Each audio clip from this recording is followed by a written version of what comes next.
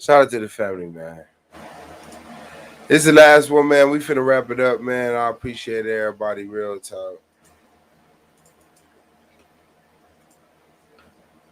This is the last one. This is the good night to all my friends. Wow, I'm looking sad. I'm not looking sad. That's crazy. We live. Okay. Say yike. Yeah. It's all good. We on it. Yeah. Okay. How you feeling? I feel good. Thank you for bringing in 2022. I really appreciate you. All right, that link in there. Okay. Oh shit. All right, man. If y'all do want to fuck with the verses, man, just email me, man. It's swabboss1@gmail.com. It's rotating at the bottom of the screen. If you want to join Solo Visit Debate League, Soloman123@gmail.com. If you want to join the debate league, if you want to set up a versus, email me, man. Email me, and we gonna set it up. We gonna go.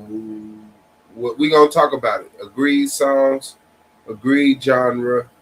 We gonna do the thug this, man. Angelica Diallo in the building. Peace to you, sis. Hey, peace. Peace.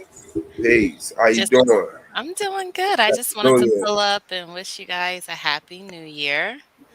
And hope that it's filled with prosperity and more fun like this. This was hilarious tonight. I don't know if this is something you guys do all the time, but I'm definitely in the chat having fun. So that's what's up. Thank you, man. That mean a lot. And this is our first time doing this, but we gonna do it again. You know what I'm saying? We want y'all to get involved. It's a versus playlist you want to go against. And this is our first time doing this.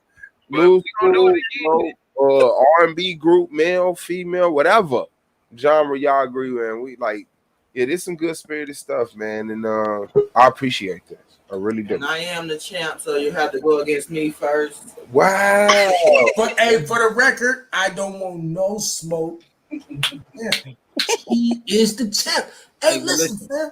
Listen, let me work my way up there, Katrina. All right. Yeah, I don't want no smoke, bro. Hey, like jumped out the window. Hey, look, I'm gonna tell you. Me, I'm the versus champ. Now, hold on, Suave. Watch this, Suave. What was your first song? Suave. What was my first song? Motown Philly back now, again. Katrina, what was your first song? Beauty. What was it? It was Beauty. It was over. Crap. And look, that's what I'm saying. Look, exactly, Yashar. Look, this is what I'm saying. What we saw all night was clearly a queen who showed up ready to fight. Suave, I love you, bro. You know I literally take a bullet for Suave. You say the wrong thing. Listen, you say the wrong thing about Suave. I'ma send niggas to your house. I'm gonna be honest with you. But tonight, because they live in the same house. Hey, but you know it got bad. You know it got bad when the brother on live talking about, hold up, you going to 15? Hey, yeah. when he starts trying to adjust. Hold on, let's get to it. When he adjusted how many songs we doing. I know it's a problem when I get put in the back. I know it's a problem when I'm not allowed to speak. Cause I'm not that man, not very suave. Yes, tonight. Yeah, you know why? Because she gave me the ammo. She pulled up with the ammo. Once she started off with Beauty, I knew what it was. I knew we were in for a pure annihilation. And look, I love Boyz II Men. I have used Boyz II Men. You led up to it. I have used, yes, I told you this. That's how I knew who was gonna win. Hey, I need to get a versus in, bro. You need to put me in the mix. Hey, that's what's up. Any genre you thinking about that you want somebody to challenge? And then you gonna sick the people who graduated in 1987. We can go Neo Soul. Let's do Neo Soul. Hold on. What you mean? Neo Soul versus something else or two Neo Soul? Neo Soul one neo soul artist against another neo soul artist? Yeah, let's do it. Who you got? Who you got? You Sean? Who you got? Man, hold on, man. Wait a minute, man. I ain't thought about all that yet. I got music soul child. I got music soul child. I got music soul child. Hold on. No. I got music soul child. Do NDRE. You might have, the only way you're gonna beat music is go to NDRE or something like that. I got Jill Scott. Oh, you could go to Jill. You could do Jill. You could do NDRE, or you could do. I'm gonna go with Erykah Badu. Woo! I got Jill Scott. Jill Scott. Anon is so lit. Did you hear me say music soul child? Or was they talking over me? They was talking over me. 100% lit. No, we heard you. Lit at 4:30 in the You morning. said music soul child versus Erykah Badu? Let's get it. I think you need to I don't call think that's a fair- Tyrone. I don't think Wait, that's hold a on, fair wait. matchup, though. We It's not fair. I Hold on, agree. wait, I time agree, out, time out. Angelica. We don't need the assistance right now, okay? What Let you me want to set do? this up. Let me just set this up. And tell him, come on, help me, Joe. Somebody saying Jill Scott versus Erykah Badu. But Yeah. no, That'll be a better matchup. Because that'll be a better one. he ain't got enough. Music versus Erykah Badu. Music ain't got Whoa. enough tracks, bro. Let me just tell you. Whoa. Is this for real? Hey, bro, I rocks with music, bro. I rocks with him. But he I ain't got love music. All right, let me okay. I got a whole music soul child You gonna playlist. set that up? Yeah, I will. This what I'm finna do. I'm finna play this last because we got one more song. We finna Uh-oh. play this last round. I'm finna let Hey, Katrina go to Katrina, bed, congratulations. and then we can. What? Yeah, congratulations, champ. Man. Congratulations, champ. Congratulations. Congratulations. Okay. Congratulations. Thank you. You know what I'm saying? Hey, look, because I can't send you the trophy, I'm gonna take a picture of it and send it to you and let you know, like, you got it. I'm gonna work on getting you the real thing because you definitely earned that joint tonight. I don't know why. Yeah, I gotta say, Jill Scott versus Erykah Badu and Anthony Hamilton versus Music Soul Child. I gotta say that. Yeah, that's better. I agree, Swab. That is fire. Yeah. That's better. That is fire. Because music can't handle Erykah. Why? That nobody agrees with Hey, y'all. We man. just love your song, huh? Nigga, music cannot handle Erykah. If you want it, bro, because I need a lick back. I don't know who. Bro, you Katrina got gonna like go up 6 against next. tracks and then you done. I don't know who Katrina going up against next. What genre you want to do next? Hey, honestly, bro, don't nobody want Katrina song. But anybody want to do one, man? We can line it up, man. Y'all already Don't know. nobody want Katrina smoke right now. This is the best playlist. It's only I've one seen. Drew Hill. Nigga, this is the best playlist I've seen It's only one. Drew. on a versus. I don't care what you say. The fact that she knew her playlist, she knew how to attack you. What song she She finna play knew. next? What about Hey, Erykah I'm gonna tell y'all some real Badu? shit though. Back in the day, I used to sell CDs, and I used to put like Monica versus Brandy on the real. So she been on it. She been on it since day one. She be on it all That's day the and number all verse. night. If hold on, Who what would she you said? take She for was Monica on it versus all day and all day, all night and all You would day. take If you Monica? looking for, She her, said you she can would find take her in the Monica over air. Brandy. Anybody want to take Brandy over Monica? Y'all could line up a versus with Nah, Katrina. I got I Monica. don't know that smoke. I don't know that smoke. Damn. Can't no, I hey, got listen, bro. Monica. Can't nobody, Sorry. can't no. Brandy Hey, can't sing like Monica can. I'm what the sorry. hell? Who just said Brandy cannot sing like Monica? Who said that? Stop saying it. Amari, what year did you graduate, Amari? You look, you I could don't have know. a heart failure and not sing. Hey, I love Hey, her. hold on. Sing, bro. Hold on, y'all gotta understand. Oh, you love Hold her. on, now, real talk. You gotta understand why I'm so passionate. I What's your literally work in music. Like, I gotta stop. Have you heard Brandy's runs? Have you seen Brandy learning runs with Jasmine Sullivan and all of these different? What is wrong with y'all? Okay, my bad. Monica can't do those runs. Anon, Sister Katrina has held in with us for a long time. I respect I'm sorry, her time. Katrina. They blaspheming right now. Katrina, Wants to I'm get some sorry. rest. Okay, I got one. One I got my next Okay. one lined up, man. This is the Argument League, the People's Katrina versus. is my sis. She know what it is.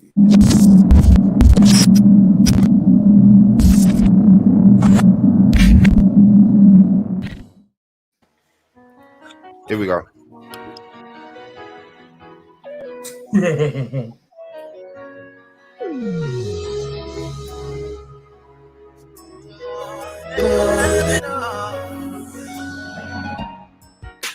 a lot of years have passed, but I still love you more than you'll ever know.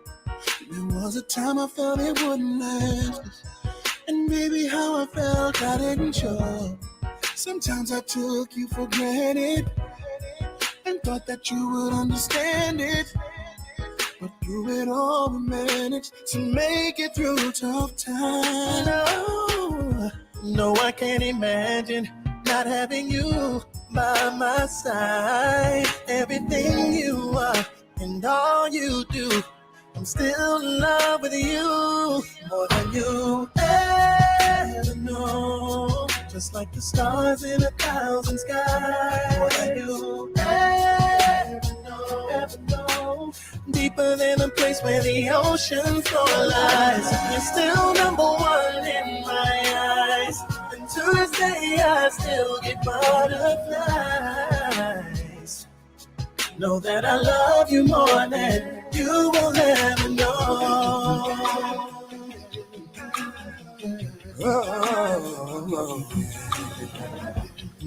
Sometimes I watch you sleeping, kiss you and fall in love all over again.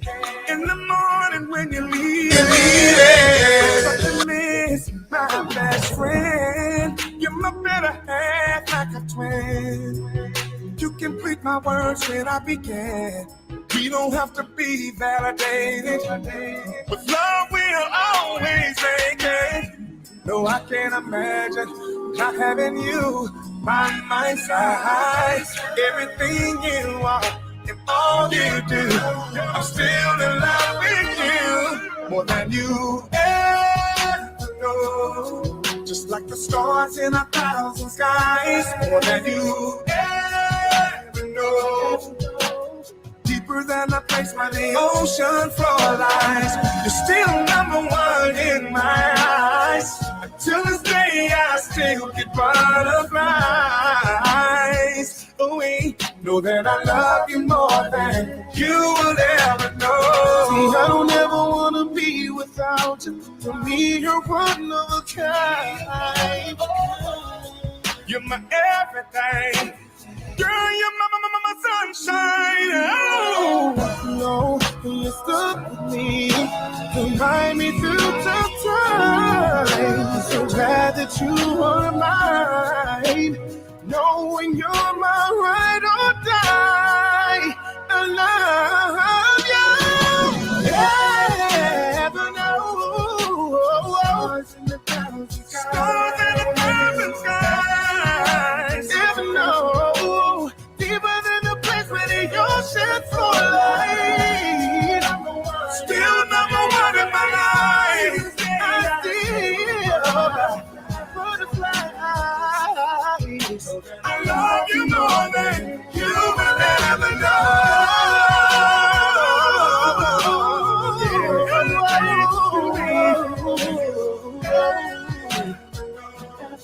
No deeper. You're still number one in my life. You're like a butterfly. Love you more.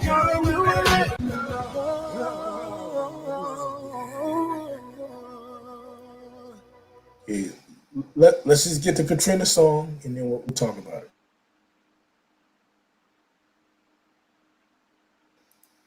We can't hear you, sir. No sound suave. That was Can't even lie. that. I don't lie. That was the I think contender. Uncle Charlie took over that song. That was what? That was the contender. You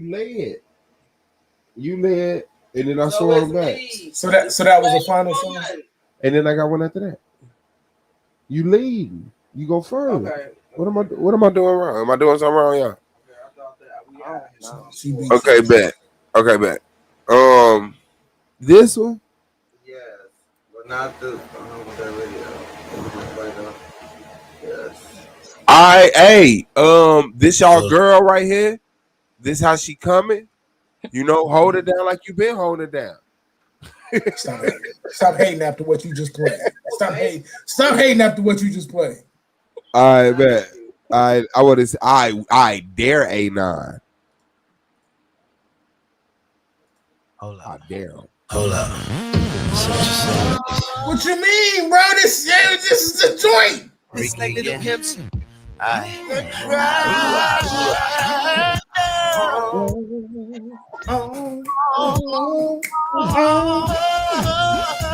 No, I got Boys to Men. A lot of places, seen a lot of faces. Oh, Tell him, Foxy. Races. A white dude, his name was John. You think I ain't know this song? Tattoo on his We don't know what you just played. Buy me his day for the prom, and they buy me a horse, a Porsche, a farm. Damn a nigga from down south used to like me to spank him and come in his mouth. And Thorny, he wasn't down. He didn't give a fuck. That's what I like about him. Some men like that. I don't know. To the moment, called this girl up and told her we was boning. Puerto Rican Bobby used to be a deacon, but now he be sucking me off on the weekend. And this black dude I call King Kong, he had a big ass dick and a hurricane tongue. Hey, that is Kim, huh? He's right. That is Kim. Whoa! What's up? Man, if you don't let Lil Kim and Yeah, finish, I wasn't feeling that song. of course you're not feeling that song. And now I could say why. That's how she's gonna wrap it up. And that's her last song. Because you graduated. And We was graduating in '98. Boy. Wow. Man, okay. So, like, Did you make it to the next grade? That's what I didn't know. You didn't hear what she was saying? Okay. Yeah, but Hold after on. all that, did you make it to the next grade? Oh, I thought I shared it wrong or something. Hold on. If you did you say can you make it to the next grade? Is that what you said? That's what I said. Hold on, listen. If you graduated in '98 and you perfected what she said, you didn't need to make it to the next grade. Hold on. What you talking about, nigga? Hey, let me stop. Bullshit. Fucking dick making a comb and all that old bullshit. No.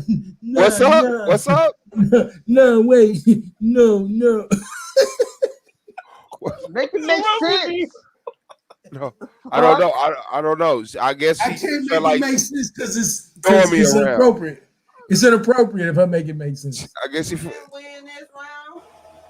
I did win this round. They hate She this won song. already. Do you see the dancing and the what? Who hated? She won. 8 out of 10 people. And look, I'm Okay. gonna tell you how you know she won. What? Suave stopped putting up the polls. So Suave stopped putting up the polls. Because he was That was true during those couple of rounds. he was getting devastated. I bet I put up a poll on this round Yeah, I know, bro. and get my points.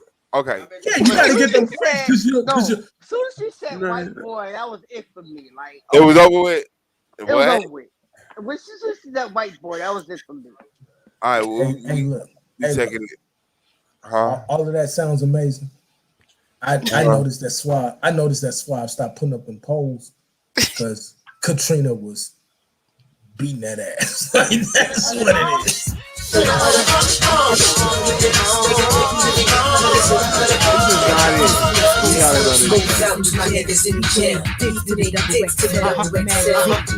how I look like now, I will bring my kitchen Vaseline with some tissue with close your eyes. And imagine your tongue in between my thighs.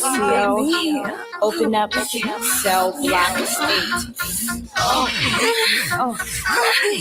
All right, that's enough. Stop looking, listen, get back to your position. Kim got your dick hard, starting fights in the yard. Hotter than a Pop-Tart, fresh out of the toaster. Niggas do anything for a little Kim poster. Essays, Bloods, Crips, all the thugs up north in the hole. They all wanna know. Suave is Shout uncomfortable out to talking Cisco. about it. Shout out to Cisco and Lil Kim, man. All right. Yeah. Okay, hold on. I'm gonna tell you like this: you can say what you want. You can pretend to act like you don't like that song. I didn't say I didn't like it, but Come on, Oh man. yeah, I know you didn't graduate. I know when you graduated. I know. No, I didn't like that song. I didn't like Is it that when it came MJ? out. It's not a hard song to not nah, like. it was just Nah, it's a hard pass for me. Like, Is that Angelica? Yeah, that's me. Hey, listen. That's not a hard song to not like. Yeah, Hey, listen. I didn't like the song when it came out. Now look, now let's be honest. Let's say she. And the thing is that I like. Now in my I didn't like that opinion- song. Now in my opinion, we don't know we don't know what's coming next, right? But let's say she loses that round. She's still up on this nigga by about 6. So we don't got nothing else to talk about. All right, but we finna go on here, and I think this is the perfect song to end it on because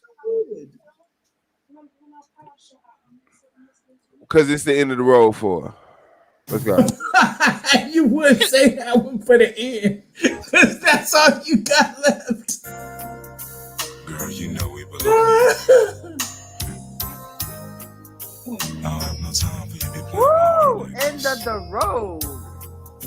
You'll be my It is. We finally got to the end where we realized that Katrina belong together.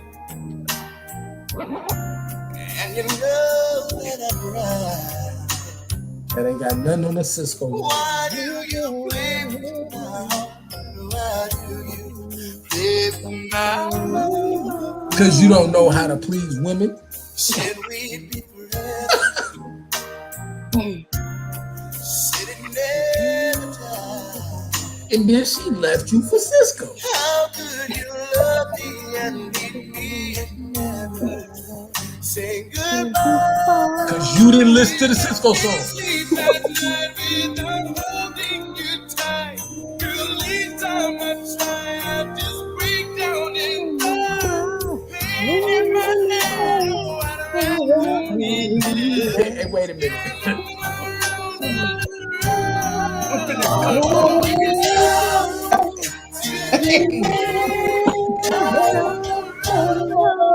Still I can't go. It's unnatural. You belong to me. I belong to you. To me. Still go. It's unnatural. You belong to me. I belong to you. Girl, I know you really love me. You just don't realize you've never been there before. It's only your first time. Question. Maybe I'll give you. Maybe you'll try. We should be happy together forever. You and I. Love me again like you loved me before. This time I want you to love me once more. This time it's got to be right. And maybe just one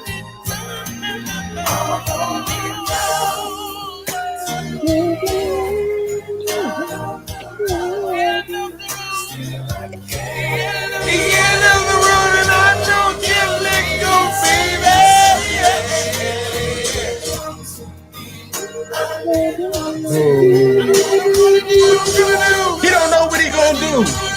Cause he come to the end of the road. Oh my God.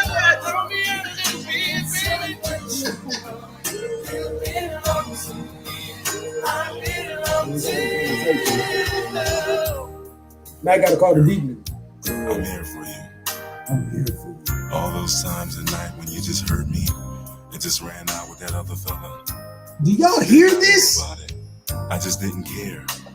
Try to understand how much I love you, do you? I'm gonna kill all your arguments right about now. I'm finna destroy this thing. I got a whole new set of Just arguments. like you did, baby, but that's all right. I love you anyway.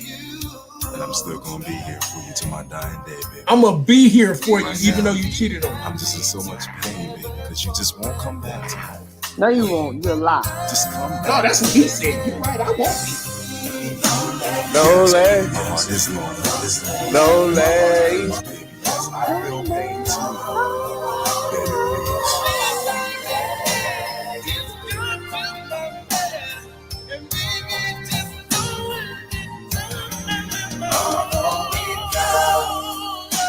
If you don't put her ass out,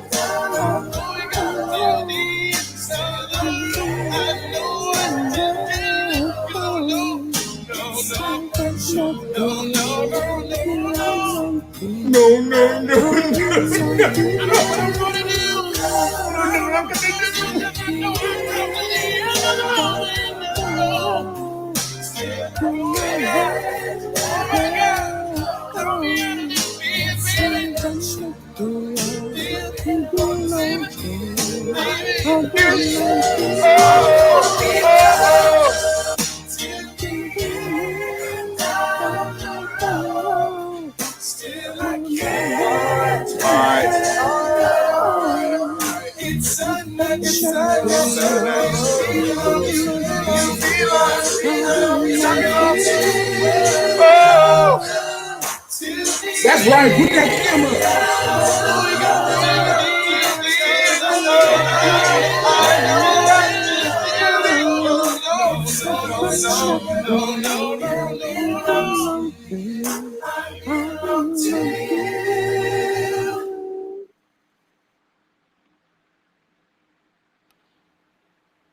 Hi. Hold up before I say something.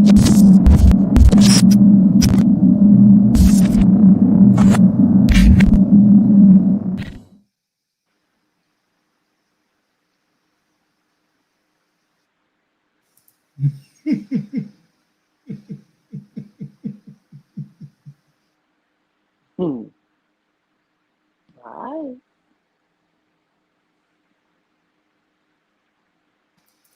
We can't hear you, Swab. We can't hear you. You're muted. Oh, okay. Yeah, I was muted. I said some very important stuff. I gave away some lottery numbers from the future.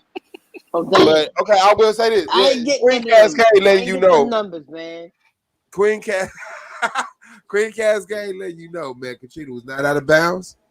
She's down. She got the Drew Hill, the Little Kim. Hey, that's the seasoning package, man. Y'all can season some noodles with that. Okay, hold on. And she ain't done. Hold on. Let me see what this is. That look like It's India Ari. India Ari. Oh, she got a couple of threats. She's sitting at that. Anybody want to throw somebody against India Ari? Jill That look Scott. like a.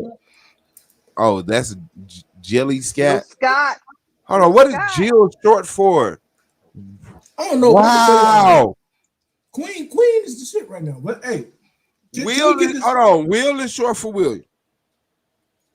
Bill is short for Billiam. William. It could be Jillian. Jillian. Reach. I don't know what the American name Can we? It's actually Can we get a final vote so then I can talk? Because I'm trying my best. I'm trying my best not to skew. All right, I'm gonna put it in there. I'm gonna put it in there. Hold on. Because there's so much I want to say. Hey, nah, I got something to say to you though. And I'm gonna listen to it, but I can't believe that you ended with that. Hey, nah. It was the end of the road. I'm listening. Hey, nah. I'm listening. You won't be at the next verse. I won't be. I won't be invited. Hey, nah. Because I got Katrina back. Because she is a genius. All right, I'm listening. Hey, nah. I'm Listen, listening. my thing is that Cisco had his group, right? Mhm. But I never heard none of his background, whatever his group was, whatever. Never had. I thought maybe there was a few of them that had sung solo on some of his albums. Mhm. But most of the time, I heard Cisco sing a lot of the lead on most of his songs. Why is that?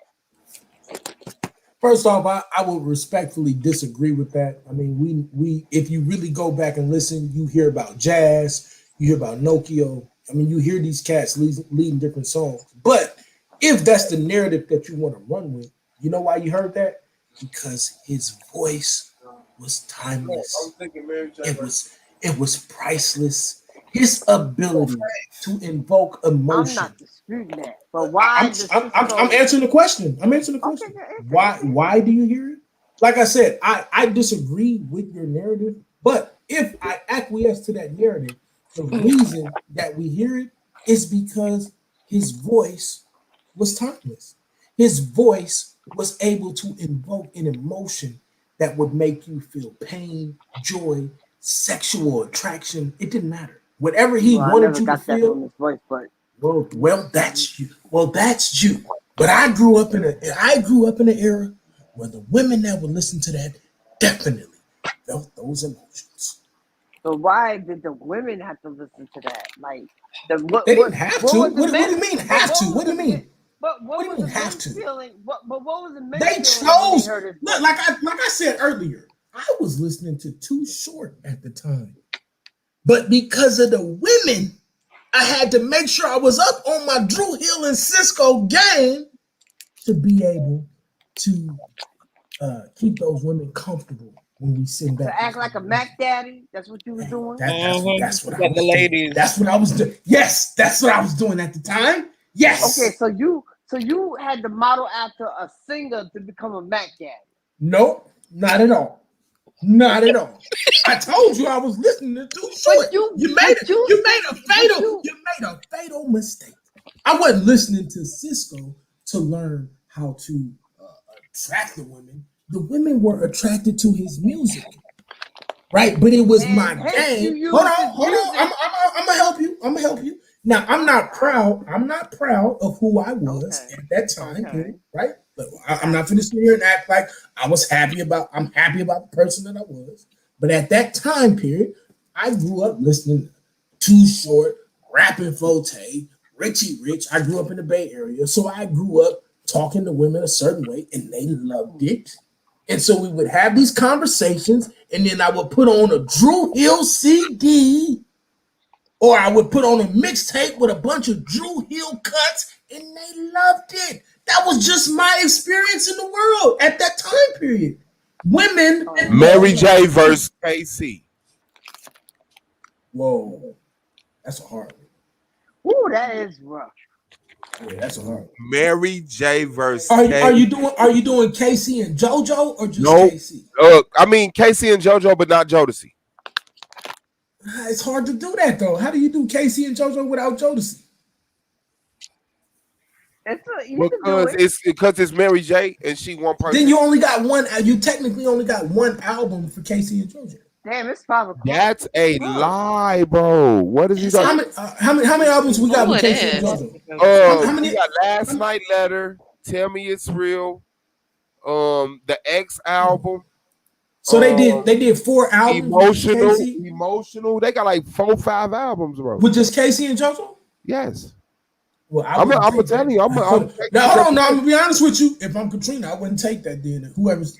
But my thing is, Mary J been out for a long while. I don't think. Hey, look, I'm gonna be honest with you. That's a good debate. But let me finish this one off real quick. Let me finish this one off. That's a good one. Look, all due respect to Boyz II Men, they got it in. I'm not sitting here and acting like I didn't listen to Boyz II Men. But when it comes to who people resonated more with, in my opinion, it's just my opinion, Drew Hill they invoked more emotional response.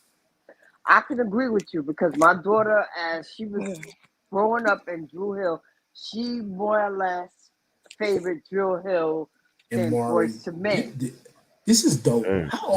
I'm not a disrespectful man. I want to know how old you are. So bad. I want to see you go up against a versus of somebody after ruining me and Katrina's. I didn't ruin it. Who are you?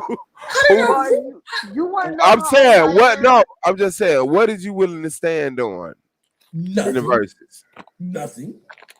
Against anybody, not against nothing at all. Said nothing.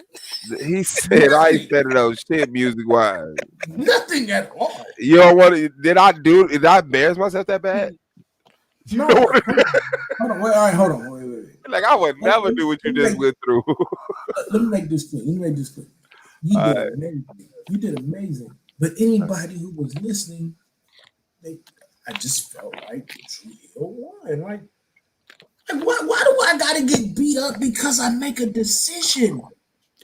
Nobody's beating you up though. Nobody's beating you up. You have He wants me to get on here and lose in a versus battle. No. I want you to stand on somebody you think you whoop somebody. I don't think I'm gonna be nobody's honest beating you with up, you. Anon. Like nobody's doing that. Hey, look, I'm gonna be dead ass with you. I had no winner in this going into the joint. That's why I was so shocked. In this same stream, you said the first song I played was Motown Philly. The first song you played was Beauty, and it was over with. And it was over. I'm gonna tell you why. Now look, so look, listen. So when I first heard the battle, I was like, I can't pick it. I said emotionally, I registered with Drew Hill, but I can't pick it. Me and my wife literally had this conversation. I can't pick it. When you play Motown Philly and she played Beauty, and I heard them sonically against each other, it was a wrap for me. I'm gonna keep it a stack with you. Like the sonic ear, maybe because I grew up in that era or whatever. But I grew up. I know all the You boys. keep saying that. What year did you graduate high school? That's what I'm saying. I graduated. Yesterday. I graduate every year. I just go back to school. I just go back to school every 4 years and graduate just to make sure I'm up to date. 99. So it's not like, but it was just to hear them sonically next. I never played them sonically next to each other like that. And so for me, Drew Hill, it just evoked more emotion, right? I'm ready to stand here and say that I could be 100%. But my thing is that I think more people register with my. Hold on, let me get a point out real quick, big dog. All right. But my thing is that during that course of that time period, I think a lot more of the songs that they tried to put out is more or less love songs that will get people together. It doesn't matter what color you were or what stance you were. I think it was just more or less they was trying to get people in love and in relationships and things of that nature. You mean in the Boys to Men era or in the any Boys to Men, Cisco, anything of that nature in that time period? Okay, then because that's why I said they were simping, because am I looking at it now? I didn't feel like Cisco them was simping. I felt like Boys to Men them was simping. I didn't feel like Cisco them was simping. But my thing is at that time when I was listening to it, I wasn't even thinking about them trying to simp and trying to get these women into their lives. Nah. See, that's when we disagree. When even back then, when I heard the end of the road, I was like, did this nigga just really say, I knew you was cheating on me, I just didn't care? That was a problem for me when I heard it back then. But guess what time period that was? That was like in the 80s and the 90s. It was the 90s. And for me, that was a problem. Whereas when I heard Cisco say, I got this feeling that somebody's sleeping in my bed and your ass gotta go. If you truly love me, then this would not be happening. Sleeping in my bed, messing with my head. Oh no. Gotta let you gotta go. To me, that's not simping. That's I loved you. But my thing is, but you gotta understand, these people had wrote these songs. Just let me finish. People had chose the songs too. So when Drew Hill chooses to sing a song that's saying, I'm not messing with you no more because I caught you sleeping in my bed and you gotta go. I registered with that more than I knew you was cheating on me. I just didn't care. I understand that, but then you got the people that actually write these songs and what they have according to their audience. They do it according to their audience. They don't do it because of themselves. They do it with appealing to the audience. Okay, you got different people that do different genres of music. If you got people that say, "Oh, let's do this love song," okay, we're gonna do it to them to appeal to this audience, or we're gonna do this song to appeal to this audience and what sells. It's not necessarily what appeals to themselves as personally. You understand what I'm saying? So yeah, Cisco's gonna say, "Oh yeah, well let me appeal to this audience. Well, I'm not gonna let this bitch cheat on me. I'm gonna put her ass out." And then you got another artist saying, well, let me go appeal to this audience. I'm gonna go kick this woman no matter how she cheated on me or not. You gotta understand that's the whole.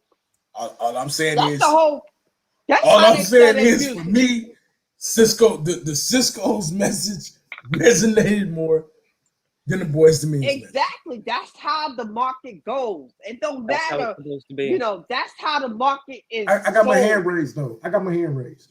Are you gonna have more respect for a man that's gonna say I'm not finna stand for the woman who's gonna cheat on me, or a man that says I knew you was cheating on me, I just didn't care? What do you have more respect for? Let me tell you something. If I What cheat on a do nigga you and- have more wait, respect hold for? on. That's a- Hold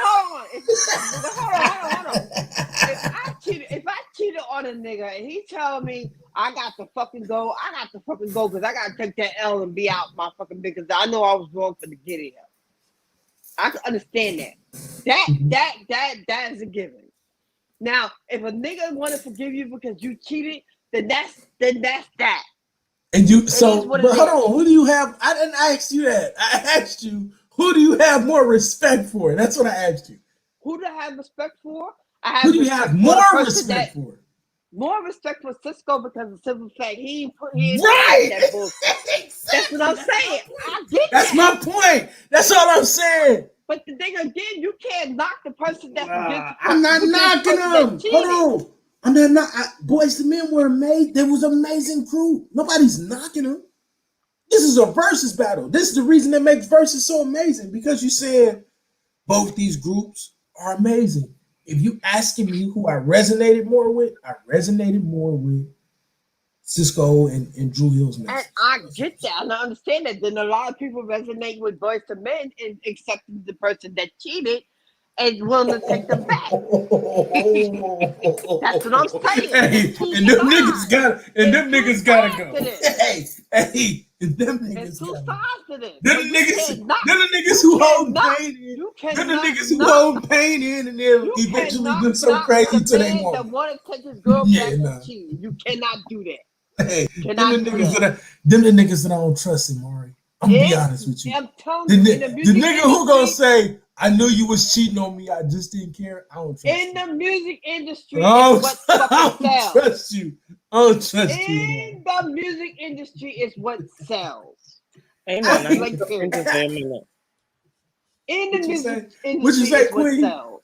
I have something to say a minute because Amari's sort of right when she's talking about the appeal, because the main appeal when they put these boy bands together or look for these groups is that it's going to attract the attention of women. But also on the other end, they want to make sure that they've got a number of characters that fits a lot of the men so that there's somebody that you can identify with. And then on the other end of things, when we were talking about the whole Cisco being gay, I have no issues with the fact whether he's gay or not, or the potential is even though he's married to a woman, the potential is he could be still potentially bisexual because bisexual people get married. He could be. Right. So right. we have to also remember how marketing works in terms of the way they put boy band groups together. So when you were saying earlier about people's sexuality, we have to remember the time in the 90s, as well as on average in most boy bands or boy groups, one probably minimum out of each group is either gay or is somewhere on the LGBT spectrum. Is that fair to say? Can I respond to it though? Go ahead. I 100% agree with you. But at that time, since you brought up the marketing aspect, this is the point that I was making. They weren't marketed as gay or LGBTQ. Anything, No. right? They wouldn't do that because of the time and the era. Right. So that's what I'm saying. So the only point that I'm making is at that point, we weren't, if I'm being honest, like at that point in time, nobody was looking at Cisco like he was gay. Whether you dyed your hair blonde, platinum, burgundy, I don't know. I seen niggas doing all types of shit, and they were still angry ass, sagging, jean sagging ass niggas, right? But to me, at that point in time, when it came to men, and even now, even now, men wasn't waking up saying, "I'm finna go listen to Cisco." That's not what it was. Men would have knowledge of Cisco and even Boyz II Men to a certain perspective, because most men, not every man, but the average man at that point in time, because the woman that they were dealing with, or because of their lifestyle when it came to you could get gas, you could slow down, so you could get close to But the my social thing dances. is, right. I mean, and if we keep it in the stack, that's really what it was. It was more about what are you using the music for? Because the average man, especially in the U.S., I can't speak for everybody else because I didn't grow up here, but in the U.S., everybody else was listening to their local rapper, their local hip hop artist. That's true. And then if you were privileged, like the Bay Area, we heard multiple rappers, right? But if you was in certain markets, you was into your local rapper, and that's the music that you were growing up on. but And you then gotta, go ahead. but you gotta understand, right?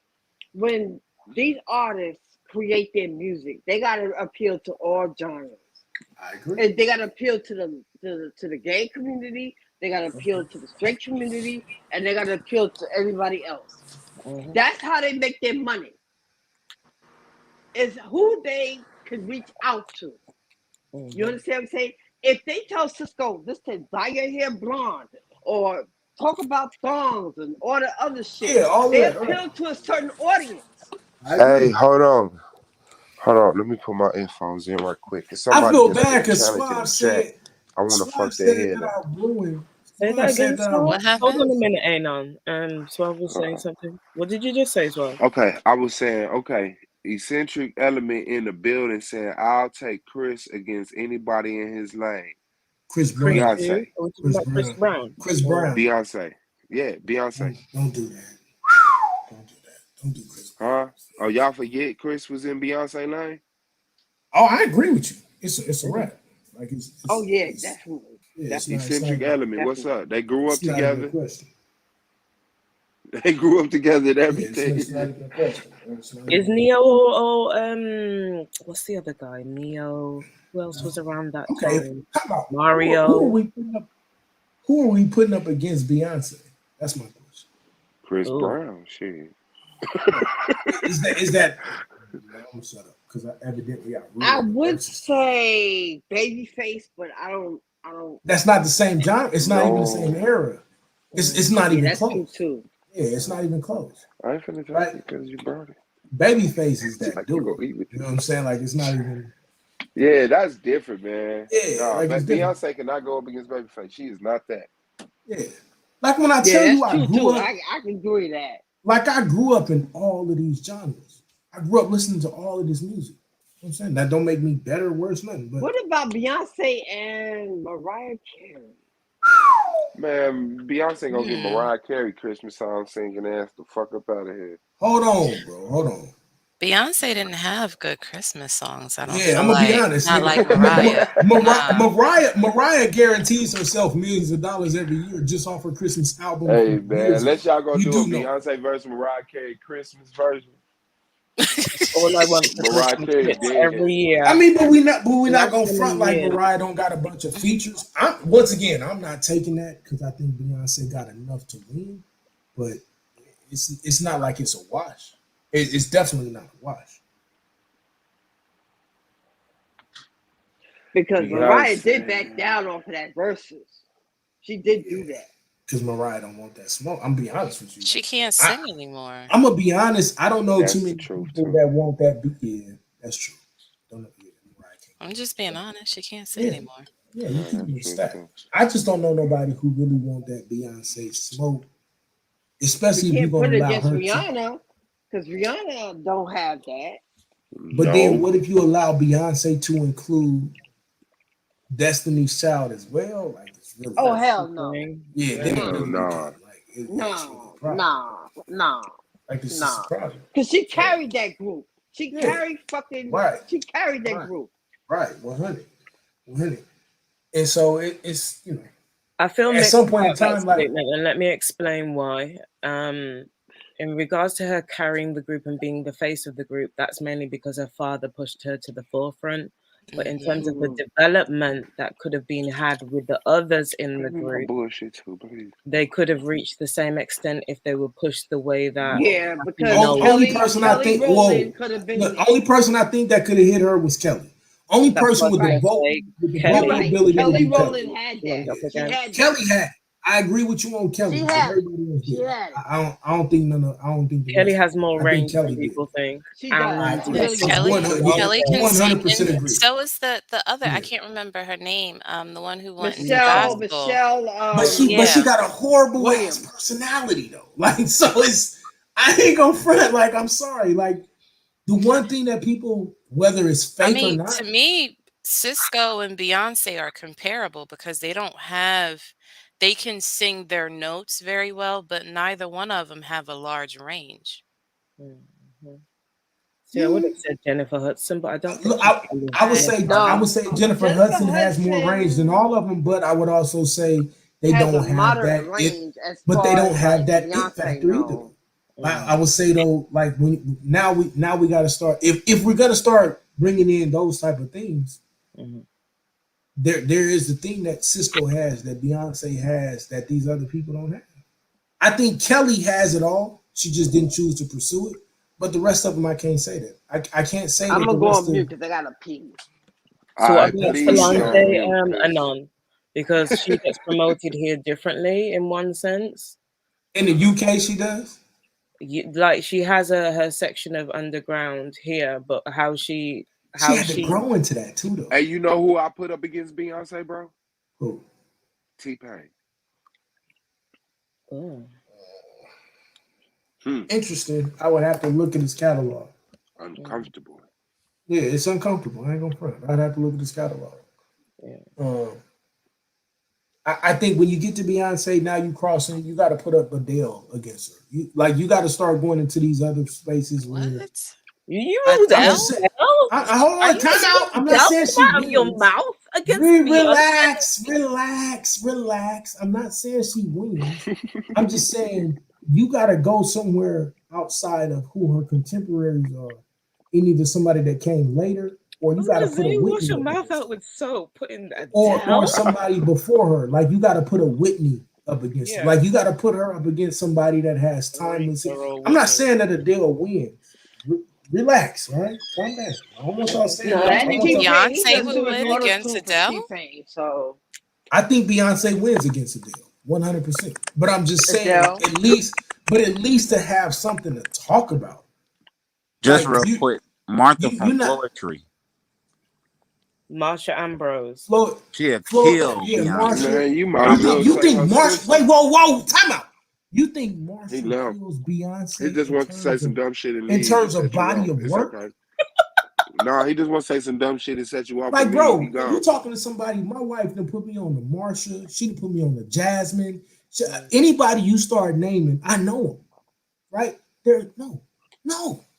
Now, if you want to say their vocal range, their ability to do runs, we can have that conversation. If you want to start talking about body of work, which is what a versus battle is, nobody don't even do that, bro. Michael You can say- Jackson. Yeah, that like these are people you got to start to put against Beyonce, and now maybe she wins. Damn, that's crazy. Right? You said that.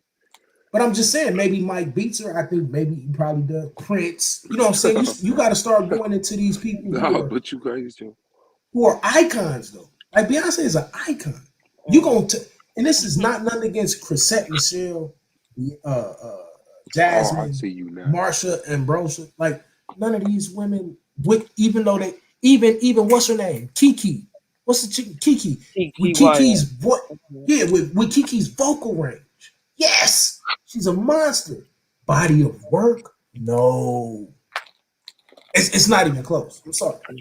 It's not even close. What about Sade? That's a different flavor. The conversation. And I Yeah, don't that's know. a hell of a different flavor. I don't even know this is fair to put them up against each other. Yeah. Y'all scared You gotta Sade was put finna get Sade- Beyonce the fuck out of here and put it in the sky. I mean, that could be done for to me, for giggles. But I mean, Yeah. anybody looking at that would know. Sade been singing for 60 years and she 23 years old. Don't get me wrong, she's got range and stuff. I just think it's a different style. It's a whole different. Yeah, The she was UK more. style in comparison Yeah. to the American style hits a different So flavor. is we safe to say Chris Brown versus Beyonce? I would say it's a good. It's Might as well. yeah. I would say it's. I would say it's. Because I comparable. think that's the dude that Damn, can't I be don't touched even in know. his lane, and that's the female that can't be touched in her lane. I would say you got. I say you got a lot to fight with. That's all I'm gonna say. Who on each side, right? But don't bring Jasmine, Chrisette Michelle, Kiki Wyatt. Don't bring it's not fair to them. It's just not. It's not fair. Don't do it. It's not fair at all. She said I accidentally kicked myself out. Shout out to Emery. Sorry, I keep building, getting man. myself. TC. I keep kicking myself out. Sorry about that. I did that. I just think it's 3 times. funny because some of us really do this music shit, right? And so Yeah, bro. I mean, shit, I ain't had nothing else to do for a long yeah, time. all jokes aside, that some radio of was all us. they let me play with for a long time. I couldn't watch TV, and my brother would let me play his toy. But one thing I could do is sit in front of that radio, and flip that tape over and record shit. For real. Now that's a good one. Chris versus Usher. That's a good one. No, Chris is getting ushered the fuck out of here. You think he get? I'm gonna be honest. I think ultimately body of work he gets him out of here. But I still think Usher is a better vocalist. I think Usher and Neo maybe. Yeah, but I think Chris. I agree with you though. Chris put in so much work, especially right before. That boy a dope fiend. After. Like when you look at right before, stuff. You stupid. When you look at right before and right after the Rihanna, like the body of work that he put in to kind of even set, like he had the situation with Rihanna, but he did so much work and kept himself relevant that you almost forgot about the Rihanna. They did cake together. What do you mean he just had the situation with Rihanna? He's had other situations with other girls. Yeah, he's had several. Hold on, I agree. Okay. But the fact that he's put in so much work, the fact that we're even having this conversation shows that his body of work is up there to have a conversation. But my thing is, even though a lot of these artists have issues with from domestic violence and drug abuse and baby mamas and all the other shit, it should not overshadow what they do as an artist. Not for verses. I agree for verses. I'm Not kind of for scared. verses, I'm yeah. scared to say that when You it know comes what to I'm R. saying? Kelly. That I'm should scared to not say that when it overshadow- comes to R. Kelly though. I'm gonna be honest. No. See, R. Kelly is a different. Yeah, I can't force, go a there with different R. color. Kelly. Like, Well, I mean, how can we say that it's not okay for R. Kelly, but it's okay for Chris Brown when he put his hands Yeah, on I'm about to say you Exactly. can't. Yeah, I mean, Hold on. Hold on. I'm not gonna- Now, if you want to say we get him out of there for that, then okay, we get Chris out of there. Only difference I would say is, and I'm not lessening. But this dude was technically we're saying he's a serial pedophiliac, or however we look at it. Like so when we get to that space, I don't even want to have a conversation. I don't even want to have a conversation when we talk about somebody who put their hands on That's a women. fact. If you Hey, ask me. look, just stop. Yeah, I don't want to have a conversation. Period. I Right? don't want to have that conversation. Yeah, I don't want to have a conversation. Period. If I'm being honest with you. you won't. Who's somebody else hard to match up to? I don't know Like, because both. When you look at R. Kelly and Chris Brown, both their bodies of work, like you can't ignore it. But it's like y'all niggas got a lot on your resume. Lil Nas X versus. Bro, stop. Nah, I don't do that rap shit. I mean, I used to listen to what's that, King Von. I started listening to him, and my daughter was What? Wait, Yes. what? King Von. Yes. I just started listening to King Von like 2 months ago, a month and a half. And when I say listening to him, literally clicking on one song. I don't that want I to have like this to hear. conversation because I'm not. I Trying don't know to none of his disrespect him to choruses the or dead. his verses. But the thing of it is, when I started listening to King Von, that's when I was on TikTok. But my daughter, one time she came she was cooking in my kitchen, whatever, we was cooking or whatever. And I had King Von on my Apple playlist. And she was like, Mom, she said, you listen to King Von? I said, I just listened to that one song. But I'm not familiar with King Von until I found out that he had he had got killed, and I'm like, oh shit! Like I'm listening to fucking Kamar, rappers that have you're died. not Like supposed to be listening to King Von. You know you're supposed to be listening to Peebo Bryson right now. no, I'm not. I'm listening. Like I I don't could, even but know you who know a what? King This Von is. You listen. know I'm just playing with There you, you bro. go. I'm I just listen playing. to whatever beats that they have, and I'm attracted to the beats. That's what I'm listening to. That's my Okay, whole now thing. look on a whole nother level. Producers. Oh, here we go. R&B or What rap? genre?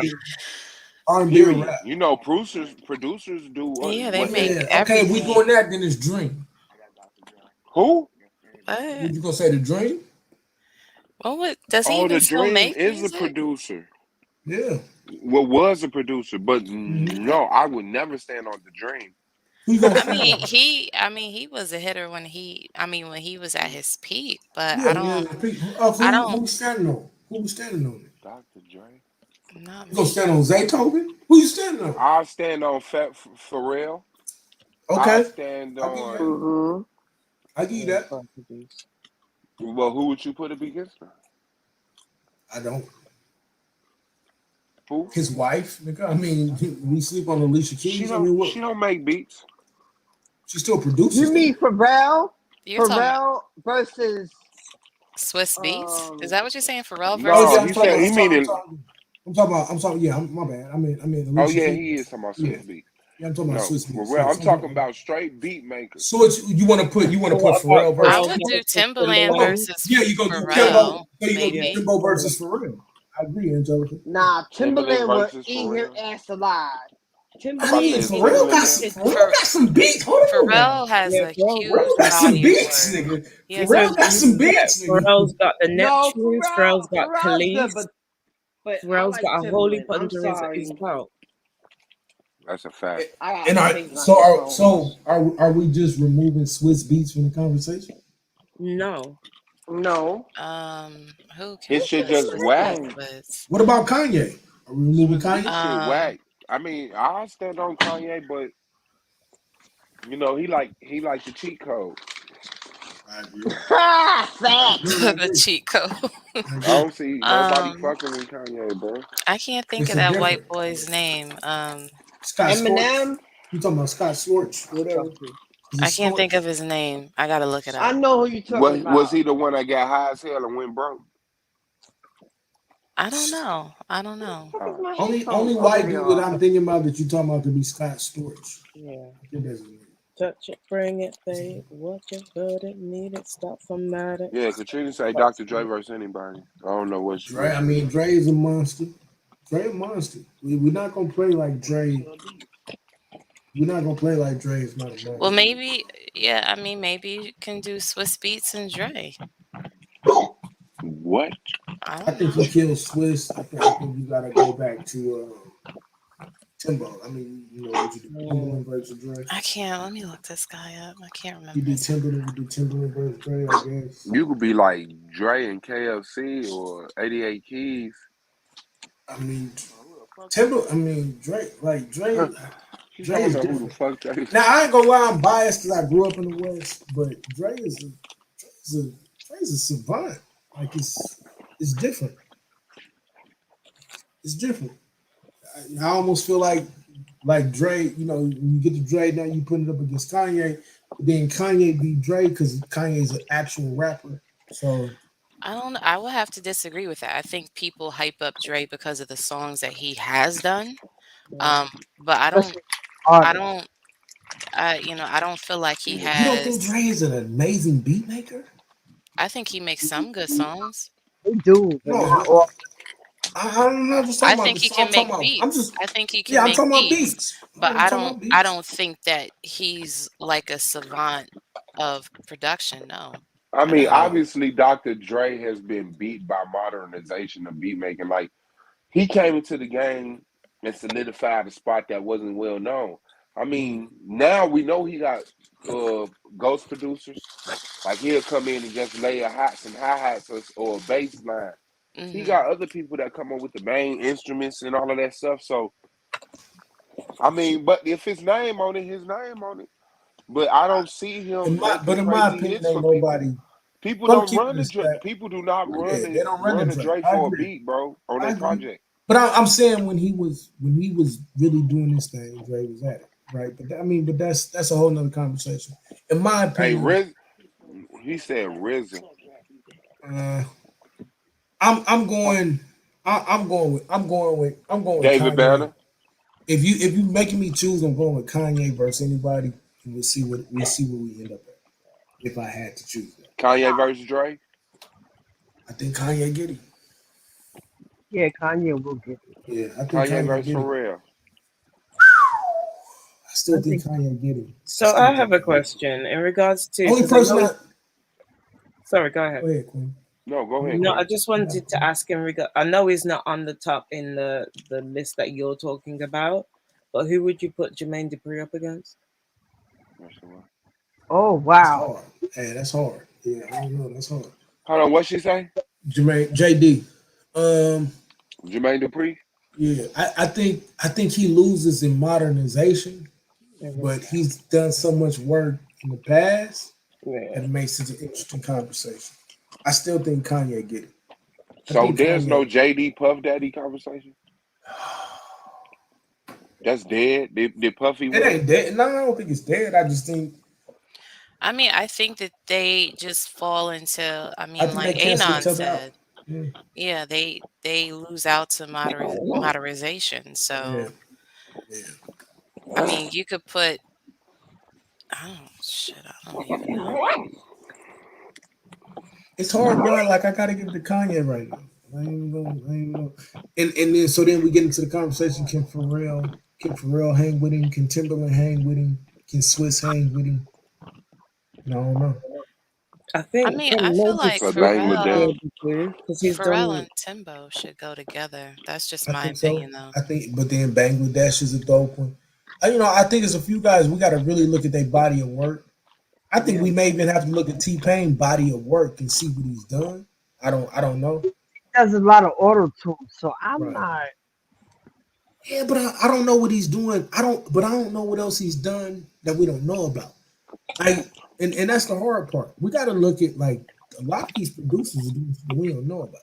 You know what I'm saying? So I would really have to go look and study and make sure that I'm not missing something. Or missing Yeah, T-Pain got a lane of his own, bro. It's kind of hard to do that because I mean we can say he auto-tune, and I get that. I do. That like I don't got no pushback against that. Going up against somebody who's just a straight bare vocalist, but it got to be about hit power, writing, all type of stuff, because T-Pain ain't nobody messing with T-Pain in there. So Swab, do we include Zaytoven in this conversation at this point or no? Hell yeah, Zaytoven, motherfucking Cool and Dre, motherfucker. Yeah. Yeah, if they make beats and they got that name, you can put them up there. I mean, we can go East Coast, West Coast, East, Southeast, Southwest. You gonna put what's the white boy, the Rick Rubin nigga? You gonna put him in there? That nigga got them beats. He got them beats. Like he ain't gonna play. Yeah, but I ain't seen nothing that's. I don't know how far down my list before I be like, and you got to put that Rick Rubin in there. I don't know. That's a long way down the list, unless it's something that popped up unexpected. But y'all got me talking music at 5:30 in the morning when I'm supposed to be working. Oh, for real? So you done? We done? No, y'all ain't done. I don't give a fuck. That's fucked up, man. I ain't done, nigga. I'm gonna wake up insane like you tomorrow, bro. I'm gonna be I am balling. a maniac, bro. When you said that shit like a year and a half ago, and it's real, bro. Like they come to getting shit done. Like I am a maniac, bro. I'll agree with you on that. That's crazy. He's jaded. I'm What not you about to I'm say, not gonna sleep at Emery? all. I'm gonna stay up this whole day. I got Fresh, yeah. and to think about it right now. I'm a 60s chick, right? Is this Amari? Yes, it's me. Yeah, I knew it. Hey, yeah. Here you go. All the way to now. I'm gonna get cussed out before. Let me say this. Finish, please. Let me talk. You got it. You got it. Now, from the times from my era all the way to now, the music has. Is it because of the audience, or is it because of how people perceive music as the time went by? Both. I think so. Understand that music is a branch of the media, right? So then media starts to dictate people's decisions, and so then the music changes sonically with those decisions. So, sorry, bless you. So I think it's both, right? When we watch how we grew up with what we were being force fed with Boys in the Hood and Juice and all of these blockbuster movies, Colors, wherever you grew up, New Jersey Drive, like I can start naming all these movies, and then we move into the space of listening to gangster rap, and then so on and so forth, right? You go backwards in those spaces, and you're looking at the movies and the different TV shows and the different things of that time period, and I think it lines up with the music that you're hearing. So I think they go hand in hand, and I think that's something that we, honestly, without trying to be too politically, out there, it's something we got to fight. We got Roku, we got all these different spaces we can go and start creating different TV shows and stuff. These are things that we got to fight and use music to dictate it. It was funny, I don't watch a lot of TV. My wife, she kind of keep me up on TV. And so she had me watching Insecure. We was watching, I guess she was like, this is the last season of Insecure. Don't tell me if you go into the end. Yeah, I'm not gonna spoil it. I'm not gonna spoil it. Don't spoil it. We watched like the last, because I don't never watch all of this stuff. You know what I'm saying? Like I'll watch stuff to kick it with her. And so it's only like the last 3 episodes. And if I'm, keeping the stack, I ain't care about the show. I'm kind of on my phone doing work and all of this, and I'm watching and talking to her. And I pointed out to her though, I was like, yo, this soundtrack though. The soundtrack is legit. And so I guess the point that I'm making is you get introduced to music either by what you're watching, things you see, or if you're into music videos. Like I'm not into music videos. So my kids kind of keep me up on it. I'm put on things that I see throughout different spaces in the internet. And it's the same thing, Amari. It's based upon what you're introduced to. TV shows, if you're watching music videos, whatever space you're in, that's how our decision on music is focused. If you're a radio listener, like I ain't listened to radio for years, but there are several people who still listen to radio. My daughter listens to radio, even though we don't have to. So, but I think a lot of the music that they play now is very negative, very into slinging drugs, trap music, killing, and all that. Yeah. Right, it's very negative, and the thing is we need to steer away from that. As we getting into the era where we have to reach out to the younger generation. They're into like killing off people and pop. This is an excellent question. How do we do that though? This is literally an argument in a conversation I have with my 17-year-old. How do I get her away from that? She's consuming TikTok, YouTube, right? I could easily say, okay, I'm gonna take it all away from you. You know what she's gonna do? First chance she gets, she's gonna hop on the internet through her Xbox or her PS5, and she's gonna link up with her friends and do the same thing. It's defiance, and that's what a lot of these young people. If you take away their devices, their things of joy, they're gonna be defiant. So they're gonna find teams. They're gonna find other. So much defiance, Amari. It's more that it's social interaction. Social interaction. No, but it's the music representing. Remember when we were young, music represented something for us. the rebellious sides of Who you us, are. the extremes parts of us, Right. You the said rebellion. representation that we couldn't What show I'm our saying is, parents. if the parents, I'm saying is, if the parents have strict restrictions on certain things that's in their household, well, you can't listen to this, you can't listen to that. They're gonna be defiant and they're gonna go against what the parents are saying, and they're gonna Hold go on. I want to respond. Finish. I just want to respond when you finish. Go ahead. I didn't cut you off. against what the parents are is trying to instill in their children. You know, you can do all that, but they're still gonna be defiant and they're still gonna to do what they want to do because it's so commonplace and it's okay in the outside world that okay, yeah, you could do this. You don't have to listen to your parents. It's okay for them to do this, regardless of Okay. what they say they be disobedient. You understand what I'm saying? So while and I hear you, I like way to agree, but here's the problem. Especially with my oldest, right? And I'll just deal with her. We have an amazing relationship. She will tell me anything. And the reason I know she will tell me anything because it's uncomfortable. It's uncomfortable as a father to hear your 17-year-old daughter talk about shit because she knows she loves me and there's no judgment. And she knows I'm gonna tell her, she knows I'm gonna tell her the truth. I disagree with this. I don't hate you. I don't have no judgment on you. I just disagree with your choice in this, right? So we have an amazing relationship in that space, right? And so if I tell her, and this has happened, I don't want you on the internet for a month. Honestly, we've done 90 days. I want you to cold turkey, not deal with your friends, the internet, 90 days. Not because you're in trouble, just I want you to have a break. She did it, right? First day back at it, she immediately goes, and this is to Queen Cascade's point, it's not to be confrontational or disrespectful. My children hate me saying I'm disappointed in them. I don't even have to whip them or anything. It's just we have such an amazing relationship where if I say I'm disappointed, the whole thing changes.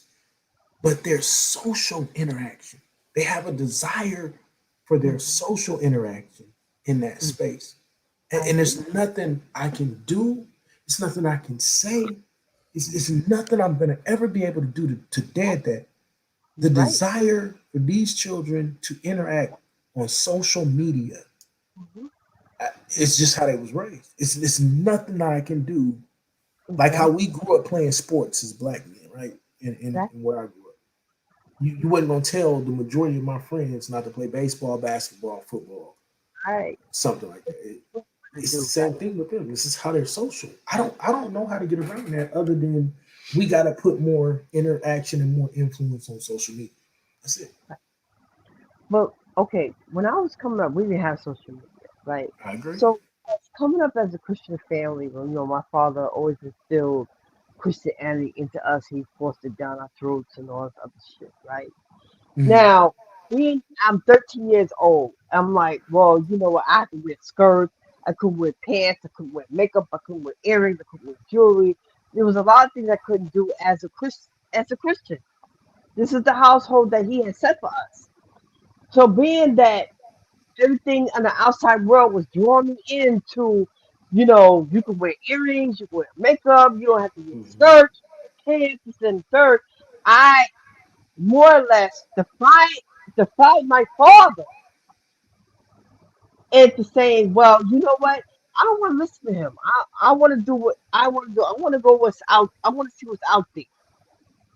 And when I got out there at 13 years old, it wasn't cracked up what I thought it was. Right. It wasn't exactly what I thought it was. It was the complete opposite. So you said we gotta let them go and experience it? No, I'm not saying that. I was gonna I'm say not- that's a hard one. Like that's a hard one to swallow. I, No, that's what I need a different option. I'm saying. That's what I'm saying. I decided in my 13 years of age, I wanted to go out there and do it, and that's exactly what I did. And it didn't turn out good for me at all. It didn't. And I always wondered at 13 years of age, I said, what the fuck am I doing? That what my father didn't tell me was the right thing, as opposed to me being out there was the right thing. So I didn't. At 13, I didn't know the difference. I didn't know the difference between right and wrong as any teenager would. Because I wanted to do what I wanted to do. I wanted to be defiant of what my father instilled or tried to instill in me.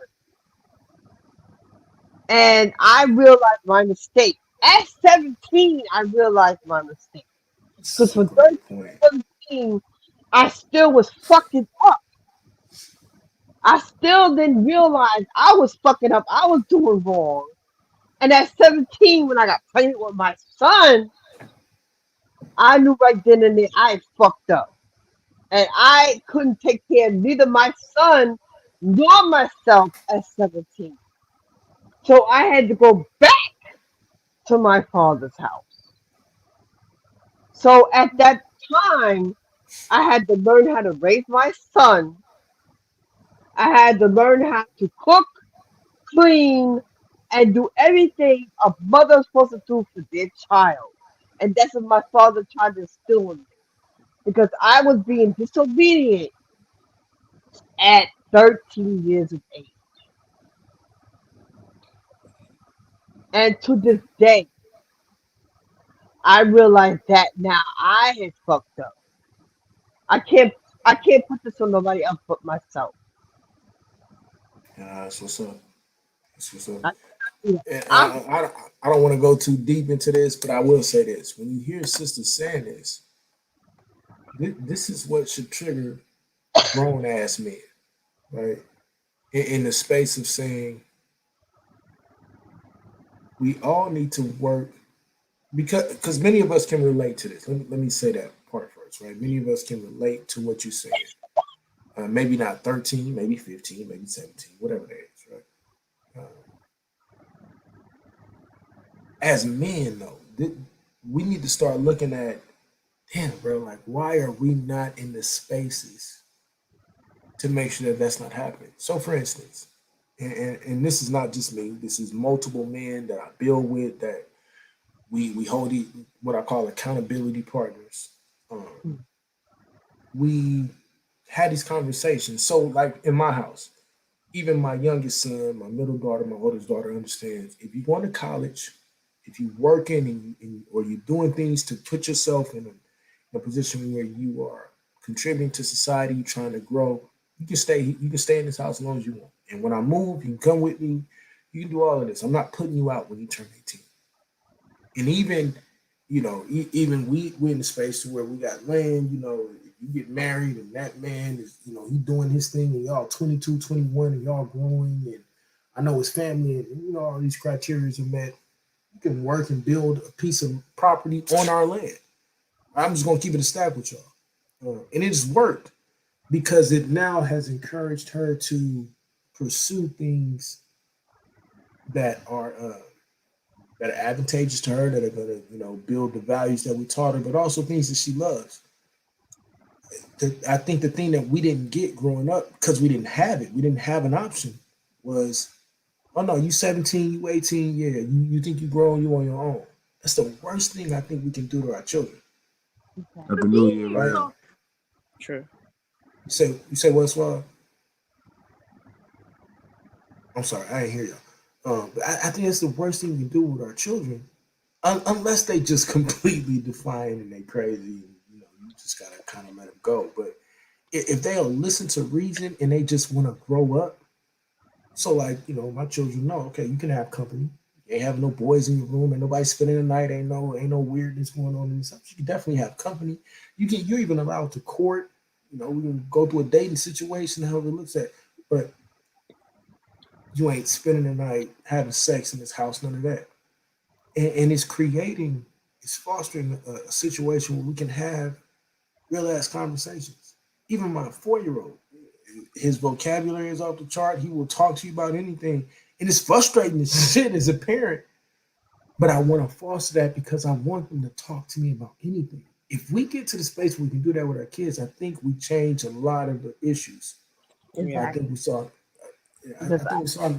Go ahead. I had that same rapport with my children. They talk to me about anything. I don't care what it is. And I want them to have that space where they can talk to me respectfully about anything that's on their heart. I would never judge them for decisions that they make because they are adults and they need to learn on their own. I can only tell them, I can only guide them for so much. I can't tell them what to do as a mother because they are adults and I want them to make their own mistakes. I don't want to sit there and say, oh, do this or do that, or you have to do this and do that. And then they turn around and listen to what I'm saying. I could be wrong. I could be wrong. So I don't want to tell. I don't want to tell them nothing wrong, and they come to me, oh ma, why you tell me that? Because you know what you told me was fucked up. I would not do that to them. I want them to make their own mistakes. And now my kids have their own place. My son is married with 3 kids, and my children they don't want for nothing. Because the simple fact that I instilled in them that they have to do for what they do for their own. I could only be there to guide them.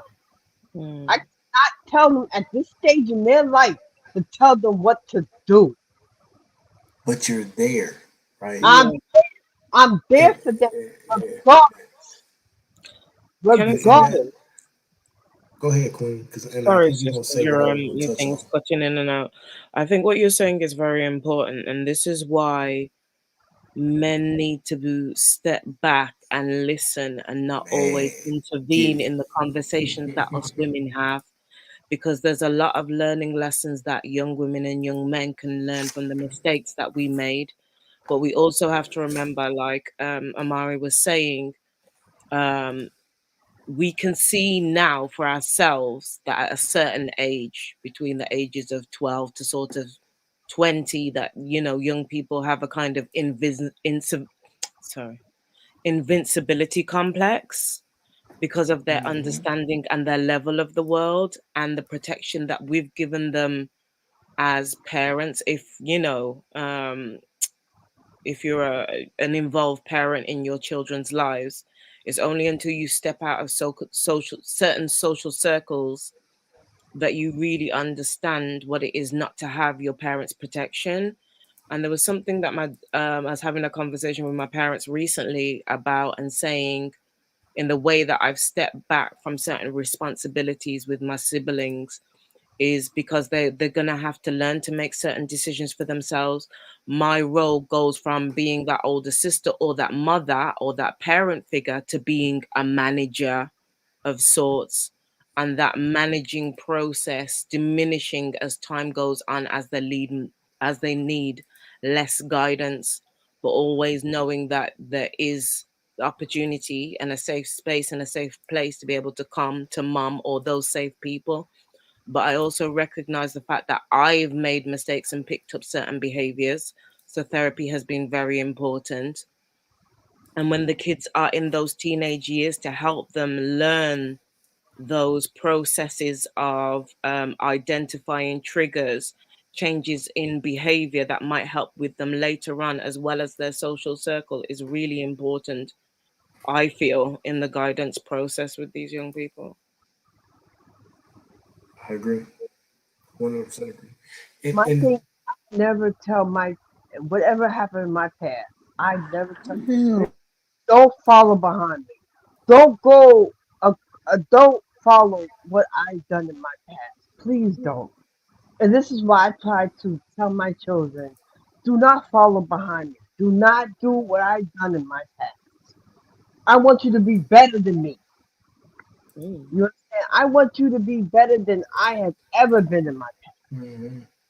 You know, and my past has been pretty fucked up from what they're going through right now. I don't never want my kids to go through what the fuck I've been through. Never. And I tell my kids that on a daily basis. Please, whatever you do not do that. I always prevent my children from making the same mistakes I have. As a parent, that's what you need to do. You never let your children repeat the mistakes you made. And that's if you single, if you in a Don't matter. relationship. I agree. Yeah, I Relationship agree. or to never let your kids make the same mistakes you made. And Never. a part of that too is transparency, right? And this is something that I'm learning because, like I said, like I got a child who's now entering into this adult phase, and because we have had so many real conversations, there's real questions being asked. Like, okay, Dad, what about this, that, and the other? And I teach all my kids this, right? Like, oh, your dad was a screw up. I messed up a lot when I was a kid. And then I had to grow into being mature. I made those mistakes now, so you don't have to make those. Right? The decisions that you make now will, and we had this conversation of, and all of them, even my 4-year-old now knows, before you go to bed tonight, think about and write down what you're going to do for tomorrow. Because your plans for today dictate your tomorrow. Your tomorrow dictates your week dictates your month dictates your year, so on and so forth. There is no reason, if you're being honest with your children and being honest with yourself, that they shouldn't make the same mistakes that you made. That doesn't mean you say, oh, I made a mistake by having you. No, it just means I wasn't equipped to do all the things that I wanted to do when I had you. And I want you to be equipped to make those same choices. And hopefully, though, by doing that, now when we send them off into the world, now when they meet other people who never had a parent, who never had anybody to show them something, now our child is that leader that says, I love you enough to not let you make those same mistakes. I'm literally watching my daughter do that with her friends who don't have dads in their life. It's weird to become the dad, because my daughter, she has friends in multiple states. And I know all of these children's parents, right? And their parents will get in contact with me and say, well, can you talk to so-and-so, so-and-so? And I'm like, what the fuck? But that's my burden, right? That's the burden. If you're in the space where you've created and raised a well-adjusted kid and their kids are messing up, okay, cool. But it's, hopefully we can all move into that space where when we adjust ourselves, we're now, these children view me as like their second dad. Exactly. You know what I'm saying? Like I'm literally their second dad, and yeah, I'll go to bat for them. You know what I'm saying? I'll get busy for them because they're good kids and they're trying to figure it out. And we gotta understand that. Like I think we forget so much. Like we think we was perfect. I was a mess up for a huge part of my life. And I don't shy away from that for my kids because I want them to know, no, you got a choice to do better. Learn from my mistakes. My mom used to say, this was just me and her, I can't always tell you the things to do, but I can tell you what not to do. Well, now I can start to teach my kids what to do. And hopefully by the time they have kids, not only will they be able to say what to do, but here's the resources to do the things. Let me get off my soapbox, but I love these conversations because I hear so many people attacking our sisters. Oh, this woman wants to divest, or this woman feels that way. Have you taken the time to understand why she feels that way? Do you understand how she grew up and what was going on in her household? Because if you did, you wouldn't attack her. You would say, how can I be a big brother to you? Or if you hear a man that's doing, how can I be a big sister to you?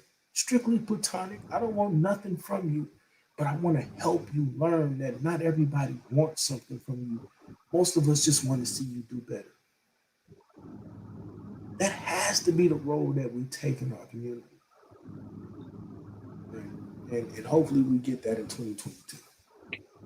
I'll shut up, and that's where I'm at. I just want to speak to what Amari was saying in regards to the music and stuff with these kids. And I don't think it's something to necessarily, like you were saying about the restriction of certain things, just make them want to go out and do those things. And it's like whether they go to school and it's on the playground or They go to the shops or the stores or the malls and they're playing the music that's on the radios. So I don't think it's necessarily something to shy away from. I think it's about talking to them at their age and their stage. So right now, my daughter's 15. She's at a very good age. She's had a well-rounded musical education. And when I took out the CD sleeves earlier, I used to have a massive collection. I don't have as big anymore.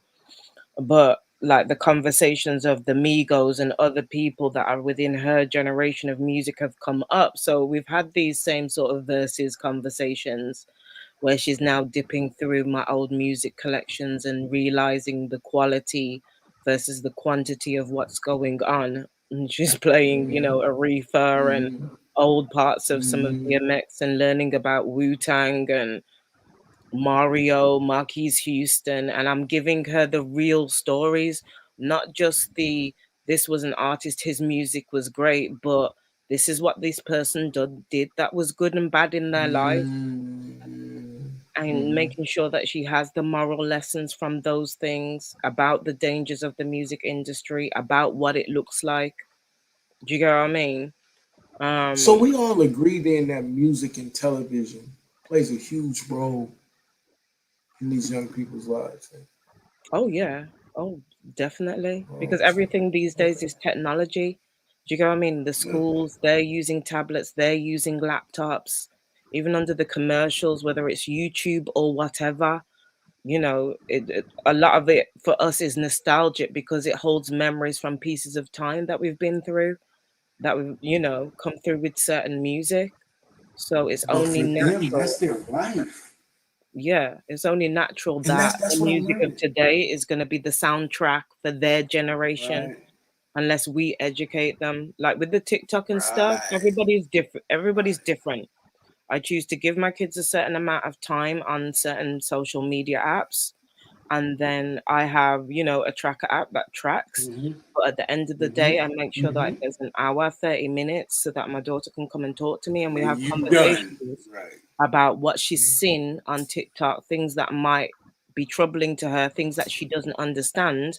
Because the fact is, we're not going to be able to escape certain things. I don't necessarily watch TV anymore because half of the junk that comes on English TV, I could do without it. And the amount that you have to pay for a TV license here, it don't make sense with streaming to me anymore.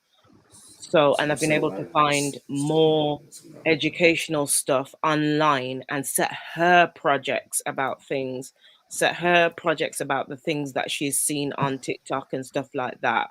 So what we have to learn to do as parents is use this technology to our advantage to teach them the advantages and the disadvantages. See, my thing, my kids are grown, so I don't have to worry about that. The only thing my daughter gets on me about is that a lot of times I get banned on Facebook for 30 days. What you want? Wait a minute. Hey, wait a minute, Amari. Hold on. What you doing, man? I'm a Facebook felon. I ain't gonna lie. I mean, but my thing is that I Not a Facebook felon, God. I am a Facebook felon. I get 30 days, 60 days. I don't care what it is. My daughters be like, "Why are you always getting in Facebook jail?"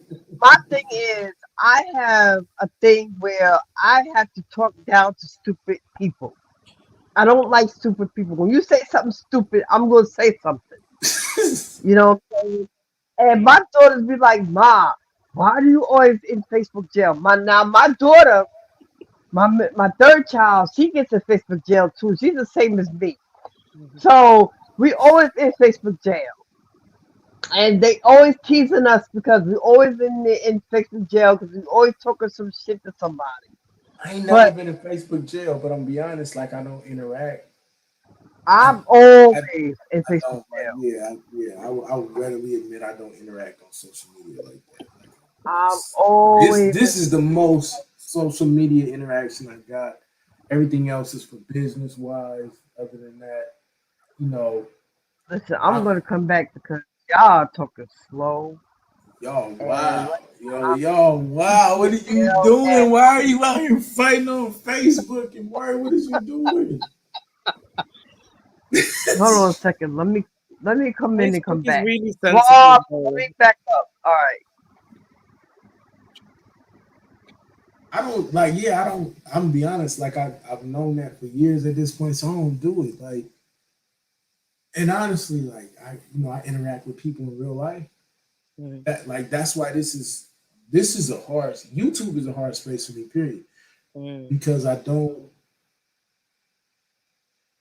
If I can't really affect positive change or negative, whatever, if I can't affect change or we can't have a conversation where it's going to be something viable and tangible, I really don't even want to interact with you, honestly, at all. Anyway, YouTube for me, as Domo called it, YouTube nigga and all of that, like that, to me, it don't make no sense because you playing. Like I'm about in my life, and my kids see this affecting positive change. Like they laugh at me. Because even on the internet, I'm like, why are you when you're arguing or talking to somebody that you don't even know this person? And if it's somebody you know, then call them. Like, had a conversation for real. And my wife laughs at me, she make fun of me, she's doing a bunch of different stuff. And I guess I'm a dinosaur in that respect because social media, and I know it's real because I've watched it with my daughter. But I also know to a certain extent, like, people are completely different when you see them in person. So, for instance, somebody will flip you off when you're driving in a parking lot, right over a parking space. If you see that same person in a grocery store, like once you're in the store, they're gonna move to the side. You know how people do when you're coming through the aisle and everything. I'm coming to the left, coming to the right. You're gonna move to the side. You're not gonna have that same energy. And so to me, that's social media to me. Like, it's the same difference. You just riding in your car, you're gonna flip somebody off. But then if I see you in person, it's not that same energy, right? And so for me, I don't even at this space. I don't even want to interact in that vein. You'll talk crazy and threaten my children, but if I see you, you're not gonna threaten my kids. You're not gonna threaten my wife. You're not gonna threaten me. Because I'm gonna do what it takes to defend myself right there on the spot. You tell me you're gonna kill me, that's a viable threat.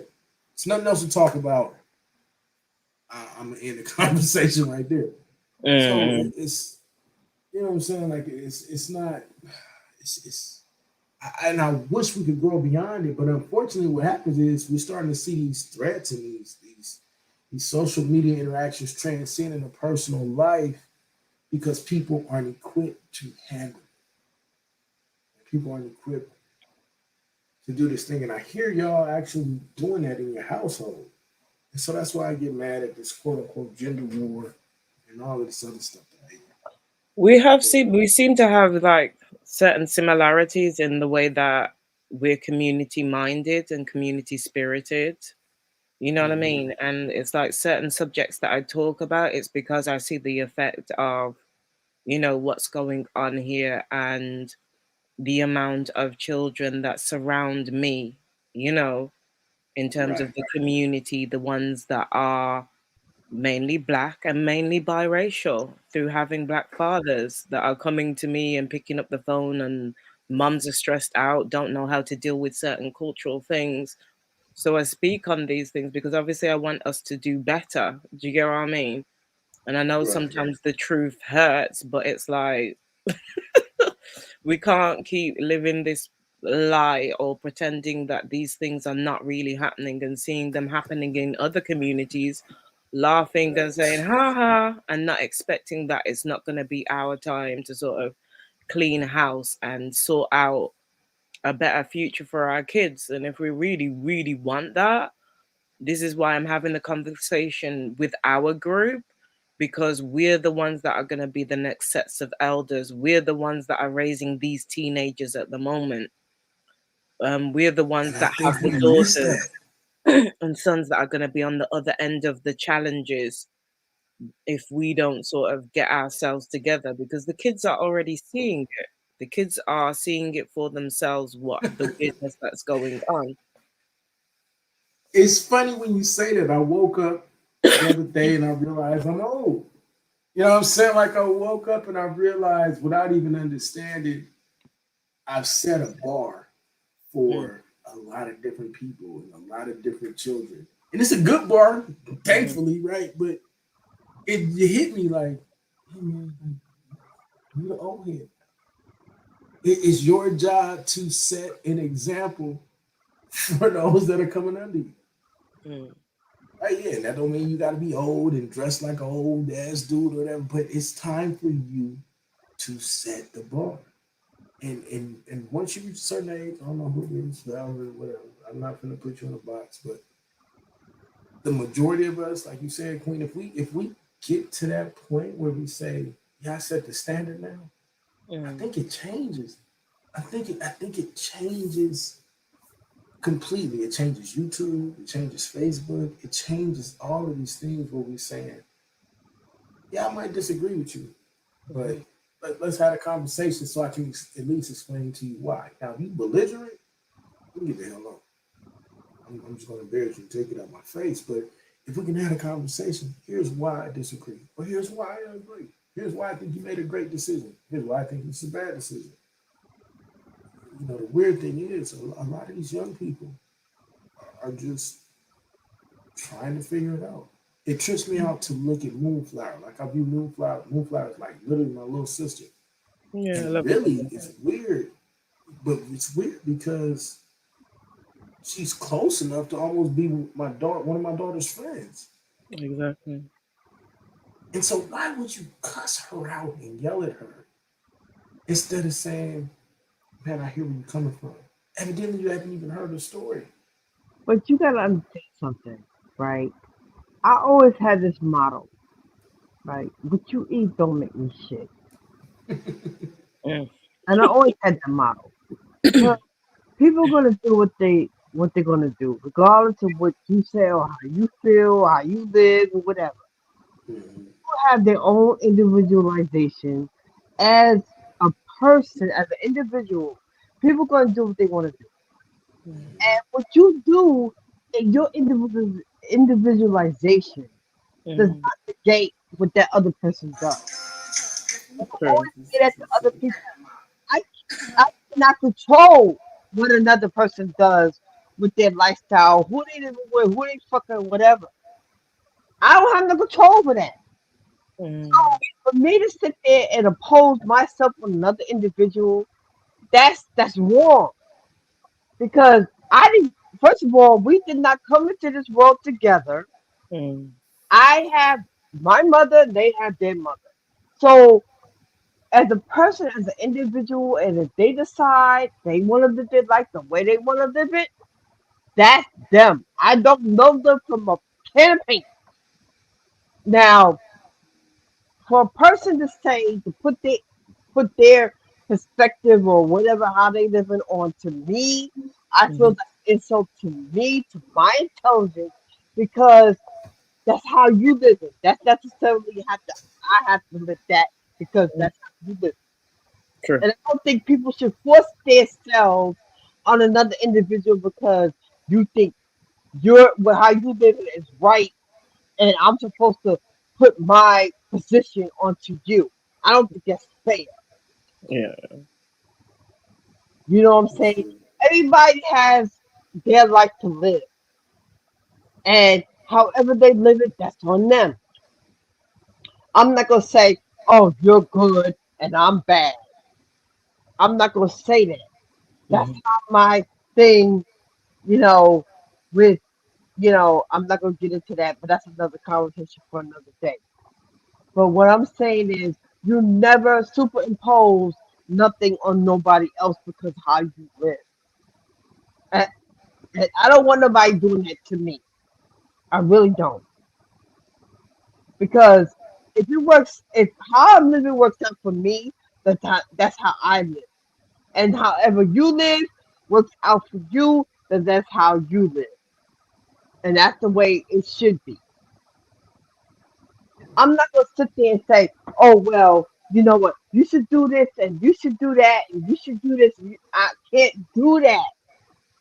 Because what works for me might work for somebody else. And people don't understand that. They don't understand that.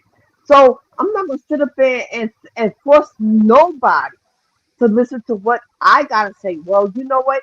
People should be open minded, and I tell that people all the time: be open minded what somebody says. Don't knock what they're saying. Just be open minded to it. Just listen to what they're saying, and then try to understand where they're coming from. Don't knock what they're saying.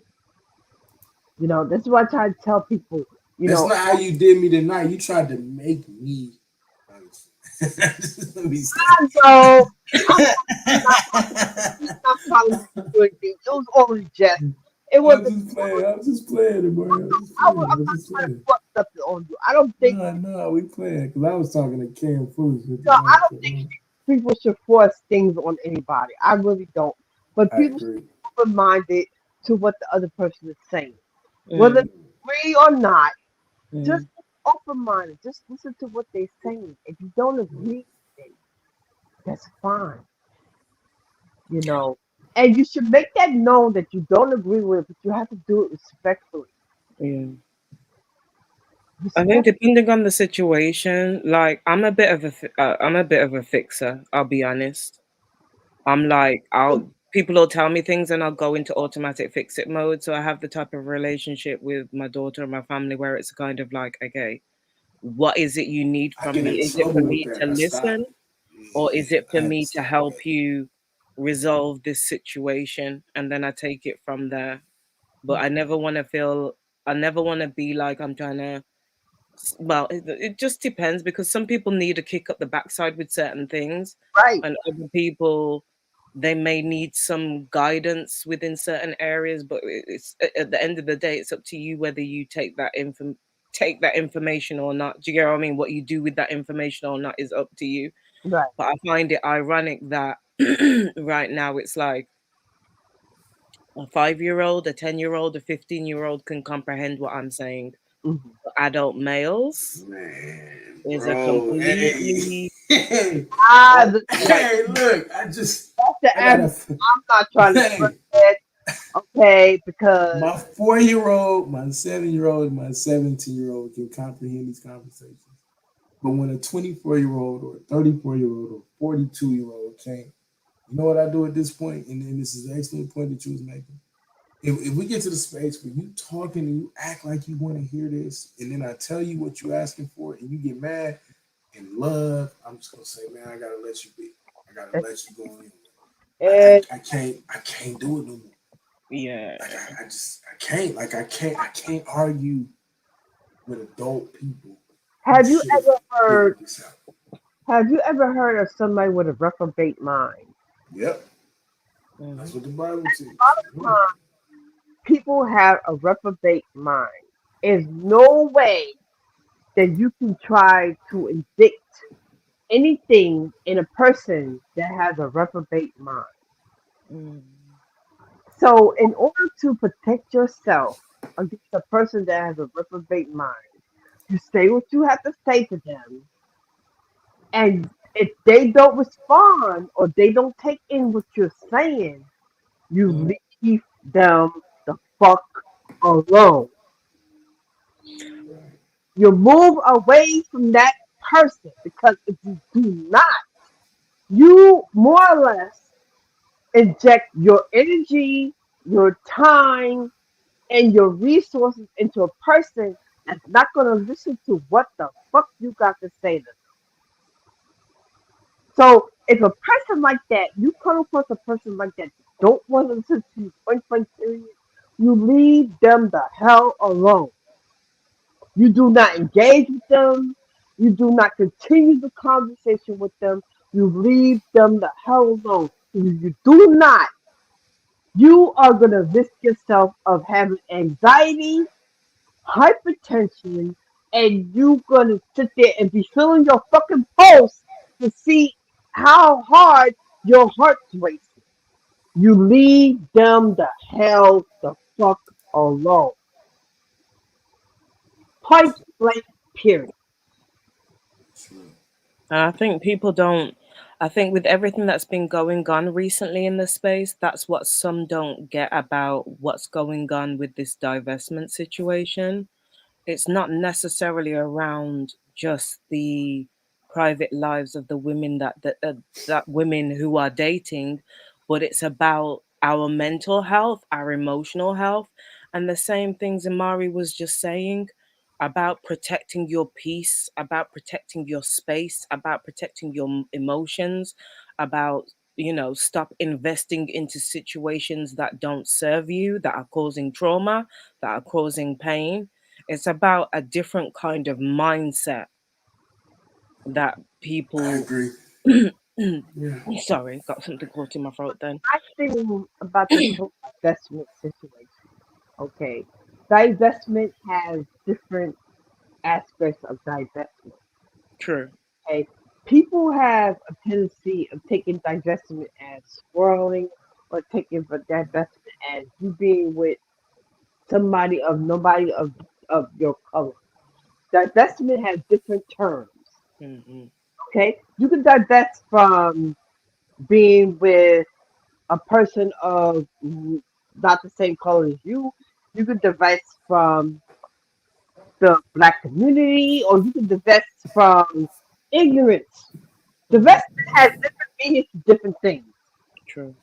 Okay, people more or less determine divestment as being, oh, you're not with no black person, so that's considered divestment. No, divestment has different terms. Okay, my divestment. Because I divest from some nonsense, and let me stop. Exactly. My divestment is the same divestment. I don't want to divest in ignorant people. I divest from people that don't mean well for me. I divest from negativity. I divest from people that's ignorant and that have know nothing for themselves. This is my divestment. Okay, my divestment has nothing to do with color. My divestment has nothing to do with sexual orientation. My divestment do with how you interacted in does that. Exactly. This is why people are so gun ho on what divestment is. Mm-hmm.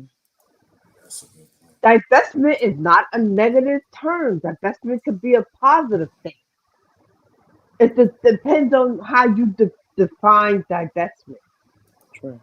Okay, a man and a woman can divest from different things. Mm-hmm. It don't necessarily have to be swirling. It don't have to be necessarily a man with a non-black person, or a woman with a non-black person. I don't give a fuck if that person want to be with another person. I don't give a fuck about none of that. Whatever makes you fucking happy, that's what the fuck it is. I don't give a fuck if you are a white person, you with a black person, you a black person with a white person. I don't give a fuck about none of that. It don't bother me none. Mm-hmm. Because I'm not you. I'm me. I'm my own individual. Like I keep saying, what you eat don't make me shit. Very true. So for all these divestment people, Conversations. Just conversations. Is Don't that make it all personal. divestment people, my thing is, if you're gonna divest, do not bring down the race that you divesting from. If you are a black man or you a black woman and you decide you want to be with a non-black person, or a non-black man or non-black woman, do not fix your motherfucking face to say to me, oh well, black people is this and black people is that. Don't fucking do it. And for me, that's where it's time for me to get off, because don't fucking do that shit. You talking that talk right now. So don't fucking okay. My other 30 where I'm at, and I'm already in. My certificate other, okay. He works in. He works in. It's love for y'all. Hey, keep this going though, because I'm gonna keep listening. So, but it's love for y'all, man. I love these conversations. We gotta have these more. He works in the community where there's white people and there's black people. Mm-hmm. He had an interaction with a black fucking doctor that has a white wife. Mm-hmm. He got on him about somebody not wearing a fucking mask in the elevator. Mm-hmm. So instead of him, going to whoever he needed to go to, he went to my significant other, which is black, Mm-hmm. told him, well, you need to do this so and so and so and so. So I said, hold the fuck up. Why is he coming to you? You are a concierge. Mm-hmm. Do what the fuck you gotta do. Why is he fucking coming to you when he could have went to fucking upper management above you to tell them that they need to come in with a fucking mask? Okay? Do not, under no circumstances, I would have read his fucking rights. Do not tell me because you a fucking doctor and you got a white wife to tell me about nothing. Okay? First of all, nobody asked you to marry that 1 gallon of fucking spoiled milk. Nobody asked you that shit. For you to sit there and come down on me as a black person, you're not gonna fucking do it to me. Okay? We're not doing that. I would never let a black person talk down to me because you married to somebody white. I'm not doing that shit. That's one thing I won't do. I won't allow that shit. I will not. Mm-hmm. Now listen, I'm not against our destiny. If you married to whoever you married, that's you. But for you to denounce that you you got a problem with black people, I have a problem with that. I really do. I really have a problem with that. And with the Dusty situation, I mean they have their Dusty. Because let me tell you something. When people are born into this fucking world, everybody has a level of dust. Everybody. Nobody is exempt from fucking dust. That means man and fucking women. Nobody is exempt from dust. Mm-hmm. Okay? Women can be dusty too, Mm-hmm. as well as the men. But there's such a fucking war going on between men and women. That shit needs to stop. Because women or white men call them black men dusty. Black men with white men are call women bed wenches and all this other shit. That shit needs to stop. Listen, on the Dusty thing, yeah, this is where I'm at with it. I'm not going to necessarily, like, for me, it's a case by case situation. Exactly. In regards to people saying things about our culture. I want to understand where it's coming from and why. Now, if somebody's had a bad experience of our culture and growing in that, and like we can't deny with all the predatory stuff that's going on that there's not going to be women, children, and people damaged. So I feel like they have a right to express themselves about the truth. And sometimes the truth isn't always pretty. And if women are being attacked the way that they're being attacked and having to deal with rape, murder, kill, all the other stuff that's going on, we can't expect at different stages that there's not going to be resentment and women going through healing processes. Now, the other thing for me is this. I'm sick and tired of these Dusties. And I will go, even before I came into this space, I was already calling it that. Do you get me? Before half of the things that I've seen on the internet were going on in real life, I was dealing with these things, being in a community with Dusties. Now, when I say Dusty, yeah, that refers to a mentality. Now, if a black man's being disrespectful to me, it's not something that I'm willing to tolerate. If an Asian man is being disrespectful to me, if a white man is being disrespectful to me, any culture of man, I don't tolerate it. I simply don't. Exactly. I don't. When I was younger, I had to be because of what you guys were talking about earlier, the first generation of people, young people coming through the spectrum, being put out there by our parents that we had to act and be a certain way and accents and assimilate to a certain type of character to be able to fit in, to be able to get the jobs, to be able to do our hair a certain way. I feel like I've almost had to, in parts of my life, like we code switch. We have to fit in. I'm at a stage now where I'm in my 30s and I'm being me. I'm sick of being what I am not, because people are okay with the manicured version of ourselves. You're right. And I'm not cool with that, because that's not the full extent of who I am. And who I am as a woman is multi-layered, multicultural, multifaceted. And that's okay as well. I'm not going to allow society or my family or my friends or YouTube to put me in a box. That's right. That's right. And you should not allow social media and anybody outside influences to determine how you are as an individual. So, like today earlier, I didn't engage certain people because I've been sort of over the last, since about 2015, I went on a trip home to Jamaica.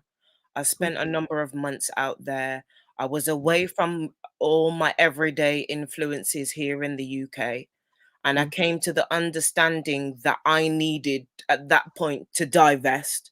And it wasn't about dating, it was about mindset of negativity, of being such a people pleaser, of always being on hand, of not having my needs met in situations, relationships, whether they be parental, whether they be friendship, whatever the different relationships are, that I was going to start putting myself and my children first. Do you get what I mean? So that's where my mindset started, that I needed to act differently because I didn't want my children going down the same path. I didn't want to see the same things that I'd had absorbed for myself and been told, even going against my intuition, that it was okay to be around certain people or do certain things. If I can't walk in my truth, who I am, being who I am, then how am I going to expect my children to be able to do the same? Exactly. Recently, my daughter's about to go for her exams next year, her mock exams. And she's got all these different plans and she's doing her manifestation board, usually towards the end of the year. That's the time where it's like, okay, what are our goals? What are our plans? Let's look at your affirmations. Let's look at, what you're going to be reading and doing for next year. And she's telling me about, I want to do this. I don't feel I've got enough time to fit it in. And I had to have a real conversation with her and say, look, you're going to get to different points in your life where you don't always know, honestly, what the right path is to take. And it happens to us as adults. Do you get what I'm saying? I had to have an honest conversation for her level, her age group, to say, we're going through a pandemic. I'm trying different things at the moment to see what the best thing is moving forward for us and how I can still help the community and how I can still make money at the same time. So mommy is having to adjust to the circumstances and you are having to do it within your age range. We all go through it, but I don't want you to feel under pressure that you have to have it done like this, like this, like this, like this. Take your time and really think about where you want to invest your time and who you want to invest it with. You have the option, right? Do you get what I mean? But also understand that you are your longest investment. I am my longest investment. Outside of anybody else, the longest relationship I have is with myself.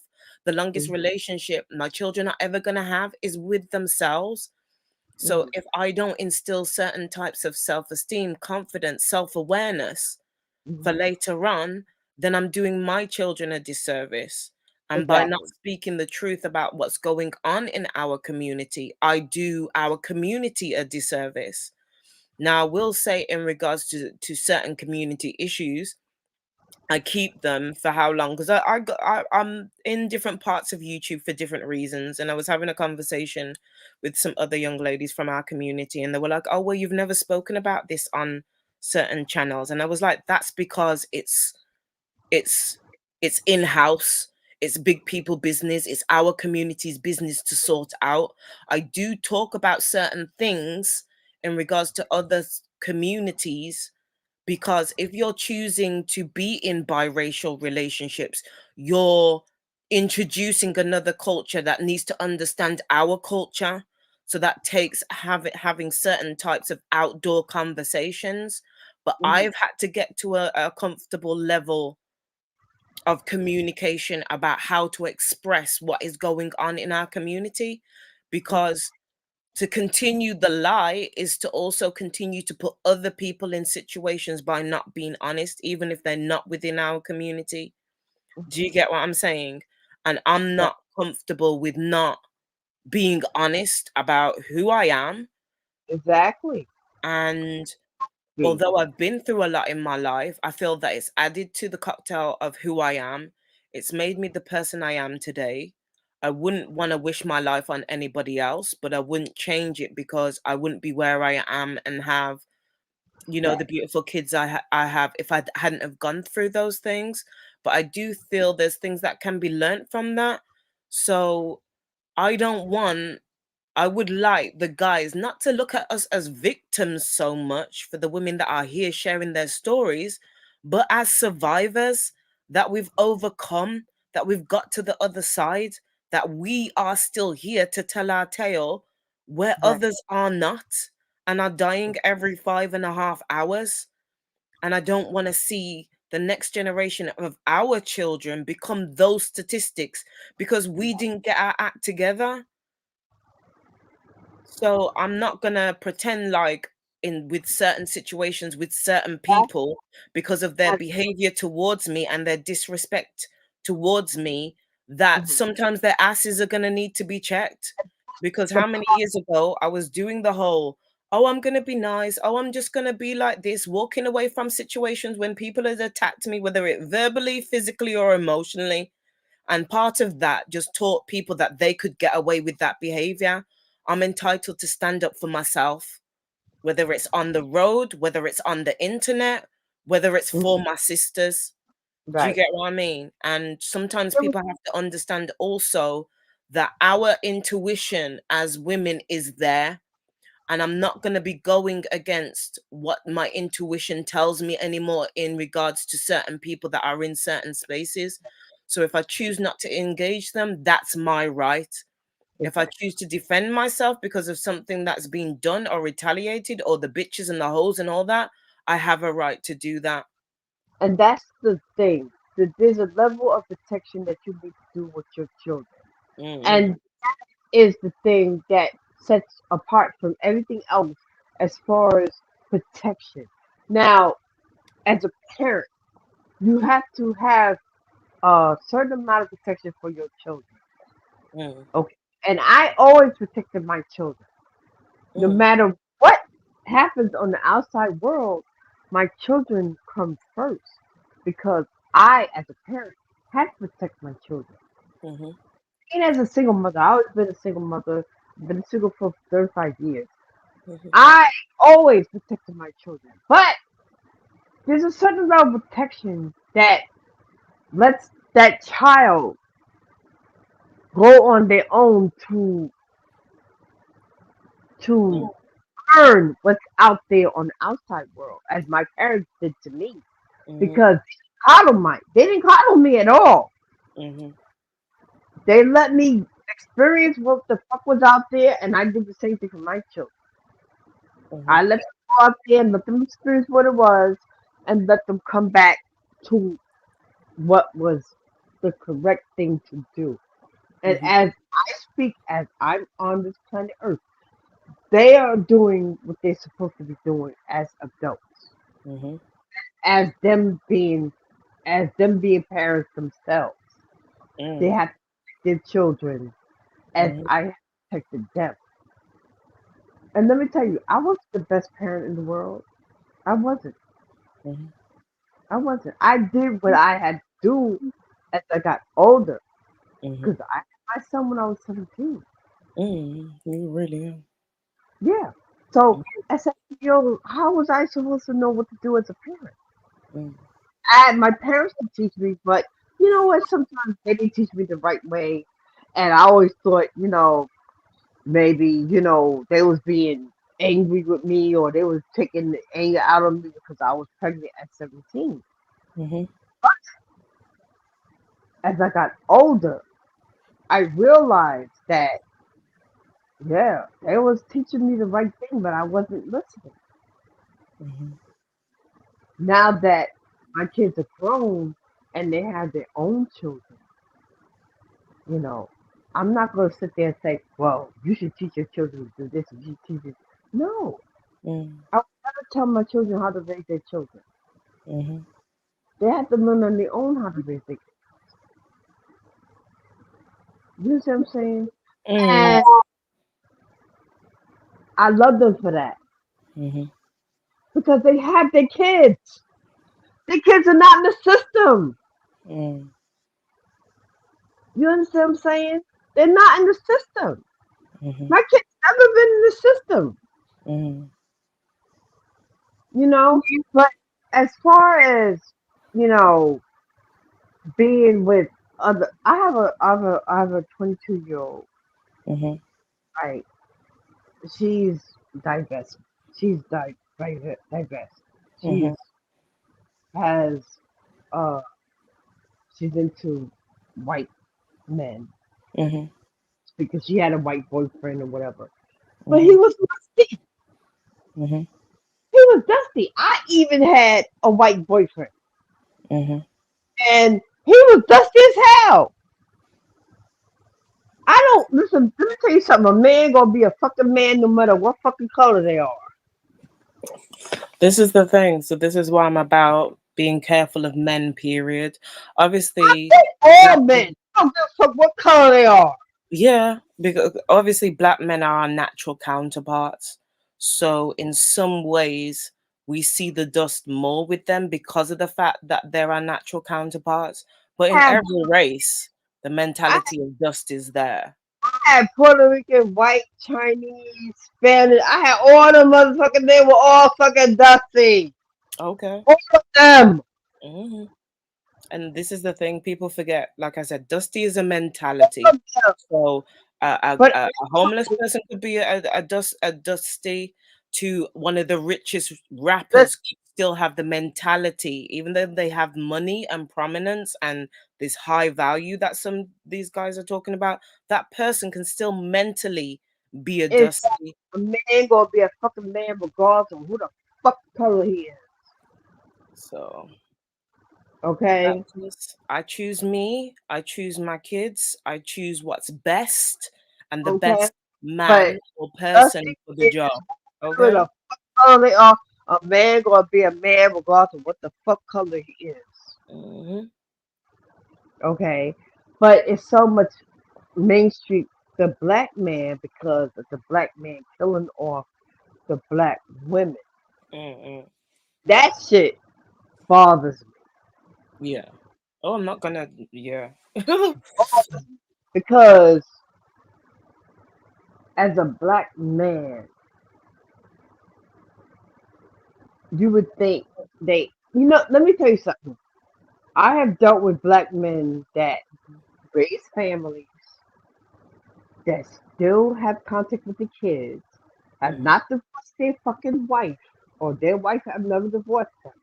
I still have contact with black men that have their families intact. So I can't say that there's a prevalence of divorces in black families. I never had experienced that because the men I have dealt with or the men I have been friends with have had their families still intact. To this day, they're still married to their significant others as black women. So I never experienced that. Mm-hmm. Say they still have their kids, they still take care of their kids, they're still paying their bills or whatever because that's black women. There's certain black men that do that. Mm-hmm. I would never sit there and say all black men because I know ain't all black men dusty. Because I know there's certain black men that still take care of their households. Mm-hmm. So I can't say all black men are dusty. But then there's there's maybe 75% or maybe 80% of black men that don't take care of their family. I know some of that too. Mm-hmm. I know some that don't, and I know some that do. Mm-hmm. So I can't say that all black men are dusties, and I can't say that all black men that don't take care of their families. I can't say that because I've seen it with my own eyes that there's black men that do have families that are still intact. I cannot say that.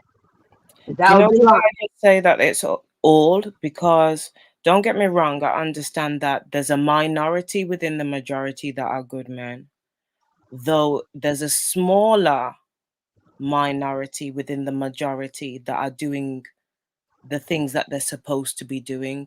So when I say that, I mean the number gets smaller within the minority because you have men that are doing the right thing for their individual family, or might be a good husband or a good father within the house, but you still have the mentality of disrespect towards women on the streets, or the no protection for women when they see that things are going on. So to me, that's still elements of dust that needs to be blown off some of the good ones. And we forget the societal impact that brotherhood and men clinging towards each other for brotherhood has an impact on the way of some of their decision making, and sometimes within their groups, the things that they allow other men within the group to get away with or not hold them accountable for, or not say anything because it makes their lives easier. So in that way, even though there are guys that have personalities where they're doing, maybe 80%, 90% of the good stuff, and there's still 20% that needs to be worked on because they're allowing their friend to date some underage girl or act out in certain ways. To me, that's still elements of dust because you're still helping the degeneracy continue. I agree with you on that.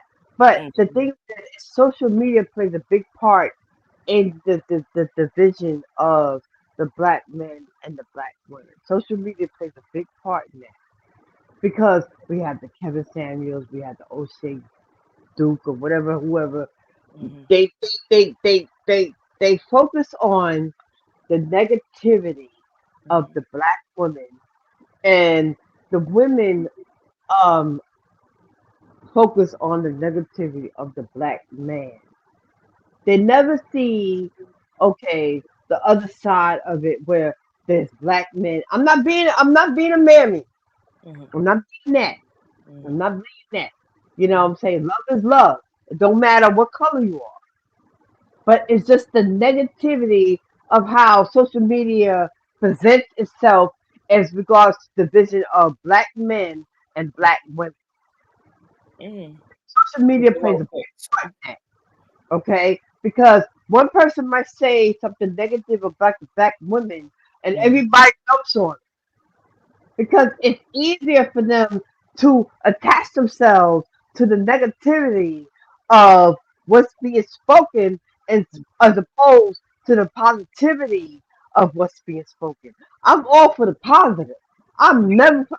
I might say some shit, as far as people see. I'm like this. If I see something negative against a black woman, I'm gonna say something because I don't like that. I don't like that at all. I for one, like everybody to be happy. I love that shit. That shit is what makes the world go round, is people being happy. I don't like people being divisive. I don't like people being negative. I don't. This is not. This is what the world goes around. The world evolves around negativity. Negativity. There's nothing positive in what people present in their messages.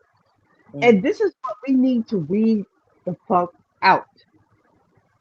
Okay? People need to weed out the negativity in their messages. People don't need to be, oh, well, you're a black woman, you this and you that, and you this and you that. But you gotta understand something. Okay? Well, the black men have a thing against black women, the black women have a thing against black men. But you gotta understand something. All black women ain't all that, and all black men ain't all that. It works on both sides of the spectrum. Okay? We got dusty black women and we got dusty black men. Okay? You can't negate the one without the other. Okay? Nobody innocent. Nobody innocent. Me, I can take accountability for the shit I've done. I'm not innocent in none of this. None of this. As far as relationship go, yes, I will take a big fucking L for what the fuck I've done. I can take accountability. I can say, yes, I fucked up, and it is what it is. A lot of people don't know how to do that shit. Nobody knows how to take accountability for nothing. I can sit up and tell if I'm wrong, I'm admitting I'm fucking wrong. I'm not gonna sit up there and say, "Oh well, you should have did this," and blame you for something I fucking did. If I'm wrong, I'm gonna tell you I'm wrong. See, I'm old school. I was born in '67. Okay, I'm 54 years old. Okay, my father always told me, be responsible for the mistakes you made. But I made a lot of fucking mistakes. A lot of mistakes. And I have no problem telling somebody, yeah, you're right, I fucked up. But now you got people not blaming their mistakes on other people or projecting on other people. I can't stand that shit. If the situation is actual projection, but like I said, with me, it's a case by case scenario, because I've seen too many situations where like people will make certain decisions based on them having the sort of communication with the other person within the relationship. Now, if somebody's lying to you about those things and you've made a decision based off what they've said, then I'm going to look at the other person that lied about those situations and didn't give the full truth so that the person could make a proper decision within that and hold the person that lied responsible, because the outcome might have been different if they did the same different thing. But like I said, it depending on the situation, depends how I judge it. Like I would love to think that I'm a non-judgmental person, but we all have to make judgments every day about who we interact with, about going on the street, who we put our children around. That takes all kinds of judgments for different reasons. Now, I can full well, not that I'm going to go into it right here. I know the things that I've needed to take or have taken responsibility for within my life, or accountability for mistakes that I've made, and made those apologies. You're grown enough yourself. You take responsibility and accountability for the things that you've done. As adult, yes. But within the younger generations, it's teaching them how to take accountability and responsibility, because there's gaps in the generations that haven't taken accountability and responsibility. So some of the youngers don't know what accountability and responsibility looks like. No, they're not gonna take accountability for what it looks like, because there's so much projection out there, and there's so many people out there projection. It's so many people out there projecting on a certain amount, a certain person, and they don't describe of what that projection is. And there's what they call an echo chamber, Mm-hmm. and put it where one person would say one thing and then another person would take it and just run with it. Mm-hmm. And not knowing what the hell that person's projecting under. Mm-hmm. You know what I'm saying? I can say to you, oh well, black men or how I put it, they're abusive. I would say all black men are abusive. Knowing damn well all black men are not abusive. So where the fuck do I get all black men abusive from if I didn't hear it from somebody else? I can't say that because I've been under some abuse, but I can't say all men are abusive when I have not experienced Mm-hmm. a certain individual been abusive to me. Mm-hmm. I have been abused, but Mm-hmm. there's some individuals that I have been with and have not abused me. So I can't say that all men are abusive. I cannot say that. That would be a lie. That would be a lie. So people out there are projecting false narratives and not researching the narratives of what they spew. Mm-hmm. You know what I'm saying? It's like you call all men dusties, but not all men are dusty. Yeah, don't get me wrong. I understand what you're saying, and I understand why you're saying what you're saying. But for me, on the other end of things, I've watched for more than 25 years. I'm in my 30s, but in terms of the work I've been doing within our community, it's been for more than 25 years. No, I And understand. within the other elements of the communities, I've watched men that are leaders within our communities defraud them, steal. I I've know. watched, I know. within the clinic. So I have a different perspective of why I say what I say. I know. People may not agree with it. And I get it. But at the same time, when you watch a community also, like I said about the men that are not like 100% dusty, but they've allowed certain things to go on, to me, you're still a part of the dust if you're within the community watching women being abused and not standing up and saying anything about it. You're being Okay. a part of the problem instead of the solution. Right. If you're sitting on computer games, and this is not directed at all men, because some people, just like I might use a face mask, for my self-care and my relaxation. I know guys that they like to chill out on the PlayStation or an Xbox, and they'll play that game, which is fine. But if it's getting to a point where your family is desperate for money and you're taking 50 to 200 pounds out the budget every month to go and download games, to go and buy games, that you're not in a financial position if anything goes wrong because you're living check to check. You're not being responsible for the household expenses, but you come home and then expect to be on a computer game from when you hit the door, leaving your partner and everybody else to manage what's going on, and you're on that game for maybe anywhere from 6 to 12 hours. I'm going to call you a dusty because you have other responsibilities to your family, to your children, their homework, your parental responsibility of instilling knowledge in them, not just forcing it on a woman to take on the responsibility of what the other parent should also be doing. Now, I see the fact that, with computer games, it's an imaginary world. It's wonderful. You can get lost in it just like you can get lost on YouTube. But I see that there's a satisfaction in building and creating all these different beautiful little places, little wars, little environments. And it's easy to do that in a game because there's no lives really, really lost. There's no one that's really died at the expenditure of that game. You know what I mean? Game over, start the game again and rebuild.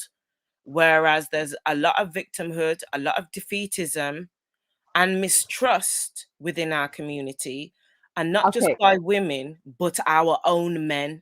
Because if I can watch my grandparents' generation that's been around 80, 90, 100 years, and they are the people that helped build this community and passed on the mantle and had the mantle sold out from underneath them by the men that were supposed to lead the community forward, then I also have to take into consideration that those years where I denied that those people were right, I was wrong. They knew what they were talking about more than I understood because they were men in that circle seeing what was going on. And just like we see men in this space being bullied and antagonized and stuff, you know, in real life, I've seen those things, and I've still seen the men that have stood up against it, whatever it costed in terms of their own reputation, to be able to hold the community accountable. So for me, in moving forward, it's like the things that I'm seeing in terms of the organizations that are male led, the religious institutions that are male led, the churches that have been purposely open for tax benefits because they understand that tax exemption that they get by being able to open churches and not doing what they're supposed to do with the money in helping our community.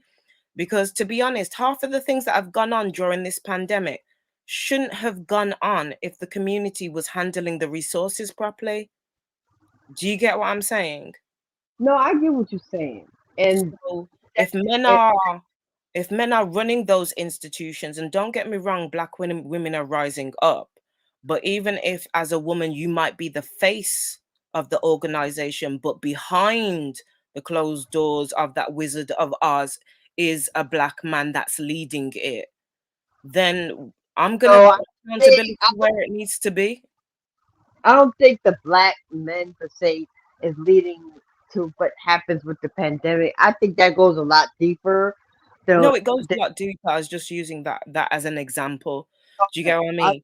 When I look at the state of play with things and the amount that I see Black women donating into churches, and the fact that you got a pastor rolling around in a Benz and Aldi, there's only a few pastors, a handful of pastors that I know that are driving around in some beat up car, and their church might not look the bossiest or the blingiest or the glitziest. Because of the fact that they're doing the work in the community, they would rather make sure that that payment for that Benz went to only having a meal or a month's supply of food, rather than them being in doing the wrong thing. Do you get what I'm saying? I get what you're saying. I had been through that. I had been through the Christianity, Pentecostal, the pastor, the preacher, and he's walking around. He's running around. Well, this was when I was younger. He's got the new cars and all. I know that, and it's still happening to this day. Exactly. But understand something. That man chose to do that. Mm-hmm. He chose to do that. And the thing about it is, religion has a big part to play in his manipulation of his congregation. True. Very true. Okay. Now, he can sit up there and talk a big game about the Lord this and God will provide and God. See, it's how the minister presents his message to his congregation. Mm-hmm. A lot of times, and this is what I had the argument with my sister at, because a lot of times these so-called preachers get up in the pulpit and they preach their game. It's a game. It's a game. They preach their game to the congregation. Jesus will provide this, that, and the third, and they listen to the preacher and they hang on to his every word. So, they have different offerings. They have their church offering, they have their pastor offering, and they have all this other stuff. But then they'll turn around and then they'll buy these cars or they buy these big homes. And mind you, half of the church they doing their 30% to the tithe offering. So that means their tithes, half of their salary is going to the church. True. Half of it, you know what I'm saying? So my thing is, in the Bible, the Bible doesn't say to donate money. The Bible never said that. So this is how the churches twist the Bible around to manipulate their congregation into donating to these churches to give them money. Okay? And this is why these people funded through the congregation in terms of, well, and then if they don't tithe, they get penalized. Now, in the Bible that I read, it never stated that. That's a conversation for another time. I can get into that, but that's for a different time. What I'm saying is, it's the pastor. It doesn't have to be a black man, a white man. Now, you know, if you read in the blog that this man, I forgot his name, they found money in the wall of the bathroom stall. Oh, I've but seen it that had one. money. The money that went missing years and years ago, and it's turned up in one of the walls. When I saw that, I was like, "Yo, knock down all the walls. Look for the rest of the money. Exactly. The rest of the walls." It had to be a black man. It was a white man doing that foolishness. Okay, so that pastor, that minister, that bishop, that deacon, it all goes across the fucking board. Oh yeah. Oh, yeah. Church. Listen, I'm not gonna say like growing up in certain areas when I was younger, where it was like white only and there was no black person in sight, and you're going to certain churches, and I'm questioning why in certain Catholic churches why there's this massive, gigantic gold cross and these massive, you know, Marys and baby Jesus, and then I'm wondering why the congregation's poor and can't help, and they're walking around in their robes, and I'm getting chastised as a child because I'm trying to understand why it's like this. You get what I'm saying? So, but the thing is, the black community has more churches that they do in the white community. Yeah. And the reason I say that is because they want to get more members to pay into whatever they paid into. Now, I know some ministers that actually try to reach out to the young. They try to reach out to the homeless. They try to reach out to the sick and suffering. I know I've been in the church my life. So I understand. I get this one side of the church that actually does that, and then I've been to the church where they actually don't do that. Period. Like a lot of things, there's always good out there, but it don't shine the way that the negative parts of the wider things that are going on, you know, get pushed to the forefront. Right. Because the black community as a whole, we need to understand right what's going on in the community. Okay. Understand that there's shootings, there's gang activity, there's people still every day on my cities as somebody's getting shot, somebody's getting robbed, somebody's getting killed, you know what I'm saying? And it's sad. It's sad fact that you can't do nothing with fear to do anything because of the fact that we might get killed trying to stop a bullet, or we might get killed in trying to stop a robbery, or we might get killed if somebody trying to stop. I don't want to say the R word, but you know what I mean. And that's the thing with black community. We are afraid. We are afraid to confront these things that are happening to us. But we don't have to go to the cops. We don't have to go to the FBI. We don't have to go to the CIA to do any of this. We have to start from home. That's where it stops and where it Um, with the home. It's how you raise your children. I've been on the bus where school children come on the bus. I've seen little girls be on the phone cussing, fighting, carrying on. I've seen a dude pass a fucking knife to a fucking girl on the fucking bus. Who the fuck raised them? That you allow your son to carry around a fucking knife coming home from school. It all starts from the home. It don't start out in the street. It starts from in the home. It don't matter if the father's there. It don't matter if the mother's there. It don't matter who's there.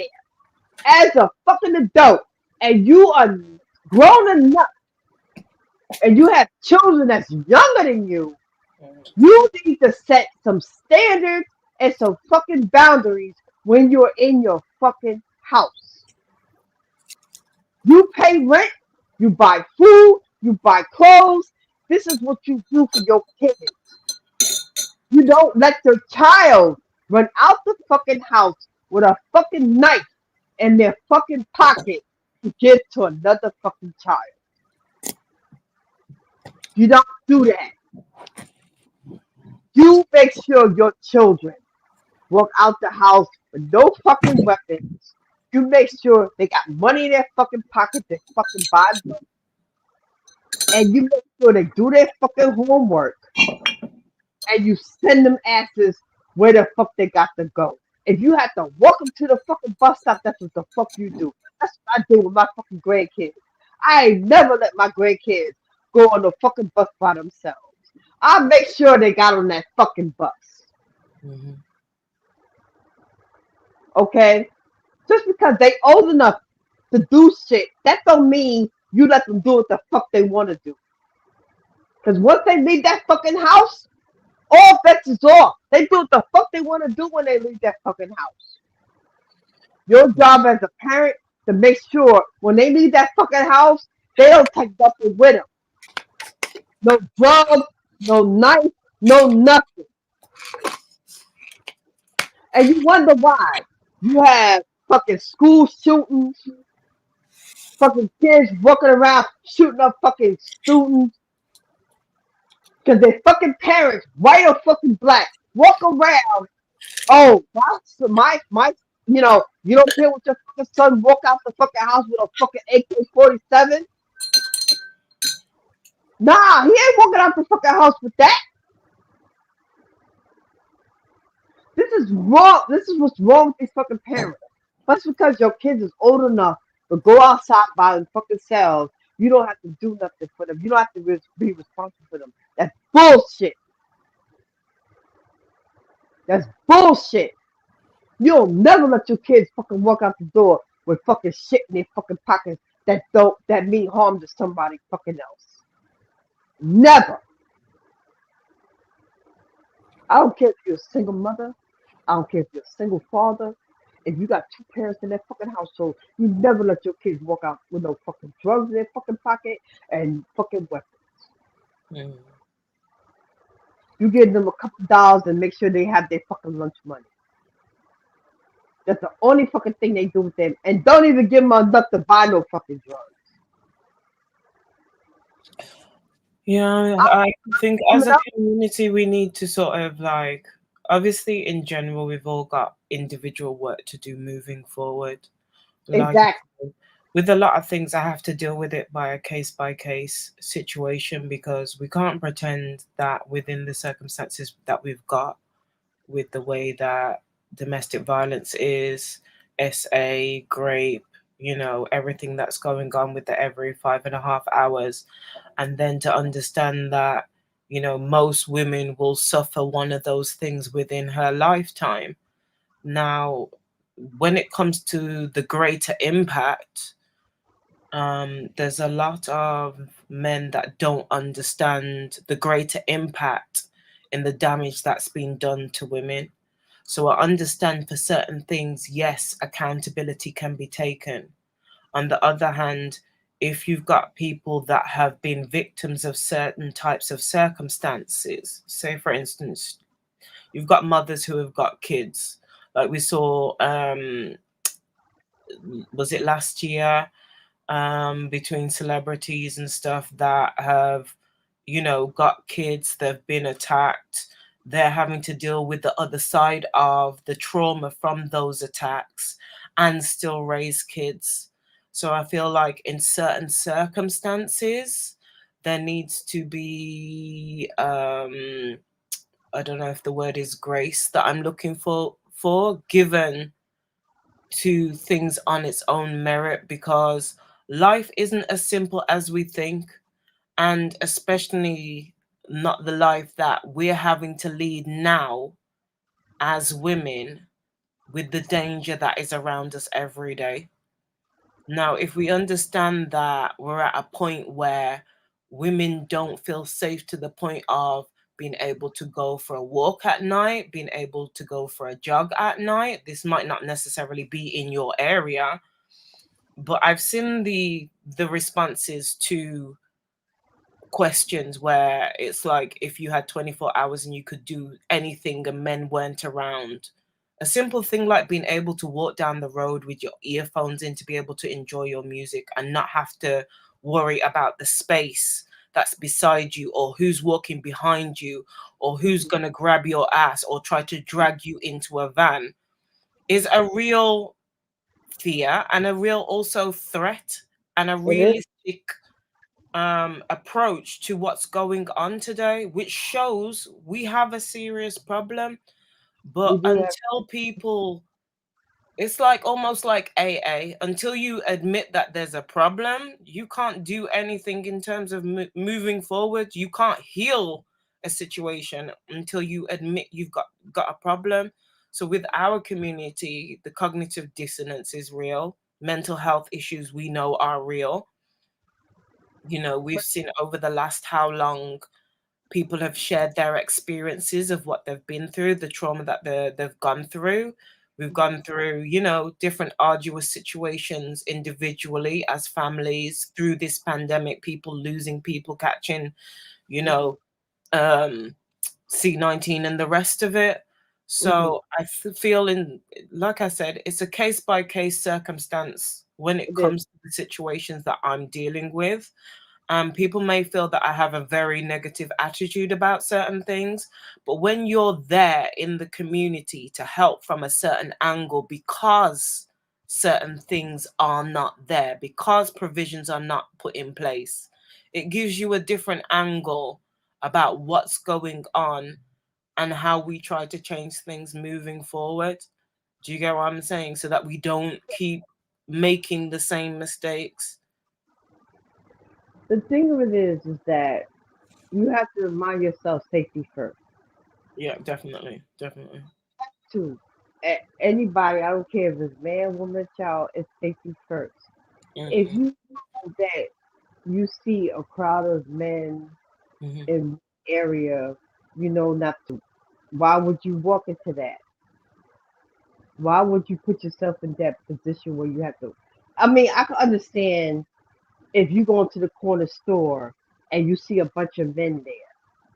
I wouldn't, me personally, I would walk in that situation.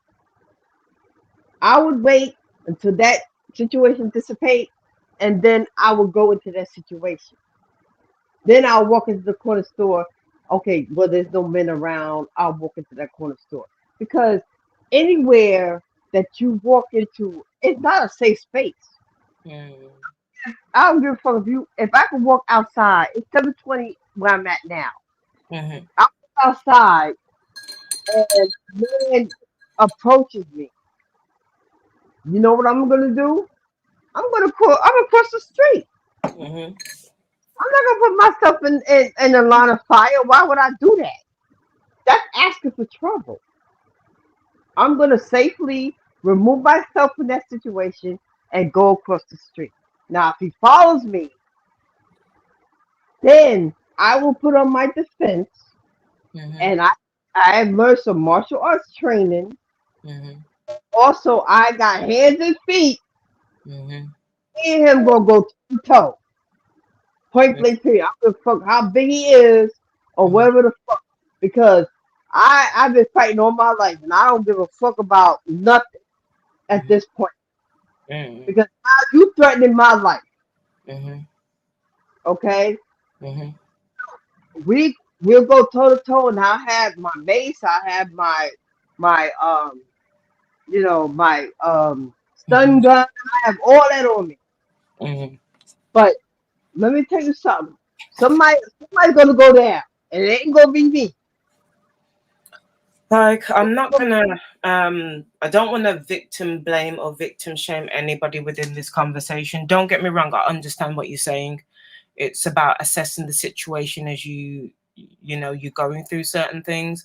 But I think we also have to remember, sometimes you can be walking down the street and you're feeling safe, and you turn a corner, and then all of a sudden you're in the midst of a group of men.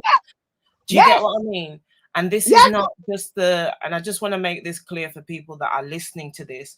People always have the automatic assumption that these things happen at night. That is automatically some white van that's there. And a lot of those situations are not it. That you get people being attacked day, night. People turn around and say to you, don't go out of your house. And now we're seeing the evidence of people who have ring cams and security cameras, and people peeping into their windows and breaking into their actual homes and trying to kidnap them. Mothers minding their own business with children. Do you get what I'm saying? So, like, we should be able to be safe in our own home. We should be able to walk down the street. The way the world is, you ain't safe nowhere. I don't care where the fuck you move at. You can live in the suburbs and think you're safe, and you ain't safe there. This is the thing. Doesn't mean safety. Do you get what I mean? You're trying to protect the world from getting in, but a gilded cage doesn't necessarily mean safety. Exactly. You're not safe nowhere. Okay? You can live in the suburbs. You can live in a hoity-toity neighborhood. You can live in a white neighborhood, because you ain't safe from them either. You ain't safe nowhere. As a black person, you always, as long as you black, you ain't safe. You can be light skin, dark skin, middle skin, don't matter. You're not safe. As a black person, you're not safe nowhere. That's why we gotta keep our eyes and ears open. We gotta keep our ears to the fucking ground. True, very true. Okay? Every time I walk out that fucking door, I have to look around me to see, well, who the fuck is gonna come up for me? Who the fuck is gonna snatch my shit? Who the fuck is gonna say some shit to me? And as black people, we gotta keep our eyes and ears open. Because the cops can run up on us. We got a fucking Karen chasing us fucking down, or we got a black person coming after us. We don't take nowhere as black people. Yeah. And especially as black women. Let me tell you something. I'm light skinned, damn near white, and I'm still not safe. Yeah. This is the thing. It's in terms of being a woman, just because of your gender and how you look, the entitlement of some of these guys out there that think it's okay to do certain things, that it's okay to behave a certain way, that it's okay to encroach on your personal space. Do you know what I mean? Like, I thought to myself in the past that it would be a really interesting experiment. And I've seen something, because my daughter sent me something recently where it was like a group of mums that were dressed up in disguise, and the mums would be dressed up like a younger version of themselves with wigs and stuff like that. And they would walk down the street, and basically their sons or their husband or somebody that they're related to basically is being in so to speak set up to see how their behavior is, how they treat women. And it was really interesting to watch how some of the sons and the husbands were behaving behind the mums and the wives back on the street towards women, catcalling, slapping women's bottoms, doing all that, which is assault, still assault, because you're encroaching on somebody's space.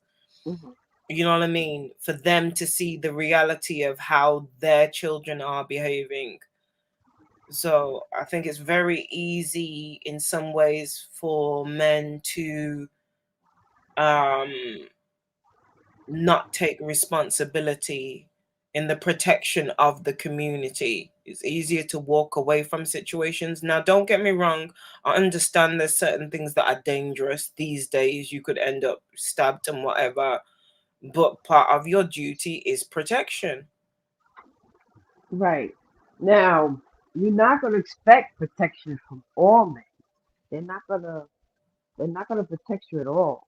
But there's some good men out there that will protect you. But And it's interesting to me, Amari. It's interesting to me that I have a 5-year-old nephew. Yeah. He's, I don't know if it's, I suppose, instinctual. That if he feels like if somebody's harassing his aunt, he automatically goes into protection mode. Exactly. You know what I mean? But as they get older and they're going into different circles, that's where they're seeing within society and their social groups that it's not necessary to protect women or young women their own ages. But I do see on the other side sometimes that there is protection for other cultures. Like more times still, I'm most likely to see the young black men here. Like the other day, I was in McDonald's and it was like an episode of Who They Really Choose, and there was a whole argument in McDonald's, and there was this one scrawny little white girl that was in there that was basically dressed like a black girl. You know, cultural appropriation, fake braids, extensions, all that kind of stuff. And there's 6 boys that basically want to walk her home and make sure she's safe. But within the conversation, because I like to watch different situations and, you know, student of life while I'm eating my food or getting whatever and seeing what's kind of going on and seeing how people react to different things.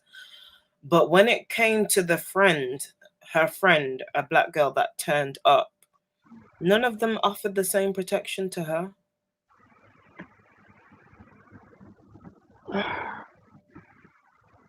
Because they think that shit is a joke. It's funny to them to see people get harmed and maimed, hurt. It's a joke to them. You know, when you feel okay, I'll give you an example. If you was to walk into a crowd of dudes and they decide to harass you, do you think out of them crowd of dudes that somebody's gonna sit there and say, you know, why you doing this? Why don't do this to her and all that? Why you think that you know they're not gonna do that? It's a joke to them. It's funny because it's so commonplace for people to laugh at somebody's pain and suffering. It's a sickness even. Hold on a second, Amari. Suave, are you there? I think Butterflies was trying to come up, but she's saying nobody's in the back to let her in. I don't know if you're there. Carry on, Amari. My allergies are acting up. You smelling dust. Stop, please. Oh, I have to laugh. You have to laugh. Drinking at 7:30 in the morning. My goodness. Oh Lord. But you know, I understand what you're saying. I really understand what you're saying, but like I said before, everybody's born with a level of dust. Nobody is from being dusty. Nobody, you know. And we have to come to and the thing about it, my thing is not for nothing. When people get into relationships, they don't set boundaries. Oh, definitely. They don't set boundaries, and they just let other people do what the fuck they want to do in their relationship. I'm for one. I'm willing. I'll tolerate for so much. After a while, I'm gonna let you know where the fuck I stand. Mm-hmm. I'm gonna let you know. Listen, we're not gonna have this. Like, we're not gonna tolerate this. Mm-hmm. And if you can step off. If not, go. You know, then then if you're gonna be with it, then be with it. Mm-hmm. But this is my thing. I always want people to have mental health thing. Like, I don't like people deal with toxicity and have to deal with somebody beating on them. My mother, God rest the dead. My mother passed away at 52 years old. Mm-hmm. She tolerated abuse of my father for so long. She used to get beat and walk around with black eyes and have to wear sunglasses and all that. And I just couldn't take it. I told my father, listen, stop hitting my mother. Stop. Because you're not showing me nothing. You show me it's okay for a man to beat on me. Okay? I had to let my father know, under no circumstances, stop hitting my mother. At fucking 10 years old. 10 years old. I had to tell my father, stop hitting my mother. And he stopped. He stopped because that shit was breaking my heart. Because under no circumstances was I going to let a man hit on me.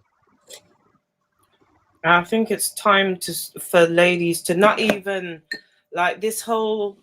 When I'm teaching sexual health and I'm working with young people on relationships, we talk about boundaries, we talk about sexual health, we talk about what a negative relationship, a toxic relationship looks like. We talk about what it is to have a positive relationship, about what the triggers are. Do you get what I mean? There's different elements to it. But I these days, with everything that's going on, no more am I saying to young ladies about sitting on their feelings and their emotions and holding them in and letting things slide by, because sometimes that letting things slide by and giving opportunity after opportunity, sometimes that person is taking advantage of the situation and thinks it's okay to behave like that because you've never corrected them in the first place and you've let them get away with that behavior. So to combat that, it's better at the beginning to let them know that, you know, once is a warning, twice it's going to be an issue, and 3 times you're showing me that this is a problem and a pattern. But my thing is, when you get into a relationship with someone, you don't see the red flags in the beginning. You do not. The red flags come on after maybe 6 months, 7 months down the road. Sometimes years, because some of these, listen, there's a whole heap of people that are really good at faking the funk and acting, and then there's different elements to womanhood and manhood and what it is to be a woman and what it is to be a mother, which can completely, or being a man and being a father, which can completely change the dynamics of your relationship. My thing is, if when you go into the relationship, everything is all hunky-dory, yeah, well, you know, you're on sync and everything else. And then down the line, see, this is why I don't believe, and I had to learn the lesson from that. Cohabitation. I believe I still say to this day, I don't believe in cohabitation. Mhm. The reason why I don't believe in cohabitation is people need to learn how to you can learn how to figure out what they are as individual and as a couple. Because if you deal with things as a couple, you can learn how to do individually before you turn around and start becoming as one. They need to date on a consistent basis. They need to figure out what they want as a collective before they turn around and move in with each other. I don't believe in cohabitation. I don't believe in living with one another and then turn around and now you got all these fucking problems. I believe in you dealing with what you dealing with and you dealing with what you dealing with. Because you need to take care of what you dealing with first before you even get in a relationship with this person. You need to let that person know what you're dealing with, and that person needs to know what they're dealing with, and maybe you can come to some solution as individuals.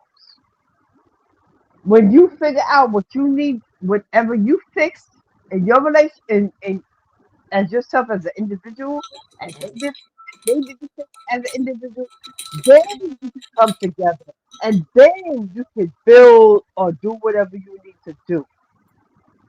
I do not believe in moving in together and y'all ain't got your shit together.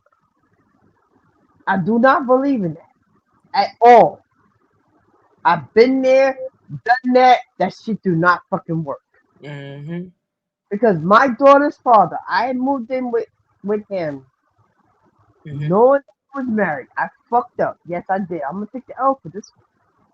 Knowing that he's still married to his wife, I had a child by him. She is now 22 years old. Right? I moved in with him. Well, I got the place. He moved in with me. I was paying all the bills and everything else. And I had made more money than he did. So the fact that I made more money than he did, I paid most of the bills. And I was getting upset that he wasn't paying as much as he was supposed to pay because we were supposed to be doing 50-50. So I turned around and said, fuck it. I wasn't paying shit because he wasn't paying shit.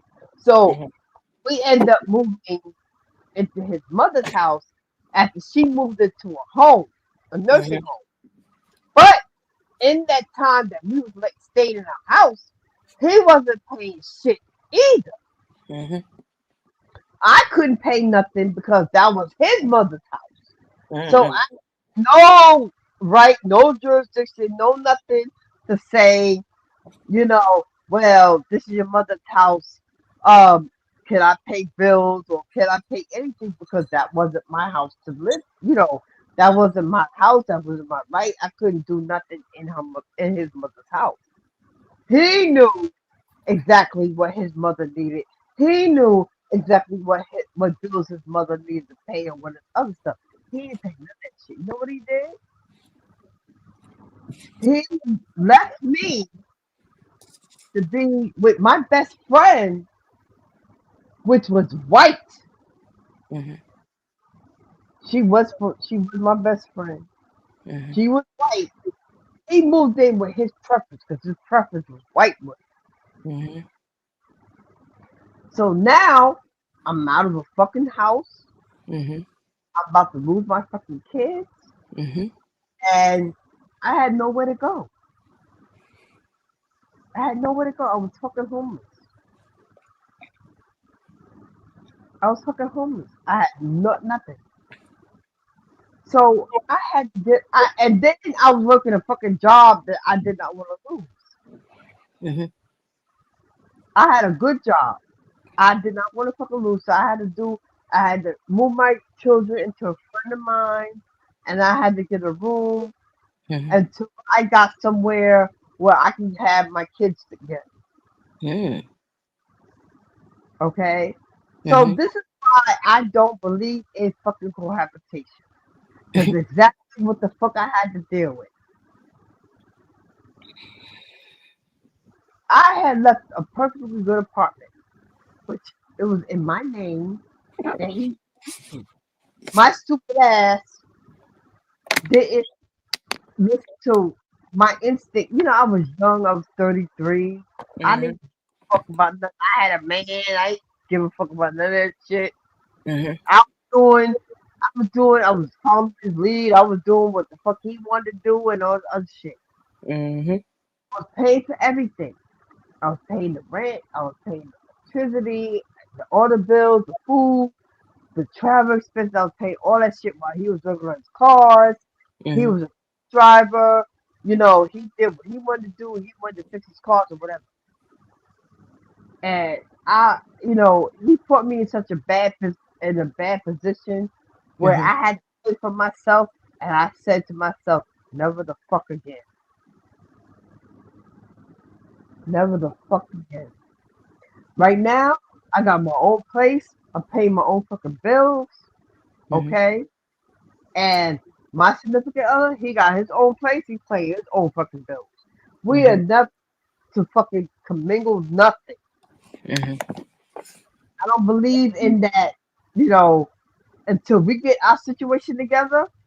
He is not moving in with me, and I'm not moving in with him. I don't believe in that bullshit no more. Okay? So that right there is what I'm saying. People should learn how to deal with their own issues outside of being together. This is why you have divorce, because it's not because of feminism. That's bullshit. But why people divorce because they don't know what the fuck they get into before they get married. You don't know that person. You don't know them. This is what I'm saying. Know a motherfucker before you get in a relationship with them. Know what the fuck they're about before you get into a relationship with them. Don't just say, oh yeah, he's cute, he's this, he's doing that, and this and that and third. No.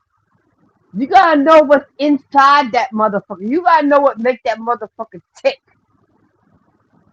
And a I lot of still people think it's sorry to cut you. With all that you're saying, I still think that it's like unless somebody is willing to reveal who they are at different levels of who they are, you know, we can't say that we haven't seen over the years the guys that have had the two families or the papas that weren't a Rolling Stone or living a whole undercover life. Do you get what I'm saying? So unless a person decides to really reveal who they are, and I think I'm gonna go back to the term courting because that's what I prefer to do. Because what young people call dating today is not what I personally call dating. Do you get what I mean? The things that I see people talking about in terms of the sexual relationships and the sleeping with each other after a certain amount of dates, that's not how I teach dating. That's not how I personally date. Do you know what I mean? There's certain things that are not on the table while we are courting. When we're in a relationship and it's heading towards serious, there's you know, it's like the I suppose like those computer games, you know, you get through a certain level, you do what you need to pass that level, you get onto the next level, then you get more bonuses and whatever else that comes with that package. But there's certain things that you're not going to get from me while courting is taking place, because it's about getting to know the person and seeing outside of an actual sexual relationship, can I live with this person? Do I actually like this person? That's what I'm saying. Exactly. If this person, if this person gets into a car accident and you know certain things and they're disabled, can I still have a real friendship and love for this person and affinity for the rest of whatever time that God gives me? Do you get what I mean? Because people act like erectile dysfunction, car accidents don't happen, you know, different things that happen in life to that can completely change, you know, your reality as adults. So I think it's really important to date properly, but I still think within dating, unless unless that person is being genuinely honest and willing to really reveal themselves, that it's still causing a lot of problems. But my thing is, as a person, as an individual, and you know you're self-aware of what's going on around you. Mhm. I'm an empath, so my thing is, I feel if a person's disingenuous, or I feel that a person's being honest with me by the way they move, or the way they talk, or the way they act. I have weeded out so many individuals. Now, they could be in my life for for a certain amount of period of time, Mhm. and I keep saying the same thing for that individual, as far as being negative, or as far as being um disingenuous, or lying, or whatever. I'm gonna remove myself from that individual. Mhm. Okay, and this is the thing. If I feel that you're a person that's dishonest, or you're a liar, or you just being a outright negative person, I Mhm. will remove myself from you. And I've done it. Mhm. I've done it. I've removed myself from people that meant no good to me. Mhm. People should learn how to do that, but then you got people that it's not, I wouldn't blame it upbringing, but I feel that people are attach themselves to that person because of their maybe their money, or maybe how the way they speak, or the way how they perceive themselves. Mhm. You have sheep's and wolves clothing. Oh, definitely. You know, he might be a wolf, but he got sheep's clothing. He's talking he's saying all the right things. He's doing all the right. He's doing all the right things. He's saying all the right things. But Mhm. then turn around, he got you in his claws. He got you in his clutches. What Mm. do you do? What do you do after that? Do you continue dealing with him, or do you continue with like, oh no, I ain't fucking with him no more? What do I do? What do you do at that point? You need a mindset that you well aware, or you well aware of what he's doing. What do you do at that point? Do you remove yourself from that situation, or do you continue that situation? But if you're not well aware of what you're dealing with, how can you discern whether he's right or he's wrong, or you know what I'm saying?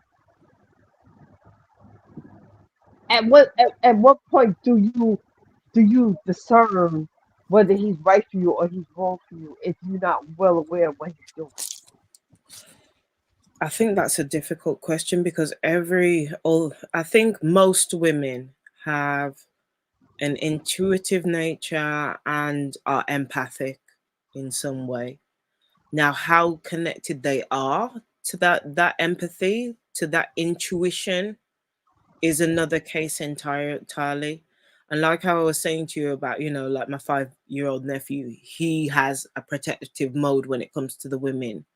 Do you get what I mean? Or if he sees a guy acting a certain way, he'll jump in front of auntie. But then you've got the societal factors as, young men and women are growing up. And I think we also do ourselves a disservice because we see the way that abuse, molestation, and all the other things that are going on. And sometimes we're incorrect as adults because sometimes you will have a child that has a feeling or a suspicion about an adult, and we're the ones that are telling them to be nice, to be kind, to be next to that person, when sometimes that child has said, I don't like that person, there's something wrong with that person. Sometimes we as adults are the ones that are training, in a sense, out the innocence, out the necessary instincts that are innately with us. And it's dependent on what society you're growing up in. Do you get what I mean? There's a lot of factors, but more so as women, we're taught to care. We're taught to raise families. We're taught to cook, clean, to make sure, you know, your husband or your significant other is a king and is upheld and catered to. Do you get what I'm saying? So Let me respond to Stoic 1. The first question he asked, so would it be okay for the man to withhold pay for dates while sex is not occurring? First of all, if you expected sex to occur on a date, you should make that known to your date that that's what you want to do.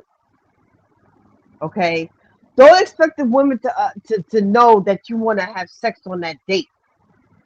Okay? Be a man and let that woman know that's what you want to do. Don't expect her to know that's what you want to do, that you want to have sex on that date. Be honest. You know what? I have no issue with hearing this. Do you know what I mean? Because if you come at me that way, that means you're just interested in my body. You're not willing to pay 30, 50 or whatever it is to go out on a date for my company to get to know me without inserting your penis inside me, then you've got some serious issues. Let it be known that that's anything about me unless you're spending time in my company. And why should I have to tolerate certain types of behavior if I'm not comfortable, just to make you feel validated and comfortable in your sexuality when that's not the climate that I'm trying to create for a relationship? And Stoic is a bit of a troll. He likes to troll, so I wouldn't pay him so much attention. You know, because I'm curious, because I want a man to tell me if he want to have sex on the date. If I'm on a date with a man and he wants to have sex on a date, let that shit be known. To me, it's a straight no, because I'm very. A lot of times men don't let women know what the fuck they want. They assume that the women want they assume that the woman knows what the fuck they want. No. And then they want to get mad if the woman says no. You can't get mad if the woman says no if you don't let her up front know what the fuck you on about. This is the thing. When you put the options on the table, the woman has the right to say no. A woman has a right to step back. I have the right to certain types of information. This is why when guys come at me about certain types of dating, it's an automatic no.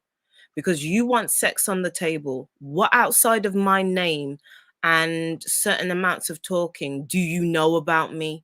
You know lust. Yeah? I am not involving sex into a situation because I've been around long enough to understand who I am and understand what chemicals and what happens with the love drug for it to connect you to a man, for you to have certain types of feelings. Number one, my health is important. Exactly. I don't sleep with men who don't go to the clinic and get checked out, number one. Number two, I require both of us to go to the clinic to get checked out because I respect my body, but I also respect yours. So the fact that you want sex on a first date, ain't no way in hell that happening.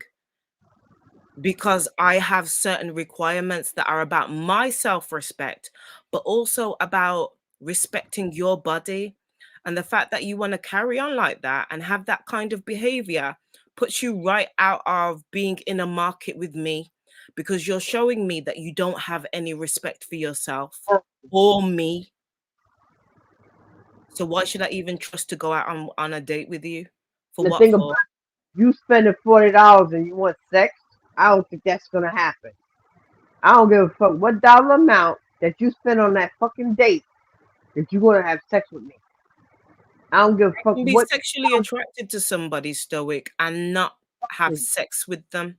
There's a difference. I know how to have self-discipline and self-control. It's not about being sexually attracted to them. A date is, first of all, you go on a date to fucking get to know somebody, not to fuck them. That's how you go on a fucking date. Now, if you go on a date to fuck somebody, you might as well just get a fucking prostitute and alleviate all that fucking dating shit. If you want to fuck. For you to spend money to go eat and all that other bullshit, that's bullshit. Just go get a fucking prostitute. Might as well. But this is the thing with a lot of these Go guys get a prostitute. socially. Go get a prostitute if you want to fuck. Don't fucking waste your money sitting there eating for 2 and 3 hours. The fuck? Get a prostitute. If you just want to fuck. See, half of them are not even in dating for the right reasons. Don't get me wrong, you've got people who casually date for friendships, dating because they're looking at entertaining maybe a future relationship. Maybe they want to get married. Everybody's different in the reasons that they date. Do you get what I mean? So I think even those things in earlier conversations need to be cleared up so everybody knows where they stand. But like I said, if you're telling me you're not going to the clinic, you're not getting tested, and we're just in the courting phase, you've probably known me 1 hour for eating a meal. What have you learned enough about me for you just plainly outside of lust that you need to have sex with me? And the thing about it, that's all the fucking is. Like I said, men are visual creatures, and they want what the hell they want. They want to fuck, and that's what they want. And ladies, listen out here, please. Whatever the fuck you do, keep your fucking legs closed. So for people like Stoic that are saying that's why dates should be minimalist, then if you're going to put in minimal effort on your date, expect the reflection being mirrored to be minimal effort from the person that you're dating. Look, I'm done talking to him. I'm just for other people that there's some things that I will answer for the wider people to sort of get an understanding about, because there are other people like him that have that same kind of thinking that a coffee date is sufficient, or taking you to Starbucks, and that they deserve a hand job or to be blown because they bought you a coffee. He's thinking with his dick, okay? He's thinking with his dick. He can keep thinking with that. See how far it gets him. Okay, let him leave with his dick and see how exactly. Let's see how far that goes. Okay, because if you want to date a fucking plug, and the plug decides they want to fuck you, gonna fuck the plug. So, however it is, exactly. I don't give a fuck. You want to fuck an outlet? The outlet you date the outlet. The outlet want to fuck. You fuck the outlet. I don't give a fuck. Okay, this is where I'm seeing hints of dust from people. And you know what? I'm grateful for the people that come out and just show their real feelings, because they're showing us who they truly are and what they're truly about, and that they just want to objectify you. He is telling on himself. Avoid that motherfucker at all costs, because he's telling on his fucking self. Men don't know how to fucking have no fucking decorum. They sit there and they tell on their fucking selves all the fucking time. Okay? And they base their shit on logic. See, this is what logic gets you. Logic gets you when you tell on your fucking self, and the women looking at you like, ooh, I don't want to fuck with you. And they're going to keep that shit moving. Well, keep talking. Keep fucking talking. You going to put the fucking hole that you can't get out of. I'm sorry. Ain't nobody gonna date you after this, bro. Nobody. So keep running at the mouth. You got diarrhea in the mouth. Keep fucking talking. Keep making your fucking baseless points. And you ain't not gonna get not one fucking woman that's gonna fucking date you after this. Okay? So let's keep it at that. Let's ignore his ass and keep it moving. And this is the thing. Then they want to complain about the caliber and the quality of woman that they've got when they haven't put the time, the effort, quality into getting to know a woman and the type of woman she is. Do you get what I mean? Sometimes you get what you pay for. You want to pay for cheap rubbish and foolishness, then you might end up getting foolish and folly from that woman. I got motherfuckers in my DM talking about they want to fuck, they want to do this, they want to do that. I said, listen, you got a woman at home, do that shit with her. Don't do that shit with me. I ain't got time for that. Mm-hmm. I ain't got time for you in my fucking inbox talking about you want to fuck, you want to show me your penis and all this other shit. Your penis don't mean shit to me. I've seen dozens of penises. I've seen dozens of dicks. I've seen dozens of, your shit ain't no fucking different.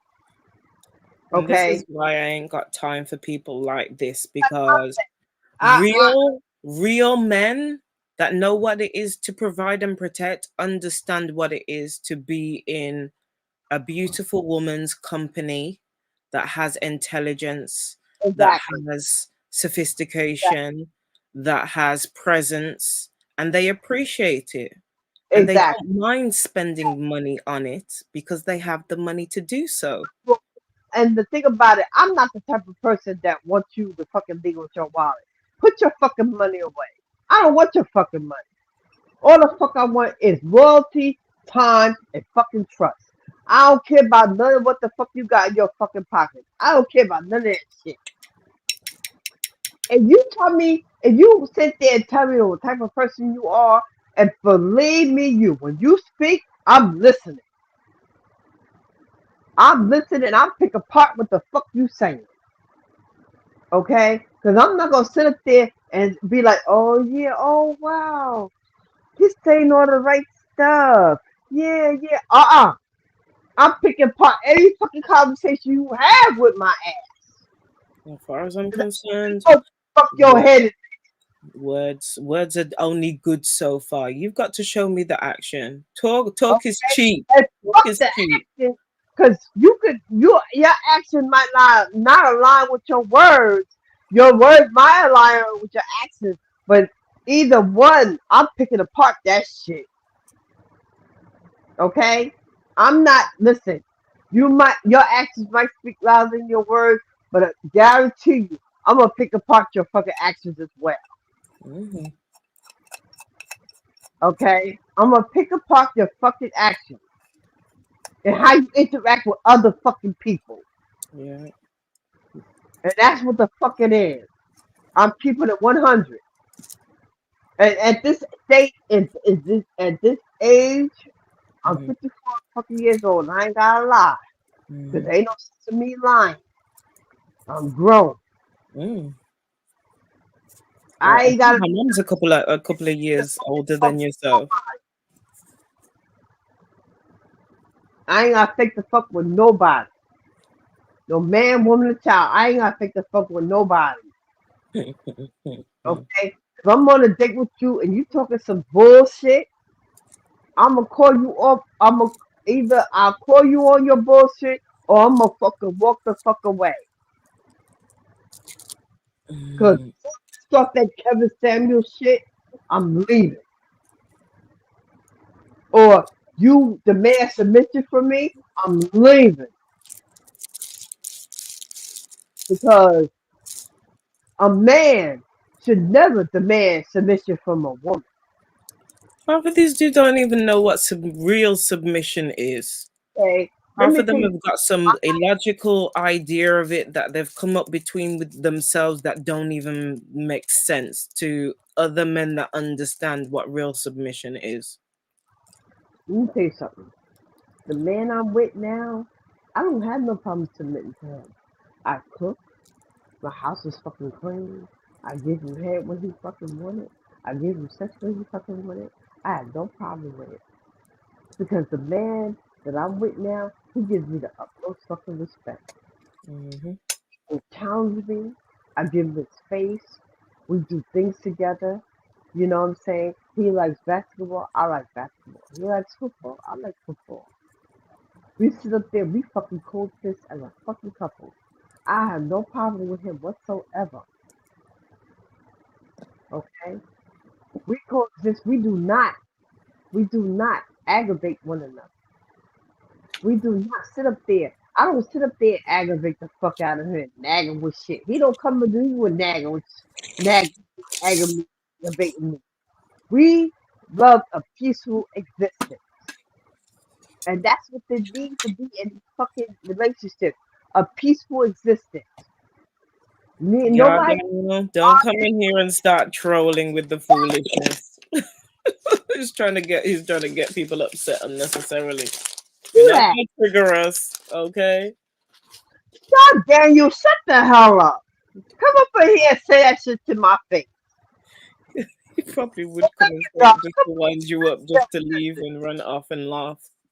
See, he's laughing. Stop with the cat. Stop. Listen, when you can get knocked up and stand barefoot and pregnant, then come talk to me about something. Until then, keep providing and protecting. Listen, I'm not gonna never ask a motherfucker to protect me. I would never ask that. Because the simple fact of the matter, I would never put myself in a position that I need protection. I'm gonna be honest about that. I would never put myself in a position. I would never go off on nobody when I don't need to ask a motherfucker to protect me because they dead. See, you gotta learn the shit between bullshit and thinking for your fucking self. You're not gonna go into a crowd of motherfuckers and be like, yo, bitch, what the fuck is up? Yeah, I'm in this bitch. Yeah, I ain't gonna let nobody fuck with me. Yeah, I got my peeps and all. You're not gonna do that. I'm not gonna do that. Cause I'm not gonna sit up there, go to a fucking crowd of people like popping shit, and then motherfuckers be beating my ass, and then I expect somebody to jump in. I'm not doing that. I'm not gonna fucking put myself in that position. But people have done it. People have done that shit. People have popped the fuck off for no fucking reason and expect the person that they with to fucking fight their battle. That's fucking wrong. Because you wrong, sis. I expect my friends to be popping off at nobody when the fuck they be popping off for no fucking reason, and they gonna turn around and look at me for protection, and I'll be like, nah, sis, you wrong. Now, if you go into a situation and you mind your fucking business and somebody jump in your fucking face for no fucking reason, the fuck yeah, I'm gonna be in that fucking situation. But if you start that shit, nah, bitch, you wrong. It's called accountability. And this is what the fuck people don't realize. You need accountability. You need to discern right from fucking wrong. If you're wrong, you're wrong. If you're right, you're right. And you stand on that shit. Sorry to cut you, Mari. Judge Melvin, I don't know if you can hear me if you're still in the chat. I saw your name scroll past. I don't know if you've got Suave's mobile number or you can message him. He was supposed to come back to the panel. I think he might have fallen asleep or is enjoying some alone time with Hurricane Katrina. But we could do with him back. Okay. No offense to you, Amari, but I was supposed to go like an hour ago and I've been waiting for Suave to come back. So, Judge Melvin, if you've got his phone number. No, he was carrying around that champagne bottle for a minute now. I think he was he's drunk. He said, fuck it, and went to bed. He did. Now, I'm sitting here sipping on fucking Migos at 8 o'clock in the fucking morning. And I ain't finished my cup yet. And I'm on a fucking roll. So. Well, roll on. It's the first day of chapter 2022. I'm toe up right now, and I'm having a good time talking with you, Cascade. I love you from the bottom of my heart. You know I hit your panel every fucking time. I hit your space. I love what you post on your fucking page. It's enlightening, and I love you from the bottom of my heart because you know I'm here for you. I support you, baby. Oh, thank you. And the same with you, Mari, and the ladies in the chat. And I'm not just saying that. I know there's other people that have come into the space with different, intentions. And, we come from different parts of the world and stuff. But I don't want... I know it's only really until I'm in certain American spaces that it reminds me that I have an accent and that I'm from a different country. Yeah, I know. But outside of that, I just want to continue to do good in the way that I can because my circumstances have changed within my community, being able to be physically out there and the stuff that I was previously doing. I need to be able to concentrate on my family and raising, my children the right way, because I understood that after a certain point, it was going to be, difficult with these predators and stuff like that. but at the same time, I wanted to still be able to help. I suppose it's just ingrained in me. I don't know how to get rid of it. To sort of help. So if I feel like being in this space for a while and sort of understanding the different elements, and then my background and experience with communities and sexual health, kind of makes sense why I've sort of ended up where I am now. But also I think I'm a necessary, I don't want to say I'm evil because that's not what my intention is, but I think I'm a necessary evil to certain conversations. So I just want to continue to help. And I know people so No, people it's always a blessing to help other people. This is what I try to do. My thing is I'm a nerd. Like I do computer stuff. I do um I help people with their computer issues, especially the elderly. This is my whole thing. I help elderly people because I know a lot of times they can't get to a computer or they can't get to a phone. They don't, they have limited access to certain things. And my thing is, I help them with, things like Social Security, or I help them with the IRS. I help them with things like that. They want to look for their credit report. I help them with all that stuff. I got no problem with that. This is my thing. And the thing I really want to touch on is that I worked in the financial district for 19 years. Worked on Wall Street for 19 years. And I want to teach Black people how to invest in the stock market. A lot of times, I feel that young people be buying $300, $400 sneakers. Like, you can spend your money better than paying for sneakers that you're not gonna wear for a long time. Why don't you take that money and invest it in the stock market? You know what I'm saying? There's a lot of something. Stock market is not limited to white people. Really isn't. And fuck that Bitcoin shit. The money is in the stock market. It's in the stock market. Okay? You can take $300 that you spent on those fucking sneakers, $200 you spent on, and put that shit in the stock market, and you can make fucking thousands of dollars. And my thing is, I could build PCs. I help people with their resumes. I do a lot. I'm a nerd. You know what I'm saying? Yeah. I do shit like that. I'm into anime. I'm into kung fu movies. I watch basketball. I watch football. Baseball, all that shit. All that shit men do. But I'm not. You know what I'm saying? I love that shit because my father.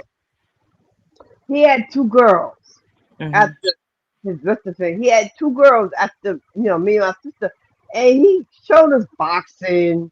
Shit like that. We did girl things, but he also did boy things like basketball, with the Olympic boxing and all that other shit. But that never left me. You know what I'm saying? So I'm all around motherfucker. You know what I'm saying? I'm all around. I'm into anime. I'm sorry. My biggest thing is Dragon Ball Z. I don't care who don't like it, but that's my biggest fucking thing. Dragon Ball Z. I love fucking Dragon Ball Z. Do you know why I'm laughing? I'm laughing because usually I got into Dragon Ball Z a few years back, but usually my friend from London, he'd come down, we'd spend the weekend watching it, we'd go watch some Star Wars, whatever new Star Wars came out at the cinema, and then we'd go do like anime or whatever it is. But with the pandemic and everything that's happened, that hasn't happened. But my daughter's recently got into, she loves anime, but she's just recently got into the Dragon Ball Z and the other stars. So she's been saying to me, Mom, Dread ain't come down for how long? Me and you need to sit down and just finish Dragon Ball Z. We can't wait on him because new stuff is coming out. And I'm like, yeah, actually, she's right. I love it. And you know what? I'm at peace with it because if that's the thing that makes me at peace with everything else, I'm gonna sit there and watch it. Mm-hmm. That's the shit that I enjoy doing. There's a Mm-hmm. lot of people say, "Oh, you too old for this, or you too old for that." You never too old for nothing. Mm-hmm. You never too old for nothing. You enjoying your life. Mm-hmm. You at peace with what you doing. I don't give a fuck how old you are. I Mm-hmm. don't. If people say, "Oh, you too old for this, you too old for that," I don't give a fuck. I don't care about none of that. That's I the thing love. with people trying to put you in a box and Don't put tell me you up. where you should be in terms of, people have got to stop this in terms of trying to put women into this box that doesn't really exist except for the people's heads that are trying to enforce it on you. What's wrong with being a nerd? What's wrong with being interested in Dragon Ball Z and anime and all these different interesting new genres that are coming out? So, Yeah. Rozzy, you asking me about Goku and Vegeta? I know Goku has been the ultimate instinct, and I know Vegeta has surpassed Goku with ultimate something. I forgot what it was, but I know what it was. I have to think about it. Yes, I know about Goku and Vegeta. I've been listening to Dragon Ball Z since 1985, so don't get me started. Now, if you want to discuss about Dragon Ball Z, yes, I'm the person for it. Okay, I know about Bulma, Shao Zhu, Tien, Android 18, 17, Cell, um, uh, Tien, Yamcha, all them motherfuckers. Yes, I know about all the fucking characters. Hit me up if you want me to. If you want to discuss about this, yes, I know about all the motherfuckers. Hit me up, okay? Hey, now one thing I don't know about Dragon Ball Z, okay? Because I play Dokkan Battle every fucking day. All right, so hit me up if you want me to. If you want to discuss about Dragon Ball Z, because I know about all that shit. Okay, better. Goku is better than Lord Beerus. Okay, if you want to know. Yeah, definitely good Goku.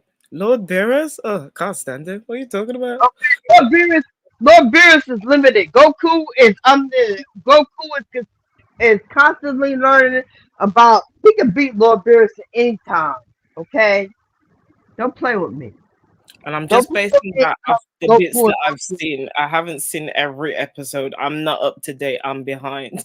So at the moment, I enjoy Goku. okay, aka Kakarot. Yes, I know. Yes, I know all about that. So, good Okay. morning, everybody So, who's joining us. I know about Gundam. What else I used to watch? I started watching what's that other shit with the people with the giants? They turn into giants or some shit like that. I don't know. Um, I can't think of the fucking name right now. I started learning about them. What else I used to watch? There was another anime. Um, Naruto.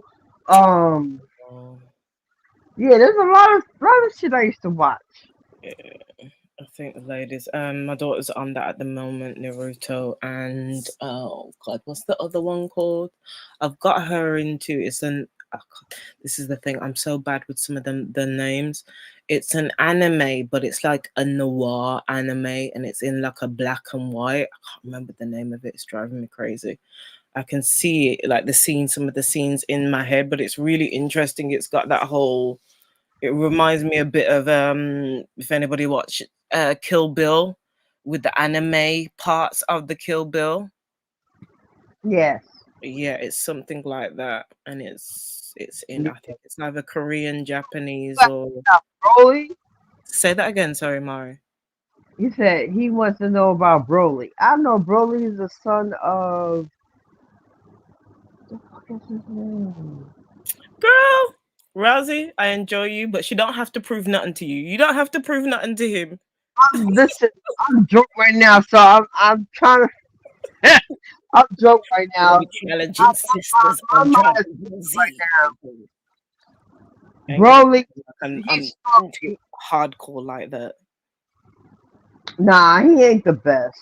He ain't the best because the last movie when they fucking fused, Broly, they beat the fuck out of Broly. Okay, when they fused into Gogeta, okay, they beat the fuck out of Broly. So don't tell me about nothing about Broly. Okay.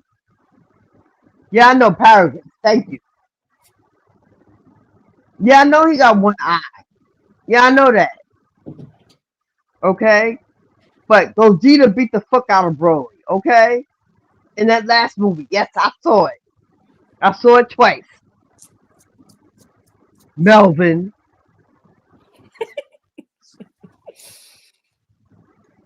Okay? And they ain't got shit on Frieza either. The fuck? These men can't tell me nothing about no fucking Dragon Ball Z. They cannot. They'll try to. They'll try to tell you something. They cannot tell me nothing about Dragon Ball Z. See, we're showing up our internet now. Okay? If you want to debate that, we can debate that. Okay? Oh, is that a challenge? Oh, Is Queen, I really want to. I'm debating on whether I should join the league or not. I'm trying to weigh my options because I see a lot of things that go on in the league and it kind of deters me from joining. So what do I need to do? What do I need to see that will keep me pursuing entering the league? I think in terms of continuing to keep an eye on the space, maybe in terms of contacting Solar and understanding what the rules or the regulations are, which would give you more information about the league overall. And I think for the sisters who are on the league or have joined the league already, it's for you ladies, should I say, to come together and make sure that, your needs as women, are being met within this circle, because I suppose I've only been here for a certain period of time and I'm not technically a debater. So I don't know all the rules. I think probably somebody like Judge Melvin would be able to probably give you a little bit more information, or even Solar Mine or Suave.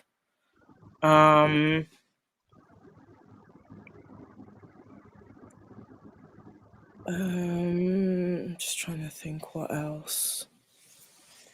Because Melvin said, watch some debates, watch them.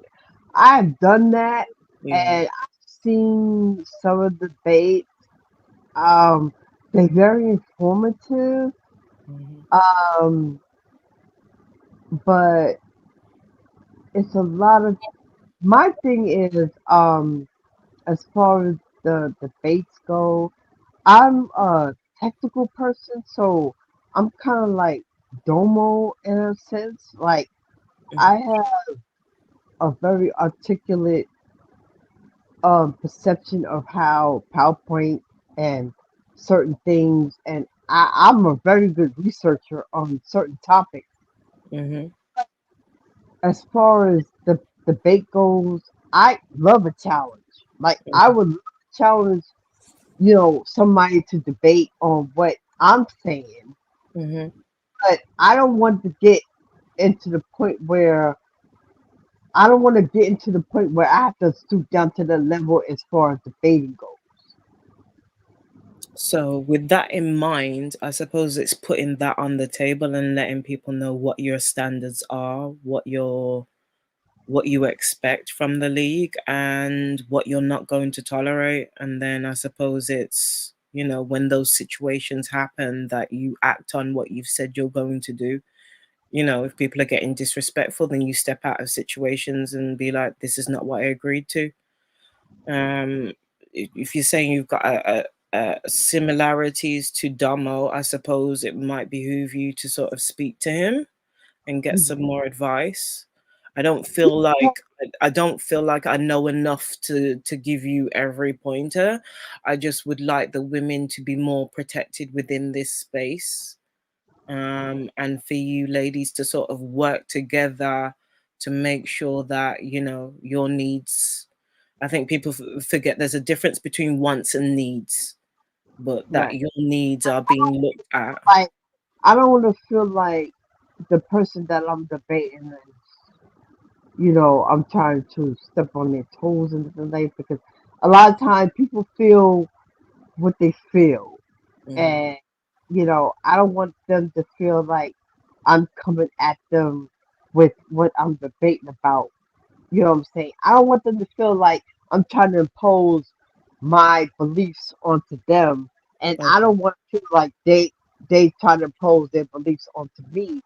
You know what I'm saying? Because I don't want to get into that kind of, argument. But I've seen the debates, and a lot of times the debates are the person's perception of what they believe in as opposed to facts. A lot of times I see the person and what they believe in as opposed to facts. Now, if the facts is the facts, then that's what they stick with as opposed to what they believe in. Because what they believe in is not necessarily facts.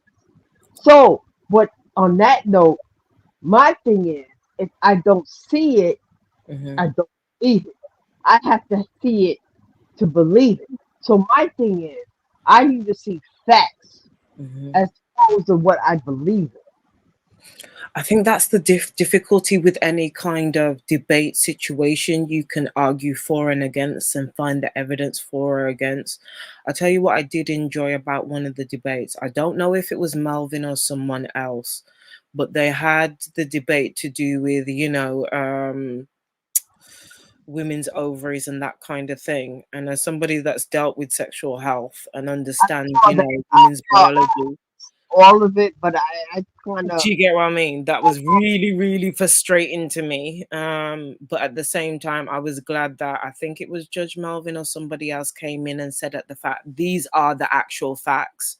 So I think it's a good idea to have the kind of fact checking at the end of the situation to make sure that people understand that this is even though we're debating this topic, that this is the factual information about what you're speaking about, because of the fact that we've got young people coming through the net, people from different walks of life that don't know certain types of information, that might assume that whoever's debating is debating facts instead of feelings or, whatever the case is.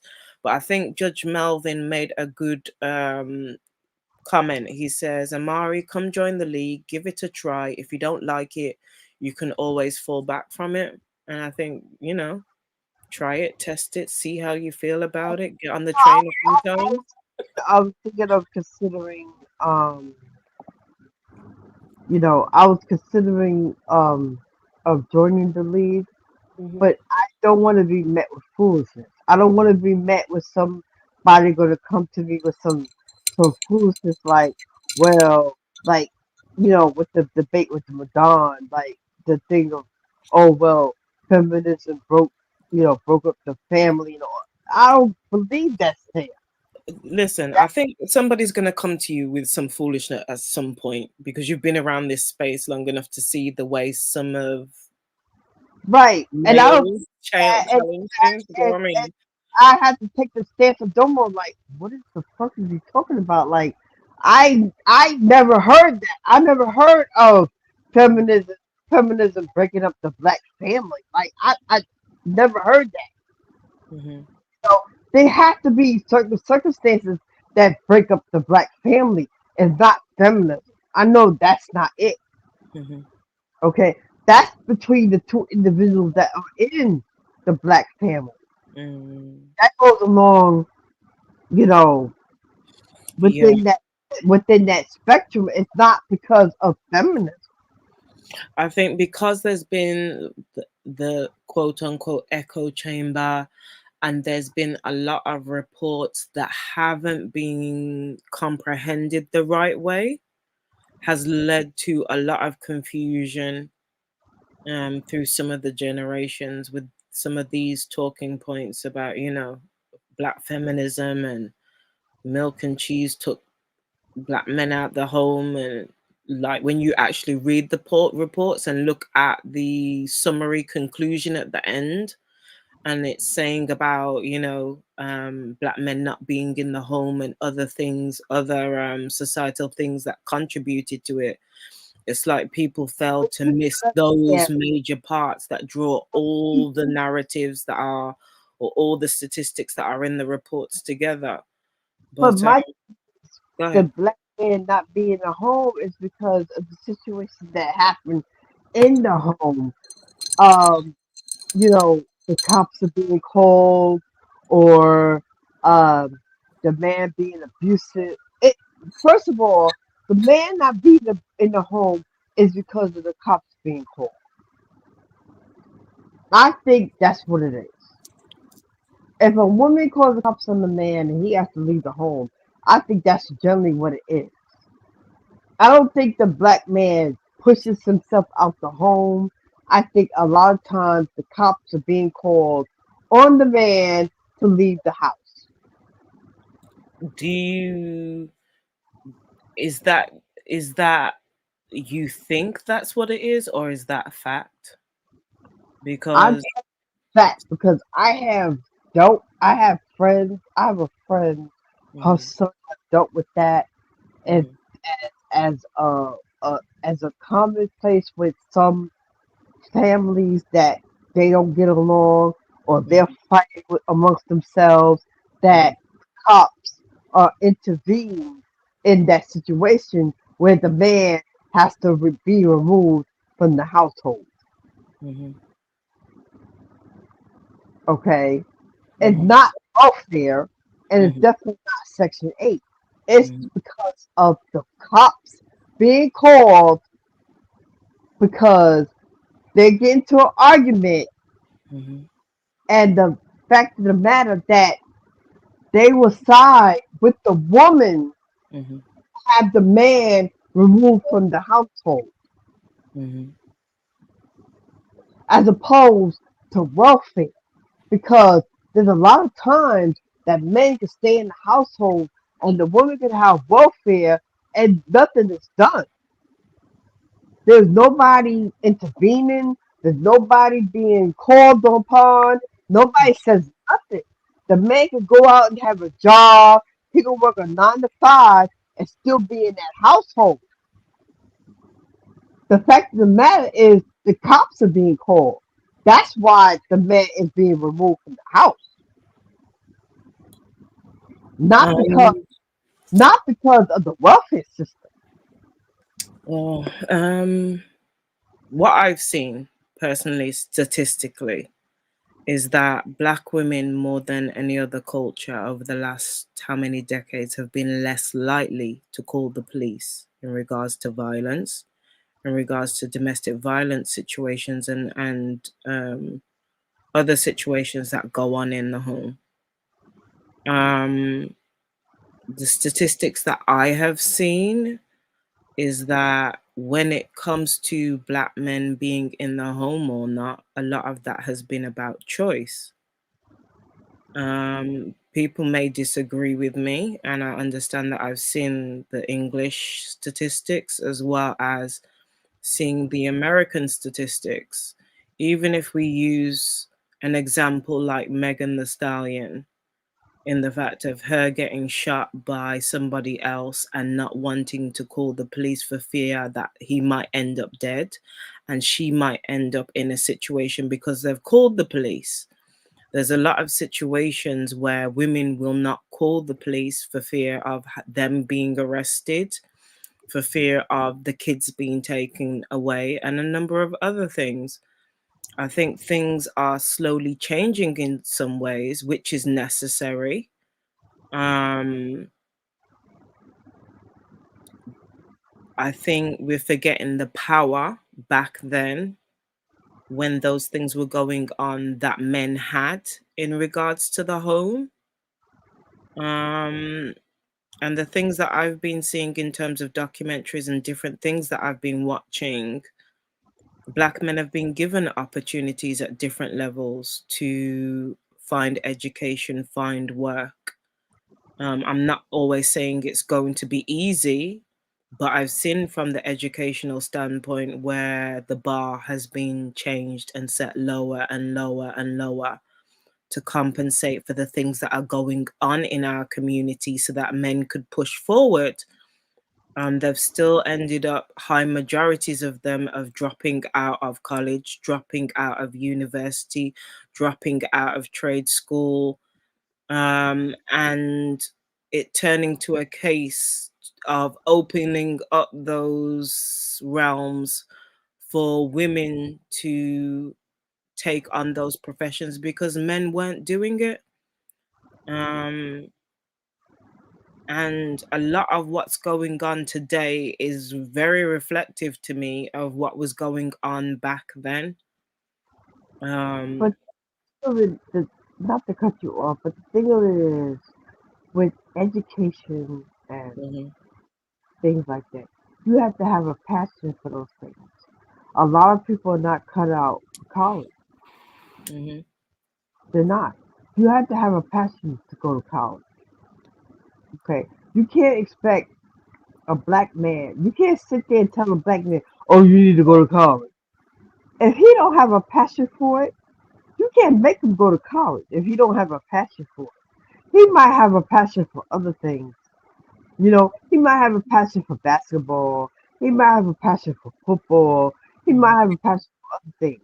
This is why you don't force children to have a passion for things that you want them to have a passion for if they don't have a passion for it. You can't make people have a passion to go to college if they don't have a passion for it.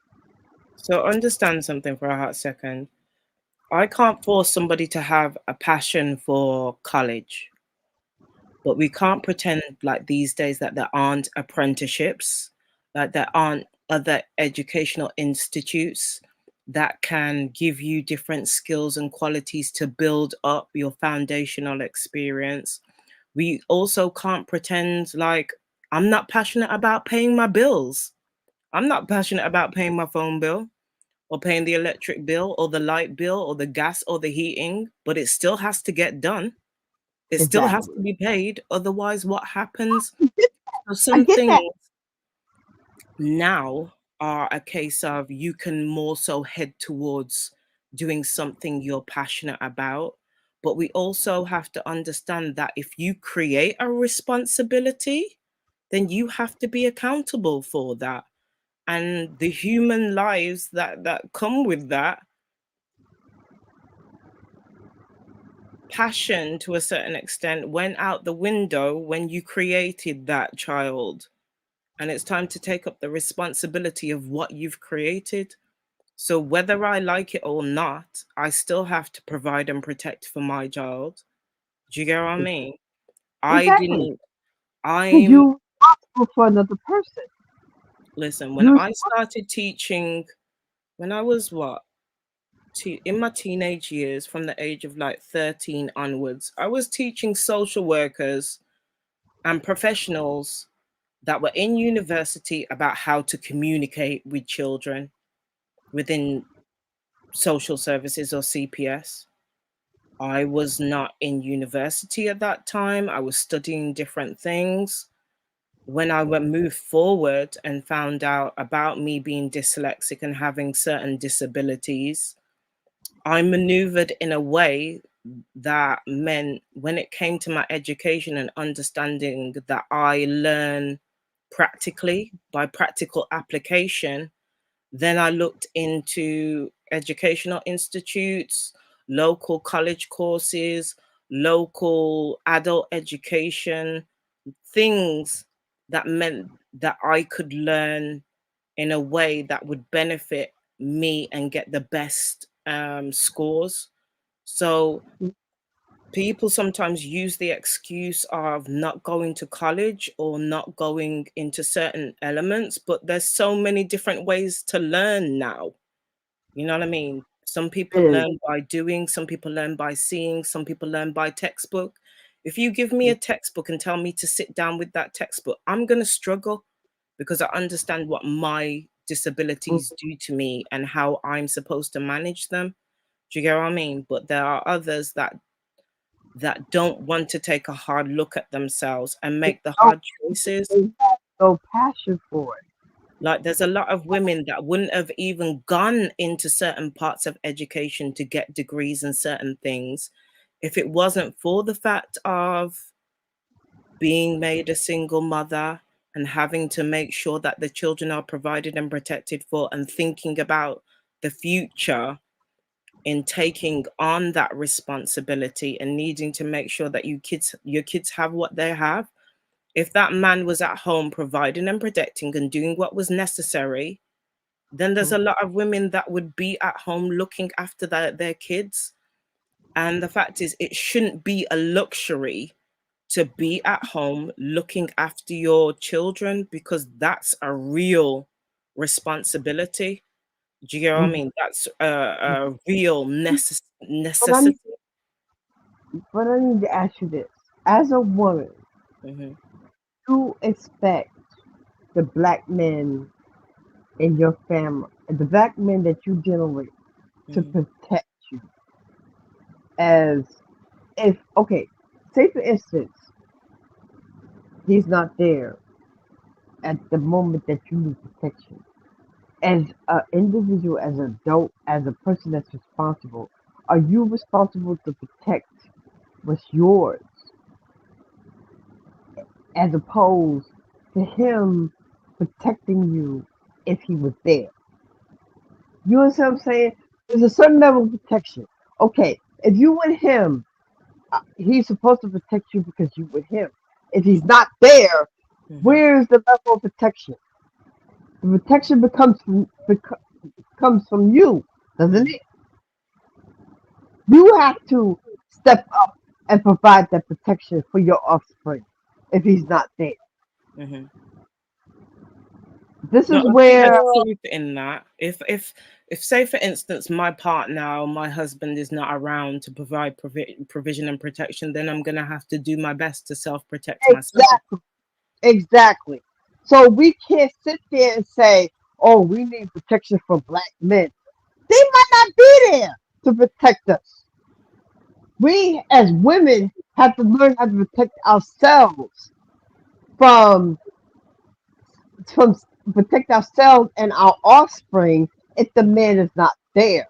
As a single parent, and I as a single parent had to protect my kids from certain things because the man was not there. I didn't expect a man to protect me. I had to do that on my own. But that's not feminism at all. That's not feminism at all. That's parental instinct. That's motherly instinct, and that's what is instilled in our children. That's what instilled in us, and we have to instill that in our children as individuals. We cannot demand protection from a man that's not there. We as individuals, as women, we have to protect ourselves. So when you say, oh, well, we need protection from black men, how the hell you know he gonna be there to protect us? The way things are right now, I don't. The simple fact is the way things are. 24 hours, 7 days a week. So what the hell we gonna do? Oh, you want to sit there and play victim until he arrives? No, we're not gonna do that. As black women, we need to stand up for ourselves.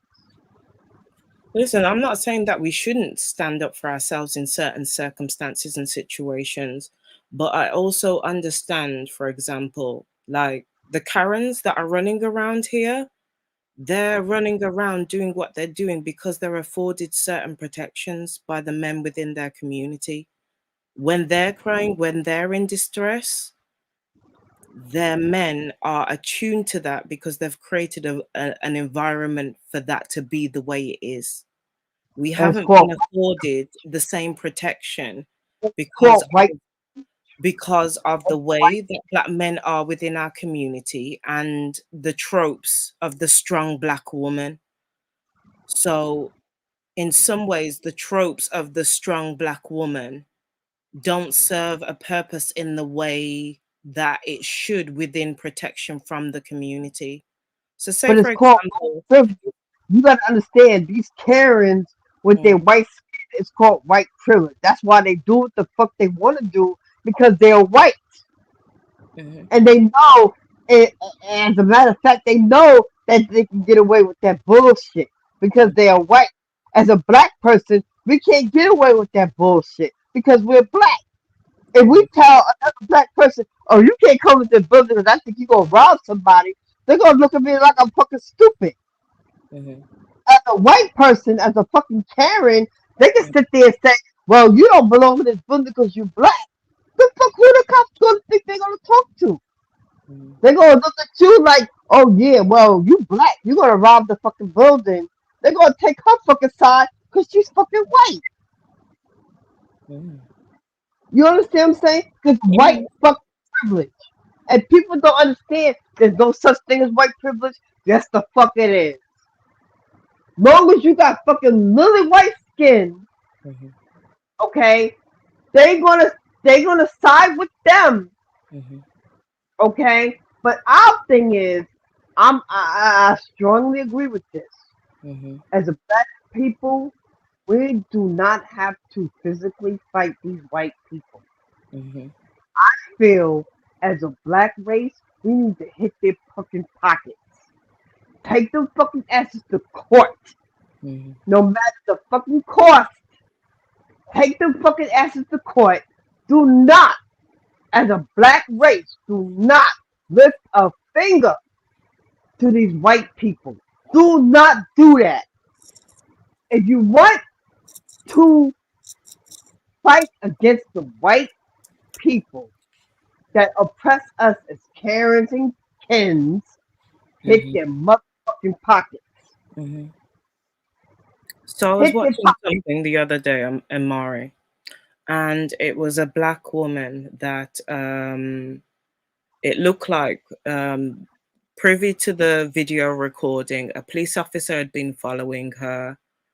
The police officer had made an assumption that the car was stolen and it was actually her car, was manhandling her and tried to arrest her. There was a group of black men around that was watching what was going on and video recording it. The police officer started to try and arrest her, didn't seem to be reading her rights and handling her the right way.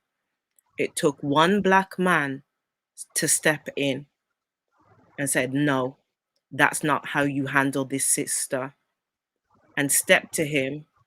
Now, I'm not a man, so I don't understand all the posturing that sometimes, body language that goes on between men in terms of their posturing and showing a certain type of aggression within their posture to let other guys know to back off. But what that black man did in that video worked. Yeah. So something like provision and protection looks different in different circumstances. So say if you're walking down the street, yes, as a woman, I'm going to protect myself. But if somebody tries to jump me, tries to assault me, and there's black men within that area that see that going on, back when I was younger, they would say something or they would jump in and step in and somebody would get their ass bust. And you don't have that now. It doesn't happen. They stand by, they watch, they laugh, they record. Let me see if somebody would actually intervene. Let me respond to Goddess of TSC. My thing is, I have black men that will fight for me to the bitter end. I'm not saying all black men will protect me. There are some men that will sit there and laugh at me when I'm beaten down by another black man. I'm not saying all black men. The significant other that I'm dealing with, he said out of his own mouth, he will protect me.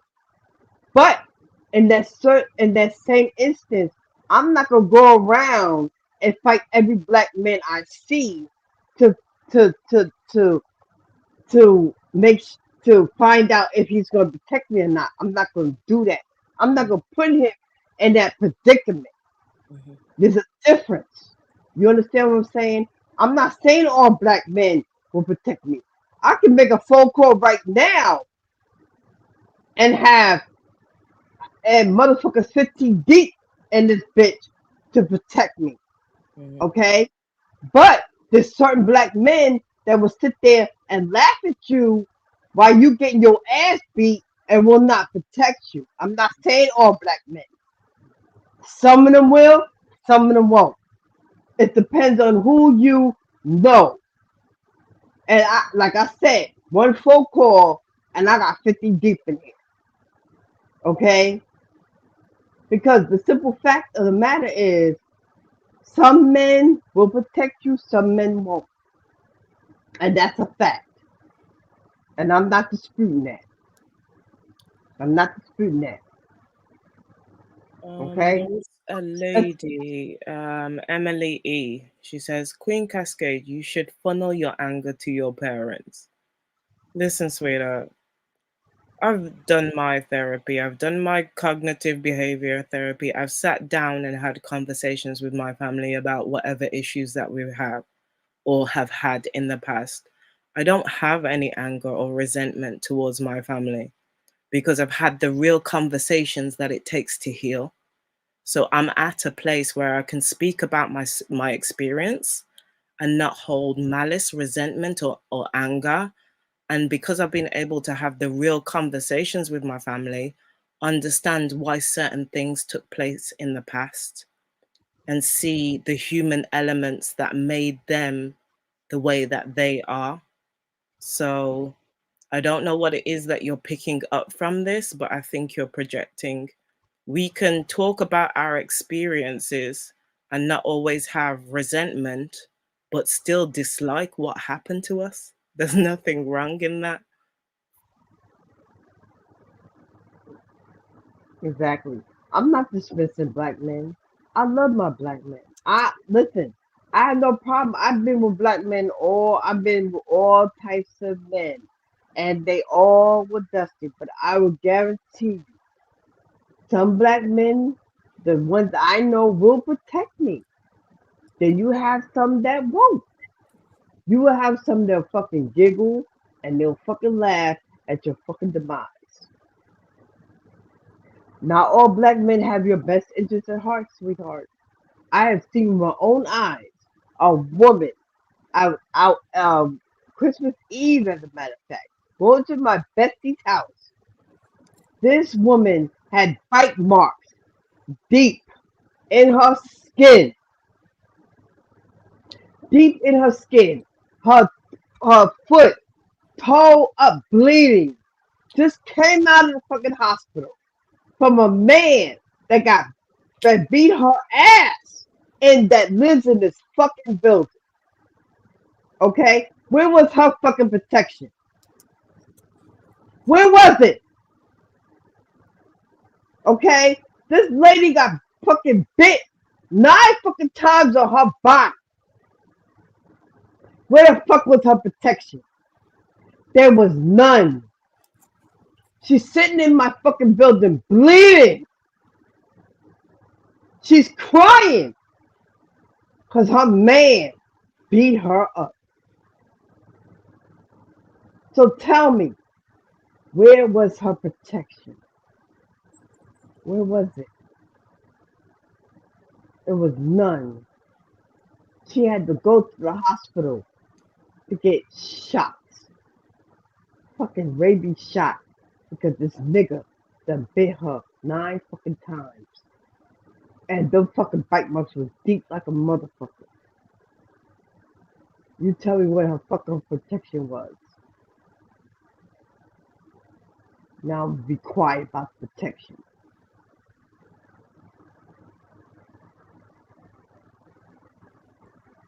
People are entitled to believe or think what they want to believe from this conversation, and it depends what you decide to pick up. I do think Goddess of the TSC had a a point when she was talking about protection is not just physical, it's emotional, financial, and societal.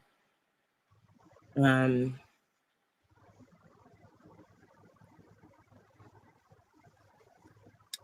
think go ahead. Where the fuck was my protection when that motherfucker left me fucking home?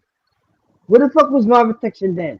I had to survive and scrape and all the other shit for my fucking protection. Where was my protection then?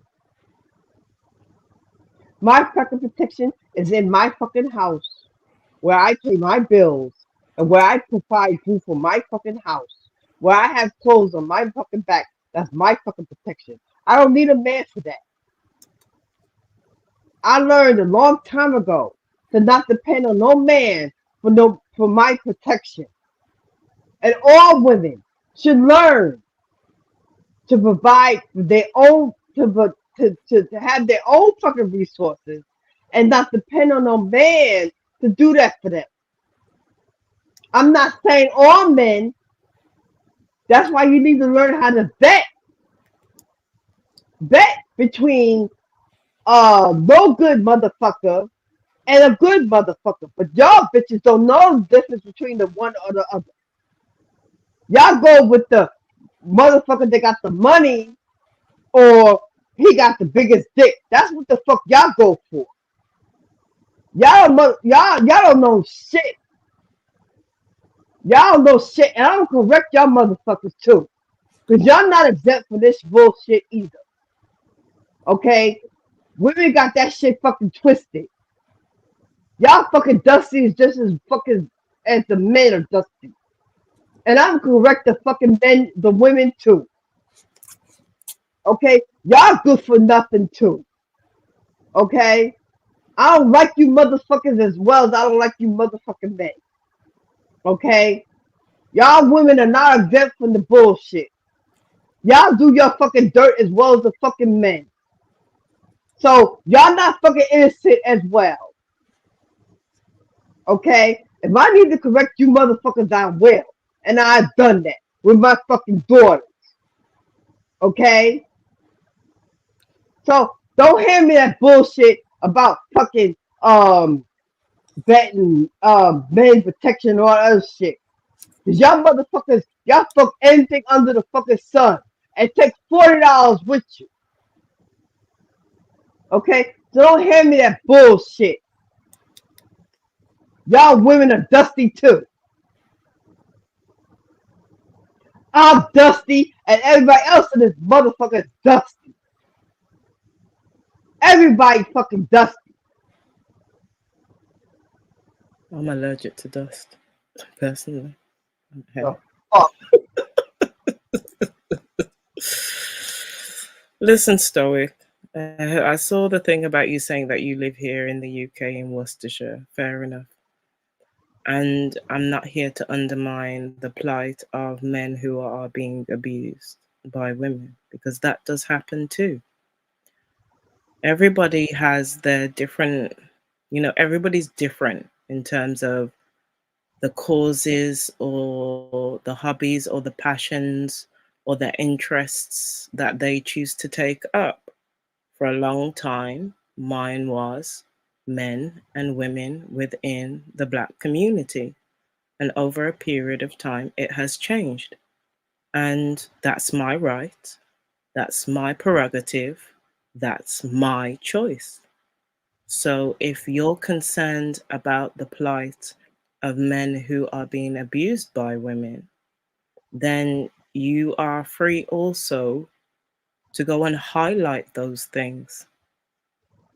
Nobody's stopping you. But I'm not going to have people infringe on the areas that I choose to deal with. I'm sick of this. I'm sick of this. I'm tired of this. I'm tired of this Black women, Black men bullshit. Everybody should be held accountable for their fucking actions. I'm sick of that shit. Okay? If you're not gonna call nobody on their fucking bullshit, shut the fuck up. Shut the fuck up. Gold Mind, I don't have the power to let you on I know you're here in the back, but it's Suave that's got control of the stream. So I'm not sure what to do right now to wake him up. Shut the fuck up. Don't tell me about me being a feminist and all the other shit. I keep it fucking real. Everybody's fucking dusty. Everybody has a level of accountability. Nobody's wrong. Nobody's fucking right. If you're wrong, you're wrong. If you're right, you're right. Stop putting everything on one another. Everybody's equal in the fucking dust. If you wrong, if it's a woman, you fucking wrong. If it's your man, you fucking wrong. Equal rights, equal rights. Goldmind, listen, I'm not going to pretend like I know all about YouTube because I'm still learning certain elements. So I don't know what happens or whether Suave will lose the stream with the fact that it's just running. The fuck? I figured that I'm not alive until he gets up, but that's if the sisters taper off, but I don't want him to as much. Like on these panels and they want to talk about, oh, black men this and black women that. The fuck? Everybody's wrong. Everybody's fucking right. Nobody's fucking above the fucking other. If you're a woman and you do something fucking wrong, I'm gonna correct you on that shit. If you don't take my fucking correction, move the fuck around. Move the fuck around. If you're a man, I'm not gonna disrespect you. I'm gonna say, listen, baby, you know, you're doing this, you're doing wrong, you know, just take heed to what the fuck I'm saying. Wherever you don't take it, move the fuck around. I take correction as a fucking woman and as a fucking adult. There's no way around that shit. Because people are gonna correct me. If I'm wrong, I'm fucking wrong. If I don't accept that I'm wrong, then that's my motherfucking fault. But people have the right to correct me. If I'm wrong, I'm gonna accept that shit and move the fuck on. If you wrong, if somebody corrects you, you wrong, take that shit and move the fuck on. There's no right way, there's no wrong way about this shit. People need to learn to correct one another. This black woman, black man bullshit. Okay? Fuck it. You know, I don't understand. I saw a stream earlier about this man talking about masculine women. Black women. I don't think black women are being masculine. I think black women are the type of women they don't tolerate certain shit from a black man.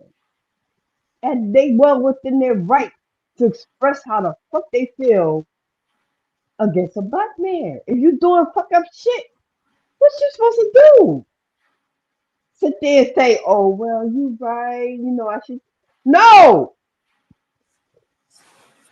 And as a black man, he shouldn't tolerate no disrespect. And as a black woman, you shouldn't tolerate no disrespect. It works both ways. I feel a black man disrespecting me, I'm gonna call you on that bullshit. If a black man has a woman disrespecting him, he should call her on that bullshit. It works both ways. Yeah.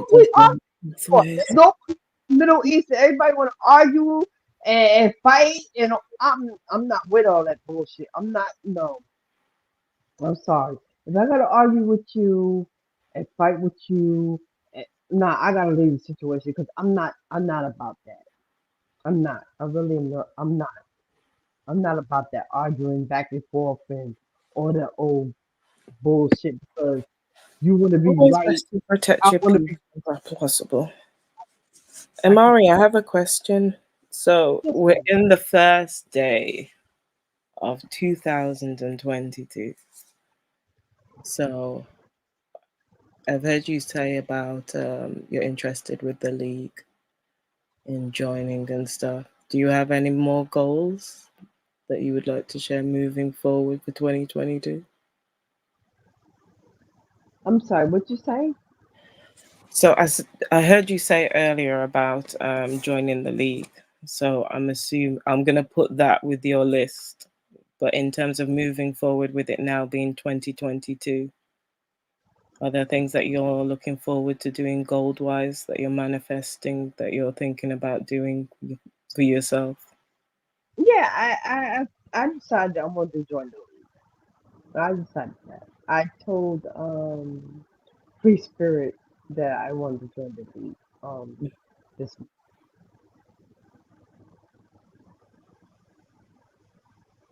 you know, but Goddess of TFT, as far as being dusty, it's not so much I'm dusty. I've learned that's when I was back in my younger days. I was being dusty, but I'm no longer dusty. But I realized my mistake, and I realized what I'd done in the past that was incorrect, and I was wrong, and I take accountability for what I've done. I'm not, I'm not on that path anymore, and I have to teach my offspring not to be that way anymore. But I still stand on men and women being the way that they are at this juncture in 2022. And, you know, it comes from how they were raised, or, them not getting no correction in their life. And people have a reprobate mind. They don't want to change, and they consider, they still on their path of depravity. Um, I have no, I have no say in what, because the individuals are going to do what they want to do. But as an individual, as yourself and myself and others, we have to learn how to protect ourselves against that depravity. And we have to learn how to weed out the negativity in our lives. And we should learn how to defend ourselves in that toxicity. Because if we don't, we're going to carry on that depravity and toxicity. And I'm trying to eliminate that. Like, we don't need that. That's why I keep positive people in my life. My circle is very small, because I don't deal with toxicity. I don't like toxicity. I stay away from toxicity, because in order for you to thrive in your life, you have to learn how to discern toxicity into positivity. And if you don't know how to do that, you better learn. You better learn, because once you delve into toxicity, that's going to carry on through your relationships, with the kids, the relationships in your relationship. You know, it's not a nice thing to deal with. So this is why I say that, people do what they want to do in their life, but you can't control what they do in their life. You have no control of what other people do. You can't say to another person, well, I don't want you to do this and I don't want you to do that. That's demanding something of them. But you can say, you know what, baby, I don't appreciate you doing this or we're doing that. You have to set boundaries in your relationships. And people don't know anything about boundaries. What you tolerate and what you won't tolerate. You know what I'm saying? And I've tolerated a lot in my life, and I learned that it's every time you get into a relationship with somebody that's toxic, or you into a person that's not doing right, that's a lesson learned. So that lesson that you learned, you don't bring that into, that's a lesson that you learn, but you don't bring that into your next relationship. You leave that in your past relationship. Because you already learned the lesson in your past relationship. You don't bring that into your new relationship. So you leave that toxicity where it is. You don't never bring that to your new relationship. Because anytime you deal with a toxic relationship, that's just a lesson learned. Like I always say, when people come into your life, they come into your life for a season, not a reason. And if they come into your life for a reason, then you take that reason, you internalize it, but you don't bring it into your next relationship. You don't do that. So that's where I'm gonna leave it at. Sorry to interrupt you, Amari. Gold mine in the building. Gold mine, can you hear me? Gold mine. Gold mine. I don't know if you know, Gold mine, your avatar is up on screen. Did he go to sleep? He might have stepped away a hot second, or he might be having issues. Just drop a message in the back chat if you can hear me, Goldmine, just in case you're having issues with the sometimes internet and stuff like that. Yeah. I think some people have come in at different parts of the chat and they may not have fully comprehended what you were talking about because some didn't see the earlier part when you were talking about accountability and responsibility. But I think Amari's clarified what it is that she was trying to say.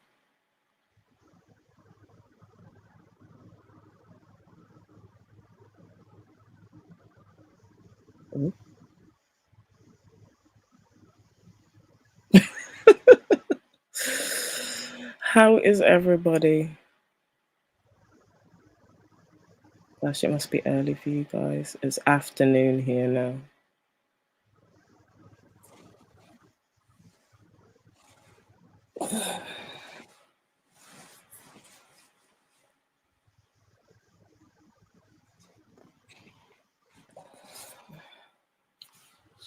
How do you come up with a call if he's not answering? No, it's not 13 and I'm lit like a motherfucker. Like, I don't understand why I'm still drinking. Don't drink some water. Nah, I ain't wasting this. I am not wasting my alcohol. I'm sorry. No, it doesn't need to be a wasted. But yeah. I'm gonna hold on. I'm gonna go on mute right now. No problem. Gold mine, can you hear me? Suave boss, can you hear me? Yeah. So drop down in the chat and write, what are you looking forward to in 2022? I'm going to be manifesting. I'm working on vision boards. And I'm going to be organizing over this next month for start up the healing groups for the ladies so we can have some private space to be able to heal and talk about our journeys and moving forward and stuff like that. Melanated, bear with me a hot second. I need to sort out my email account, but I do want to talk to you about the healing circles and stuff because I know you work in counseling and stuff as well.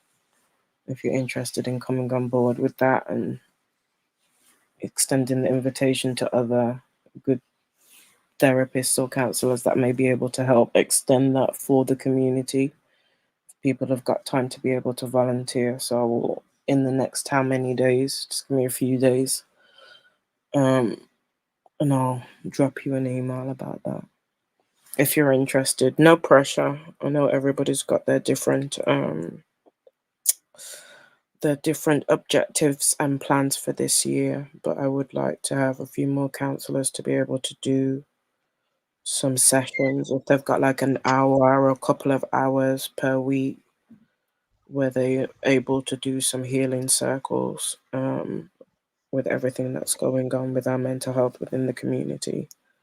Yeah, I don't mind doing that because I'm in the process. I'm in the healing thing. Like I like to heal people because I don't like people suffering. I don't like that shit. That's no. If I'm able to help people with their mental health, I'm more for it. Mm-hmm. So if you want to drop an email, I'd be happy to help you with that. So that's not Just drop your email for me and Mari in the back chat. And I'll include you into that email when I put it together. Crispy Duck, good morning. I don't have control of this stream, so I can't let you on.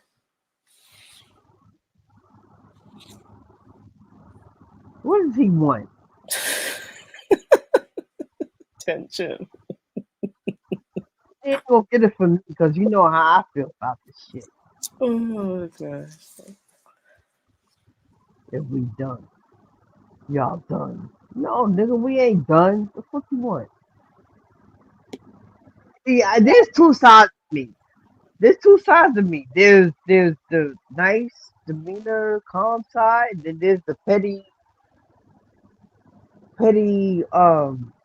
Facebook jail, petty side to me. There's two sides of me. So he gonna get either one. Now, if he decides he wanna get my petty side, I'm all for it. Cause listen, I'm here for it. So if he's on the panel, he's more than welcome. But he better not be on no fuck shit. That's all I'm saying.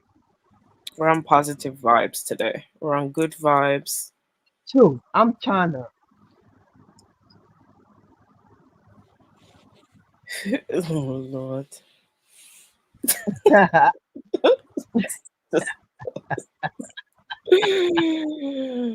You're dumb. Okay. Listen, Tita, don't come with that foolishness.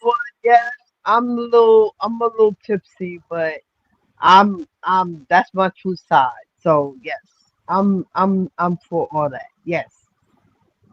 I'm sorry you feel that I'm drunk, but yes, it's New Year's and I'm by myself, so I'm having a good day. I really am, and I enjoy having commentary with Queen Cascade. That's my sis. I enjoy having dialogue with her, and it's all good. It's all And it's good. cool because we're learning about each other and we're getting lit and we're building a sisterhood and we're getting to know each other. Exactly. But y'all convinced me to join the league. I'm gonna do that. I really am. I might be fucked, but yeah, I'm gonna do that. Give it a try, like Judge Melvin was saying, and see how you get on. I'm lit. I'm lit.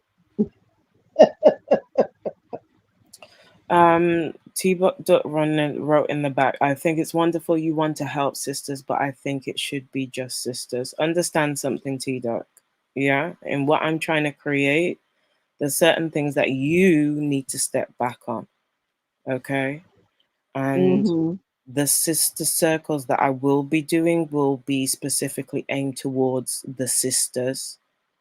Don't get me wrong, my channel's open to different people for different things in the future when I'll be doing lives, but got tongue-tied then. Specifically to the healing circles, I will be working with the sisters. What I want or would like is we've had other male counselors that have popped in that watch from the clouds. So if they're interested in communicating, putting our skills together, and them, the male counselors, setting up sessions for the men. Are you comprehending, T-Duck? For the men, the male counselors, yeah? Then if they've got time that like 30 minutes, 60 minutes, a couple hours a week, they can work on that element. I've already said previously on other things that my concentration, I want that to aim towards working with the women and working with the children. Now, obviously, when it comes to the children, there will be gender in terms of girls and boys, but that's not your problem. Don't make what I'm trying to do that's positive for our community, that has been proven to help, interfere with what you need to be doing, because this is part of the problem. Yes, I've got no issue explaining certain things, but on other things, you need to stop getting in women's business. Let women deal with the women instead of focusing on what we're doing and making an excuse for not focusing on what you're supposed to be doing as a man.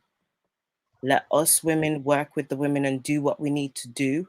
But in terms of us still walking and moving forward in our respective collectives, Black female collective, male collective, there still needs to be a certain amount of communication so that we're, you know, like a tree. Sometimes it splits, sometimes it's on the path together, so that people aren't duplicating things. And there's just a certain type of communication that happens between counselors. So if you're not really in that profession, you're not really going to understand everything that goes on with it. So back up, back off. Thank you for your concern. HT Ball, yes, I don't drink all the time. I'm just doing this for New Year's. I don't drink on a regular basis. I have liquor on my damn table that I have not touched in months. This is the only time I'm drinking because it's New Year's. I don't drink like that. I don't, you know, but, you know, you, if I join the league, you're going to hear a lot more from me because I'm very passionate of what I do. I'm very passionate of what I speak of. Mm-hmm. And right now, if I'm tipsy, if I'm speaking my truth. I'm not gonna lie. You know when people drink, they speak their truth or whatever. Mm-hmm. But if I get around a certain about, I get nervous. I don't speak. You know, shit might come out fucked up or whatever. It's because I'm nervous. But I'm not used to being around a crowd of people. So, excuse me. If I'm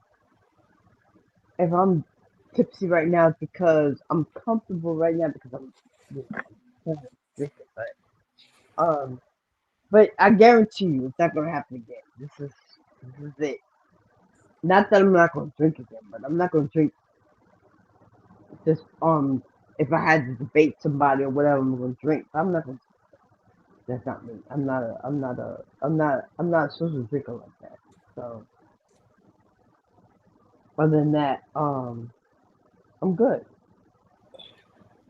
Goldmine, I don't know if you can hear me, but there's Melanated and Crispy Duck in the back. Go. But I don't know. Wow. Swap up because good. He's asleep. Arazai, stop doing it.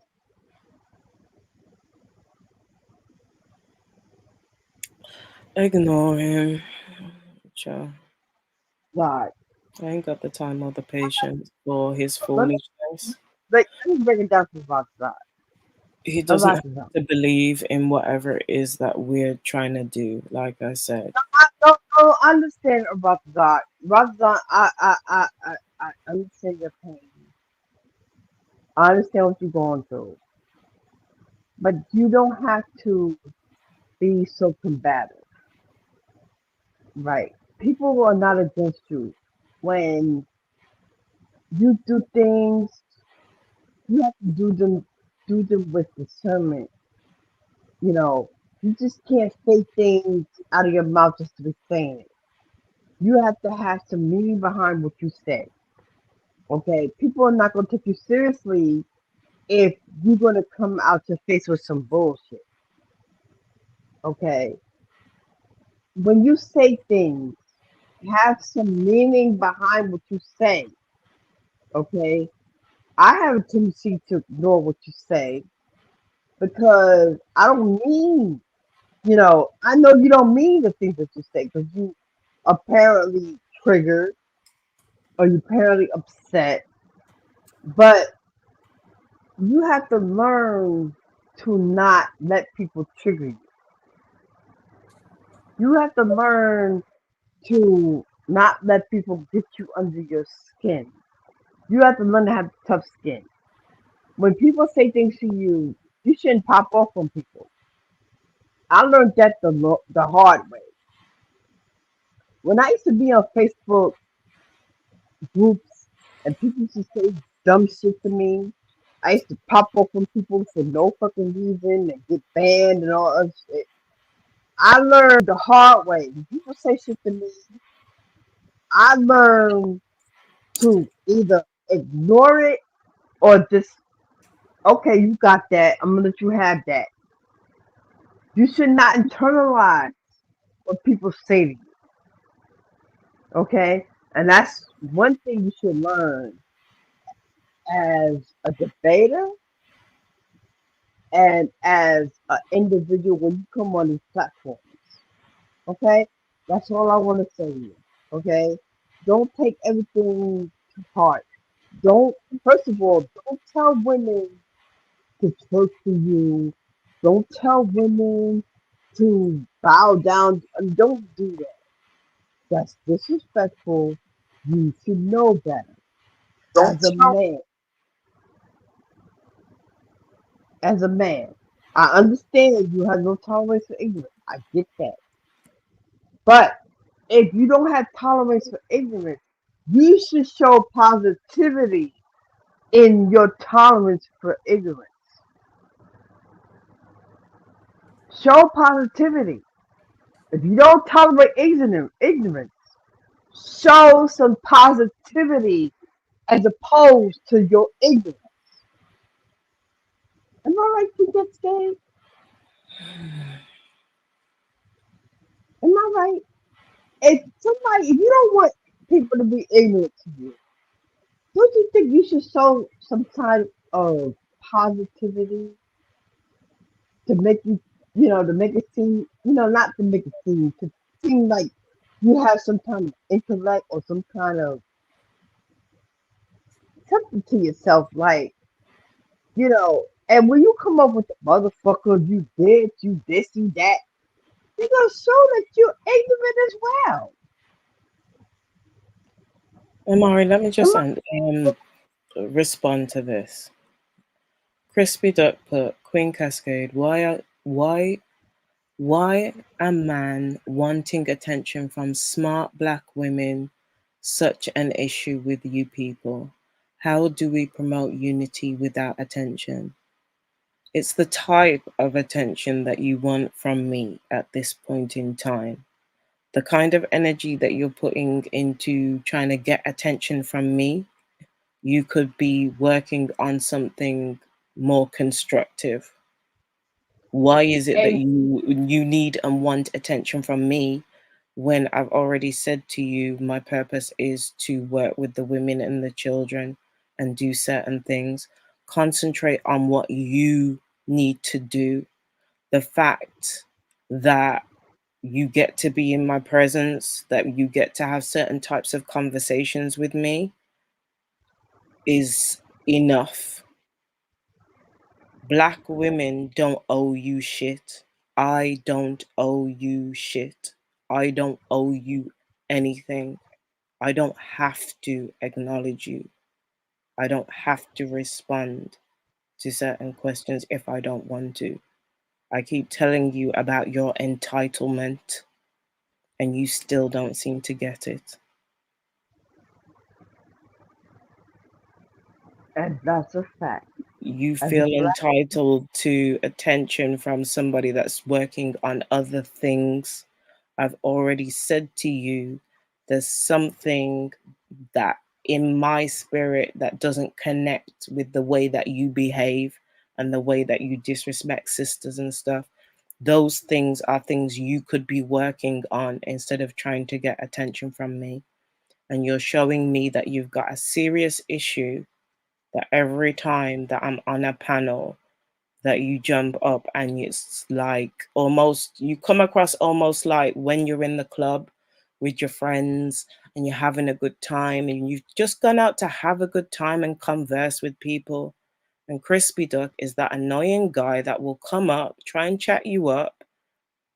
You don't want the intention. You're saying no, thank you, leave me alone, enjoy your night, have a nice day. And that person can't handle the rejection.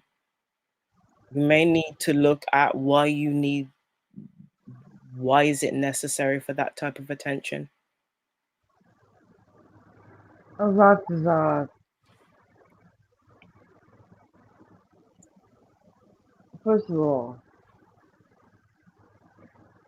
stop thinking that men are the end all be all. Your instructions, women, is not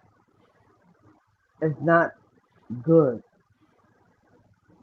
If you want to instruct women on things that you want women to do, is wrong. You should know how to approach women if you want to correct them. Correcting women is not beating them on top of the head or being upset with them when they don't listen to you or none of that. Stop being a slave master. Stop that shit. You're not a slave master. You're a man. You're a human being. Stop trying to correct women on what the fuck they doing. You are an individual. You cannot control women what the fuck they doing. A woman gonna do what the fuck they want to do. Stop trying to be that person that, oh well, you can't do this and you can't do that, and you saying it with that shit with your chest. You can't do that. If you want to come on the panel and try to correct women, you cannot do that. You gotta learn how to correct yourself as a man. And you ain't not done that. You think women are beneath you, and they are not. Because a woman says stuff back to you that you don't like, you have a issue with that. This is the Women thing. It's have like it's like you gentlemen have got comfortable with having conversations among yourself, and we as ladies are learning to communicate and build a sisterhood and talking about the reflections in the mirrors and the things that we see as society, the things we agree with, the things that we don't disagree with. And sometimes it's an uncomfortable process for people, the growing pains. Tough shit. Like, some of you gotta get over thinking that you're gonna control the things that coming out of our mouths.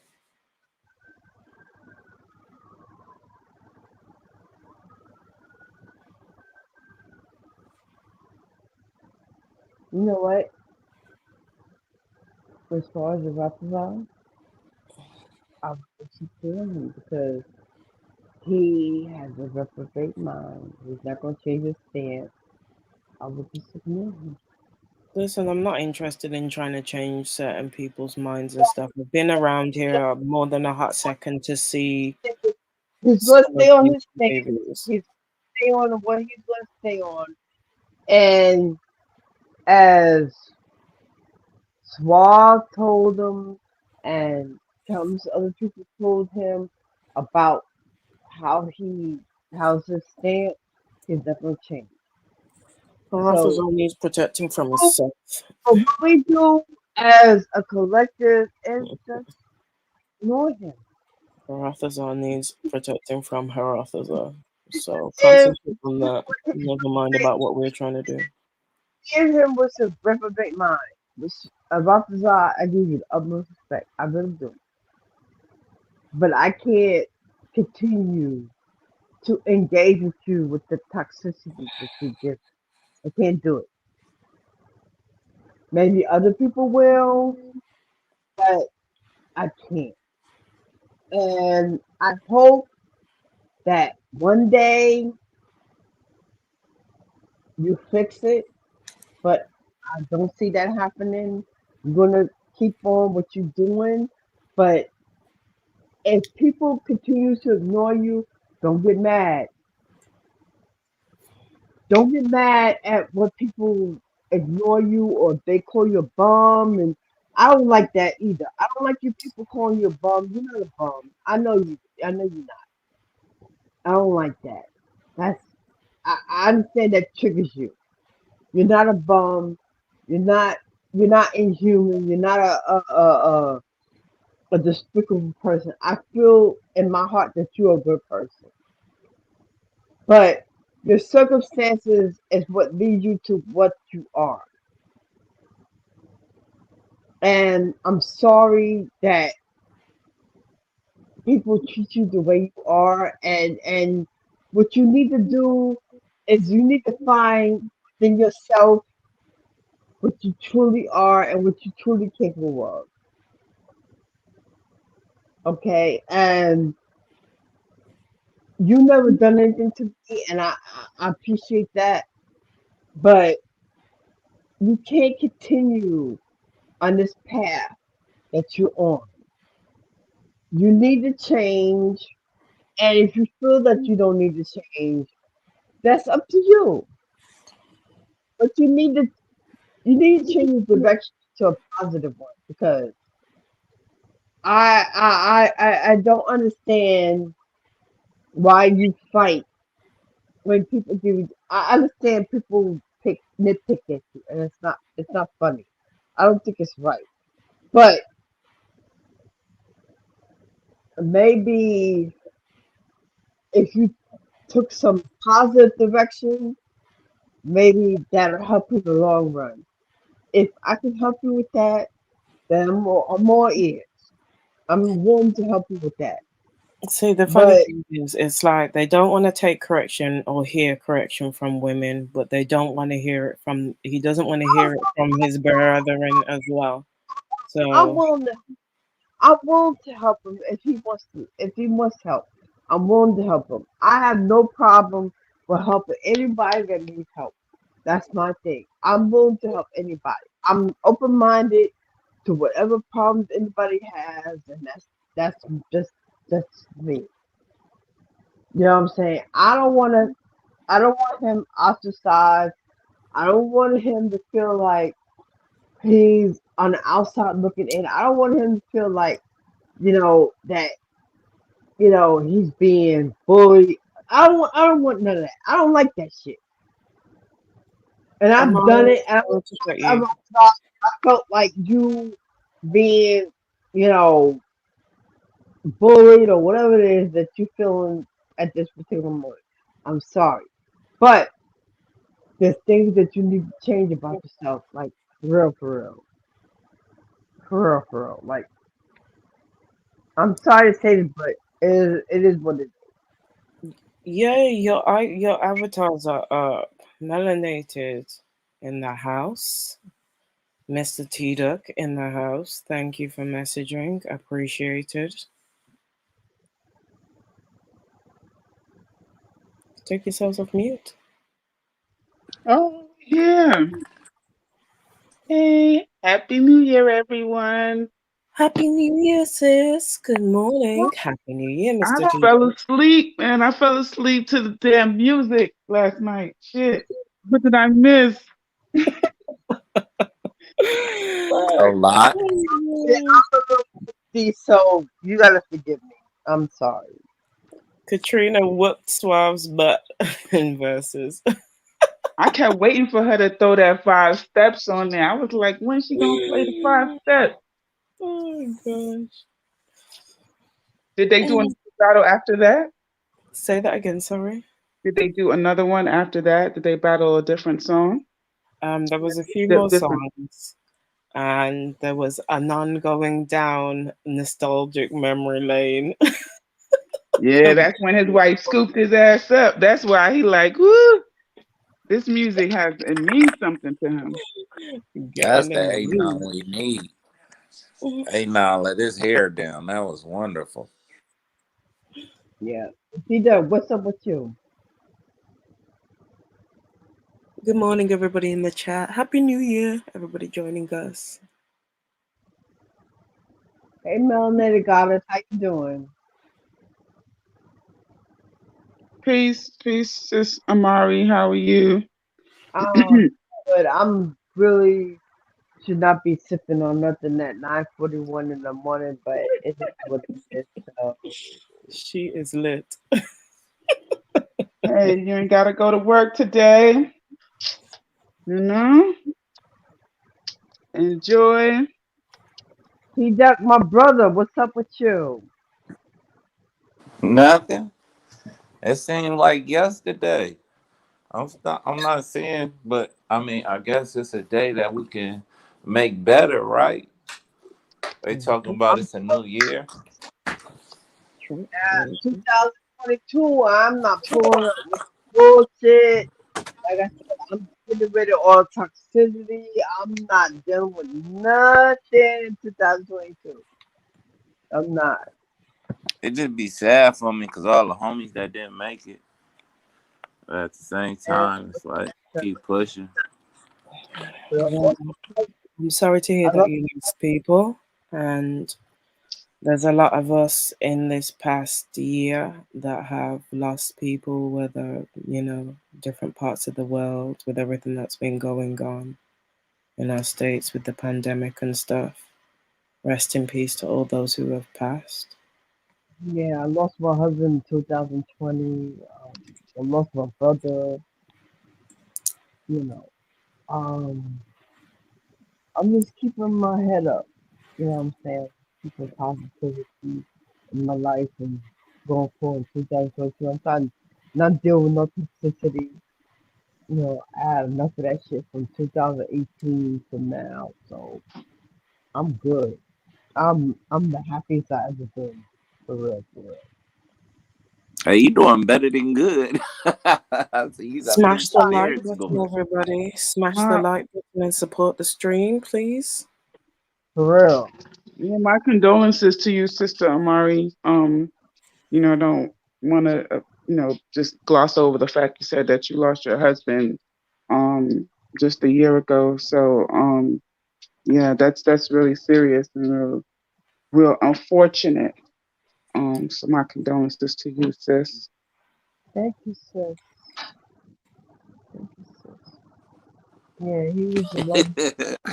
Oh man, I can't help it. I can't even be bad no more, y'all. Be so serious. It's just like I'm going back on mute. Wait, who let us on the panel? Moonflower's in the back. I'm assuming. Yeah, I'll text him real quick. Suave is knocked out, spending time with Hurricane. What's going on? It was Gold. Morning, Moonflower. Just bear with us. I think Gold's got control, but he stepped away from his phone. T-Dub, I have a question for you. What's that? Why you put down as the most hated? I am. Why is that? Because I'm misrepresented and not understood. And because I'm the biggest threat to this society. You get what I'm saying? All right. Nigga with a plan. Okay. Why do you figure that you're the biggest threat if you're trying to get the black community together? No, I'm the biggest threat to the society. I didn't say I'm the biggest threat to my people. I'm a revolutionary. 2022. And how far has that gotten? It's got me a home, a family. I used to be bad. Shit. So your past is not your present. Nope. That's good. And you should stick with that. And you should keep on with that, you know. Oh yeah, I'm But forever searching. you should never ever go back to your past. Yeah. That I mean, you always battling with it. See, the real battle I realize is with yourself. It's not with the outside people. The real battle is the motherfucker you see in the mirror. That's who you gotta compete with. That is what you here to do. You here to learn yourself, know thyself. You know what I'm saying? But Limit your vices. my thing is, from what I understand, you go. I'm not picking with you in the sense that you go on other panels and you start things up as opposed to what you're doing right now, which you shouldn't do. If you as a person should not go back into your past. What you do in the future should not be triggering to other people. You should keep on what you're doing for your future. So if you going back to what you do in your past, should not reflect what you do in your future. Am I right? Oh no, I don't do that. I think they just have a problem with pushback. I think a lot of people No, like it's to not. run narrative. It's not that you have pushback. It's the way you push back.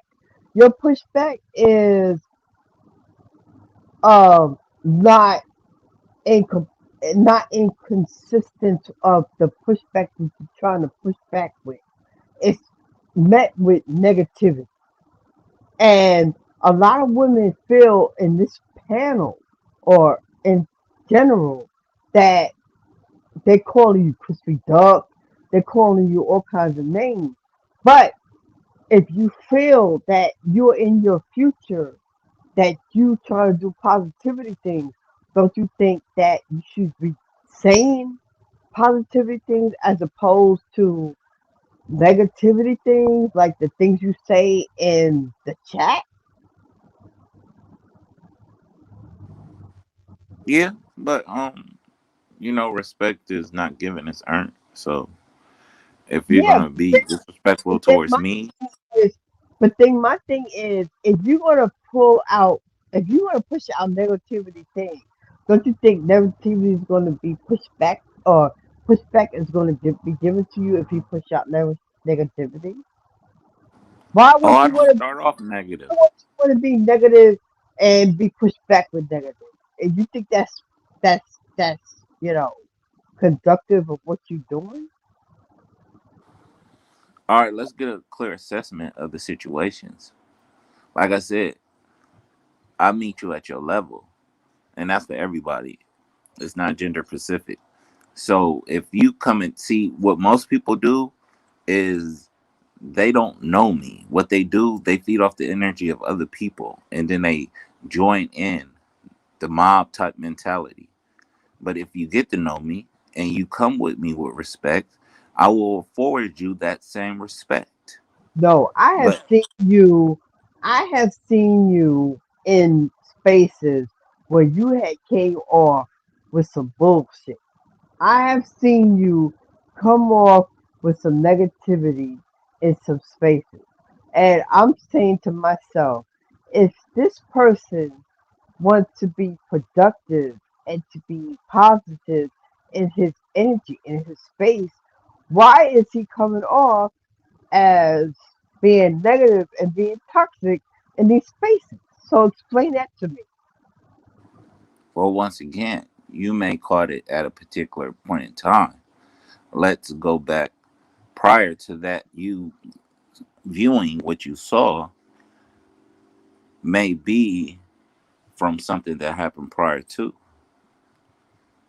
Just because it's like we probably had an altercation on a prior stream from a different channel, and then we resonate where you see us at, and then you just see the aftermath of something that's already been created.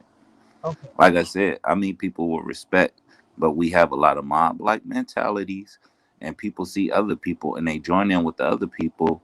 They it's like the cliquish behavior. It's like high school stuff, and Okay, it doesn't bother me. it does bother you because you interact with that. But my thing is going into 2022. What is your stance on the spaces that you occupy in order to further the positivity that you are portraying? Oh, well, as of 2022, I'm going to focus more on my socialistic ideas, my stoicism, and promoting the 50 years of information that they blocked us from, to think that things like co-ops and caring about people's welfare more so than a bottom line Okay, so is the direction we need to be. I'm gonna hold you to that. I'm gonna hold you to that as an individual and as an adult. I'm gonna hold you to that because I feel that you are capable of holding as yourself and to other people to that aspect because I want you as an individual to present yourself as a human being to not negate the negativity of what other people are doing in these spaces. As a black man, I'm going to hold you to that. As a black man, I want you to respectfully hold you to the aspect that you will not be negative in these spaces, that you want to say, well, I'm going to uphold the black community. I'm going to hold and do positivity things for the black community instead of being negative in these spaces. Can I hold you to that? Absolutely, but if I'm approached with conflict, I'm gonna go into my resolution, and it might Okay. not be As pretty. as an adult, can I depend on you not to be um negative in that pushback as to um as an adult? You're an adult, right? So I just want to, hold you to a high regard as a black man to protect the black women in these spaces. I need you to not be negative as a black man in these spaces. Can I hold you to Okay, you could depend on me like the first and 15th, but asshole true, people need to show respect, and even if they don't agree, there's ways to disagree without being distasteful. that? I I from I don't like disrespect. I don't like it. But it comes from both sides. The man and the woman. I don't like disrespect from either side. But as a black man and you want us to hold you in high regard, you should show respect to the black women. And if that black woman has a disrespectful side to her, you should be able to say, "Okay, you got this. Let me move around." Can you do that? Oh, definitely. Yeah, I mean, I work with women all the time. I got sorors that I deal with, and it's just we'll get there, and I know. I understand. It's a we'll learning get process. there. I get there. I understand it because as a black woman, I had to learn how to have tough skin. I know as a black woman, I had to learn to not let people get under my skin. I had to learn that shit the hard way. And it's not easy. It's not easy for a black individual to not be triggered from what they say. And I have to learn that the hard way. People might say things that might get under my skin. It might not necessarily be towards me. It might be to a certain individual or to a generation or to the mass. I have to learn to say, you know what? That's them. That's how they feel. It's not my responsibility to take on that mantle of what that person is saying. So if you can learn that, then you on your way to be successful. Oh, definitely. That's why I'm reading into stoicism and things like that because that definitely helps with that. And Queen Cascade mentioned earlier cognitive behavioral therapy because I suffered PTSD even before I got in the military. It's just like I lost a lot of friends, and it's just like it would be like the little things that to some people take for granted, but it'd be those little things, that little disrespect of calling somebody out their name, and all of a sudden people whipping out guns or grabbing knives or something, and somebody get hurt to the point to where they're not even here no more. So it's the little things like that that people take for granted, and it's just like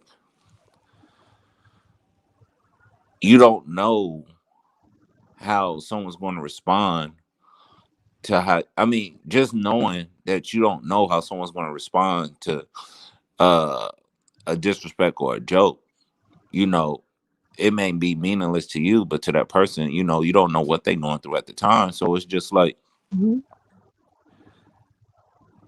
I get that. it's just like, why do it? Like, you know what I'm saying? And then, like, if you're gonna do it, if we gonna take it there, then it's gonna be up. Cause I'm thinking the worst. I'm not thinking, oh, this is just, you know what I'm saying, us having fun. No, I'm thinking like all this bad stuff could happen because I didn't experience and seen shit Hmm. happen like that. Like I said before, at the one time I was at the club, and it was this.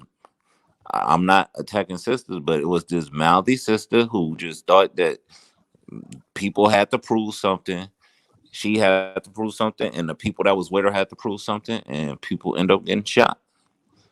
And unfortunately, it was the people that the people that was in her honor protecting her. But I mean, at this time, this sister was in the wrong. She could have easily deaded it, just been quiet, and just, you know what I'm saying? Not to say that would have made her less of a woman or a punk or anything. It was just like, and it just be like, it's a lot of stuff, and it's just men do stupid stuff. My homie got killed in Oakland because a dude decided to slap the woman he was with on the ass while he was there, and he ended up slapping the dude in his face. But then when they got to the parking lot, the dude ran up on him with a gun and killed my buddy for checking him. So it just, I mean, This is where accountability comes in. As a right? first individual, you know how your friend is. This is why you need to correct your friend and say, listen, you shouldn't do shit like that. Because shit like that will get you killed. I have friends to this day that will, if I have fuck up, they will correct me. And I will correct them when they do something wrong. We don't have friends like that no more. We have friends like, oh well, if you do something that's your ass or whatever. I don't have friends like that. I have friends that will fucking correct me when I'm fucking wrong. And I have friends that I can correct them when they're wrong. Mm-hmm. This is the point of accountability on both sides. If you have a friend that's close and dear and dear to you, I would not let that friend go out in the world and be a fuck up. I would never let them do that. Never. I will protect them as much as I can because I don't want that friend to go out there and lose their life over some bullshit. And that's what friends are for. And I'm that type of friend. And if you want me to be a friend to you, that's the kind of friend I am. And I'm being a friend to you, Doug. I want you to be the best person you can be. Because I don't want you going out here in these spaces and saying what the fuck you want to say to these women because you feel you can. because it's the fucking internet, but you don't understand. The real life is the real life, Can I say okay? something, Amari? Tita, I'm sorry that those things have happened to you in those situations that you've gone through and that you're dealing with PTSD and trauma. On the other side of it, you said something ironically about the way that people will come at people in a certain way and how people make light of things. But you come in here doing the same thing to other people. Now, you haven't done it today. Good. Glad to see there's a bit of improvement. At the same time, while I've been in this space over the months that I've been here and, you know, to a certain extent, cloud watching before I decided to float down, I've watched you attack a number of women in different ways, sexually objectify them, impose yourself on them, toxic male entitlement. You've caused trouble and interjected yourself into other women's relationships, gaslighted and deflected. Like, I've told you personally myself to back off. Give me some space, give me some room. And that seems to be a very difficult thing for you. At the same time, the kind of respect that you're asking for, you're not giving to other women in this space. You're not giving that to women in this space. You've called us liars. You've called us out of our names at different times. And this is not just on this channel. This is on other people's channels, on different parts of YouTube.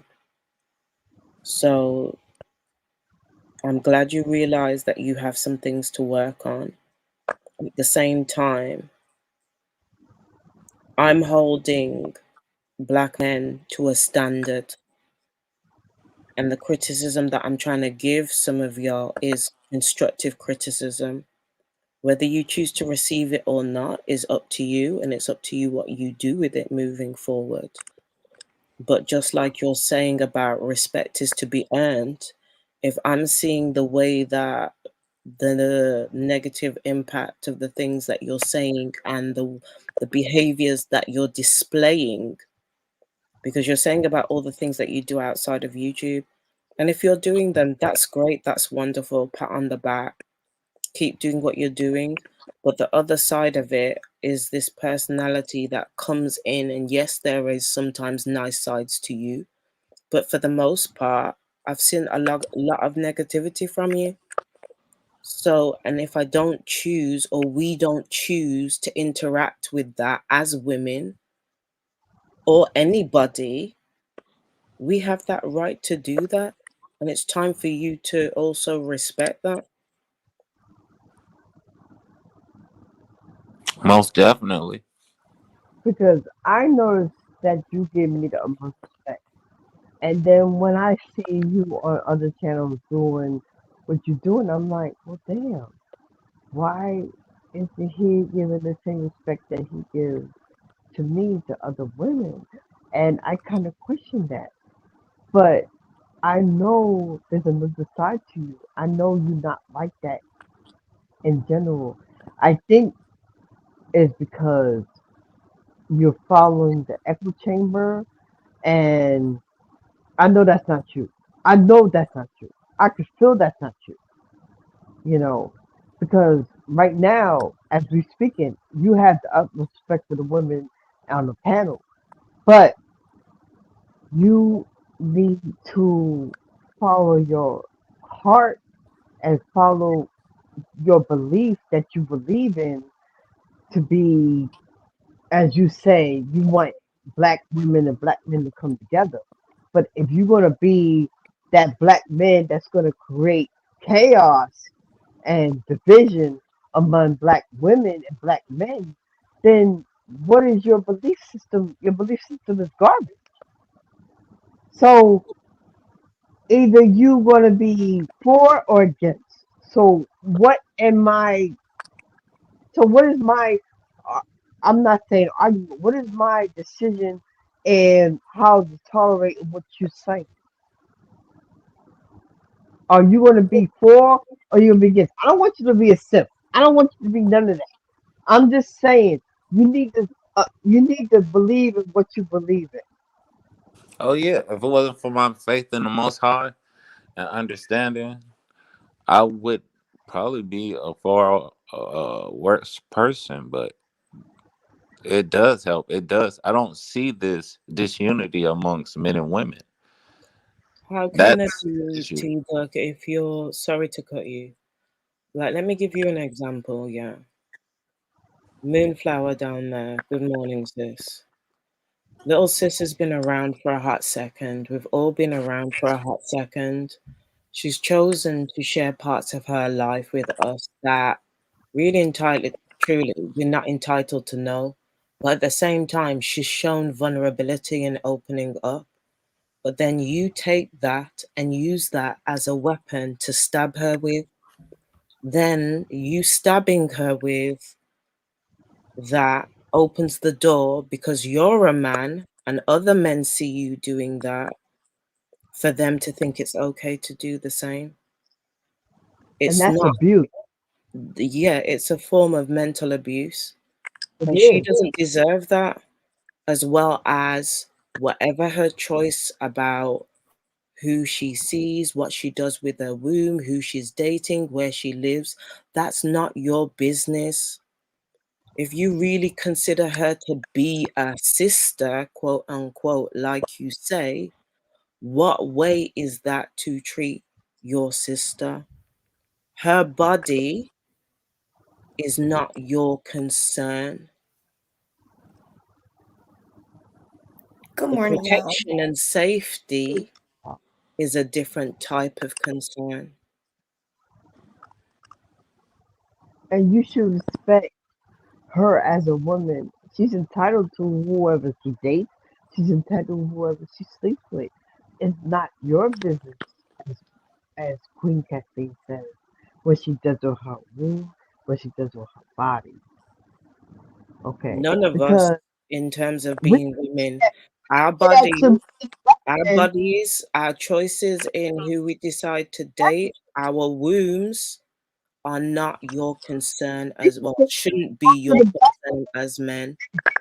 We You can need say to that put to away that part of the male entitlement right. because it's destructive and it's helping to you, like some of you don't see that male entitlement that you hold on is one of the main things that's contributing towards the destruction within our community.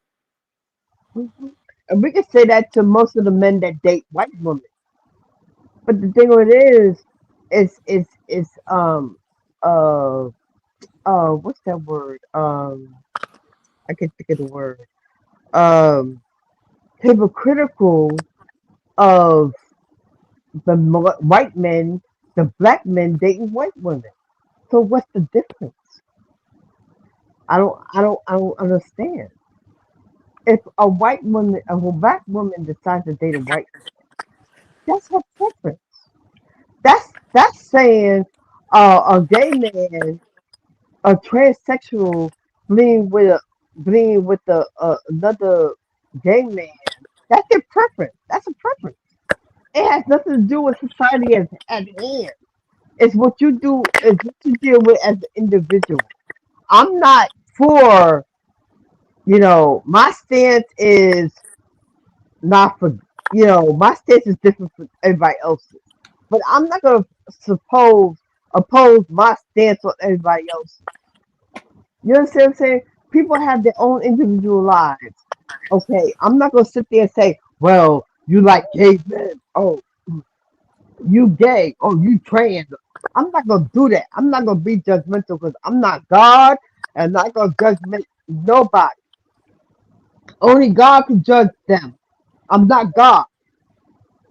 I love them as an individual because they bleed the same blood I bleed. You understand what I'm saying? But my thing is that we should not subject our opinions on another individual because how they live. That's how they live. That's what they do. You can't force that on nobody. You can't. But No, my that's thing is, understandable. The we should. fact is, we've sorry to cut you, Amari. We've seen what forcing people into relationships and forcing people into arranged marriages. We've seen the abuse, the resentment, emotional, physical, financial that happens. If you want the best for your sister, you want the best man for the job. And that might not necessarily be a black Do you? man. It is about the best person, and it is about the best things in life for her well-being mentally, physically, and emotionally. And so far on this journey with Moonflower, all you're teaching her is that you continue to push forward the negative stereotypes of black men by the way that you attack her. If you're saying you're a brother, To be a brother. and Don't I wait, would Oh, like to know, I don't would wait like to no know from T Hold complain. Dub, on. I think Nick was trying to what get in is here. your definition of what a brother is? someone that Hey, goes, it's Swab up. I think Nick was trying to get in here. someone who is responsible for Oh, the sorry welfare to and cut being you. of their sibling. Pause a second, T Dub. Nick Go, was in the Mari. back. Do you not have control? Yeah. No, Can I you let don't. I wish I could. That's the homie. I hope she doing good. I thought you had control, but But go ahead. hopefully, we'll see. Nah, I just got back in here. I came in here and was like, oh, they let me in. Bets. See, my It's been up for a while. I'm glad I didn't y'all. sitting here What'd you talking say? to your avatar, going, "Hello, go Oh, mind. I've been up Hello, here go for a mind." while. Yeah. Yeah, your Well, avatar you been probably Yeah, there. yeah, Alcon been up there for a while. Good morning, Gold. what good up, morning. though? You feel me? We in here, y'all. We made it. We made We it. in here You know like what I'm saying? I know a swimwear. lot of people hating right now. Man, come on now. In the like swim. Like Hey, you took me swimwear. back with that one. You're not even In supposed there to like know swimwear. that. Like, you ain't even supposed to. We say that all the time in Memphis. Bro, you just threw me. Hey, I got too many Memphis homeboys, man. Shout out to my Memphis people, man. Shout out to black folk in general. Shout out to our people in general, because I feel like a lot of you niggas gonna come back as white folks anyway. But keep it with the conversation. Keep it with the conversation. Like, I'm glad that we getting to this point that we got people with different perspectives. You know what I'm saying? Because, soon I think we got to have a conversation of, because I think it's a lot of people that's acting like, subtle racists out here. And what I mean by subtle racists is like, most racism stems from your lack of understanding about the other side and your refusal. You know what I'm saying? And I felt like the American school system led to that. Once we started asking to be a part of their schools, of course you're gonna get what they teach their kids. You feel me? Like, they not gonna sit there and teach their kids that you the greatest. So once you get in a school, you learning about the greatness of them. And essentially they never have to learn about you. So there's always an underlying, like, you ain't do shit in life, because we're not taught about that shit. If you was go great, we would know about it. But they don't know that they Ptolemies and all that great people came into, areas where we were concentrated or still concentrated today, and learned all of their stuff and went back home and pulled some hot tub time machine and act like they created Google. And you know what I'm saying? Like, come on, bro, quit with the bullshit. You know what I'm saying? But until the black man stand in that shit and start creating different situations instead of, no more excuses, bro. Like, at this point, like, go ahead, Queen. Because when I was coming up in school, they never told us about Black history or who black person invented It changed this. my Like, life. yeah, they never told us that shit. So now I'm like, not now, but I learned that there was black inventors, that black people Right. invented certain things, but we was A never lot taught of that shit. shit in school. Never. How She was old were you when you found out about it, Queen? when I was in high school. Mm. When I was in high school, they taught us about black inventors, and people, the hot comb and shit like that. But Did you know that it was illegal in Tennessee to teach a child about Black history at a no, certain I ain't time? know And I'm about talking that. about recent times. Yeah, No, I ain't know yeah. about that. Like, Yeah, they just passed Fuck. that. That's sad you as feel fuck. me though? That's But sad as that fuck. explains why we don't know these things. You feel me? And not to It's, mention what I said, like when we started going to their schools, for a lot of Black people, we learned a lot of stuff at church. Like I learned how to sing, I learned how to read. You know what I'm saying? I learned how to filter out information, so to speak. You know what I'm saying? So a lot of times before we was allowed to go to their school, Black people was learning from each other regardless. You know what I'm saying? And I feel like they was always learning from each other, but when it gets to the point we start taking on too much of each other's culture and don't like it's one thing I used to let me put it to y'all like this. I used to always wonder this when I did date outside my race, and well, I wouldn't even say date, when I did have a relationship, the times that I did, which was maybe 2 times, you feel me? It wasn't not maybe, it was exactly 2 times. I'm trying to be nice about it. I don't want to be petty. But those 2 times I always was like, man, you know what? Because they tell us as Black men, if you go get an Asian girl or you go get a white girl, they gonna follow along with your program. You feel me? This the shit they tell us. Because when we young, we hear our mothers, getting on to us. And if you don't mature right as a man, you tend to take that the wrong way. And society definitely promote to you.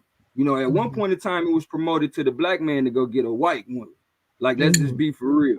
They was saying, jungle fever. It was all kind of little subtleties. You feel me? She was always the sex symbol. She was the top model. All that shit. Like, who wouldn't want the top shit?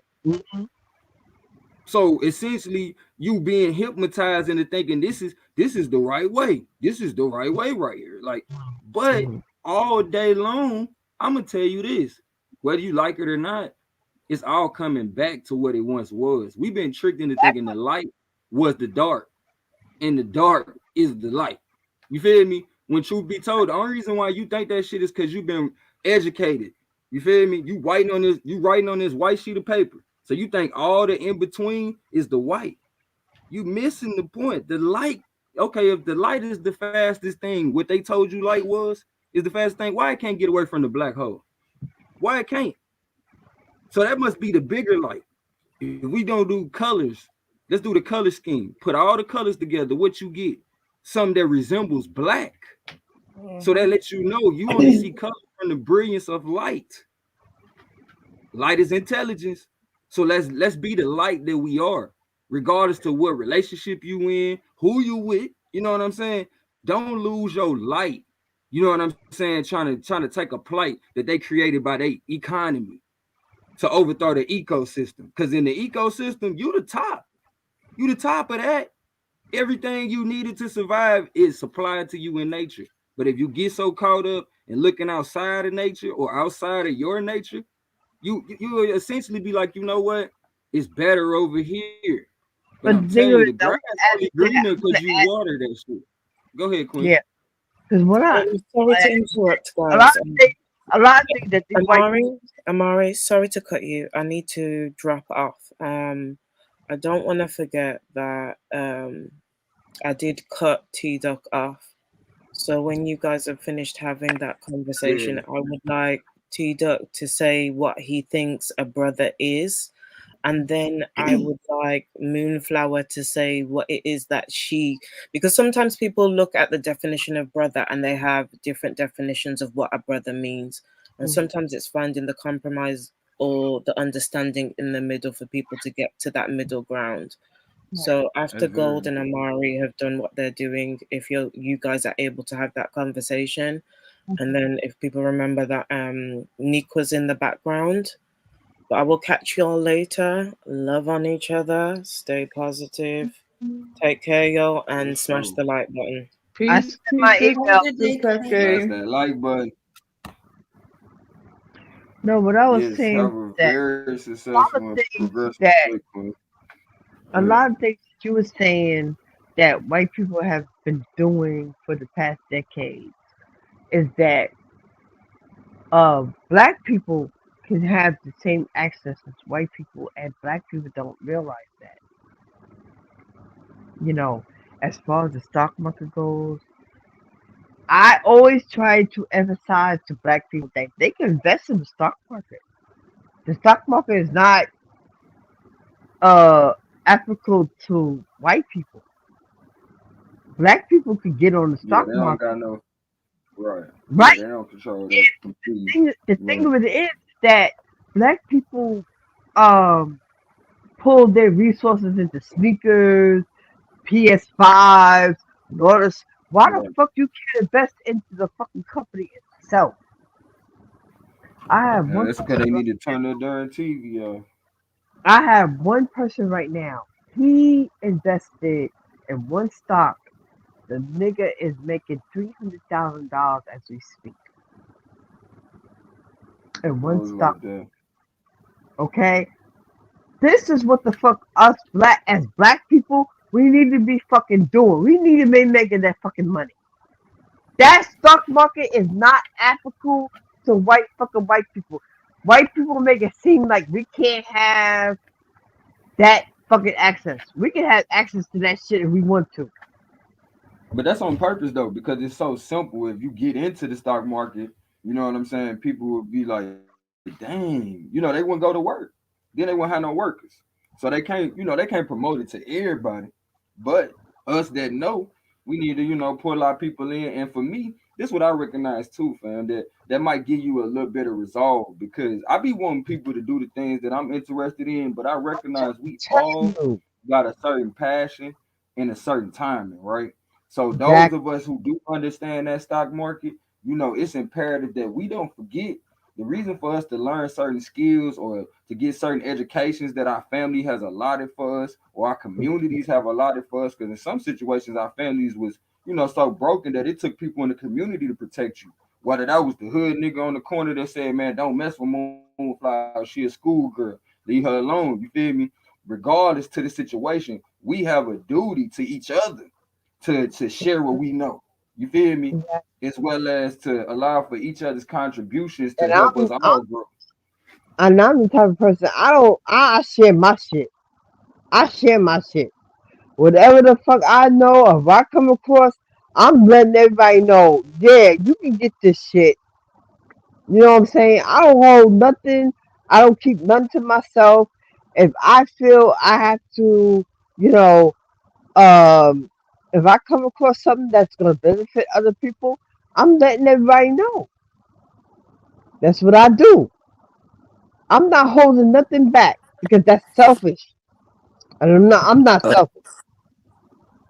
That's real I'm shit. not. Let me get in. And then one thing I wanted to say about the conversation, HT Ball one, he made a good comment saying that You got it out the moon. in certain states like Texas, they change a lot in like the history books and whatnot, and that is very true because depending on where you stay, what state you stay in, But depends on what you learn and how you learn it. Because up north, they teach that the Civil War was about slavery and the South's inability to let slaves go, while in the South we Right. learned that it was about states' rights. Mm-hmm. Right. And freedom from Britain and shit. Yeah, because I was taught that the Union and the Confederate was about with the release of slaves. That's what I was taught in See? school. Yeah. And where you stay? Like, what state would you grow up in? I was New York. Oh, okay. And that's Let's exactly keep- why, because the same company produces these textbooks. What's it called? I think it's Oh called yeah, like Merrill or McGraw something. and Hill or something. Yeah, they produce the fucking textbooks, but depending on the You know state, that's depends on how you learn it, that's like the especially when it comes to Rockefeller gun family laws. though. Yeah, You feel and me? especially That's Yeah, like I the don't want to Rockefeller. talk gun them laws. motherfuckers. They control every fucking thing. Like they Yeah. Jump in there, T Duck. Let T Duck get his Yeah, I was definition just of going. brother before we get too far. Yeah, What's and your then definition of a brother, big I'm bro? going.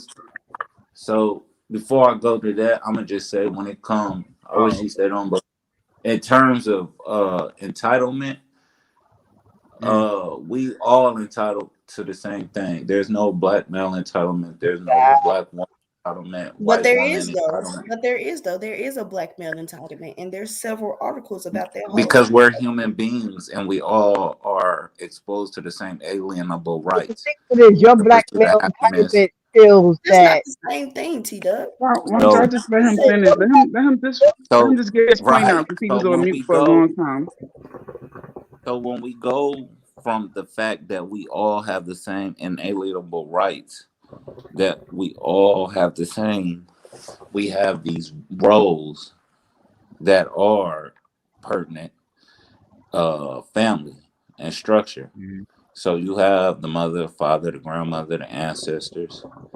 You have the brothers and the sisters. And when we specifically look at a brother's role within the family structure is to be an overseer of his siblings, as well as learn whatever roles it takes to take it to that next level and obtain the responsibility of one day being a man himself and starting his own family. So when I say the brother and sister role within society between black men and black women, it is that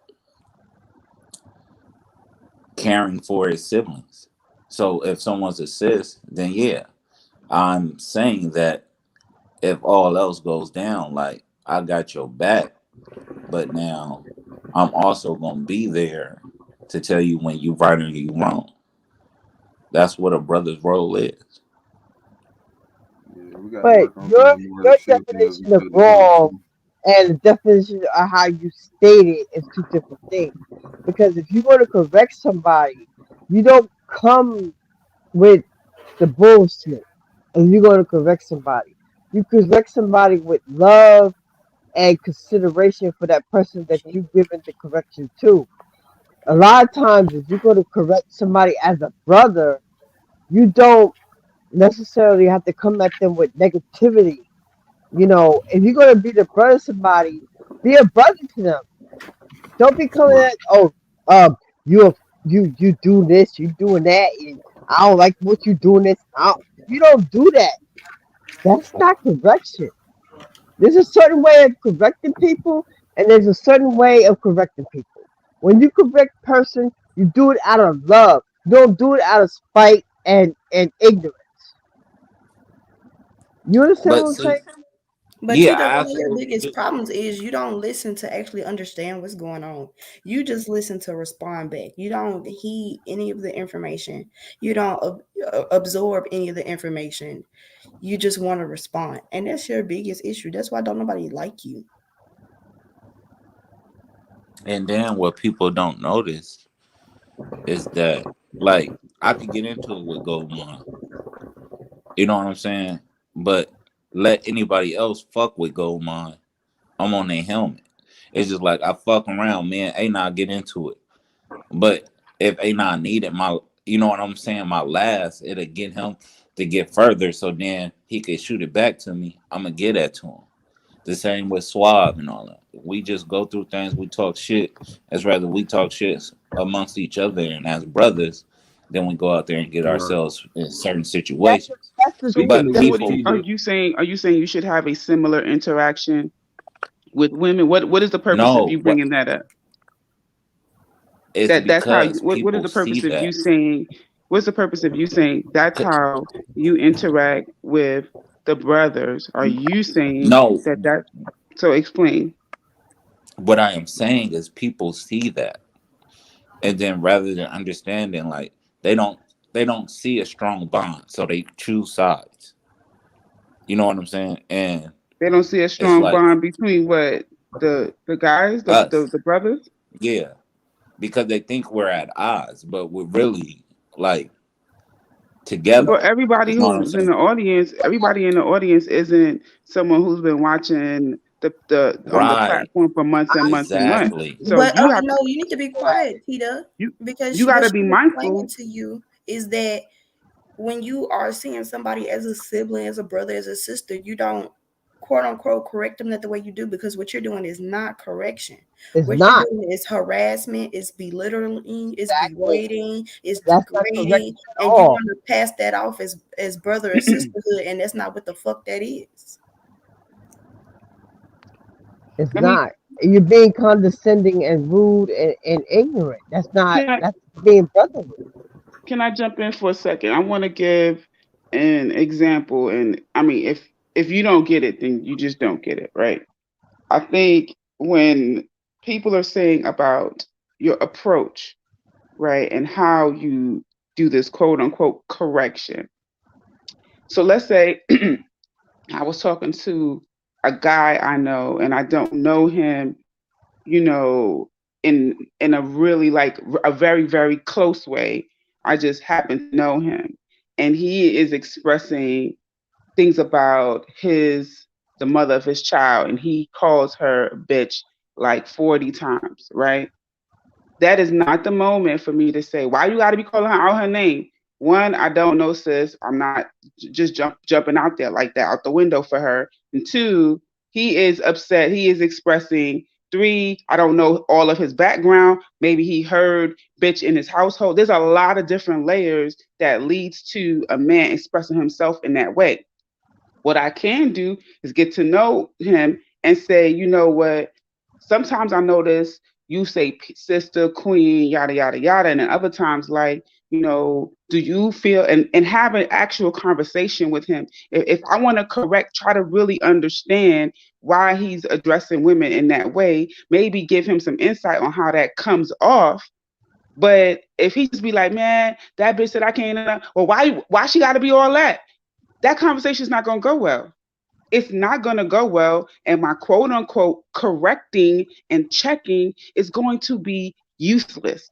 And a lot of times when, you know, someone wants to make a comment about comments about our hair, our eyelashes, our nails, our pom-pom, the way we dance, the way we dress, that shit just go in one ear and out the other, because all of the other stuff is not being done. There's no understanding as to how we got to where we are. There is no, maybe the approach, the way it's communicated, all of that kind of stuff is not being considered. However, you know, you got something to say about everything. When somebody feels like, guess what? Everything I do, you got an issue with it. They say, fuck it. I don't even care.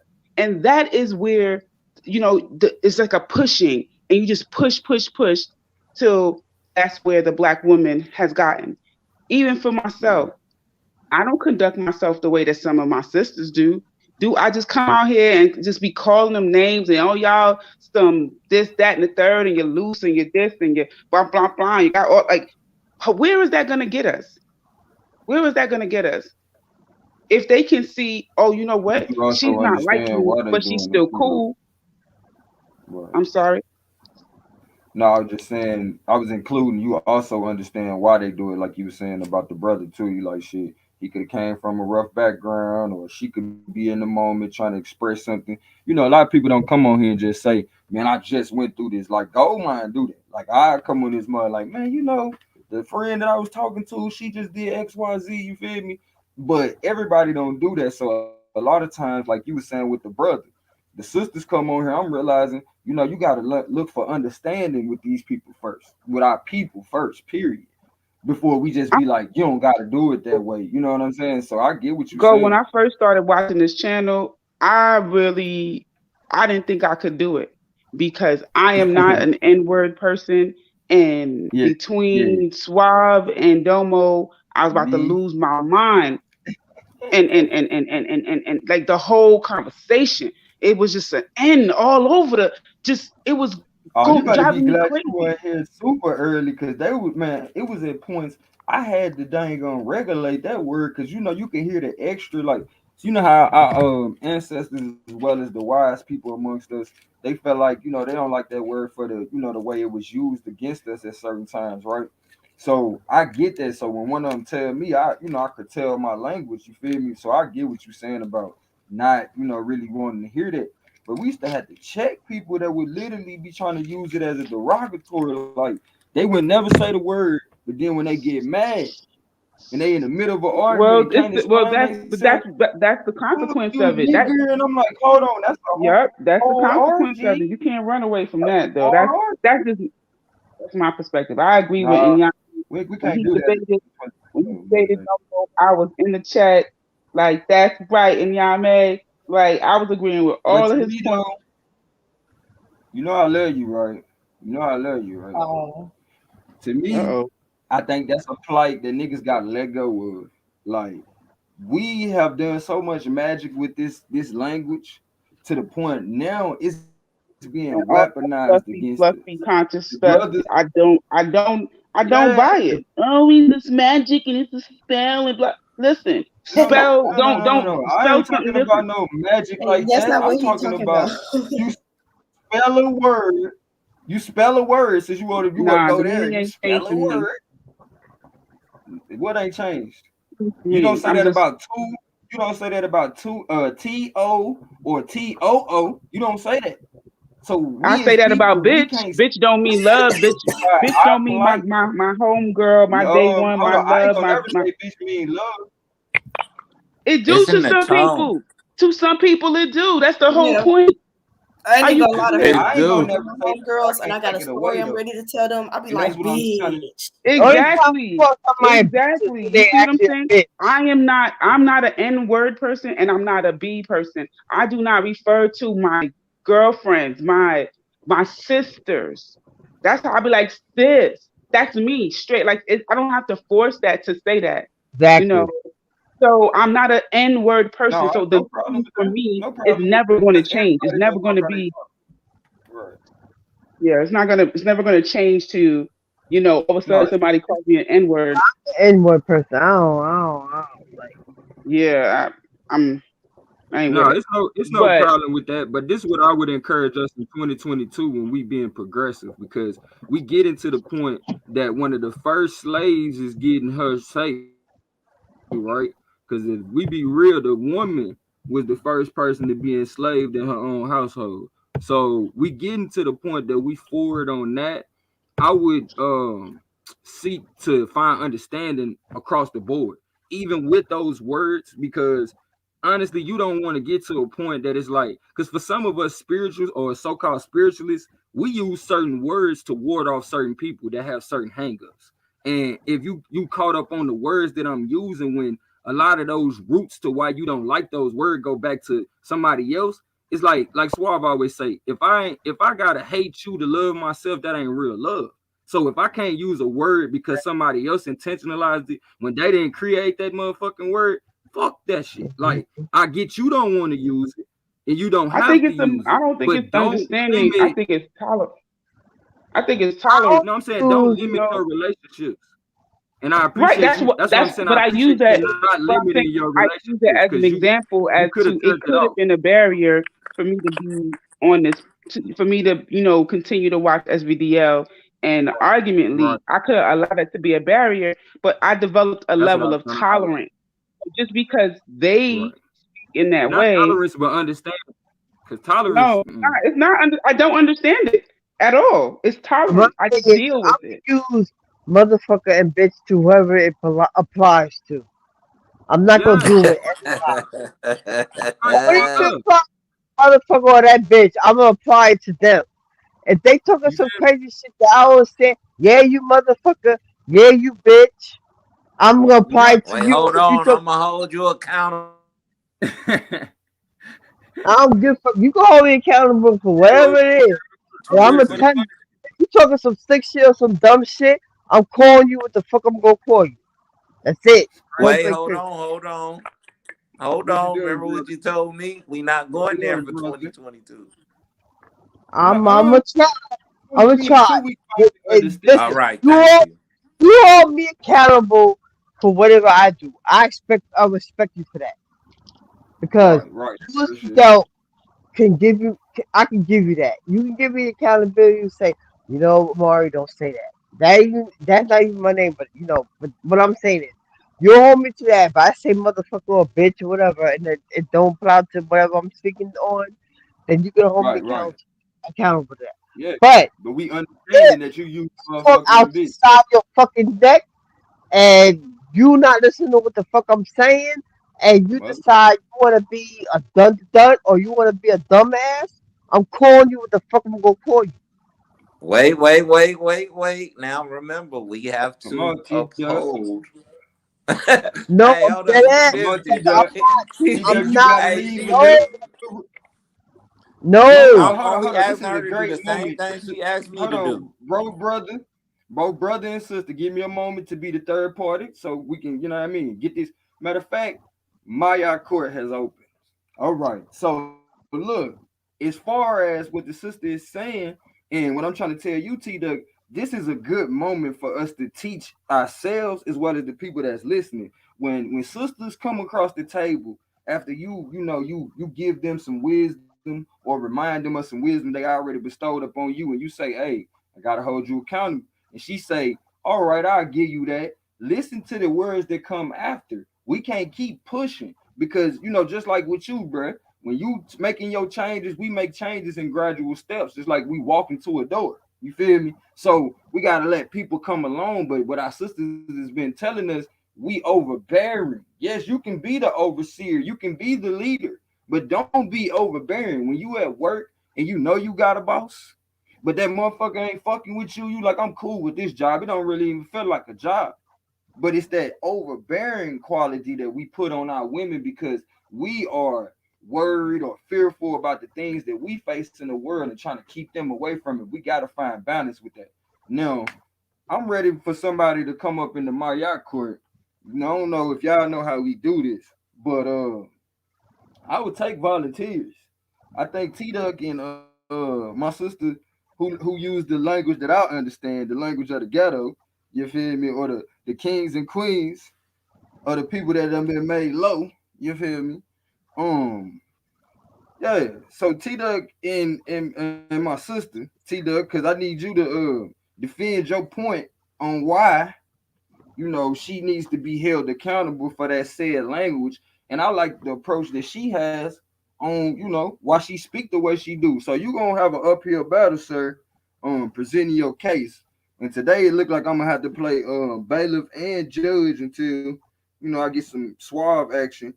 I need some jury members. Hopefully Moonflower and Melanator still paying attention. But T Duck, unmute your mic, G. Oh nah, it was just something you missed it earlier. She was talking about how to basically take the high road. Come on, T Duck, you gotta show her how this go. No, you can't present her case for her. So you gotta show her how this go. Let's see. We're gonna start off like we used to. We're gonna make it crazy. Long time. I'm gonna give you 3 minutes to start off. You feel me? Present your case like you was just trying to do. So the people know what's going on, because that's exactly what you was doing, trying to get some history. So go ahead, T Duck, and after you get done, I would definitely allow for the sister to present her case, and we'll go on from there with the you would definitely be hitting the stand first, probably, T Duck. Just so you know. Okay. So I'll start it off like this. I think my case is presented by the words of wisdom of taking the high road and not relegating to past trauma or past instances of handling your business as an adult, to revert back to using profane language as you did while you was younger as an adult, and to move forward in positivity and not negativity as an adult, was the message conveyed by the sister, in which she totally felt like do as I say, not as I do type of situation. And I just reminded her, if she wants to uphold me to a standard, I would like to be on the level with my sister, and she hold herself to that same standard, because she is an adult just as I am. And what better way to profess love, agape, than to, do things properly together. You done? I rest my case. Okay. I'm Hold on going one to. second. Hold on one second, sis. So you left. Let me get this time back started over you. All right, you sure you done, sir? Cause you still got like Absolutely, Your Honor. a I'm minute and good. 36. All right. You don't want. All right. I can't do that. I can't lead it. All right. No. So we have Sister Emery, who's gonna present her case. Here she is. It's Go ahead, sis. Amari. Oh, Amari. let me get that right. Hold on. Man. Hold on. Stop the court. Stop the court. It's Amari. Let's get that right for my stenographers, whatever they call them, the people typing for me. Amari will be presenting her case. Go ahead, sis. You got it. Okay. The floor is yours.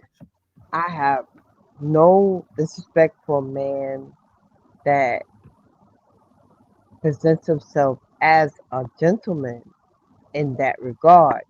But if I present it with the same disrespect that he gives me, I'm going to meet him with the same disrespect that he gives me. Now, I'm not going to tolerate disrespect. If you're going to call me a bitch, I'm going to call you a bitch back. If you call me a motherfucker, I'm calling you a motherfucker back. One thing I won't tolerate is dumb people. If you're going to say some dumb shit, I'm going to say some dumb shit back. You know, like the saying says, you know, people do stupid things, they win stupid prizes. So this is what I'm going to give you. I'm going to give you a stupid prize when you do stupid things. So if you're going to act like a bitch, I'm going to treat you like a bitch. If you're going to act like a motherfucker, I'm going to treat you like a motherfucker. That's it. Now, if you meet me with respect, I'm going to give you the same respect. Like you say, respect is earned and not given. And I can respect that. But if you're going to meet with disrespect, I'm going to give you disrespect. Because you disrespect me, why should I respect you? So that means I'm less of a person and I'm not, you know, I'm belittling myself as an individual because I'm supposed to respect you as a man because you disrespected me. No, that don't work. That's telling me that you can do whatever the fuck you want to do to me and it's okay. And I'm not tolerating that as a black woman. So yes, I'm going to meet you with the same respect you give me.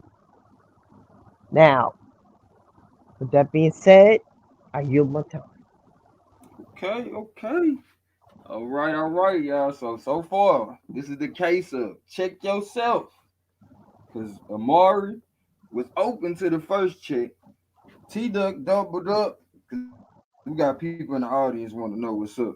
But T-Duck doubled up and she like, come on now. I already done gave in a little bit now. You just want me to just lay down. You know what I'm saying? So we in court. This is Marriott Court. You watching. When my brother wake up, we gonna open this up for more cases. But right now, this is the case of check yourself. We gonna have T-Duck come up here and get on the witness stand. And Sister Amari gonna cross-reference your ass because she wanna know. I don't know why you think you got a whole Me Too standard. You feel me? Just because you felt like you getting checked. You can check me, I can check. No, man, I'm making your case, ma'am. I'm sorry. T-Duck, unmute your mic. Come on now. Get up here on this stand. Do you swear by the G that you is that you will tell the truth? So help me God. Yes, sir. All right. So with that being Done. said, sis, the floor is yours. Yes, I will tell the truth and nothing but the truth. All right. Cross-reference his ass. Yep. I respect this man. No, you gotta say examine, cross-examine. Amari, Thank you, juror. Thank you, juror. Cross-examine his ass. Okay, cross-examine. T-Duck, I respect you as a man. But what you need to do as a black man, you need to have respect for your sisters. regardless of what they say, and regardless of what they do. If that said woman has opened her personal space to a man of no color, is no concern of yours. No concern of yours. That has nothing to do with you. Okay? She is her own individual. She does what she want to do with her own body, and whoever she want to do with, it's her business. Love is love. It doesn't matter what color it is. Do you understand what I'm saying? Okay? Mm-hmm. Now, that being said, you have an opinion, and nobody's disputing that. But please, for the life of God and everything else in this world, do not put your perception on this young lady. And she is young, she's impressionable, and she gets upset at the fact that you are pressuring you upsetting her from her preference. If that's what she want to be with, that's who the fuck she gonna be with. You have no control over her vagina. You have no control over who she's dating. You are on the outside looking in. You can't see what's going on in her life. You have no control over that.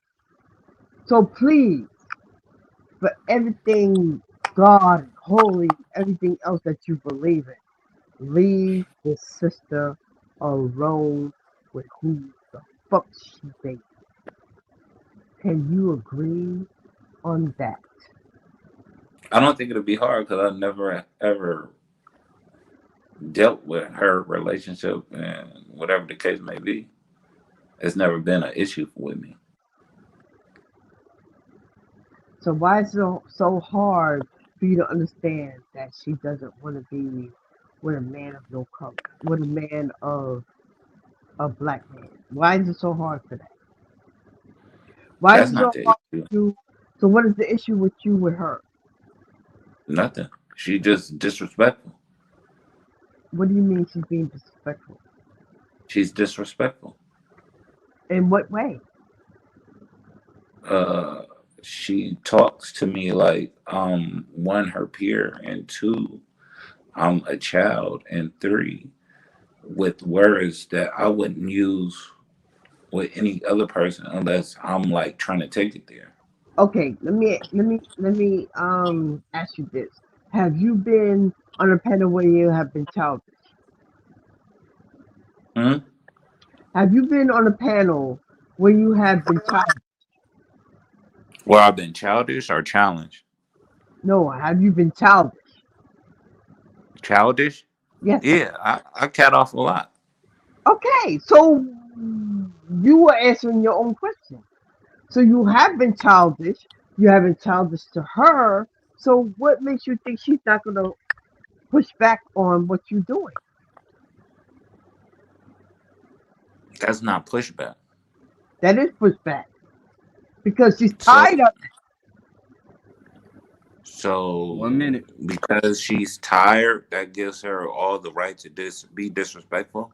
It's not being disrespectful. She's tired of it. And what I mean, if you, okay, say for instance, you put a rat in the corner. You a cat. You got a rat in the corner. What the fuck you expect that rat to do? Fight back. Duh! That's what you're doing. You're being the cat. She's the rat. I don't mean to call you a rat, Mufla. I'm sorry. She's being a rat. You're being the cat. She's in the fucking corner. What the fuck do you expect her to do? She's fighting back. So her fight back is being disrespectful. You don't understand that? That doesn't make it right. It don't make it right. But what you're doing is not right either. But you're under the assumption I'm doing something wrong. No, it's not an assumption. It's not an assumption. It's what you do. You already made an assumption that I attack a relationship, which I don't. You're attacking something that she stands for You're attacking something that she stands for. I don't stand for what she's doing either, but I'm not gonna sit there and attack her for it. I'm not attacking I'm her. not. Look, It's she anti-divestment. Listen, I'm not for divestment either, but I'm not gonna attack her for it So why isn't she disrespecting you then? because I'm not attacking her for her divestment. Nor have I attacked her for her divestment. Yes, you have. Yes, you have. You have attacked her for her Longest divestment. minute ever. This shit crazy. You have. You have attacked her for Ain't the that. time up, go, man? It just had, I was just looking at my clock like, what the fuck? She has fighting against you for her She turning divestment. up now. I have never fought against her for her divestment because she's an individual. She does what the fuck she want to do with her body, and I don't care who the fuck she do it with. I'm not. All right, sis. We got right. We got it. Hey, you presented and you cross-examined his ass. Now, what I'm gonna need for you to do, you take your ass up there and get on that stand and raise your hand, ma'am. Raise your hand. Your hands up. My hands up. All right. I'm like Stevie. I can't see the bullshit. Now, do you solemnly swear by the G that is you that you gonna tell the truth? I'm sorry, hearing background noise. Yeah, somebody my bad. double up on my ass. It's somebody playing back, I think. But I said, do you solemnly swear by the G that is you that you gonna tell the truth? Exactly. So is that a yes, ma'am? That's a yes. Okay, because we got jurors out here. They might dock you for that. Exactly. I just, don't want you to get docked. Go ahead. Okay, now T-Duck, do you solemnly swear by the G that is you gonna ask these questions in truth? Being a G like 10 $100 bills, absolutely, Your Honor. All right. Here we go. Answer those questions. Ask those questions. Yes, sir. Emery, you all right? I'm good. Okay. So, to the woman you speak of, is she the only divester? Nope. So, I would specifically have to say said person's name in order to be talking specifically to her, correct? No. So there's another way to speak to someone without saying their name if they're not solely the only divester?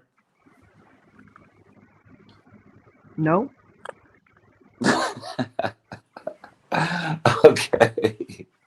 You're good. So once again, let's see. So you said that said person gets frustrated because of her ideologies disagreement, that it's grounds to be disrespectful?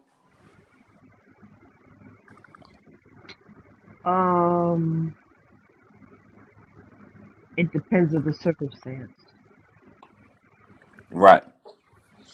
So, have you ever heard me have an issue with biracial interactions? Are you familiar with my stance on a brotherhood of man and a fatherhood of God? I've seen your stance. I've seen you lash out on divestment. Yes, I have. Okay. So, do you understand that?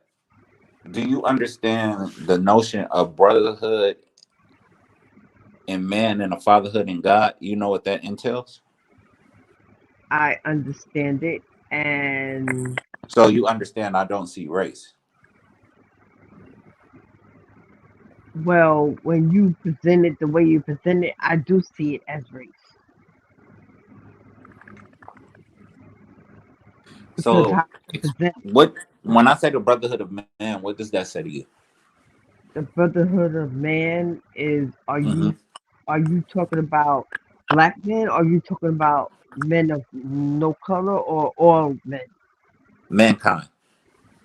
That means men of no color. Okay, That we're gonna move along. Moving right along. So, okay. so do you think it's someone's place to be disrespectful out of anger? If they angry, it depends on the person's emotion. Yes. If they angry, yes, because that's an Okay, emotion. And they're gonna express that. Yes. right.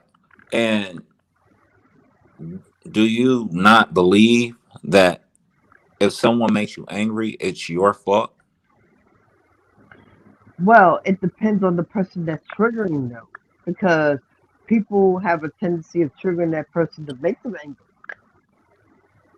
So if you're Okay. triggering them, it's going to be obvious that they're going to be angry. So, in essence, do you feel as though if someone's able to trigger you, that you relinquish whatever power you had and you gave it to them, that therefore you're a slave to them? A slave to them. In a sense, yes, because you at that individual should not take space, should not take their what you call it? What's that thing I used to say a lot? They shouldn't take your Power? right, Right. exactly. But, They shouldn't take your power from you if they trigger you. Yeah, I always tell people that. well, don't you believe, you just agree with me that you're giving them power? In a sense, yes. You're giving them power to trigger. If the person that you're triggering, you're giving them their power. Yes. So then wouldn't being like them be the wrong response to a situation? Like You if mean the if they stoop to your level? right, wouldn't matching their energy be a negative response? Whereas I would say the greatest form of revenge in that instance would to be not like them. Well, it's not revenge in a way. I think people shouldn't stoop to other people's level, because that's not being that's not no type of growth. Yeah, I agree with that. So wouldn't you rather retaliate in a way that shows the person you're upset with that you're unaffected? I wouldn't If call it retaliation. I would call it that person.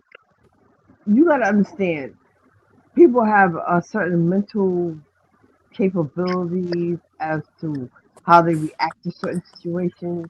Now, if you trigger somebody and they react a certain way, maybe it's because that's the way they are, and you know, um, other times maybe they there's some people that don't react that way, and there's some people that react that way. It depends on the individual. I can't say that people react differently to certain situations. It right. depends on the individual. So wouldn't it be best if a person, rather than assume, acts or talk to the person to find out some communication or understanding rather than Well, broadcast you it? if they assume, then that's an assumption. But if that individual showing themselves to act that way, then that's a fact. If you present yourself to being an asshole, that's what you're gonna that's what you're gonna be. You're gonna be called an asshole. It's not an Mm, assumption if you act that way. right. But what if some of the charges against the person is trumped up? If they trumped up. then you as an individual gonna have to defend yourself in that way that the charges are not trumped up. You have to convince others that those accusations are false, and yeah, you're gonna have to as the person that's being accused gonna have to defend yourself, or you're gonna have to provide evidence to find out, to them that you're not that way. So yeah, if you got evidence to support that, yeah. Yeah, but what about when other people have the lack of evidence to support their claims? Lack of evidence? Mm-hmm. Well, it depends. Um, Lack of evidence. Mm-hmm. What if they're just putting out propaganda and What they do blanketing? is it. So you make it. So they're making blanket statements, Correct. and they're It's making oh, they're making assumptions. So in other words, you're making assumptions of the person that they talking about. not at all. What I'm saying is that they have. It's been stated, and what's underlying is the thing is that they have issues with a lot of people, and if they see certain behaviors within that person or have certain feelings about this person being like that other person that I don't like, I have a problem with this person from jump. So they're prejudging. So this form of prejudice, should this be the root of how you get to know a person? No, the person that is being accused of being the person that they're assuming that they are, that person needs to adjust themselves in a way that, oh, I'm not this person, I'm not who you assume that I am. You need to make it known that you're not this person. You need to change your dynamic. So Okay, that good. nobody assume that you are that person that they say you are. Right. And you stated earlier that I'm highly respectful to you, and I've never been disrespectful to you. You've never been disrespectful to me. But you said you've Except for seen that me one be time. Except for disrespectful that to one other time. people. You Time, have. time, Okay. time. All right. Y'all did. Hey, hold on. Where my jurors at? Where my jurors at? Y'all check y'all take this time. Y'all two can check the chat as well as write down some notes that y'all might have or Shit, I don't want to have. make sure that you present in your conclusion. Cause we coming up on a conclusion. It's gonna be y'all last stand to present your case. Unless, but in this case, I don't think we gotta go as far. We're gonna go to the conclusion because any other time we would go straight to evidence, but this is an impromptu case. So I'm gonna ask that the audience bear with us, but they are doing very well on the impromptu level as well as shoot. If we planned it, shit, it's going pretty great. Moonflower, melanated. Can you unmute your mics, please? Melanated, they might be a little busy. If they I'm melanated, here. you here? Okay. So I wanted to ask you, as one of my honored jurors, how do you feel that they doing so far? Like with this, like I said, with this being an impromptu case, um, I don't think nobody but T Duck is a little familiar with Maya Court, but he never got pulled into Maya Court back in the day. I don't think. But yeah, how you think they doing so far? I think they're both doing well. The conversation it sounds like they're both listening to one another, and to me, like dealing with one another from like a better place, a better um place of respect, I guess. And I know that word has been used a lot in the discussion about what's considered to be disrespectful and all of that. But the way that they're dealing with each other has been good. I think so too. Is there anything else you would like to see, like as far as in the conclusion, that Um, would bring the cases home on either side? I think if each person can summarize the other person's perspective, I think that would be good. That way we could know that, the true sentiments were, They get each other. Yeah. yeah, that they get each other. I definitely agree. That's a great suggestion. As you know, I move on the fly, so I'm over here taking note of your suggestions, as well as I hope that the two people that are presenting their cases are taking note on what the jurors are looking for. Moonflower, if you're available, unmute your mic. If not, we're gonna proceed into the conclusion. But I'm gonna give her at least like 2 minutes. It's 11:11, you guys. Take the time to, if you can, share this live, as well as send Swab some support the channel. Because as you see, Swab trying to keep things going. We was just up all night celebrating together, like Family Post too. It's more to the talk. It's actually the approach that the brother uses, and he been doing this for years.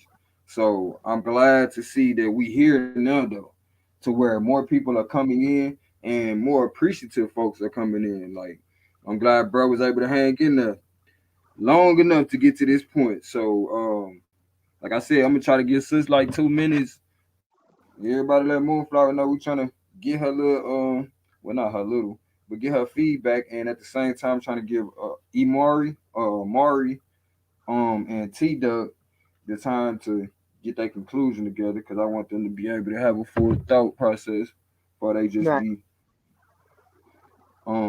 as well. Like Amari, I think I'm gonna allow for you to go first this time because T that went first in the beginning. That's something I Mhm. want to switch up, so it's not like, a lot of times when somebody go last, it always seems like if somebody keep on going last, it always seems like it's in their favor because they kind of get to play off the other person. I want to give both of y'all a chance So to what define. is it that you want me to? What is it you want me to?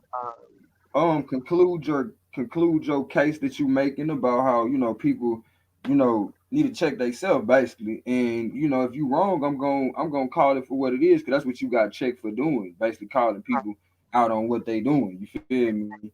So you just want to make that case clear to everybody, and that's the conclusion. You know what I'm saying? So you're gonna have at least 7 minutes Okay. to just go on a tangent. You feel me? All the reasons why, Right. as My well as like the sister said, summarize what he said so the people know you getting what he's saying, but then go at it. right. So do I start now? You definitely can start now. Definitely can Okay. start now because it's been 2 minutes. It's been 2 minutes. Okay. My thing is that when people hold each other accountable for what you do, it creates a dynamic where we can come together as one. It's the important aspect of the dynamic between relationships is communication and understanding. And what I have created with T Duck, as far I didn't get angry with T Duck. We had a great dialogue, and I love that kind of dialogue because we didn't argue. He asked me questions. I answered them the best of my ability, and this is what we need as black women and black men. That we need to have this kind of dialogue. And as far as the disrespect goes, it's a give and take with the disrespect because disrespect, as far as respect, is given and it's earned. If you disrespect me, you're going to earn the disrespect back. It's not being masculine, it's standing your ground as an individual. That goes with black men and black women. If a black woman disrespects you as a black man, you in turn don't tolerate that disrespect as a black man. But you have to stand your ground and not, you know, return the disrespect, but don't do it where you have to put hands on her. You understand what I'm saying? And black women, when you tolerate disrespect, I've seen black women put their hands on black men, You don't do that, okay? Because that's not what we do. We're trying to get the black community together, and I don't tolerate disrespect. I have learned in my past experiences that disrespect is not met with niceness or kindness or anything like that. It's met with the same thing I give out. If I dish out this disrespect, I'm going to get that shit back. It's not nice, it's not healthy, and it's very toxic.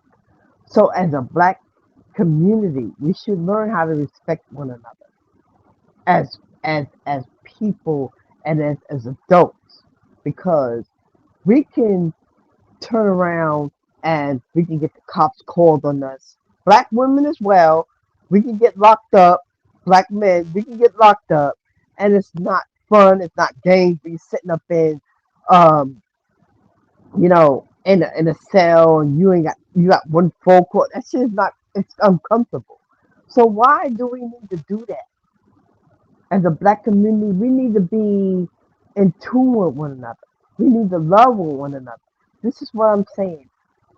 The divestment part is, we shouldn't judge people for divestment. If a person wants to be with another race, that let them live, let them be that. We can't oppose people on divestment. Like I said, I'm not for divestment, but I'm not gonna sit there and tell another woman, "Oh, why you with that white man? He ain't gonna do nothing but do." No, I'm not gonna do that. Love is love, and I'm not gonna take nobody's love away from nobody. Because whatever the love they want, I want the same thing. But I want it in a black man. If the black man gonna give me that, I'm all for it. I'm not gonna turn around and say, "Oh, because you dusty and you black," and I'm not gonna turn down a love from a black man. And I got that already. So whatever I got, I'm going to keep it because I love that man and he loves me, and that's all that matters. And I give more time.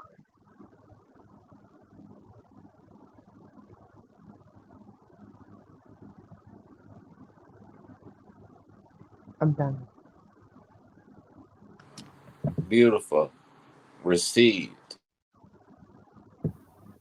Hold on. You yielding, sis? Yes. All right, because I think you had like maybe almost 2 minutes. Good job, though. So from y'all heard from my sister Amari. Can you say your name again? 'Cause I want to make sure I'm saying it right. I have a unique name myself. So. Who? Amari. Amari. Okay, Amari. Y'all heard from Sister Amari where she pleaded her beautiful case, meaning beauty is an action thing. So she laid that thing out layer by layer and understanding the plight of that struggle that it was to put that out here for y'all. Hope when y'all making y'all judgment, y'all take that into account. Just so y'all know, y'all Daniel, Chris, and Moonflower, of course, and Melanated Goddess. Be ready for the judgment from the jurors soon. So without further ado, we have T Doug. T Doug, let me get this timer set. Unmute your mic, sir. Okay. All right. Okay. Got it. All right. What I internalized from what the sister was saying is that we shouldn't embark on people's personal lives. We shouldn't weaponize certain aspects of certain ideologies against our women, that we should use choice words rather than be disrespectful towards them, and listen rather than always be quick to speak. Just listening to talk and rebuttal. But what else? Being hard and being nagging and irritating and things like that towards people is a bad thing. That's a negative, and it makes it hard for people to relate to you. What else? I mean, I summarize it. She used other words, Um, just allow people to make their decisions. Don't talk about their sexuality. Don't objectify them, and that's pretty much it. But yeah, that's pretty much it. And then that's pretty much what all she had to say. And I don't think there's any error in what she's saying. I think it's erroneous. They trying to put that jacket and paint me in that light, but I still stand and hold true. You the golden rule. You come to me with respect, you get respect. You come at me sideways, I don't know how I might do it. But now it's 2022. So I ain't got time for it. Helly Holly said it best. Not everybody gonna make it. And whatever you say about me, I have solidified myself. I have made it past certain struggles that could probably help a lot of y'all. Just as much as so as from y'all, I learned myself. And we could do a lot more learning from one another if we stop these notions of men problems and women problems and this whole gender war fiasco, this whole entitlement thing. It doesn't exist with me because we're human beings. We all have alienable rights. Pursuit of happiness, etc., etc. So at the end of the day, all we have is our word, and we got to be true to it. So if I'm going to be upheld to a certain standard, it doesn't matter to me whether or not anybody else is being upheld to that standard. But I just found it kind of funny how you would want me to walk one way, but then the very actions that you say I should be hit over the head for is the very actions you're ready to take when you feel as though you disrespected. So it's not that you don't understand where I'll be coming from. You just don't want to see me do it. And I'm okay with that because I respect you. And I have respect for everyone. But just because I respect you, don't think that I'm just going to tolerate everything you got going on because you got issues or problems or you woke up on the wrong side of the bed. And if you need me not to say anything to you, I can do that. If you need me not to be on a panel when you on the panel, I can do that. But stop making these scenarios or these type of situations where you paint it like I need or I'm trying. I have this ulterior motive to be around you or it's necessary because believe you me, this is recreational for me. I don't have no underlying scheme to try to get ladies or something like that. I am looking for people who are trying to build, who are trying to be more socialistic, more helpful towards looking for the people, trying to, give the people my understanding of things that we need to do to move ourselves forward. Get people. I started off in the hood. I'm no longer in the hood. I want to share that type of shit. I want to encourage and give people this feeling of worth without it having to be because you got this car or this materialistic item. I want people to look in the mirror and be able to smile. I want people to be able to look in the mirror and have that battle within themselves and come out on top, letting the good them override the evil them. That's what I'm on. It's 2022, so all that other stuff, that new Eric Kane y'all had in 21, say goodbye. Say goodbye to the bad guy. Because, I mean, time ain't as vast as you think it is. It's not as short as you think it is.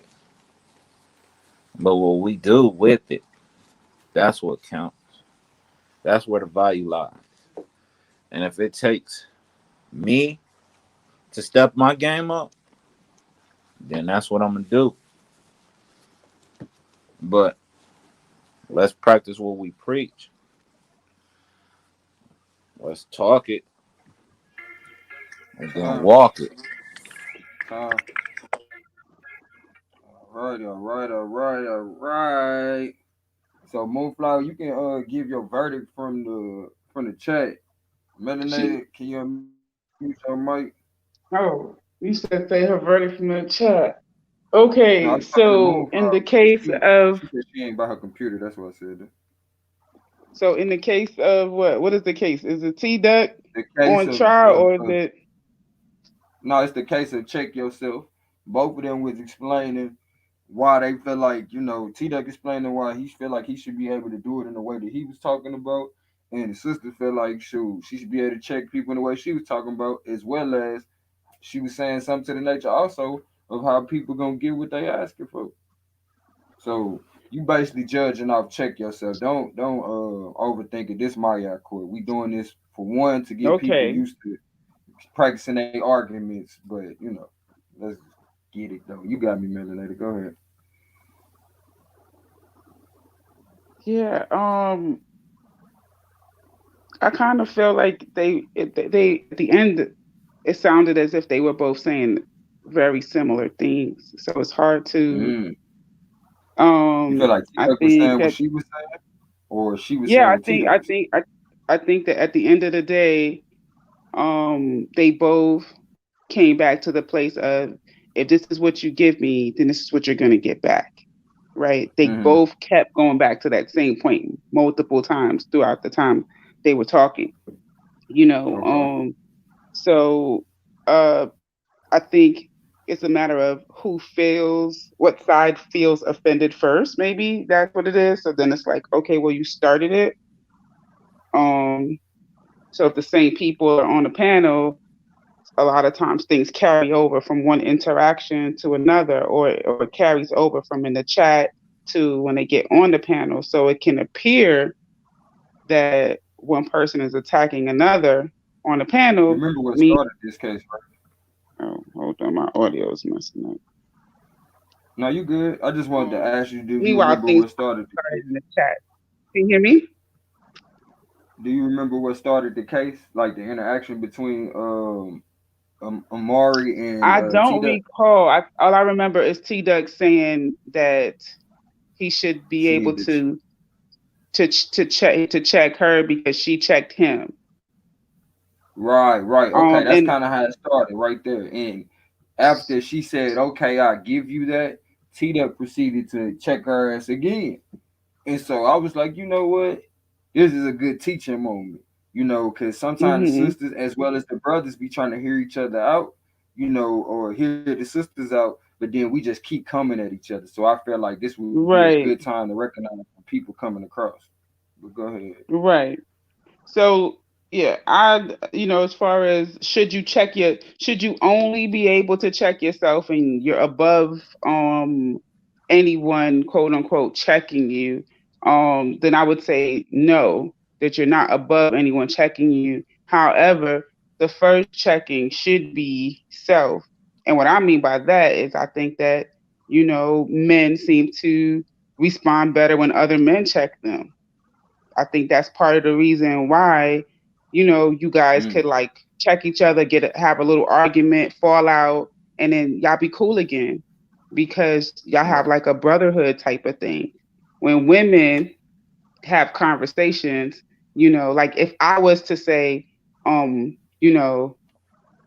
we need to stop having multiple baby daddies. Like for real, we need to be, just take more cautious, be more cautious when we're choosing and selecting the fathers for our kids.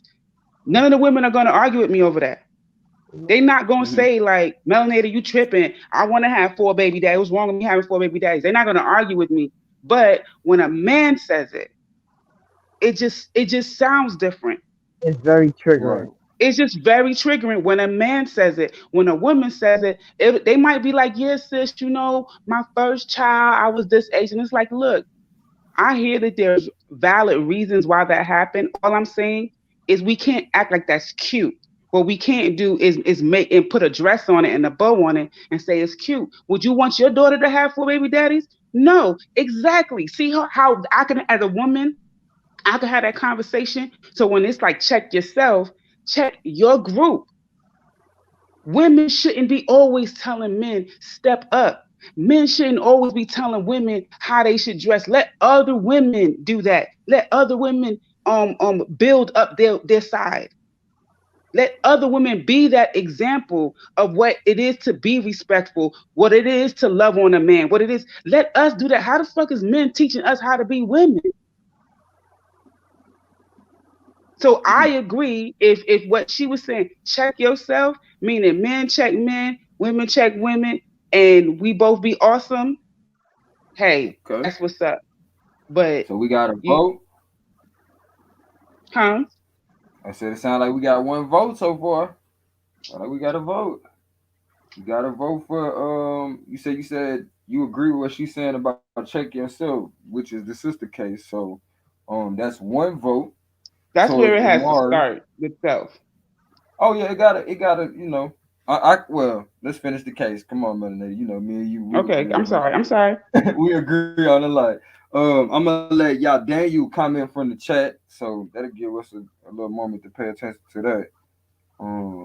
I'm messing with you, MJ. I'm messing with you. I know you weren't born in '94. Y'all Daniel, this your opportunity to post in the chat your conclusion. Your vote.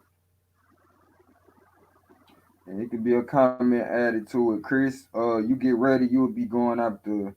Hopefully, Moonflower still paying attention, so she can comment in the chat. She on a job interview. Let's everybody send good energies for Moonflower. You got that. This job. You got that, sis.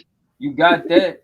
You did that. Shoot, the hard part was going. You there now. Hey, done. Wow.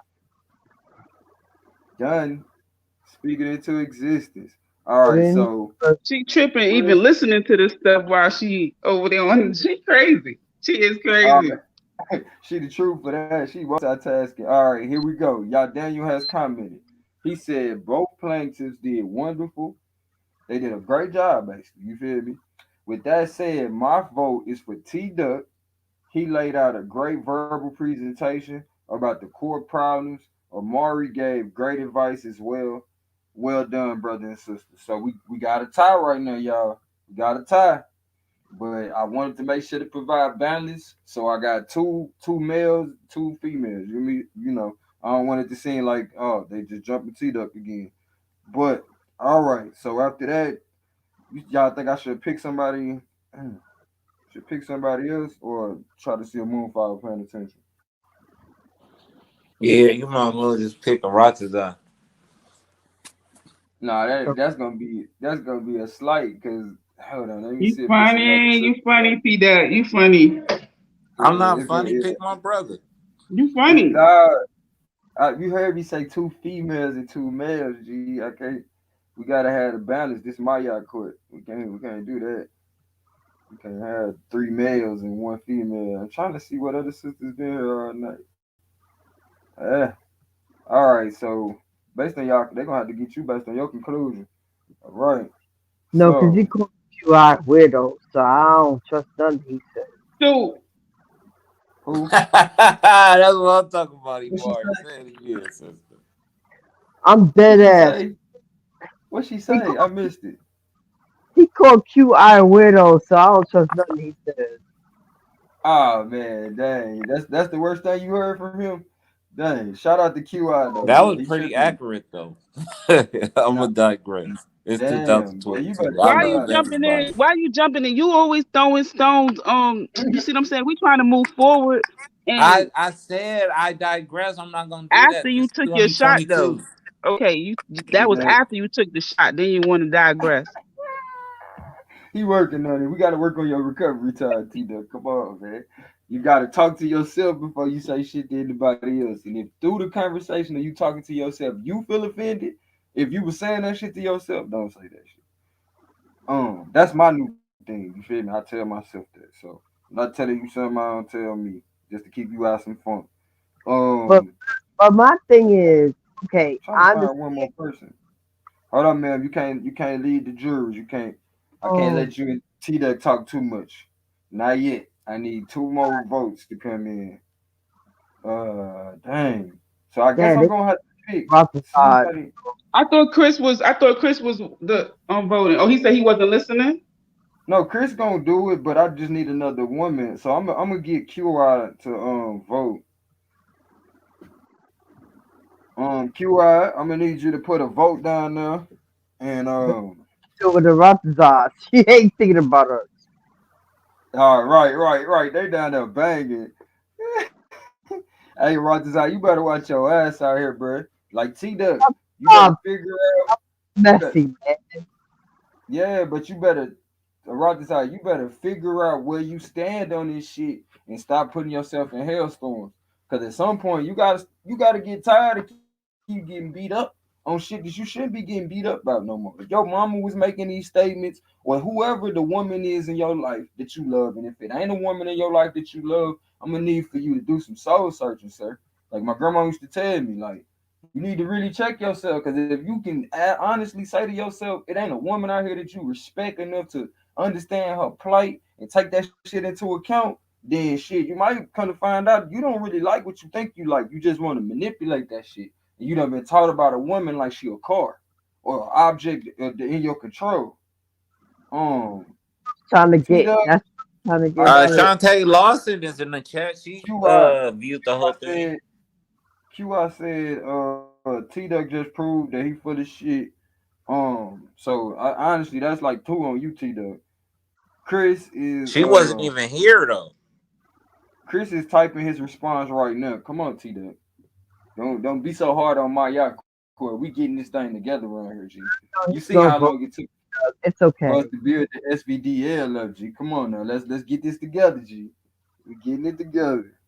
And according to the audience, they loving it. So See, this is why I can't deal with Horatazar, because he be on some bullshit talking about male horse. Tony, oh my god, colloquially. Some off the wall shit. Like I can't with him.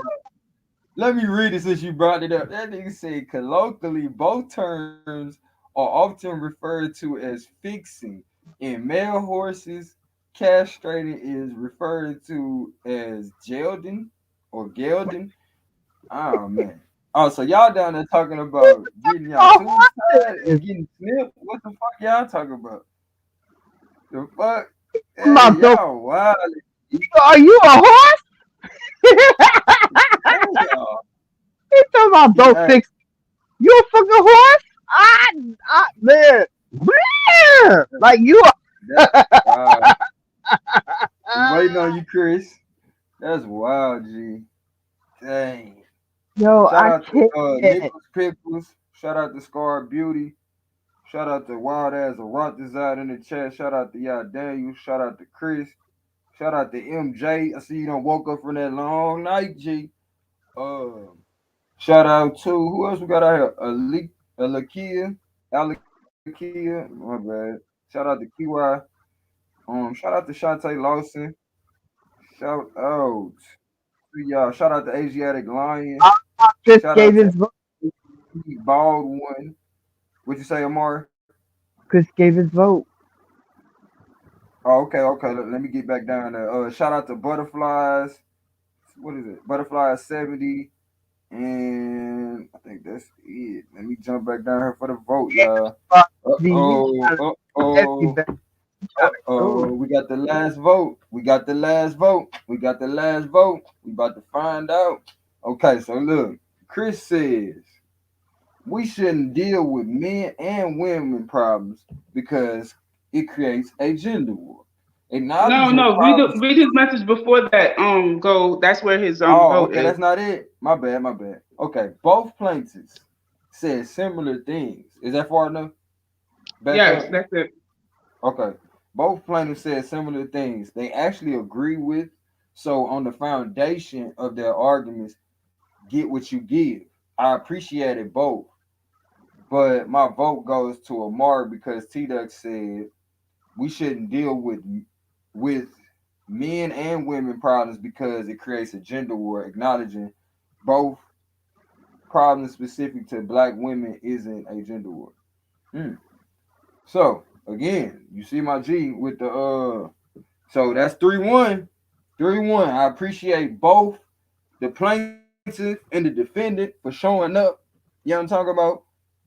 Appreciate y'all. Y'all make sure y'all come back because we will have another case. Somebody gonna be on here talking shit again. And I'm gonna pull up and we might have Judge Suave in here so then I can just be the bailiff with the strap. Cause I'll pop your ass in here playing.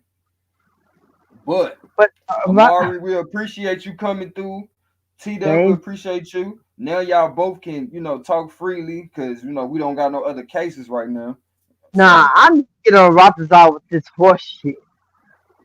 What the fuck? Boy. What the fuck?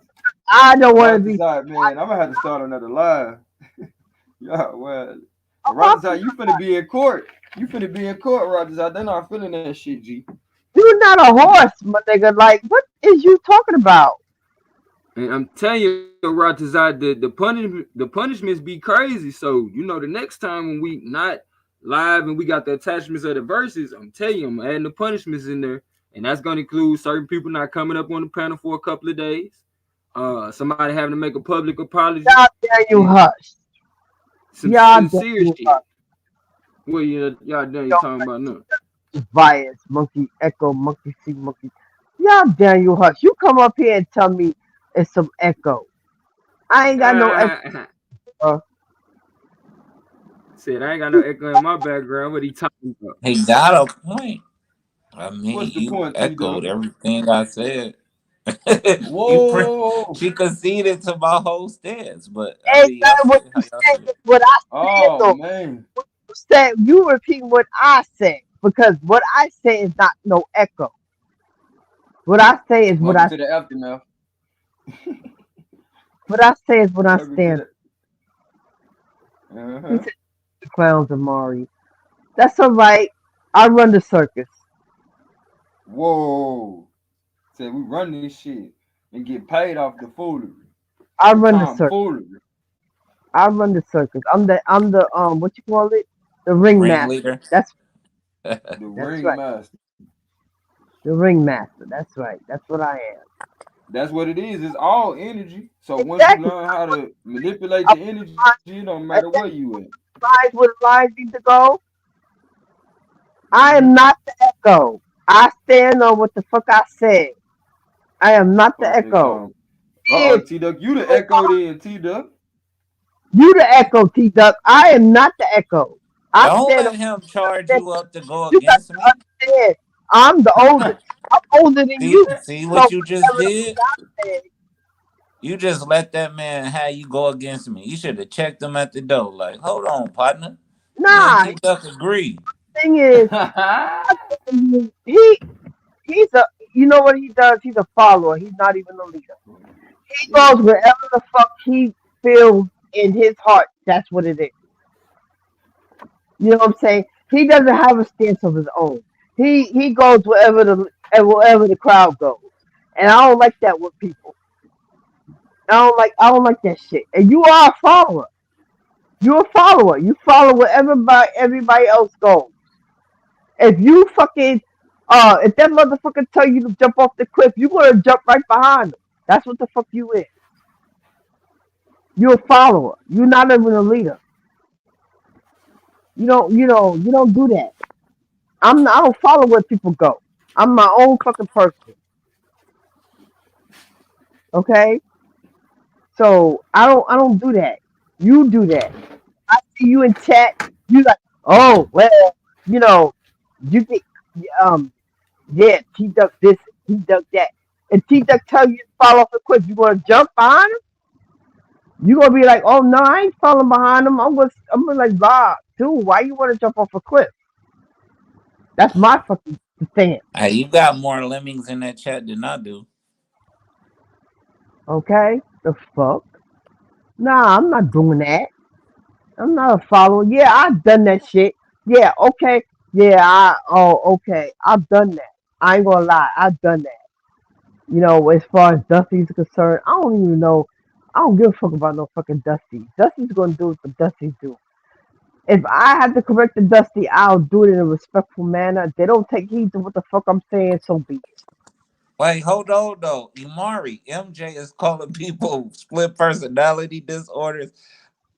I wish I remember what stream when she got in somebody's ass. I was like, oh my god. She calling somebody split personality, MJ? Are you serious? After I see you getting that dude ass that one day, Listen, you going there, sis? I got two personalities. I have a nice personality and I have a fucker personality. And believe me, when I say this, my shit is certified crazy. Okay? My kids can tell you I'm certified crazy.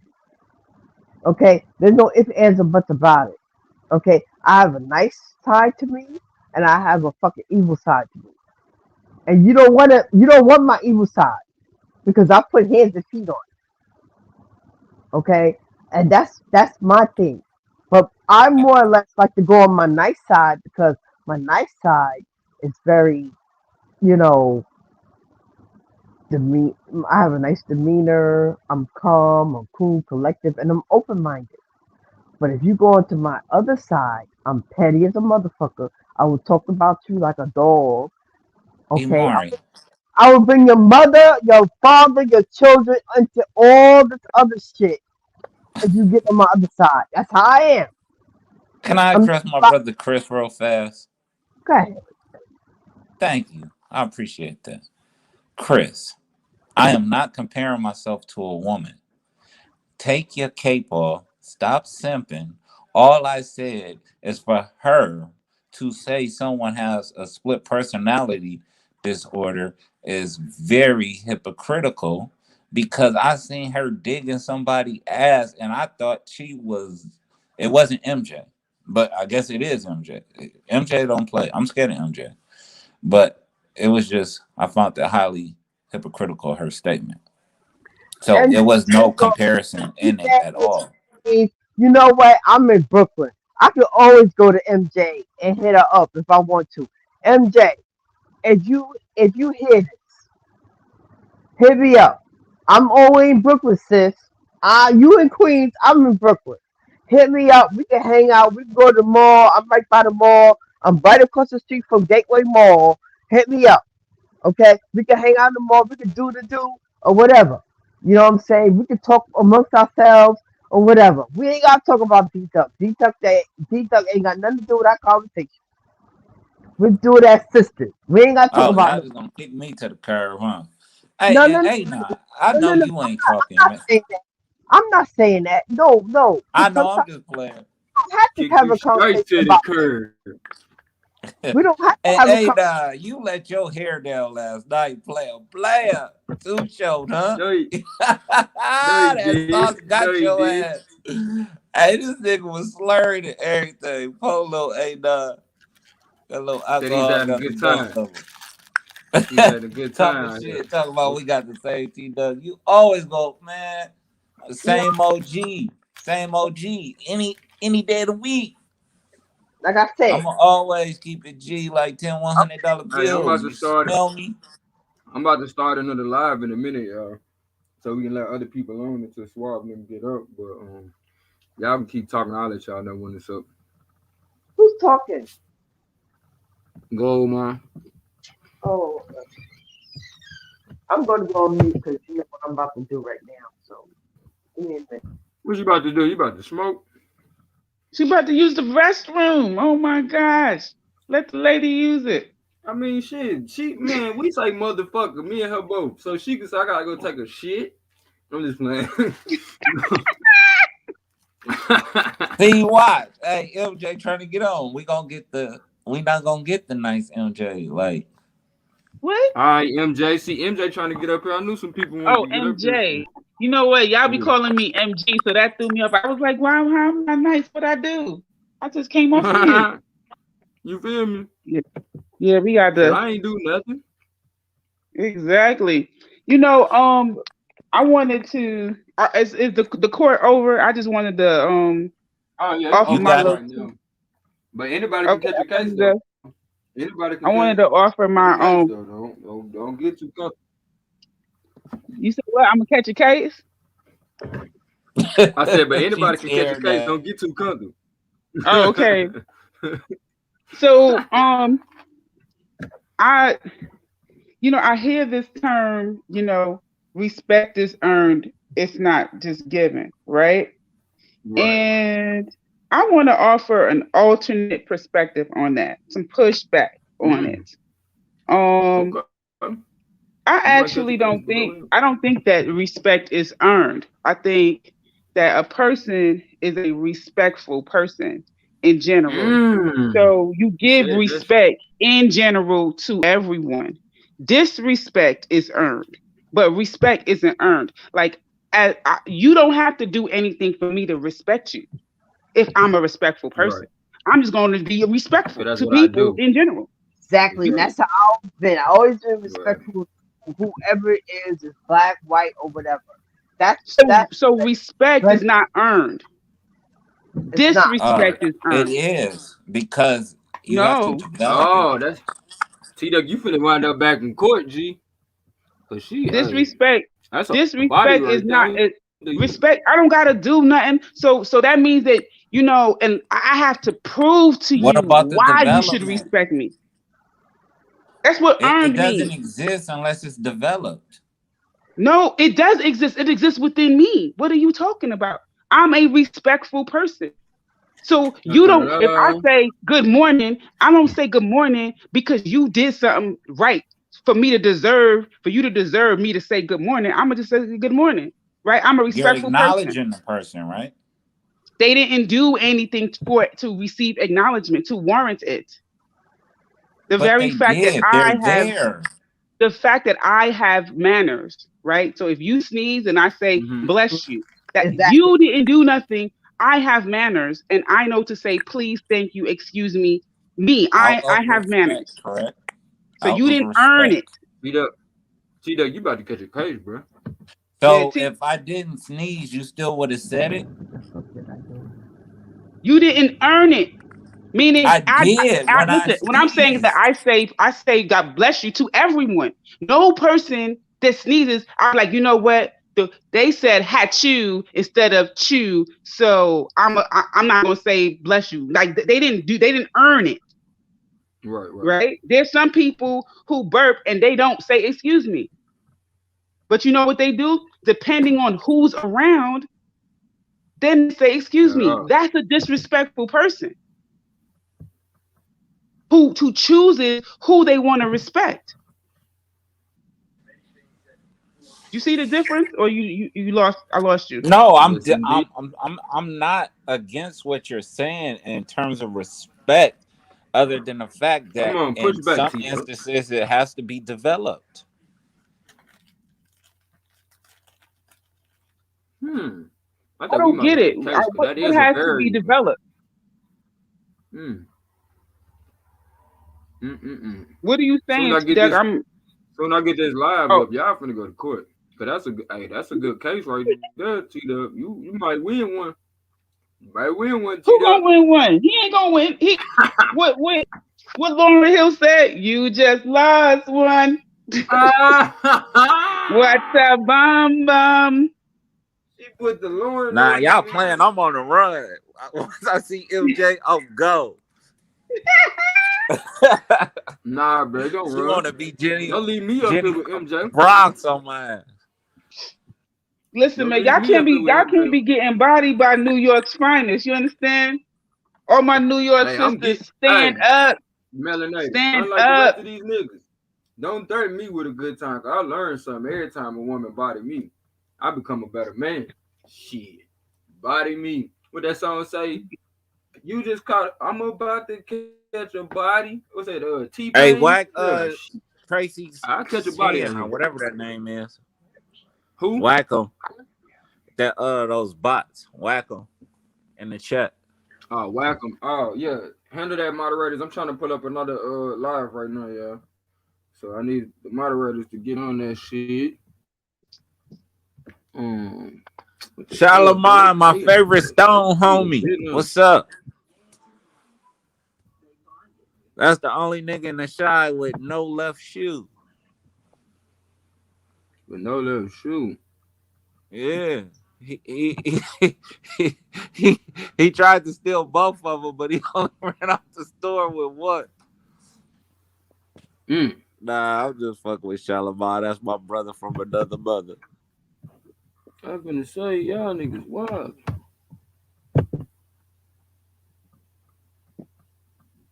Well, I was reading the chat, so I'm glad that.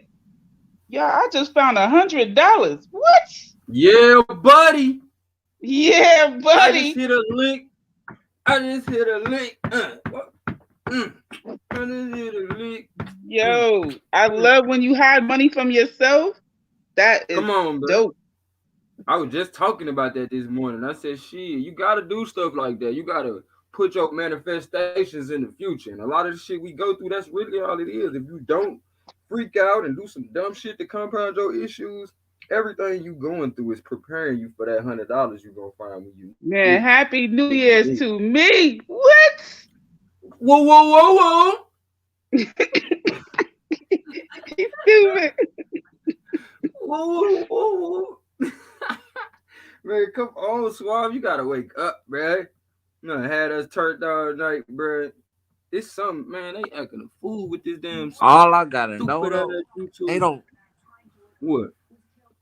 They don't What? know music like they supposed to know music, bro. They was supposed to be talking about Shaka Khan, the Switch, Bobby. Did y'all Bobby see the Shaka DeBarge, Khan Hell versus? DeBarge. Man, What y'all you call need to play.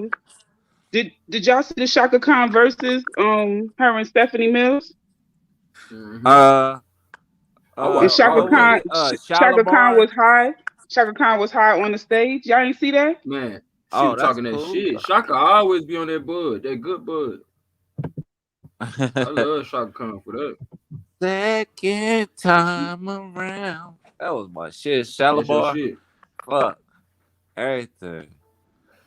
Okay, so what Like, you think was the best ballad before the 90s? Like, I gave you a long range of shit to pick. Before the 90s. Mary J. Blige, Share My World. That's the shit. What you say, Melanated?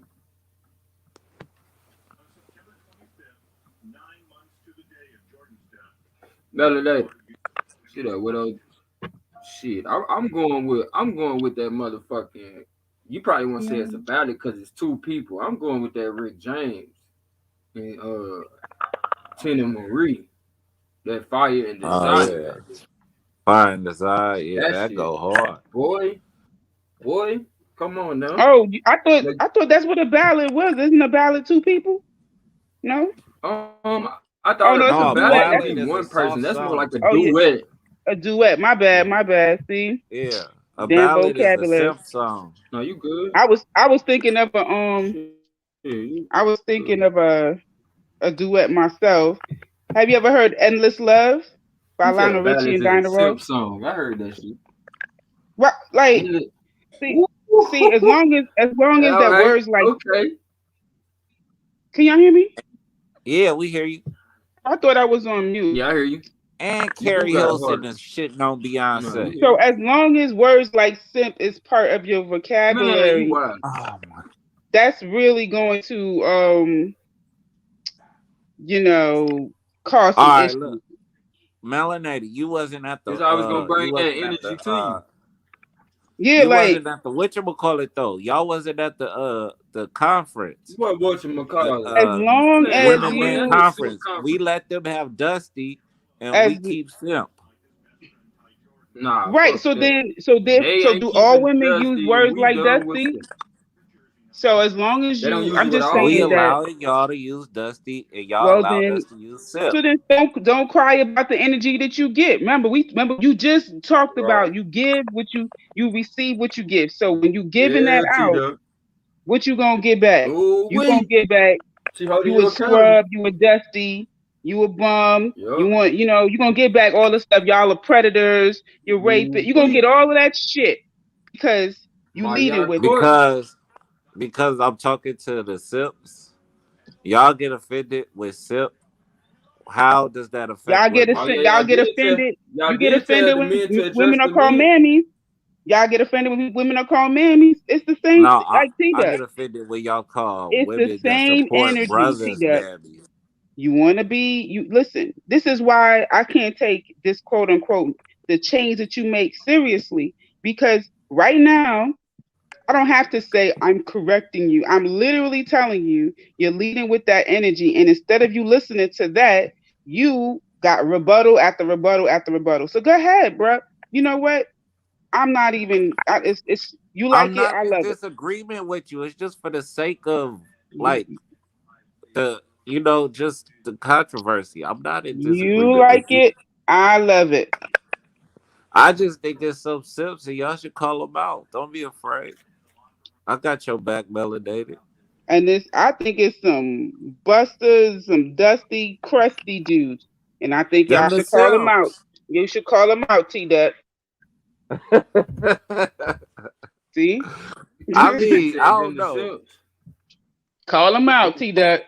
On the Say, bruh, pecking stop order, being like so dusty, man. Stop being so dusty. She would I'd want rather you be if a you wasn't so Dusty than a dusty. Sip. Don't be mad the women don't want you when you dusty. Why are you bringing dust to a woman? Got lint all in your That's no pockets, different than when smiling men up in used a to be woman's talking face. about. That's no different than when men used to be talking about women carrying too much baggage. So I get it. Bag lady. Oh, we supposed to be having the staff lip sing-a-thon, and I think that's the song I'm singing. Is Bag Lady. No, we ain't doing no lip sync-a-thon, nigga. It's karaoke. No, I'm talking about We at my back there. job for Black History I'm Month. finna say. No, you tell them folks you gonna sing for real. We ain't lip syncing shit. No, sir. No. You should do loving you easy cause you're beautiful. These niggas woke up this That's what I morning want to hear shooting, you boy. sing. Well, I just picked Erica Badu Bag Lady because in the mornings when I come into the building, I always have a million bags in my hand. So one of my coworkers, Right. that's what he think about when he see me with my lunch bag, my book bag, my pocketbook. He like, dang, what you coming into work with all of this? You feel me? You like, you got all the good shit. Nigga be loving to see your ass. You like, yeah, she got some good food over there. What the hell you cooked last night, lady? Mm-hmm. MJ, you want to be Well, careful with y'all, I that would have logic been, word. I would Logic have don't been work in started the another hands of live, some but they keep people, on with this and you bullshit. expressing that, sis. Keep on trying to get me to do this See, that was two-step nice. verification, and I'm gonna let Suave set that up on his own because it's his channel. You know, at a certain point, once you get monetized, they want you to set up a two-step verification. So I guess he at that point. So I'm gonna wait till he get up, let him set that up, so he'll know his codes and shit. Even though I do got access to it right now, I don't feel like I let him deal with that. I let him deal with that. For the record, let me define simp for y'all. A simp is Oh my somebody God. who He's is funny. overexert himself to be overly friendly to undermine another man's, Like how you get all pursuit goofy when a or woman hit the panel? Like how you get all goofy when a woman hit the panel, be like, hi, how are you? no, Like I that? just like y'all energy. I can't help it. I like y'all. I just like once y'all start talking and thinking out loud and expressing things that are counterproductive to our working togetherness, then I have an issue. But overall, Counterproductive. right. So you like for someone to pacify you. You like a pacifier? No, absolutely not. Absolutely not. I'm saying counterproductive in the sense that it's going to cause contention and discourse, a discourse that's going to be, like we calling each other out and pulling and dragging hair and kicking and nuts and all that type of shit. Like that's unnecessary. It's unhealthy because if you really think about it, it's not a gender war. We have a class issue.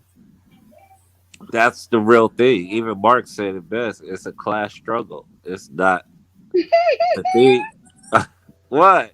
I'm reading the chat. What they do? Huh? Turn your ass up, Tita. What you got on mute for, nigga?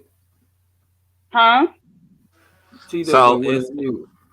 it's a class. It's a class struggle, and I mean we've forgotten about the health and welfare of people. Because look how we treat one another. I mean, I'm even guilty of it myself, but I'm not to the extent of some people. So it's just like we have simps, and like I said, those are the people that's just doing too much for no reason, just to try to gain some type of acceptance that they don't even know what to do with it. They just doing it just to. Damn, T-Dog, you just got oust. snatched up, G.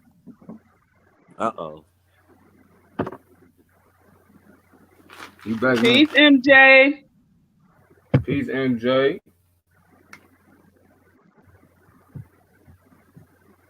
Oh, she made it in, Swab.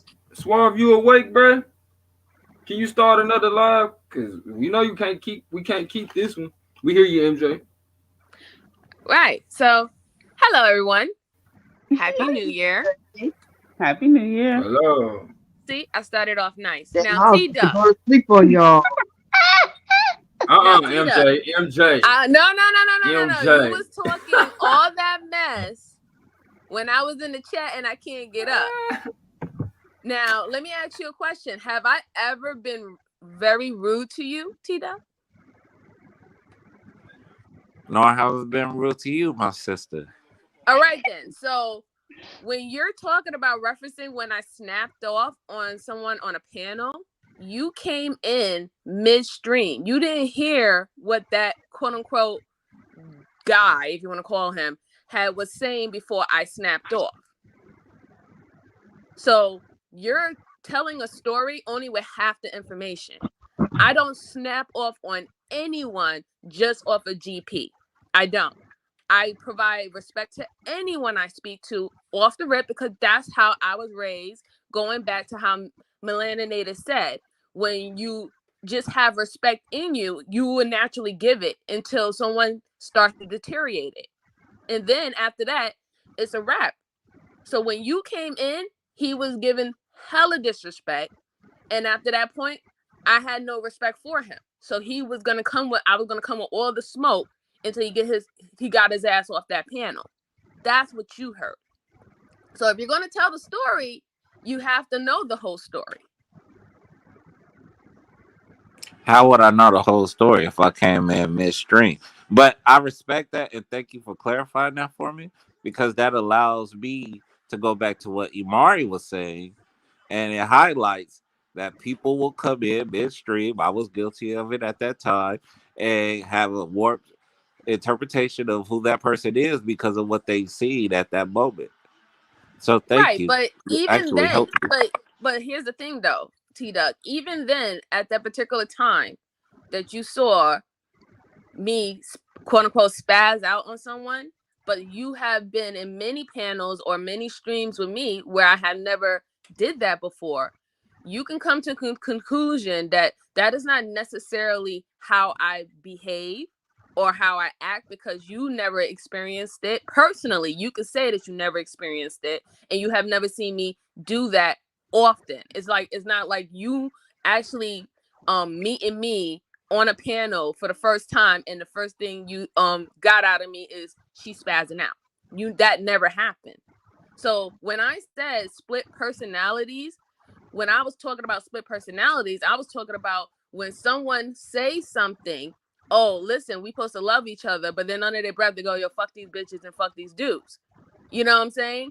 But you're telling Yeah, I do. you're telling everybody, oh, I'm for love, and you be like, yo, I wouldn't pee on these motherfuckers if they were on fire. That's a split personality.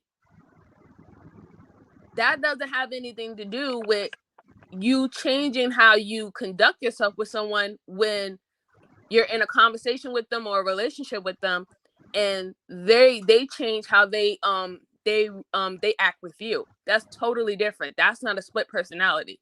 So do you understand the difference? Do I understand the difference? I absolutely do understand the difference. Okay. See, and look, But I they didn't still spaz out exhibit. on you as crazy as you thought I was. No, it's still the same behaviors are exhibited. If you catch it, if you don't catch it in its entirety, you may assume such. So we're in agreement. I mean, I have the luxury of knowing you and seeing you on multiple occasions. Whereas if one caught you at that extreme, they would consider you that. But yeah, if you want to have any further discussions, you're gonna have to talk to my lawyer, Ada, because A9 is the judge. I'm He not ain't doing the this with you. I got some beefs with you, but They I not mean, gonna it's get not you that big locked of a up, deal. bro. Look, if you have any beef, it's the right time is right now. I'm here. Exactly. What's the beef? I mean, it's like it's not gonna sound right, and I just don't want to ruin. No, I this don't want is to tarnish time. our little relationship. It's It's He just 2022. mad because he thought you. It's Go time, ahead, and the Amari. No, I was about to say she's just too like. I mean, please don't take this the wrong way. Please don't bite my head off of this. This is just Man, my speak your assessment. It's mind. Don't like be simple. you are too in tune and have a broader sense of understanding to take certain stances you take. I would think that they would be like beneath you. So you're trying to well, is say that a that bad thing? I'm supposed to be tunnel vision? Like I my think he's stance saying you to got be tunnel more vision. narrow? So how she take her No, stance? Bad thing? I think he's saying your stance is narrow. That's what he's saying. No, he said my stance is broad.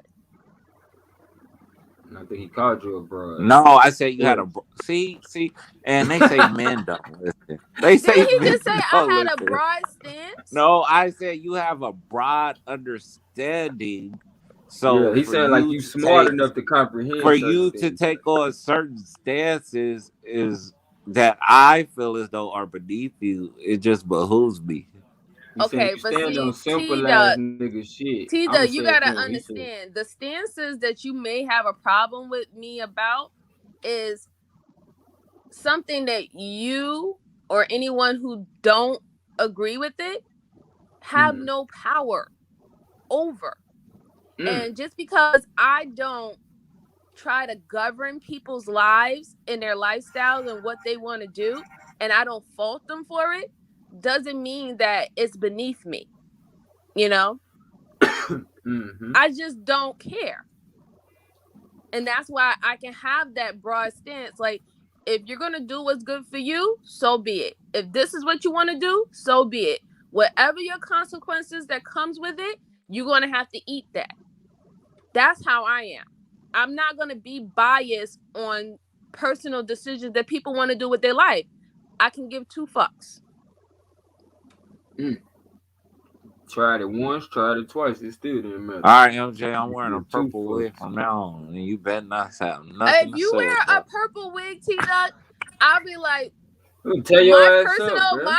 opinion, I'll be like, this motherfucker crazy. But if that's what you want Crazy to as do, fuck.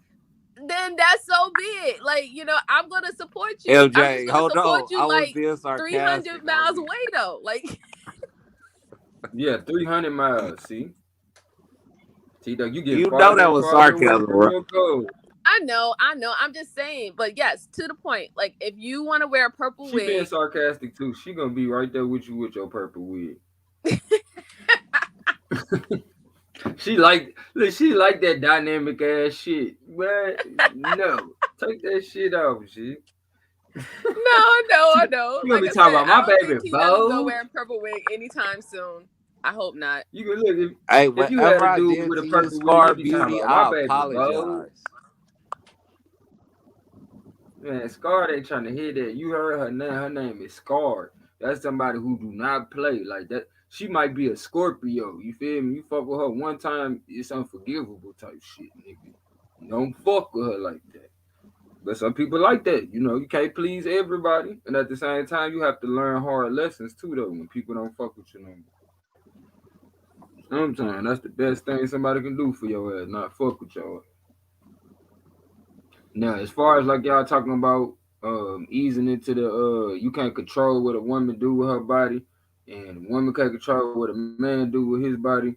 Like, man, I get it, but at certain points, I feel like a man do have a responsibility to how he make a woman feel.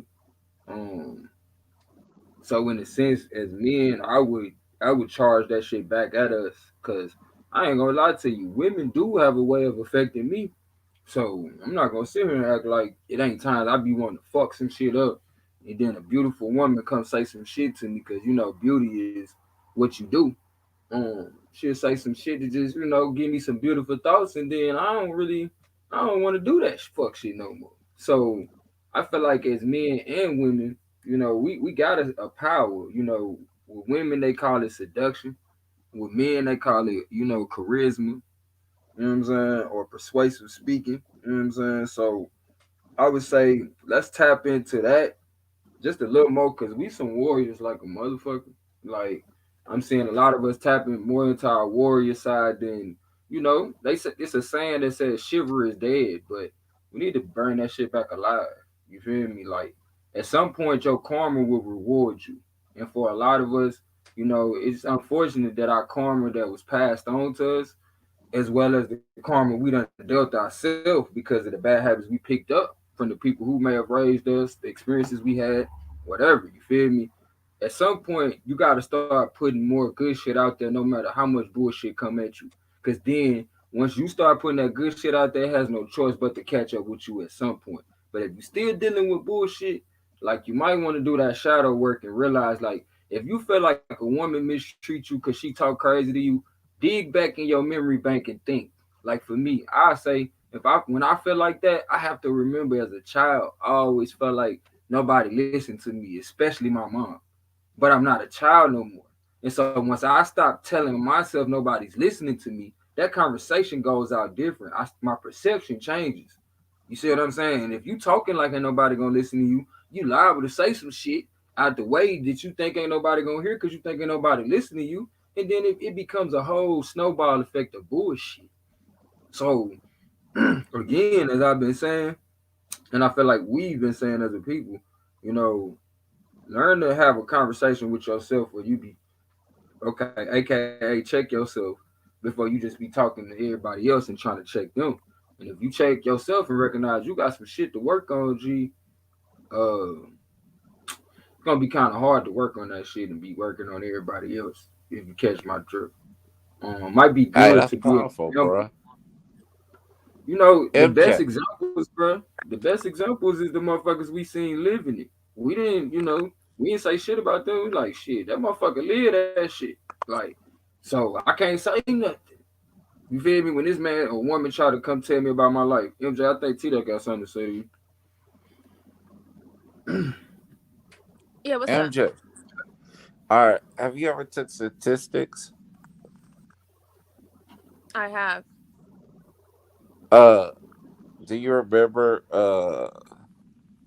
probably in a first week or two, they tell us that they are not fact but a generalization, and that they are particularly biased because they're only using sample sizes and not the totality of whatever they are trying to represent. Well, also, T-Duck, you have to understand that nothing is in totality, right? Correct. So Everything is based on probability. Everything is based on ratios. Some have greater ratios than others. That's just the world that we live in. You can't deal in totality. So not everything is always correct, and not everything is always wrong. So if you're Correct. talking about the statistics as in regards of when we use for information, the data that's being used at that particular time within that particular group size is showing a trend. So you can't use that statistic as being false because it's showing a trend. It's not to look at that as this is every single body, but this is showing a trend that we're tracking. It's a tracking tool. Right, but that trend could also be incorrect. It could die out, or it could be I don't know, not as T-Duck. No, significant it's if you not. have a bigger sample No, size. it's not it's that trend can only die out with actions causing that trend to die out. If they're taking it at a particular time, at a particular day, and at a particular size, this is the trend that's going on. You can't deny that they're tracking that trend that's going on at that particular time or day. This is why we have statistics every year, because there is the possibility that it might be an uptick or it might decrease. But you can't Okay. deny the facts that's going on, what is being presented to you.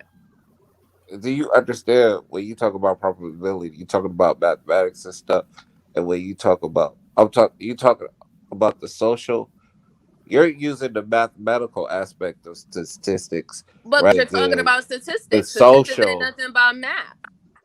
the social aspect of statistics. No, That's what I'm more equating my question you're to. trying to lead it to the social aspect because you're going based on emotions, belief, and what you see in your physical area. The statistics have nothing to do about what's Projecting, in your Lord. household. The statistics is about what's going on, what is being tracked. People are not tracking what's in your household. They're not really necessarily tracking what's actually happening in your community. However, they are tracking what's happening in that location. That's how those statistics are going. That's nothing but math. That has nothing to do with the social part about it. You want to get social, you have to deal with psychology. Show your head, boy. Hey, no. Hey, no, y'all. Hey, MJ, ain't you in the league? No, I'm not in the league. I was you don't thinking need, about joining. You don't need to be. No. You don't need I to was be. thinking about joining, but I was like, no, I'm okay. It ain't gonna be fair. You might well join the media with me. They ain't gonna give you no debates talking like that. Hell no. You must ain't seen my history in the league. Why you think I'm the media? Like motherfuckers blackball me some more shit. Like what you do, Goman? Man, I lay it out. You be hearing me up here. I lay it out. I try to come from all angles. I can't help it because I've been around such a plethora of different people. You feel me? But I try to think about all those perspectives when I'm talking. You feel me? To make sure I come across. So a lot of times people just be like, man, I can't argue with you. But see, that's the thing, because when you're actually thinking fair and you're thinking logical and out of emotions, you can see so many sides of it, and then you just come with the best conclusion. But when people move motivated by emotion,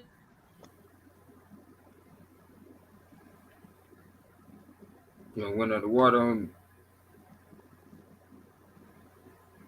Ain't that about it? She was going in on y'all ass. MJ. feel what you're going through because you're in that emotional state. And if I'm not in it, no, I don't see it that way. Right. You went underwater for a little bit, but I get what you're saying, though. You went underwater on me for a little bit. You a deep sea diver or something. I know, it just kind of goes in and out like with my Wi-Fi. It's so weird.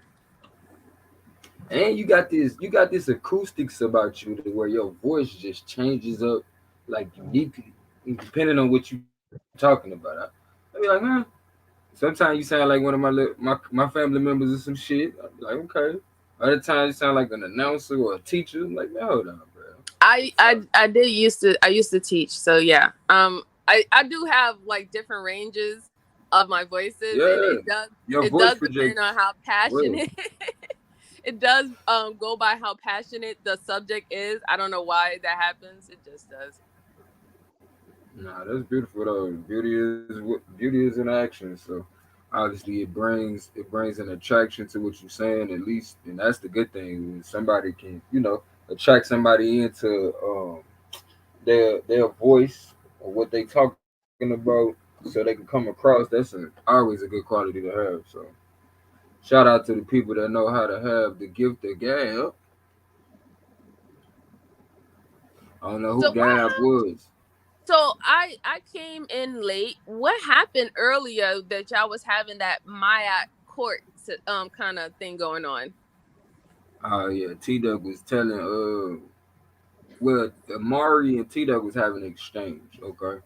And the exchange went something like she said something to the nature of motherfucker or bitch is something that she used when it fit. You know what I'm saying? And a lot of people feel like that. And before she had said that, it was led in by Melanated saying like she has to take the time to understand different people's perspectives or what background they might be coming from. So if a brother come up to her and be talking about an issue he going through with a female and he keep on saying the B word, she not gonna be so quick to just be like, stop saying that. She gonna give him the chance to vent, but at the same time, she gonna have to take into account that maybe he's familiar with people that use that word so often. That's why he's using it. You see what I'm saying? So with that being said, it led into Amari saying, yeah, I say what I gotta say if it fit. You know what I'm saying? I'm not ducking or mixing words.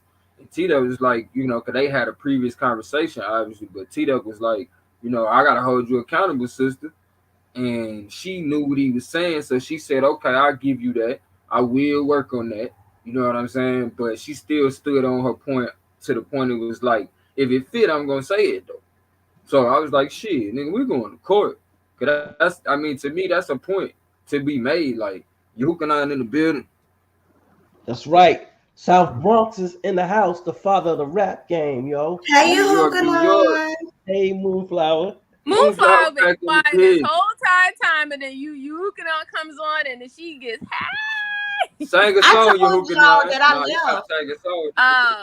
And you can peace. Yo, what's up, Amara? I didn't know you was from Brooklyn. Yeah, I'm born and raised in Brooklyn. Shoot, I was in Brooklyn and you Queens. Tapping in, G? About back in October. Okay. You've been tapping in. You've been listening the whole time. Okay. Yeah, I was listening to them, man. You know how T Duck do. T Duck got to be T Duck. You know what I'm saying? Like T Dizzle. It's all good though. That's my brother. Hello. What's up, brother? He gonna say hello. This nigga weird. He's silly. He's silly. He done fell. He fell off. He couldn't hear shit. That's what that was. That nigga fell off. Oh, word. But now, how was your New Year's, G? Where you had to perform at?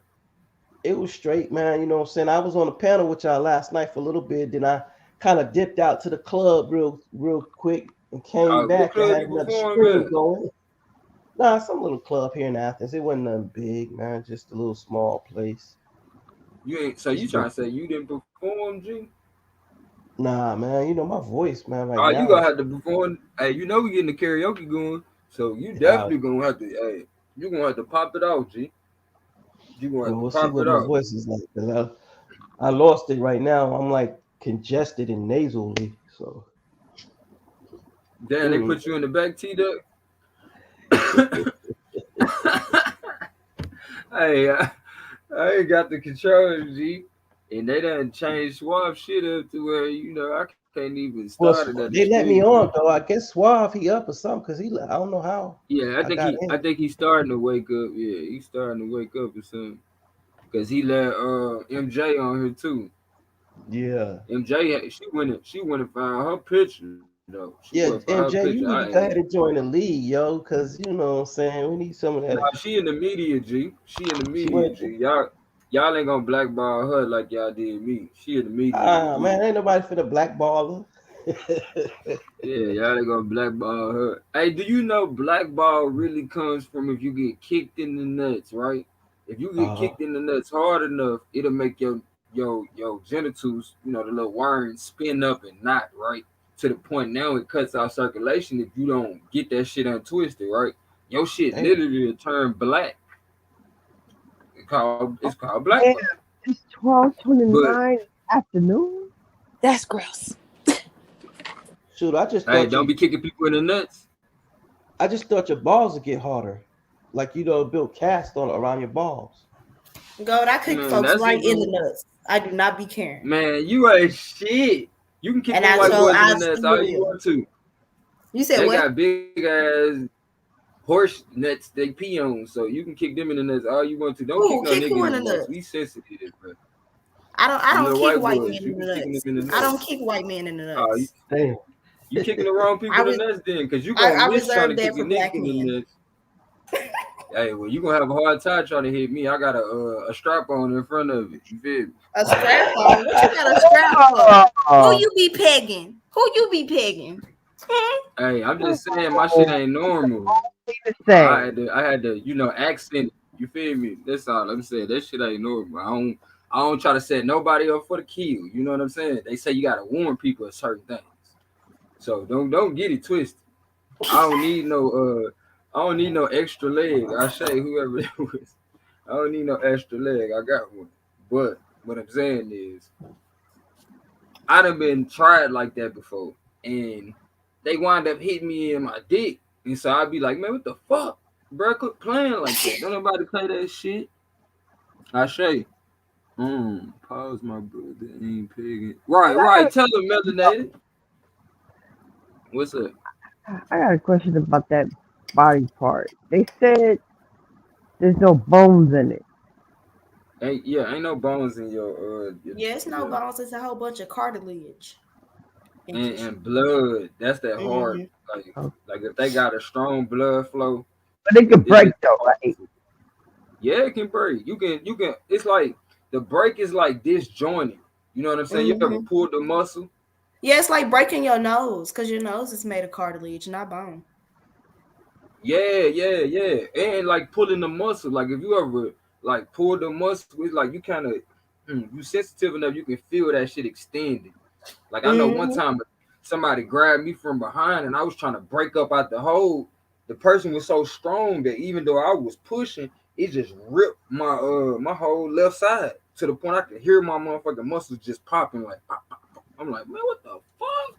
I just knew I was finna break up out of that shit. I should have used all my strength like that once I realized I wasn't getting out. But I ain't never, you know what I'm saying? I ain't never been in a position where I couldn't get out. So if you think about it, it's like that. You know what I'm saying? And the way that shit happens, so we can avoid that, you know, get a little too wild on, you know, on the ride. A dude, you know, bouncing around a little too much, just falling on the bed or some shit. Like it can happen many ways. People playing football, you get hit in the right spot. Like it can happen, but it's not the end of the world. I don't know about putting it back in place type shit. You might just have to learn how to torque your You go to the doctor. You go to the hospital and they do something. See, y'all men had that problem. See, if a woman get kicked in that area, all we did was get a cracked pelvis. That's it.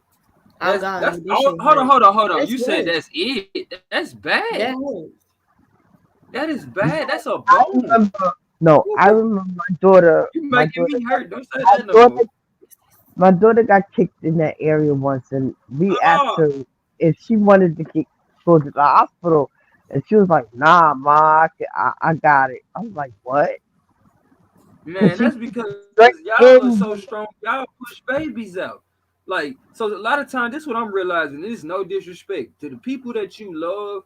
Sometimes you have to make the best decision for them. You feel me? Like when you know, not to say you did anything wrong. I'm gonna make the example of myself because this is something I just realized.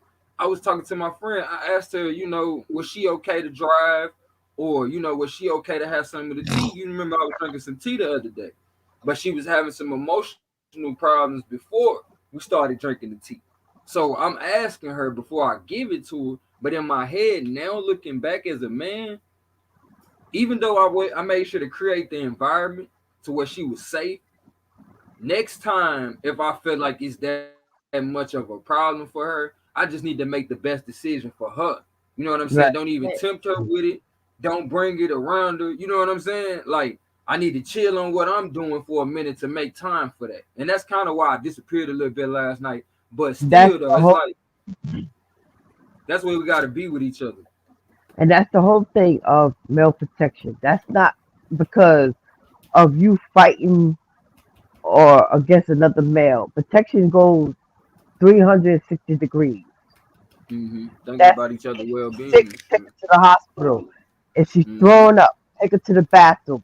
If she's, you know, she's having problems bending, or she can't tie her shoe, or she can't do none of that. That's protection. Yup. And That and that men that that's and telling me you have to fight her battle. right now, You know, sometimes it could be an internal battle. It could be an external battle. That is the right. part of protection. hmm And we It's also full got to do circle. preventative measures for our women too. Like this, some stuff Exactly. that I like. I tell the young men that I deal with, like we got the summer camps opening back up. But one thing I tell them, you got to learn about the female anatomy at a young age, so you can have a strong appreciation for it, as well as don't be over here doing all the wild shit that young boys think they want to do when you intercoursing, because it in turn affects her makeup. You know, you can destroy a woman. You know what I'm saying, from the inside out on some bullshit. As well as you lack the appreciation for the moment. So essentially, you wasting the opportunity. But I feel like it's missed out because young males as well as young women, we're not taught about each other from the proper perspective at different stages of life. Because you know, at a young age, we at least understand that's a boy, that's a girl. You know what I'm saying? That's sex education to an extent. And then after a while, you start going to the bathroom and noticing, hold on. I wonder if you got the, you know what I'm saying? You start noticing your private part, then that's another part of your sex education. But if we include them from a proper perspective of teaching them what these things are about, it don't lead to these later perversions of men just getting with women because they want to solve their sexual problems, but I don't really care about you enough to take into account Because your fit. at that age, I think because of they being 16 and 17, I think they more or less being curious as Yeah, opposed yeah, to letting off a nut. Because if they really want to let off a nut, they can go in the bathroom and rub one out. right. But the That's thing why of it's it, important to tell their ass what's up first right? before they You go through know, all that. because first, I mean, I don't want to be cruel or nothing like that. When people first experience their sexuality, they start masturbating. Then after they Right. masturbate, then they start they want to experience into the For other physical people. realm. Yeah. They wanna have sex with other people. So as a young person, as a parent, you need to teach them that. hmm You know, And at because different stages, so they don't feel like it's just something wrong with them, and then they right, go it's nothing wrong. overboard It's expressing. nothing wrong with experiencing your sexuality at a young age. If you see a young boy, they sitting there, you notice that your Vaseline is going down. You be like, "What the fuck? What's going on?" Or your lotion is almost gone, or stuff All of a like sudden, that. his door shut all the time. Yeah, you know what I'm saying? Or the little girl, you know, babies, they start feeling themselves or whatever. You tell them, "Oh, you're not supposed to touch that," and all the other stuff. Man, It's yep. because that's what we are born with. We are But we born turn it with into a exploring our perversion because sexuality. we don't teach them like you explaining. We Exactly. gotta teach them We are because born with our sexuality. So if a little boy they start experimenting with their genitals, or little girls start experimenting with their vaginas or whatever, there's nothing wrong with that. But you got to teach them the safe, you know, well, you can't do that right now. You're young, you know, when you get to a certain age, then you experience that. And a lot of parents don't do that. and then we gotta Yep. teach them the You know, truth. Like, a be lot of careful parents don't because do this that. is what's A lot of happening. parents will sit there and let their son, you know, go in the bathroom and jerk off, and all of a sudden he done messed up his penis because he don't Yeah, know what he's he done doing. overexerted himself and shit. Yeah. Exactly. You don't know what he's doing, so you gotta send your son to the hospital. Damn. You gotta Nah, that send him shit to the happen, hospital. Moon. You don't know what he's doing. Yeah. Yeah, it happens. And then And you that's know why the dudes worst be part having is erectile dysfunction at an older age because they exactly done you overexerted get themselves at a dumbfounded like, younger age. damn, you know, how do you approach your children with sexuality? How do you do that? And we got to teach them about the proper foods too. Like when women, release orgasms and stuff like that, they release a certain thing called chrome, and it's another name for it in the scientific books, I guess. But these things are found in certain foods. So if you teach a woman about that, so when she do have a whole bunch of orgasms, or if the young man keep on releasing that, it's certain food for you to eat too. You know what I'm saying? To replenish yourself, like. Because again, once you lose these life forces, you begin to be like, when they say sex crazed, they talking about people who can't think of nothing. They can't think outside the box. They lose creativity. Like, we really give away our creativity to each other. So that's why we really need to start appreciating the act a whole lot. Hey, I'm gonna say this though. If you women, y'all need to eat like some pineapples or drink some cranberry juice. Saying, bro, you talking about your preference. That Hey, ain't the listen cruel. here. That ain't got nothing That's to your do with it. preference, G. But my thing is, them stuff you should Cranberry not juice helps though. Cranberry juice is for urinary tract infections and yeast infections. So Exactly. Man, like this. I don't know what My bad, you hooking up. I don't know what shorty had ate one day, but you know what I'm saying. This is like some years ago. Hey, you know you can get cancer from doing that. You hooking up. A brother was going ahead and he was doing some foreplay, and all I can say You is know you can get cancer from that. that mug. I never tasted something that tasted so good before. Hell no. Wow. I don't know what that. Let hell- Yeah. That same stance go for men too, because if y'all eating said, a I don't whole know bunch what of he junk ate. food, not drinking like real fruit juice and eating Nah, fruits that's and real vegetables, shit. y'all nuts taste like fucking battery acid. But my Whoa. if Get okay, your shit together, you people. but What my the thing is- hell did I just walk back into?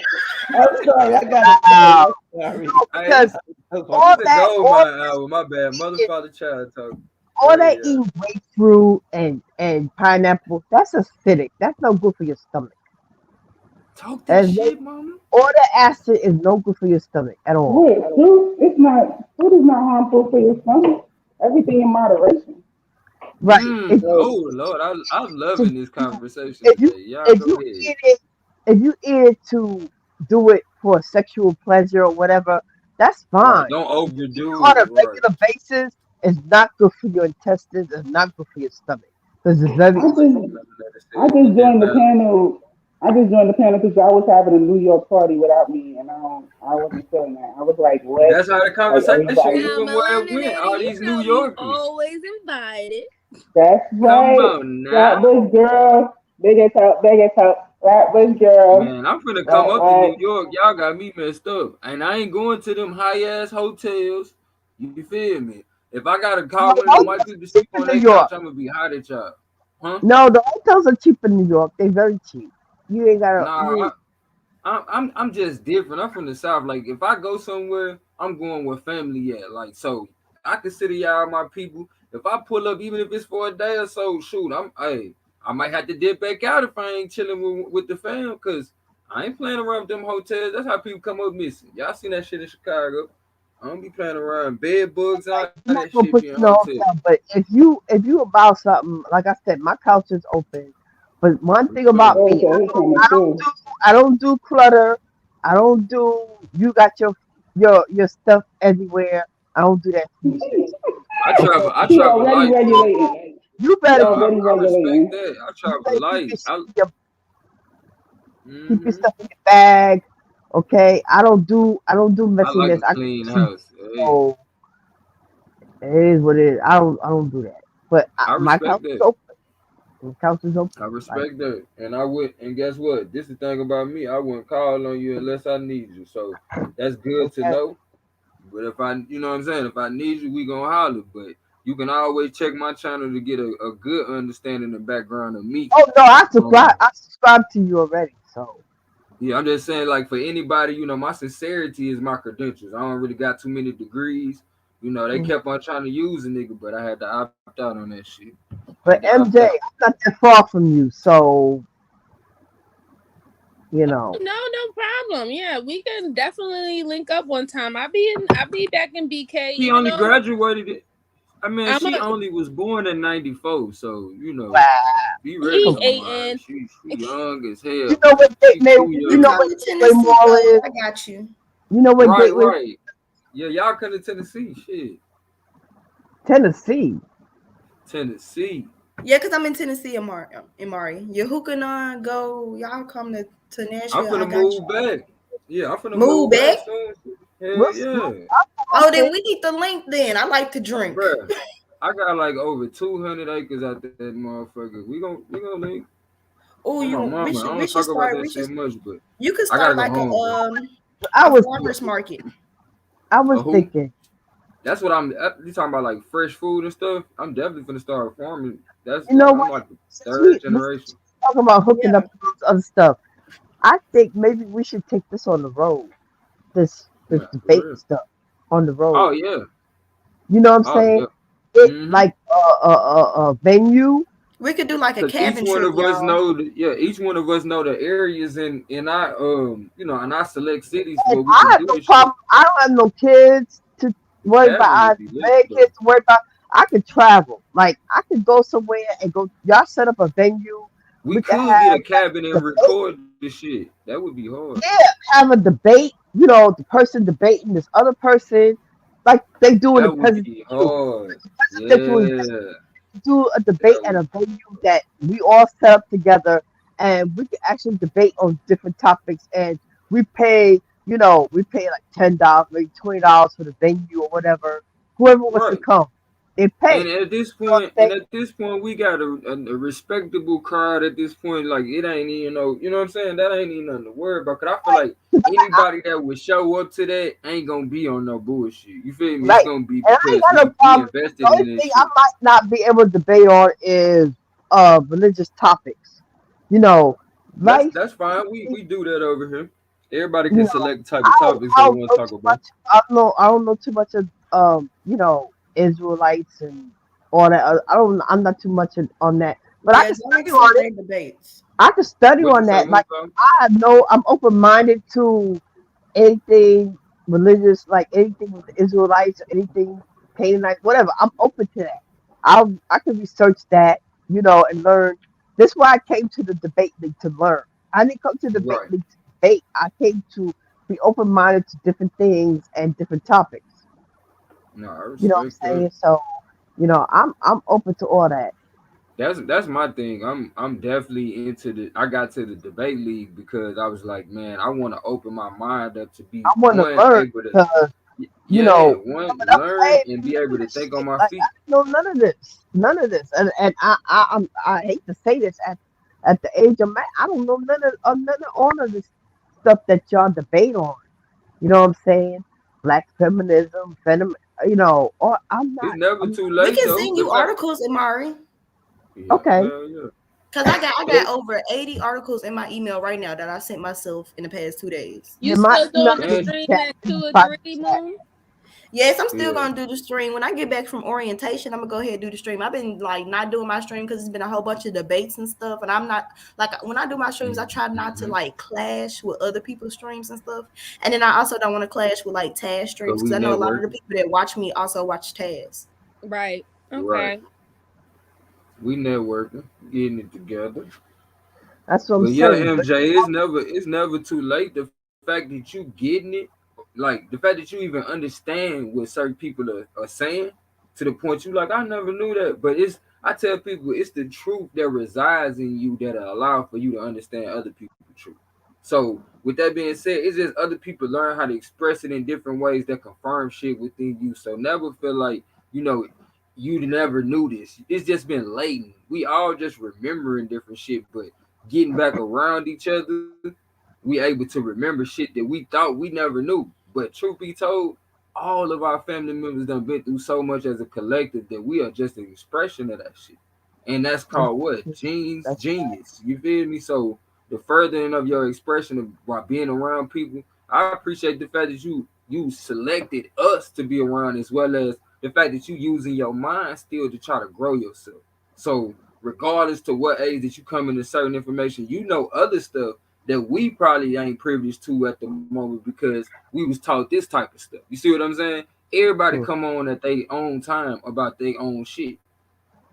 Yeah, I don't, but see, that's the thing. I don't really try to judge anyone on what level they're on, right? Because Right.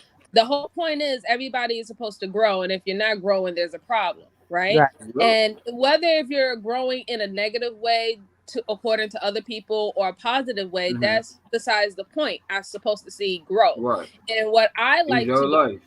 and what I like to do, I genuinely like to just see people from where they are. You know, I actually study people. I study words. I study Man. how people frame words. There's a reason and a way that they use certain words and how they use it. And there's a whole other different type of deep meaning within that.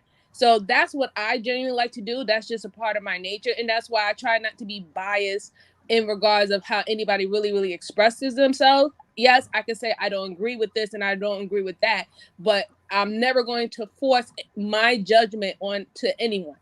Amen. That's what I'm saying.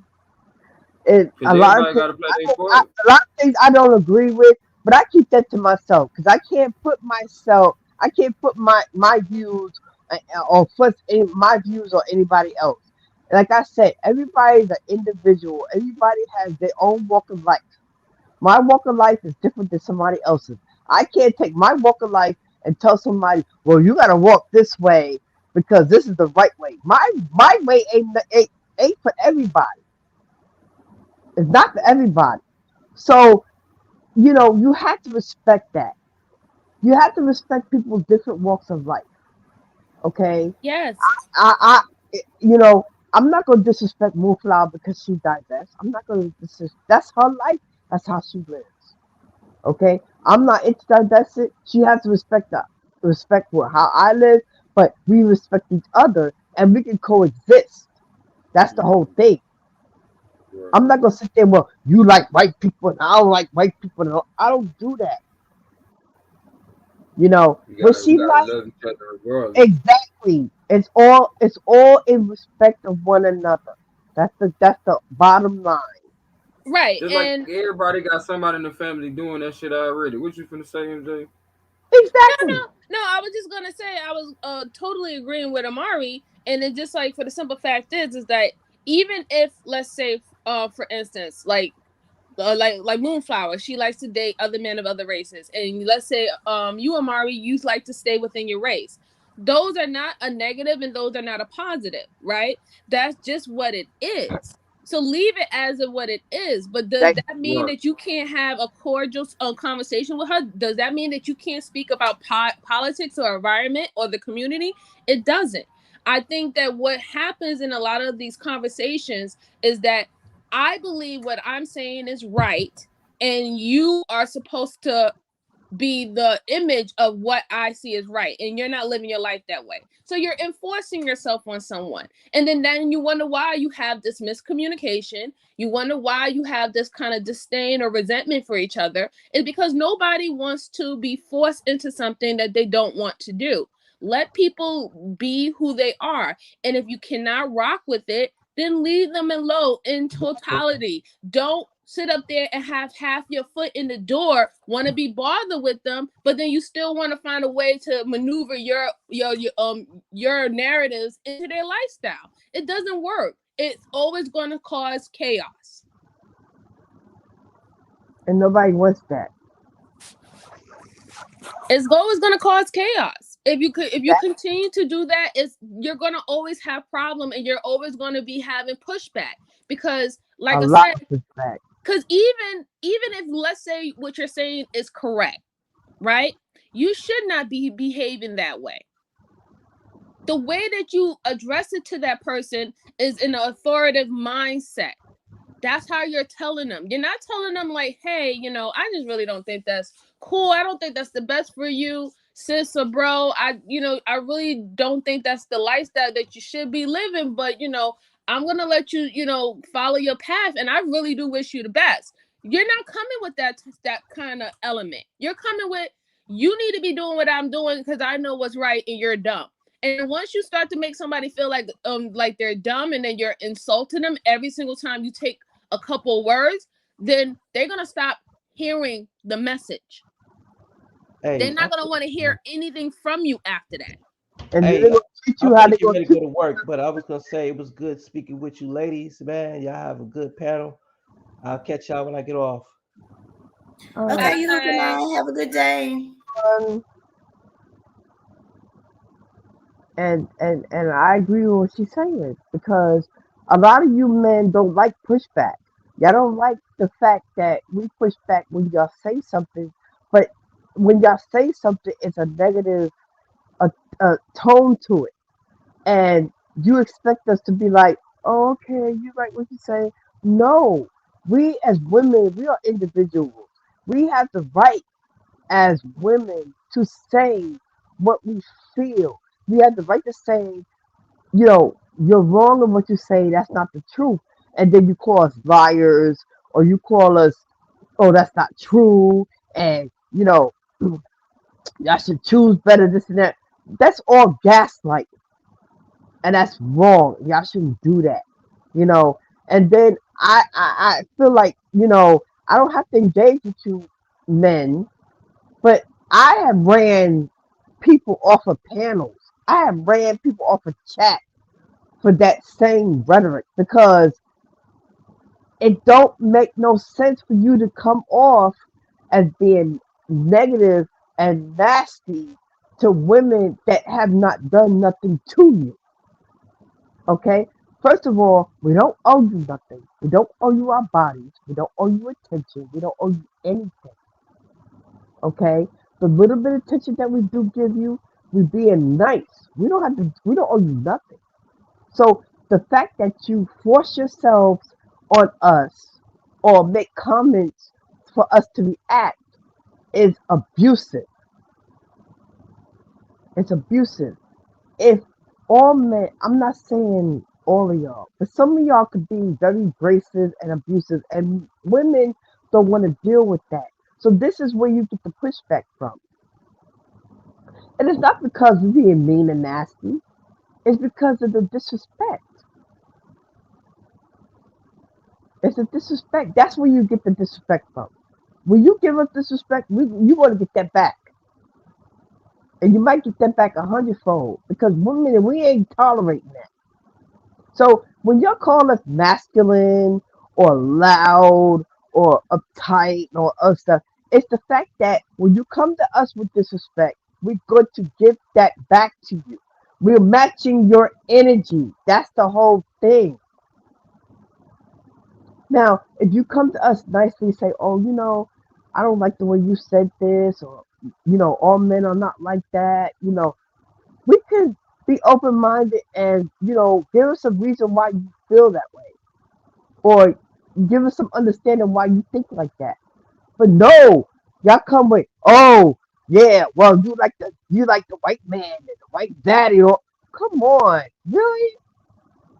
Like, But that's that's the I think that's one of the problems there too, Amari, because it's like we just got to get to the point where we just don't care.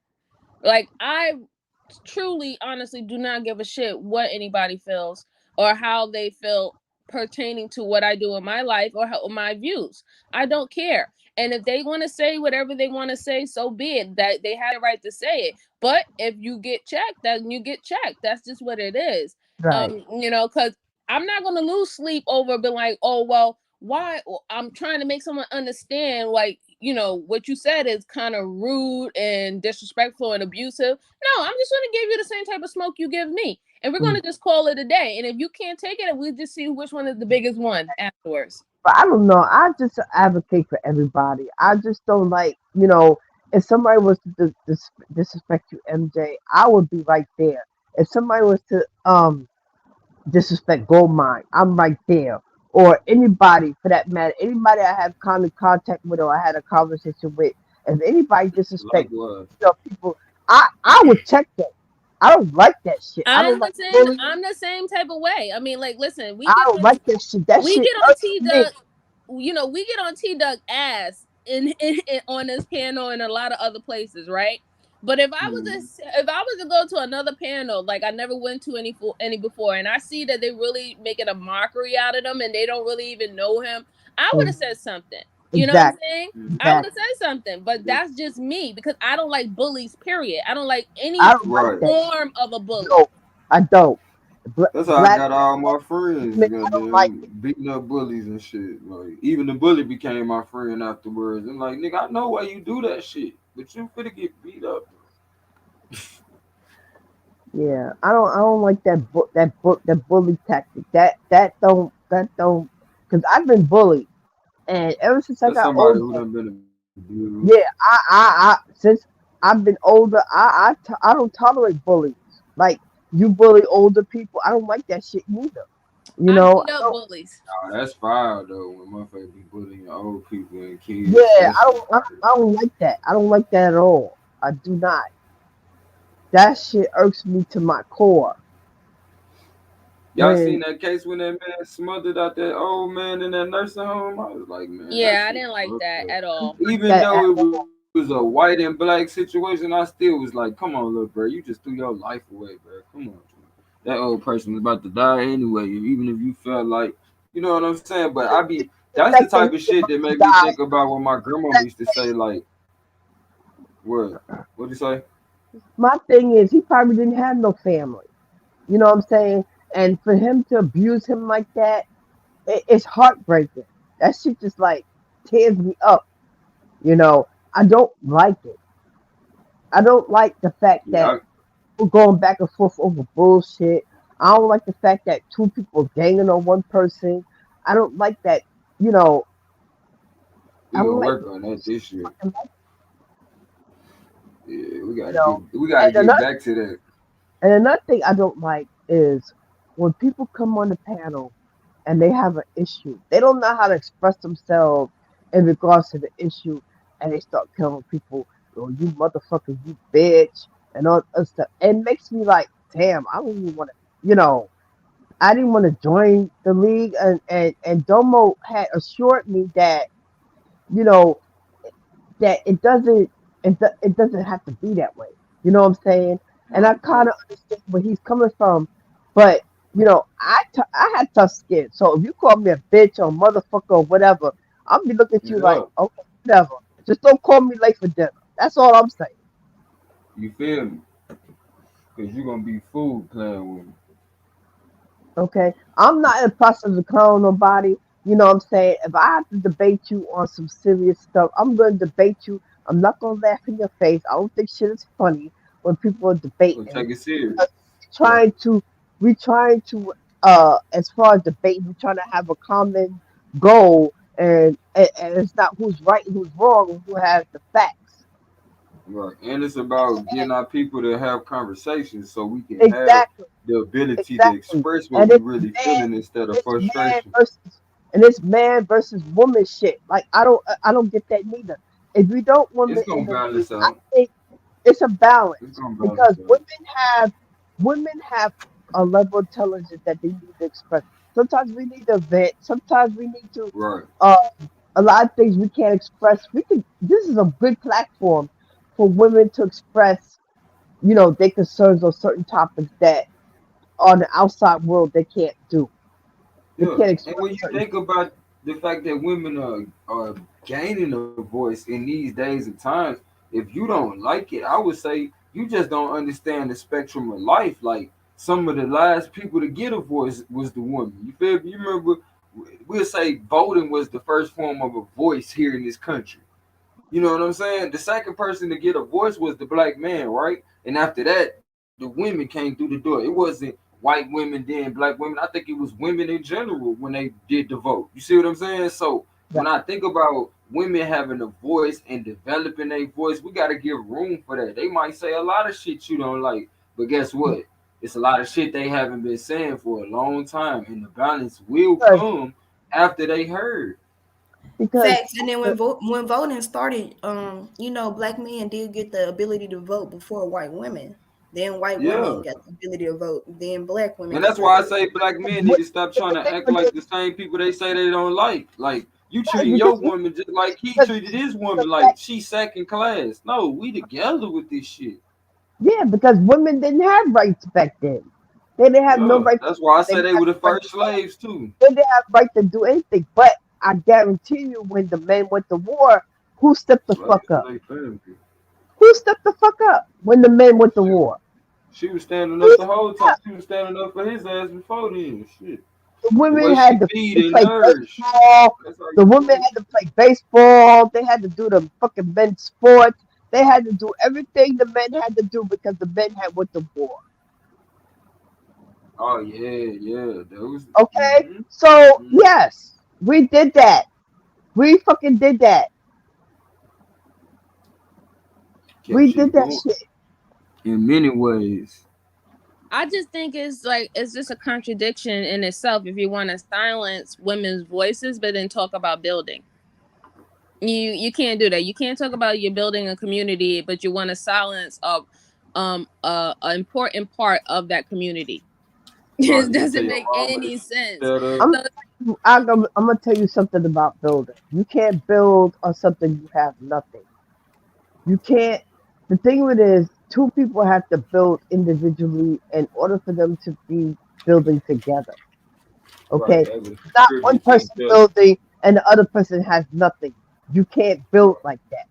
Both people have to build.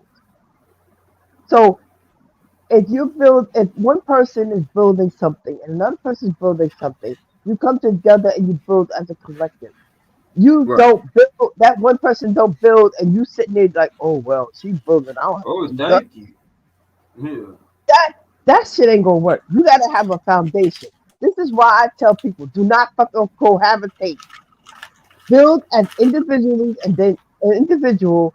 And if you decide y'all want to get together and y'all got something going on, then at that point Yeah. you build your foundation. Then, not before. Then it ain't forced. It ain't forced at that point. Exactly, because you have an understanding of yourself and you have an understanding of that person. You Yeah, but cannot you know, build. most people out here, Amari, they can't be alone, right? A lot of people don't like to admit to themselves that they cannot be without being in a relationship, and this is why they hop into a relationship with the quickness. You know, some people do feel like they have to have someone around, and that's why they usually cohabitate a whole lot faster than what needs to be cohabitating. But I do totally agree, like you should be complete as much as possible, or on your path, you're on your own individual path before you want to team up with somebody else, like A lot of and I agree with you because the simple fact when I married my husband, the first thing he told me was that you need to get your credit together. And that's the first thing he said to me before we got married. And that's what I did. I got my credit together. I got my credit together. And together, he got his credit straight. I got my credit straight. And together, we built off of that. Mm-hmm. You know what I'm saying? You can't, when you go into a marriage, and believe me when I tell you this, if the creditor finds, you're married, and the creditor finds that your spouse is not paying the bills that they supposed to be paying, guess who's gonna come after? They're gonna come after you. They're gonna come after you for the money because you married that person that has that bad credit. It's a trickle down effect. If you take a car loan, if you take a loan out on a car, and your husband or your wife co-signs for that loan, and you don't pay on that loan, and you the main person that took out the car, guess who's gonna get it? Your spouse, your wife or your husband is responsible for that loan. So this is why you cannot go into a relationship knowing that you have these financial issues going together. You have to fix your financial issues and then you come together to build. And your mental issues. Okay? Nah, I You definitely think that people need to, be on the shit before they even try to even. exactly. You have to be on your shit. Exactly. You have to be on your shit. There should be no reason, why you're not in the process or already on your shit at whatever stage of life you're in, and then be trying to mingle with another person, because like I said, that's bringing two different lifestyles and two different people from different Compounding issues. walks of earth, with different issues, different culture, different ways of growing up. You're bringing it into one household and trying to blend it together. Exactly. And you Because just got a pile of shit. nothing. That's dirty clothes. Right. Because you see some households, you like, well, damn, they ain't got nothing. Their house is dirty. They got kids running around in their poopy diaper, and you see it. You see it on Facebook. You see it in social media. I'm like, damn, do they ever pick up their clothes? What the fuck is going on here? Because the person that they dealing with ain't about shit. You ain't about shit. So your house ain't about shit. You understand what I'm saying? That's the thing. I would never. I've done it, and I regret doing it. But guess what? I got my own place. I pay my own bills, and I'm damn. I'm gonna let some no good motherfucker in my house. I'm not doing it. And all that bring what you bring it to the table, nigga. I mean at my own table. I got my own table to eat off of. What I'm bringing to the table? You got your table, and I got mine. Now, if you decide to bring two tables together, that's fine. But I'm not bringing nothing to your table when I got my own table. So that 50-50 shit, it should be 100-100. Yeah, everybody's supposed to give 100% to the relationship. Exactly. It shouldn't There's no be. It shouldn't be 50-50. 50-50. It's always supposed to be 100%. Exactly. 100-100. Because if you really think about it, if you only give 50-50, and then something happens to one of the persons in that relationship, then eventually that 50-50 is going to automatically become a 20-70, and then you wonder where the resentment and stuff has. Exactly. There was only getting 50% of you anyway, and then now when you're in a worse situation than you was before, now they're getting far less, and you wonder why there's problems. Yeah, and then make excuses. Well, I can get this. I can get a maid, and I can get this. What are you bringing to the table? And they look at you like, what the fuck is you talking about? I'm bringing the same thing you bringing. So why we can't come to a conclusion? That's You just gaslighting, sis. That's just Exactly. gaslighting. You don't have to listen to that. I don't listen to that bullshit. That's Like, what the fuck? nonsensical. Anybody who says something like that, just go the other way. Tell them to have I'll just walk away from that bullshit because I don't understand. have a nice life. Why am I bringing to the table? Apparently, you won't be sitting at my table, so goodbye. Anybody asks you some foolishness like that, then if you're gonna ask me what am I bringing to the table, then why did you even come in my presence? If you don't even know what is worth getting something out of me, why are you even in my presence to begin with? That says a lot about you. So that's why don't pay no attention to that foolishness. And then this shit with choose better. Choose better from what? Can you men go mine? Could you break that down for me with the choose better topic they're talking about? I think he might have stepped away. Okay. MJ, could you break it down why they want us to choose better? Oh, choose better is it has some truth, but it's literally just being used as a gaslighting tactic to make it to pretty much blame solely the female in regards of her relationship not working, the type of person that she chose, or any situation that happened with that person. Like I said, choosing wisely there is some truth to that, because women can not make the most wise decision in regards of themselves, which anybody can do, right? But the way how it's being used when it's being displayed to us is a gaslighting tactic, saying that, well, you are the only issue in all the problems and stuff that's happening with you. So that means, like, if you was in a relationship with someone and let's say everything was all good for the first 6 months, rainbows and sunshine. Now this person is abusive to you, verbally abusive, physically abusive, whatever not.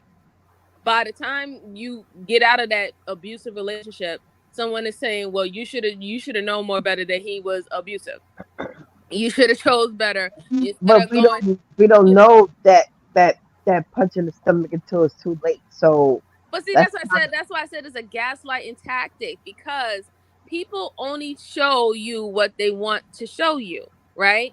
There, my little sister is a professor in Harvard University. And in psychology class, they told her that people can keep up a facade of themselves for up to at least 3 years until their subconscious mind takes over. Meaning, for 3 years, they can pretend to be whatever they need you to be until their subconscious mind takes over and it actually is their truest form. So just think about our marriages rates or things in the US, right? Most people get divorced within the 5-year mark. You wonder why? Because even though they might have been dating that person for 1.5 years, 2.5 years or so, they get married to them within the 3.5 year. Now all of a sudden they see things that they never seen before. And you can even hear with interviews with people who've been in abusive relationship, they've come to find out they had a narcissistic sociopath as a mate, man or woman. They be like, yo, I just seen crazy things that I ain't never seen before. I never seen them act like this. I never seen these red flags. I followed all the rules. I listened to my father. I listened to my mother to go after this type of girl. I listened to my father to go after this type of man. And then I still ended up in a abusive kind of situation. And you don't know that because people put on a facade. That's why and that's the love bombing, and then the gaslighting, and then after a few minutes they start with the triangulation, and it's a whole thing to it. Yeah, I get that. It's a whole bunch. It's a whole bunch of things that I've been through that. I've been through that, and for the past 2 years, I have never knew about narcissism. Like I could really be like not a psychiatrist, but now I can understand what narcissism entails because I have been through that. I've been through the love bombing. I've been through the gaslighting. I've been through the silent treatment. I've been through the triangulation. The triangulation. Hold on one second. It says, Nikwa, can you send me that email? Can you send me that email, the person who sent that to you? Because if somebody's threatening you, I'm in law enforcement. Send me that email. Thank you. Go ahead, sis. So I've been through that. I've been through that. So I completely understand what you're saying. But my thing is, you have to learn though, and the thing about it, as being an empath, I've learned to decipher the red flags early on in a relationship, as far as the person goes. But as an empath, also we are in the process of healing people. So we think as an empath, we could heal them or we could change their mind and stuff like that. But during that process, we are hurting ourselves. Oh yeah, I'm an empath as well. So We're hurting ourselves in that process of trying to heal that narcissistic person or that person that's toxic. You know what I'm saying? And we were like, damn, what did we do wrong? Like, is it my fault? And we have a tendency to blame ourselves for that. And we like, oh man. And then we get like hard-hearted and like, nah, we gotta go. We gotta get out of here. It gets to the point where it makes us physically sick. We have to leave. Well, because it's a sucking of the energy. Like, when you're when you're an empath, people are basically drawn to your your energy. You have a loving, warming energy. You make them feel comfortable, and people like to be around people that make them feel comfortable. But it can get very draining, even if they don't necessarily want to do it on purpose. It's just even being around so many different personalities and so many different emotions that we can actually feel is very draining. So for us to recharge, we actually have to step, put ourselves out of that situation. We have to step away from it, right? And in that, when it comes down to like with trying to like save people or not save them, but be like, Dag, I'm trying to show you this is how I feel about you. And it's never, you seem like it's never enough, and you start blaming yourself. The best thing that an empath can possibly do is you have to remove that motherly type. Ooh, yes, girl. That motherly energy away from everybody. Not everybody is privy to that nurturing aspect of you. Yes. We have to understand that we have to have a cutoff point, and we actually can't give it to everyone. We have to give it to the right people. Right. And we got to stop beating ourselves up as thinking that we are an evil person or we're bad in some way if we don't do it for everyone. When we can constantly see in our lives that most of the things that we do for others, a lot of people don't do it for us. So we just have to accept that fact to keep ourselves strong and keep ourselves whole, because if we don't, and if we let bloodsuckers come and suck all our energy, the ones who really need us, we can't help them. And our rebuilding or recharging process is longer because we do it by ourselves. Mm-hmm. Exactly. And the thing of it is and not only that, we grab energy from everything. We grab energy from the trees. We grab energy from life. We just basically we get energy from everything: the sun, the moon, everything. And being that I'm in a situation now where the person that I'm with, he how I call it, he's he's not an emotional person. Like he doesn't he's how he said it, he doesn't express his emotions. So anytime he tells me something, I express that emotions that he don't express. You mean like nonchalant? No, see, a lot of times on his job, he tells me what happens on his job, but he's not angry about it. But it makes me angry that he's not angry. You understand about what happens on his job? So whatever he tells me, what he expressed to me, what happens on his job, he doesn't express it the way I express it when he tells it to me. When he tells it to me, I get angry and upset that this is happening on his job. You understand what I'm saying? No, I totally understand you, and that's why you're gonna have to just let it go. It's a transfer energy. Yeah, you have to let it go though, because see, what happened is he tells it to you because you're confident and you're soothing. You are bothered by it because you have deep care and deep feelings about this person, and so you like, wait a minute, him just expressing it to you is not enough. You want to go out there in the office, cuss everybody else, burn the whole shit down. Like, yo, that's what level you're on when you get the information. So as an empath, you have to be like, I need to be on the same level and deal with the situation as where he's dealing with it at. If he's just coming to you like, oh man, these people is on my job, it's bothering me, or they're trying to write me up and I can't stand it, just try to be supportive, as in, don't worry about him. Supportive is just that when he convey it to me, it's not he's not angry about it. He's just, move out. He's very nonchalant about it. So when he tells me about it, I get emotional and I get angry. I'll be like, damn, them motherfuckers are doing that. What the fuck is wrong with them? And da-da-da. He don't express that kind of emotion when he conveys it to me. I express that emotion. You know what I'm saying? I express that emotion that he does not express. And that's why you have to just like lower it down and just only express that for you, because You know, most of the time, you know, a lot of empaths, like, you'll stand up and go for bat for others, like 0 to 100, but with yourself, you'll just be like, you know, I'm gonna chill out, I'm gonna be cool, I'm gonna be more Right. wise. So you gotta show up for yourself. You have to Yeah. show up for yourself more than you show up for others. Right.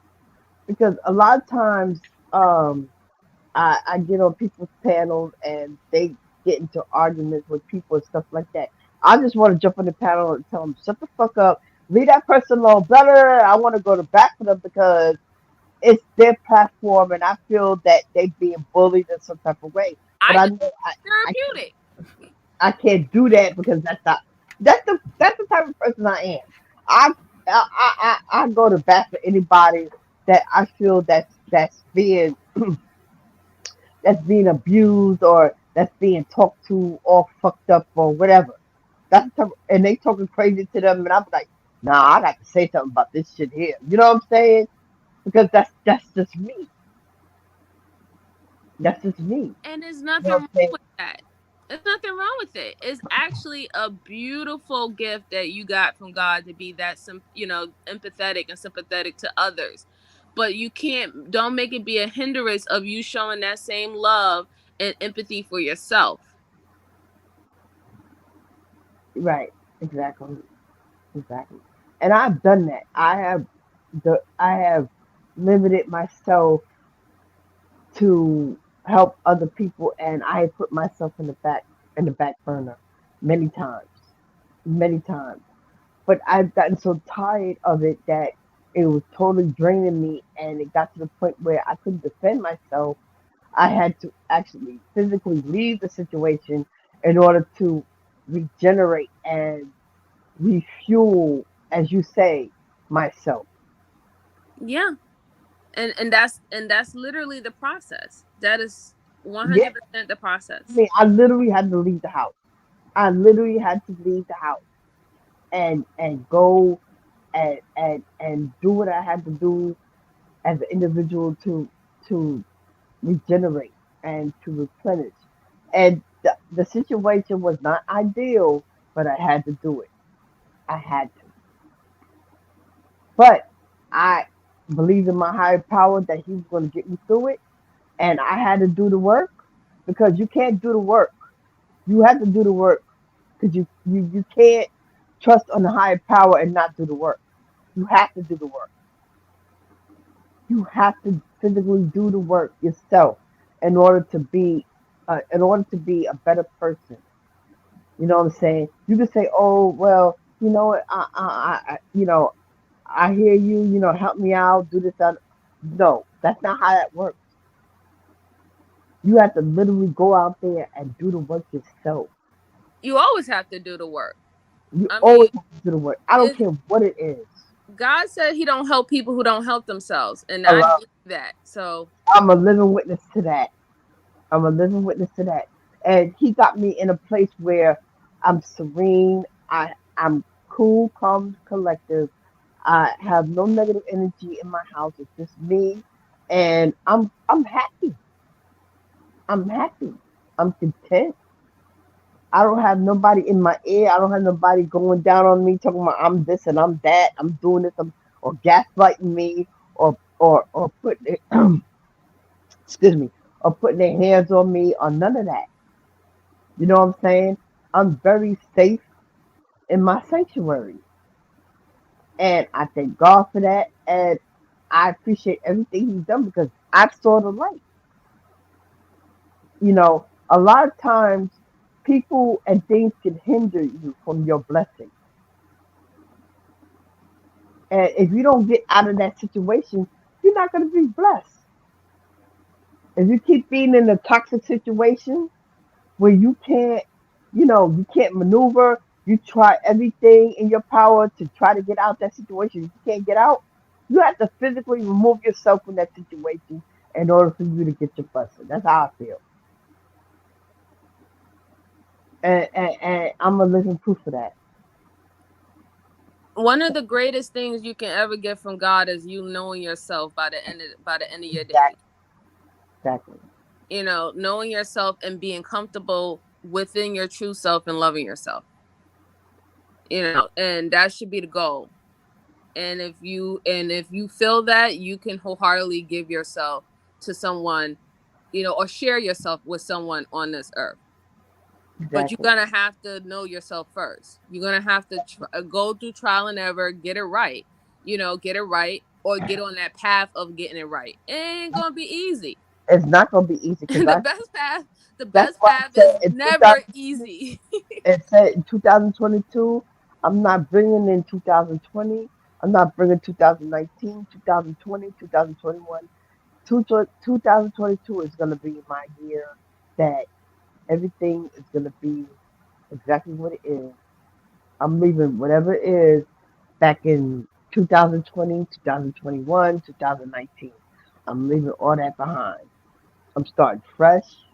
Okay, I'm gonna join the league, and I'm going to hopefully, you know, I want to give people a different perspective of how I am, and you know, it is what it is. And I don't, I hear some healthy debates. I hope to have a healthy debate with somebody, and we can just go back and forth with the knowledge that we know. You know what I'm saying? This is my whole goal, and I appreciate y'all having me. I love y'all. It is what it is. So I'm happy about that. You know, and I can't believe it's 1:30 in the afternoon. That's And great. I'm looking forward to your first debate and your interview. thank you, thank you. I know. Oh, Solo gonna give it to me, but I'm not gonna. I'm not gonna break. I'm not gonna break. I'm not. I'm just not. I'm a tough cookie. You know what I'm saying? I'm 54 years young, so I've been through it. I've been through it. So nothing he can do that is going to break me or make me. That's how I look at it. Yeah, you're not. You're gonna be do just fine. Like I said, you're like you said, you are a very mature, beautiful young lady, and you're gonna do just fine because you already been past the era where you know who you are, Exactly. and ain't nothing gonna change after that. Just Right. give me the wine. I'm not at this point. I'm not even tipsy anymore. I'm speaking my truth now. I'm not tipsy now. This is even if I am tipsy, this is my whole truth, and I'm not gonna change that. I'm not gonna change that. So, you know, peace and love to everybody. I love y'all. Like y'all just like family to me. And I told my significant other that I joined the argument league, and he understands.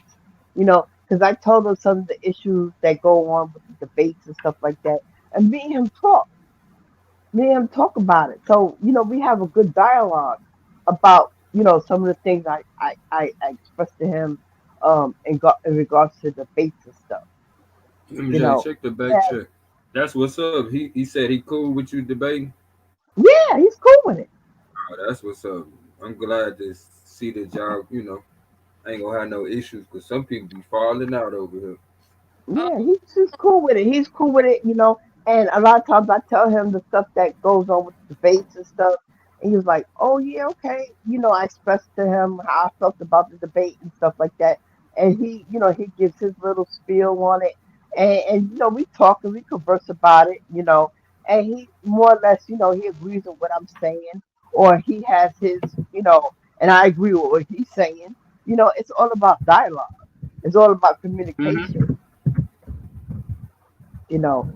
I'm not gonna sit there. Well, you know what this motherfucker said and blah blah blah. I don't know. I'm not doing that. See, when you have a dialogue with people, it's you have to do it in a respectful way. You just can't go with somebody and say, you know what? Oh, I ain't like what the fuck you said. You said some bullshit, but no, that's not how dialogue works. Dialogue is done in a respectful manner. If I disagree with what you're saying, I have to present it to you in a respectful way for you to receive it in a respectful way and for you to respond in a respectful way. I'm not gonna say, "Oh man, you man, fuck you, you a bitch ass nigga. And no, I'm not.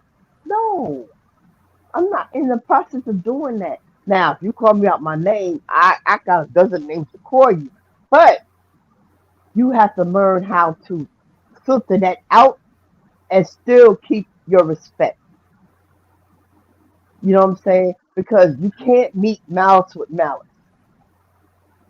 You just can't, or nothing's going to get resolved because now you arguing about something else.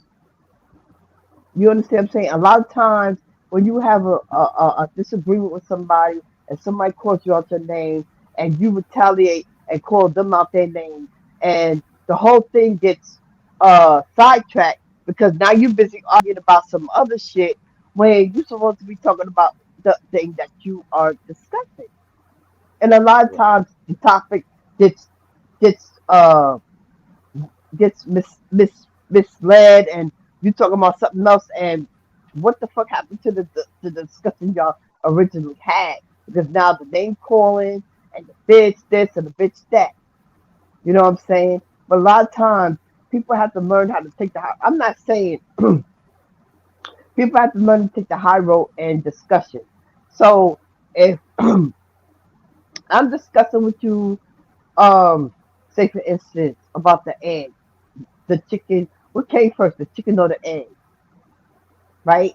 You tell me the egg, and then I tell you the chicken, and I'm like, nah, nigga, fuck that shit. You a bitch ass nigga. You know the egg came first.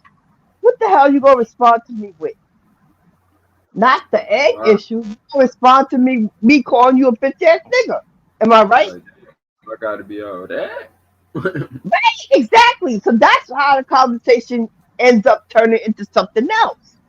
So if me and you having a conversation, I'm telling you, okay, what comes first, the chicken or the egg? And you tell me the egg, and I ask you, why does the egg come first? And you give me your stance on why the egg comes first, and I'm like, okay, well, then I'm going to tell you why the chicken comes first. But I'm not going to call out your name, bitch, or you a bitch ass nigga. No, this is not the dialogue that y'all should be having when y'all discussing something, something that y'all want to debate on. That's my take on stuff. Or it's That's not my the proper way to have a conversation. I feel you. exactly. And then you wonder why you got people listening to you and you like, damn, I thought they was talking about chicken and eggs. What the fuck happened? Why they talking Like, about what did him I calling walk back in chicken and on? all the other shit? It's irrelevant to what the fuck you talking about. I'm sorry, I don't mean to curse. But it's irrelevant to the discussion that you having. So you need to stick to topic, is what I'm saying. Because people can get misled and fall into some other stuff.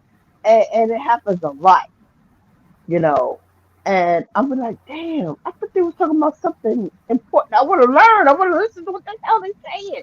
And now they having a sword fight. That's what I call it with two men. They having a sword fight. This person's talking about this. What you call it when it's two women then? Right. I'm like, what the fuck? Like, damn, what happened to the conversation? I was trying to learn something, So that's my stance on that. So I heard you say it's a sword fight when it's two men. What you call it when it's two women?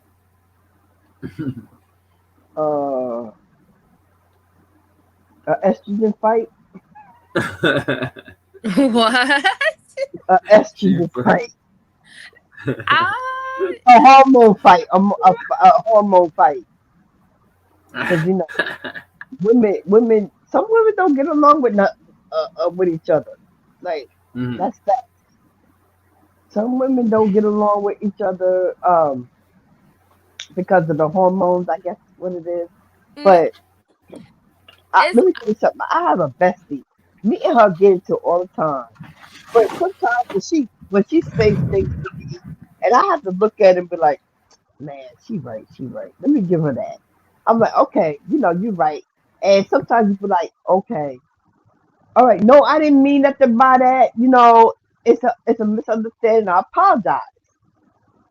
But when two women get to argument, and then you get to calling bitches and you a bitch and you sleep with this person. It's a cat. Oh no, I'm sorry. It's a cat fight. It's a cat fight. That's what we call it.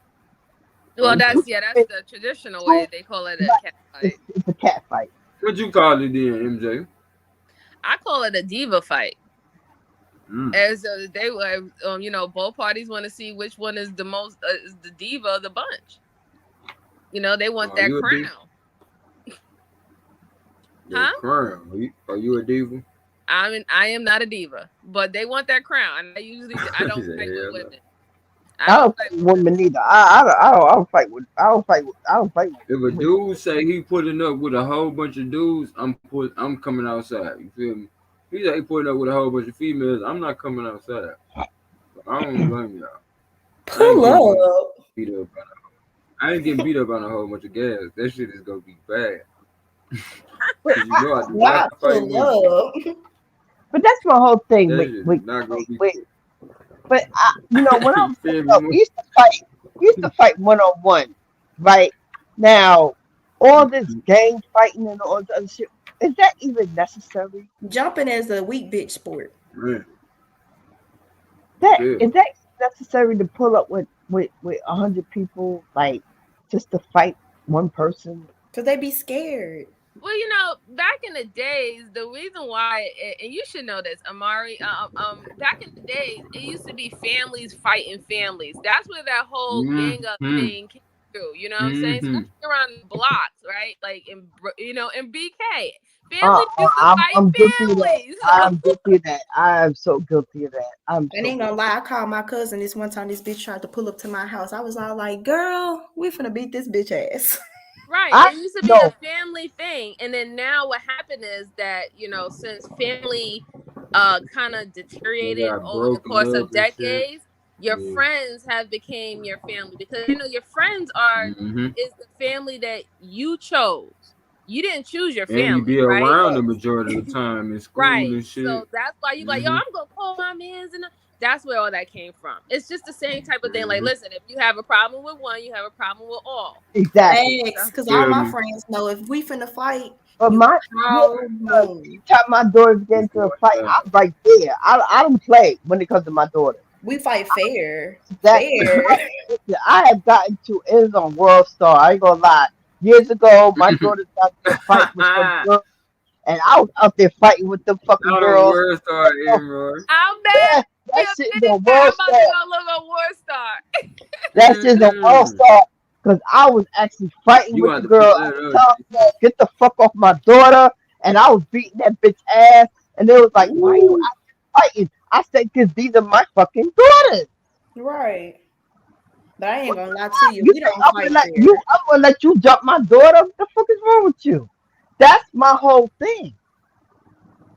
I have never, to this day, I would never let nobody put their fucking hand on my daughter unless I'm there.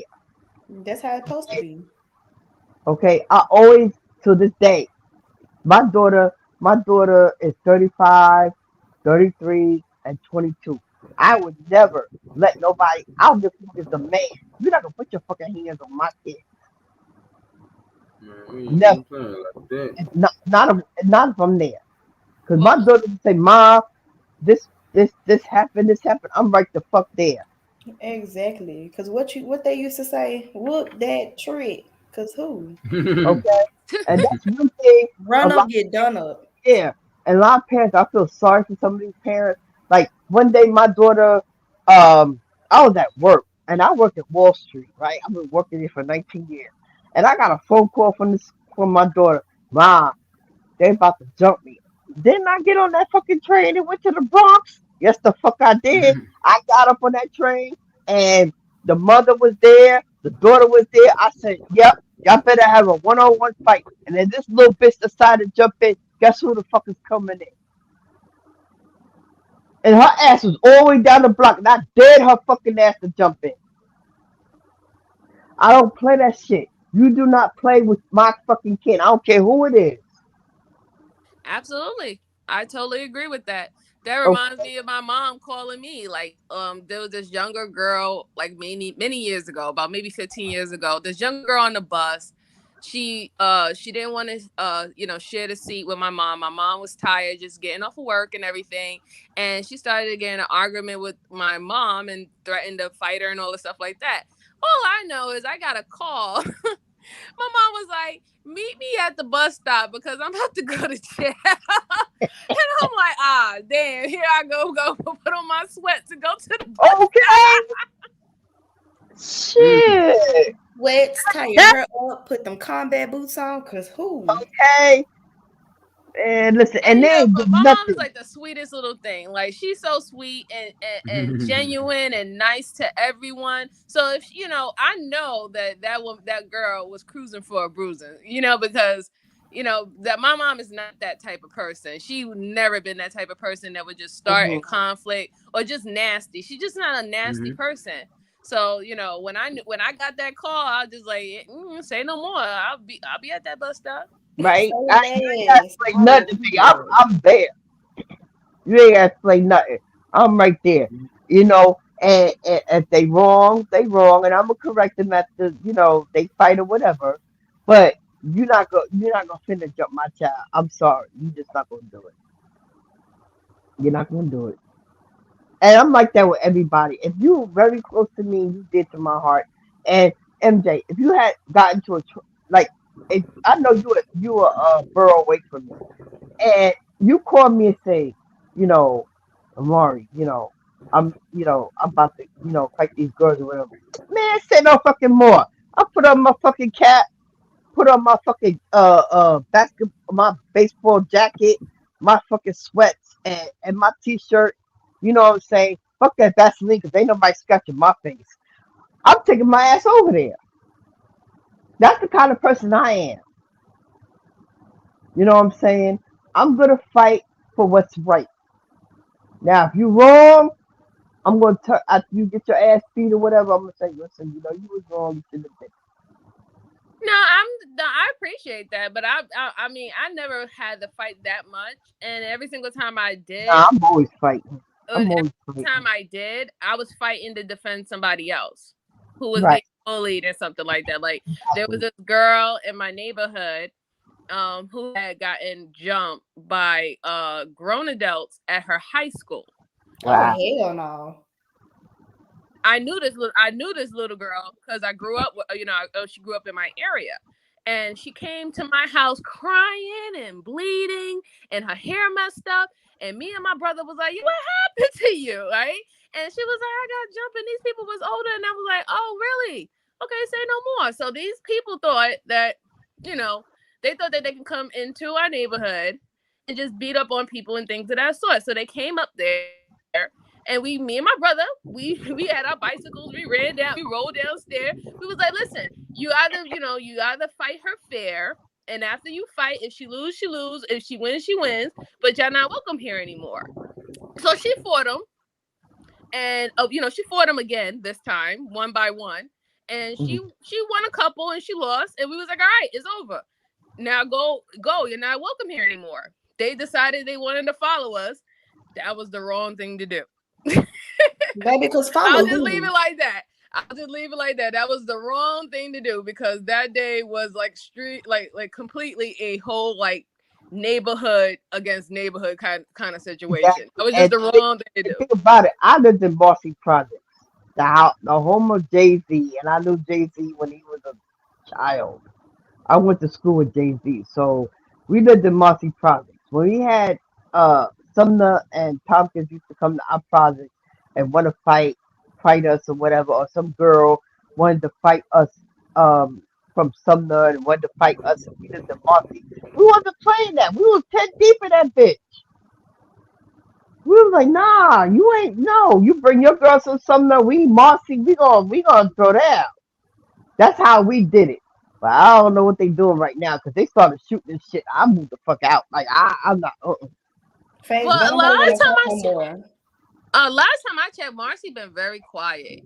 Because like I said, my fam is still in BK, and I'm from East New York, so pink houses. So last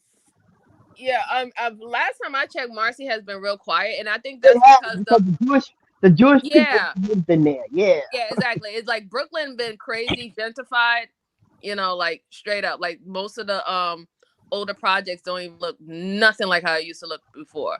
Exactly. When I had went to Marcy a couple of years ago, I was looking at. I was like, damn, hey, nobody out here. I don't know nobody, and I see a lot of Jews out there. So I was like, damn, it is really quiet, and the cops is out there too. You ain't seen no cops out there years ago. You ain't seen no cops out there. The cops is all out there now. They put the police station on top of the buildings now. That's why. I was like, I never seen that many cops out there. They be riding through the projects and shit. I'm like, where the fuck was y'all at when I was coming through here? Like, now y'all here because Jewish people live here, and that's like that with every part of Brooklyn, even where I'm at now. There's fucking cops out here. There was never no cops out here before. When they gentrified Brooklyn, they never had no fucking cops out here. You got to also know that those Orthodox Jews have their own police. Yes, they do. That's who you are actually really seeing out there. So you're seeing the police, and then you have their police out there. Exactly. Good. Let me tell you something. The Jews and the Russians, they done took the fuck over. They done took over Brooklyn. Well, where I'm at now, I live in Canarsie. They took over. The Russians and the Jews, they took over.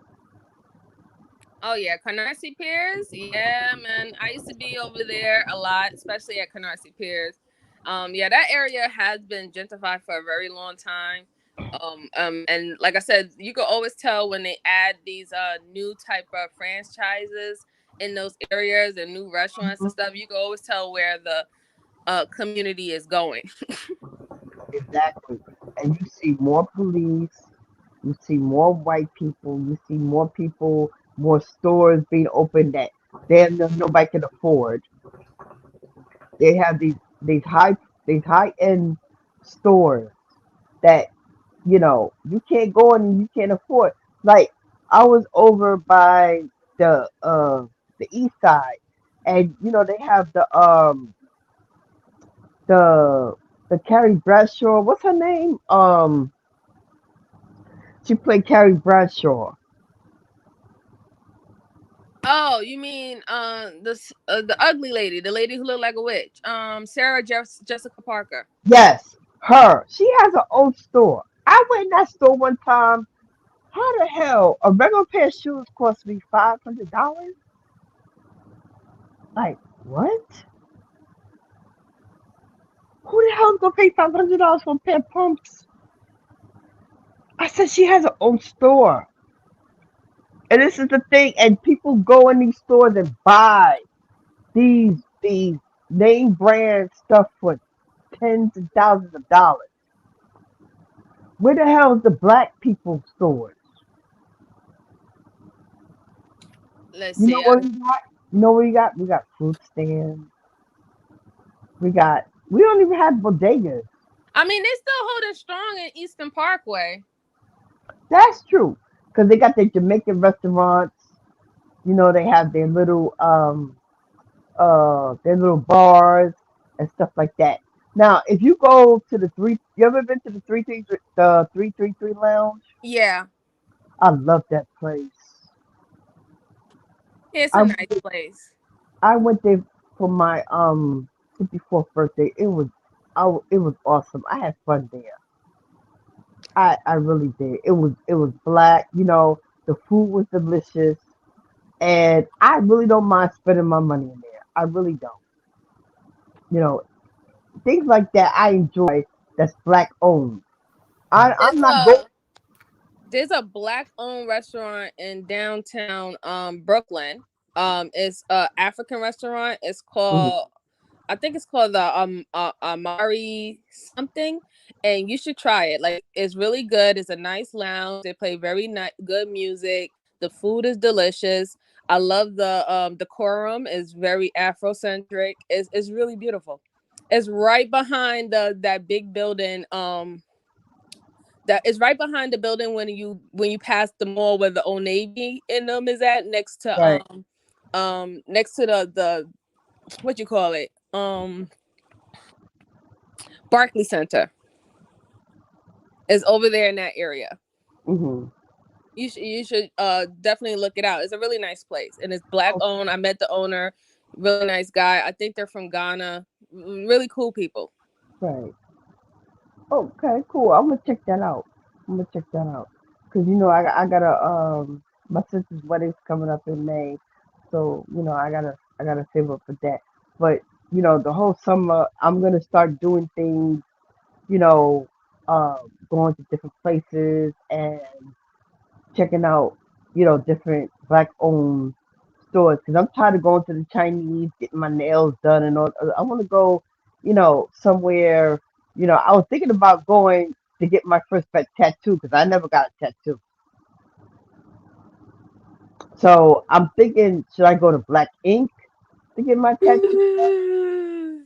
No. Girl, do not fuck yourself up like they do. Do not take your ass to no motherfucking Black Ink. No, don't go. They to fight more Black than they Ink. tattoo. Don't go to Black Ink. Don't go to Black Ink in Brooklyn. Don't do it. Don't do it. Don't go to one in Manhattan. Don't do it. Don't do it. All right. I was Don't thinking do about it because I was gonna let Steve do my tattoo. Don't do it. I'm not. I'm not. Especially if this is gonna be your first tattoo, and you know you want it to be very special, very unique, and you want creativity. Yeah, I wouldn't suggest. What I wanted was a crossword puzzle of my kids' names. I want it done on my back. You know, like the search a word, Yeah, but I want it done on my back of my children's names. On my that's nice. That's real nice. yeah, that's what I. Yeah, that's what I'm saying. But you want to go to somebody who's really good, you know, like really, really, really good for that, who's very creative and they understand people's body types to make it look good. Right. Because some artists like they, even though they might be good, they don't understand people's body types and features. Right. And they'll play something, they'll just stick it in because you're just paying them the money. But they're not really thinking about, hey, is this the right area to put on my client, and should I do it, yes or no? Will they be happy with it? Will they want to get it removed later on? And a Right. good artist thinks about things like that. Right. Yep. Yeah, it was just like a search a word thing. Now, Sean, I don't know if he's still at Black Ink, but he a white boy. His work is good. Sean? I never heard of Sean. Shine, you said Shine? Yeah.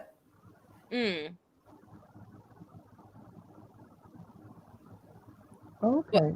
Yeah, but like, you know, like shop around, you know, definitely Yeah, shop I'm around. definitely gonna do that. I'm definitely gonna do that because I want it, like I said, I want it nice and neat, you know, and I wanted a different typeface. Like I don't want it like regular typeface. I want a certain typeface to it, and I just want like a search word. Like I want the name circled under the, you know, the search word, and they have different letters in it, and like their names is embedded in the search word, and I want their name circled. You know, what I'm saying? Yeah. I want it circled, so I want that on my back. So I don't know, you know, if they could. I mean, I know somebody could do it, but you know. Do you want color or just black? I'm thinking about different colors.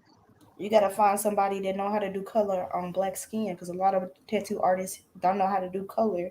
That is correct. On black people's skin, they be like, "Oh, you can't have color." Who And can't they have don't color? have the I'm light, bright, damn near white. So I mean, how much color you think I can put on my skin? But the thing about it is, it's about the product, sis. Because even though you're very light skinned, you still have black skin.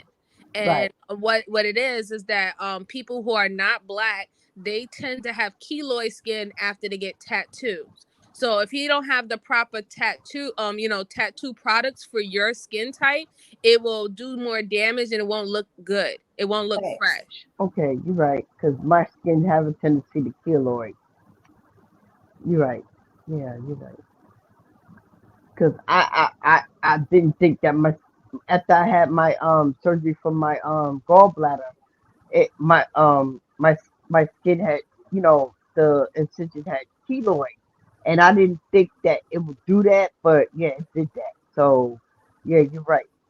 You're absolutely right about that. So yeah. Yeah, because it's a different type of product. One of my friends is a tattoo artist, and there's a different type of product that he has to use when he's dealing with black skin to actually make it last. It looks beautiful. He use any many colors, and the good thing about it is that, you know, since the tattoo industry is growing and they're getting better products for different things. They even have like colors that glow in the dark. Like you can't even see it, but then all of a sudden when you end up glow in the dark and a certain type of light hits that pigment, you see it at nighttime, which is really, really pretty. Then you got the tattoos where you can scan on your phone and they play like a voicemail. Yes, those two, yeah. Really? This one girl got she got a tattoo of the last voicemail her grandma sent her before she died. Oh no. And so now she just scan it on her phone and she can hear her grandma's voice whenever. Oh wow. Yeah. I should get that because my husband did pass away in 2000. Oh, I'm so sorry. My condolences. Thank you. Thank you. And I was just so, you know, I was talking to, you know, my friend about it, and I kind of got weepy eyed because, you know, he's not here no longer, and usually we celebrate New Year's together. So, you know, I was kind of like really upset, you know, but you know, you know, it's just a memory of him, but you know, I have to move on. I have to move on, you know. He's always going to be in my heart forever. Right. And it's going to get easier with time. Yeah. Yeah. So, you know, I miss him dearly. I really do. Even though he got on my damn nerves. That's what he's supposed to do. Yeah. Right. But I'm glad he's in a better place. He's no longer suffering. Because he was for a while, you know. And that's the way to think about it. Not so much so as them leaving you, but as them just going somewhere that's better than here. Yeah, exactly. Exactly. He's with his mom, so his mom passed away before he did. So I hope, you know, they together. So I'm sure they are. yeah, I miss them both because I love her too, you know. You know, this is just only one level of life. We don't understand. We haven't even come close to how deep life is. We only understand this level. Right. I lost my brother and my husband in the same year. So it's kind of hard. So, but I'll be all right. Have you tried going to therapy for it? No. I thought about it. I thought about going to therapy.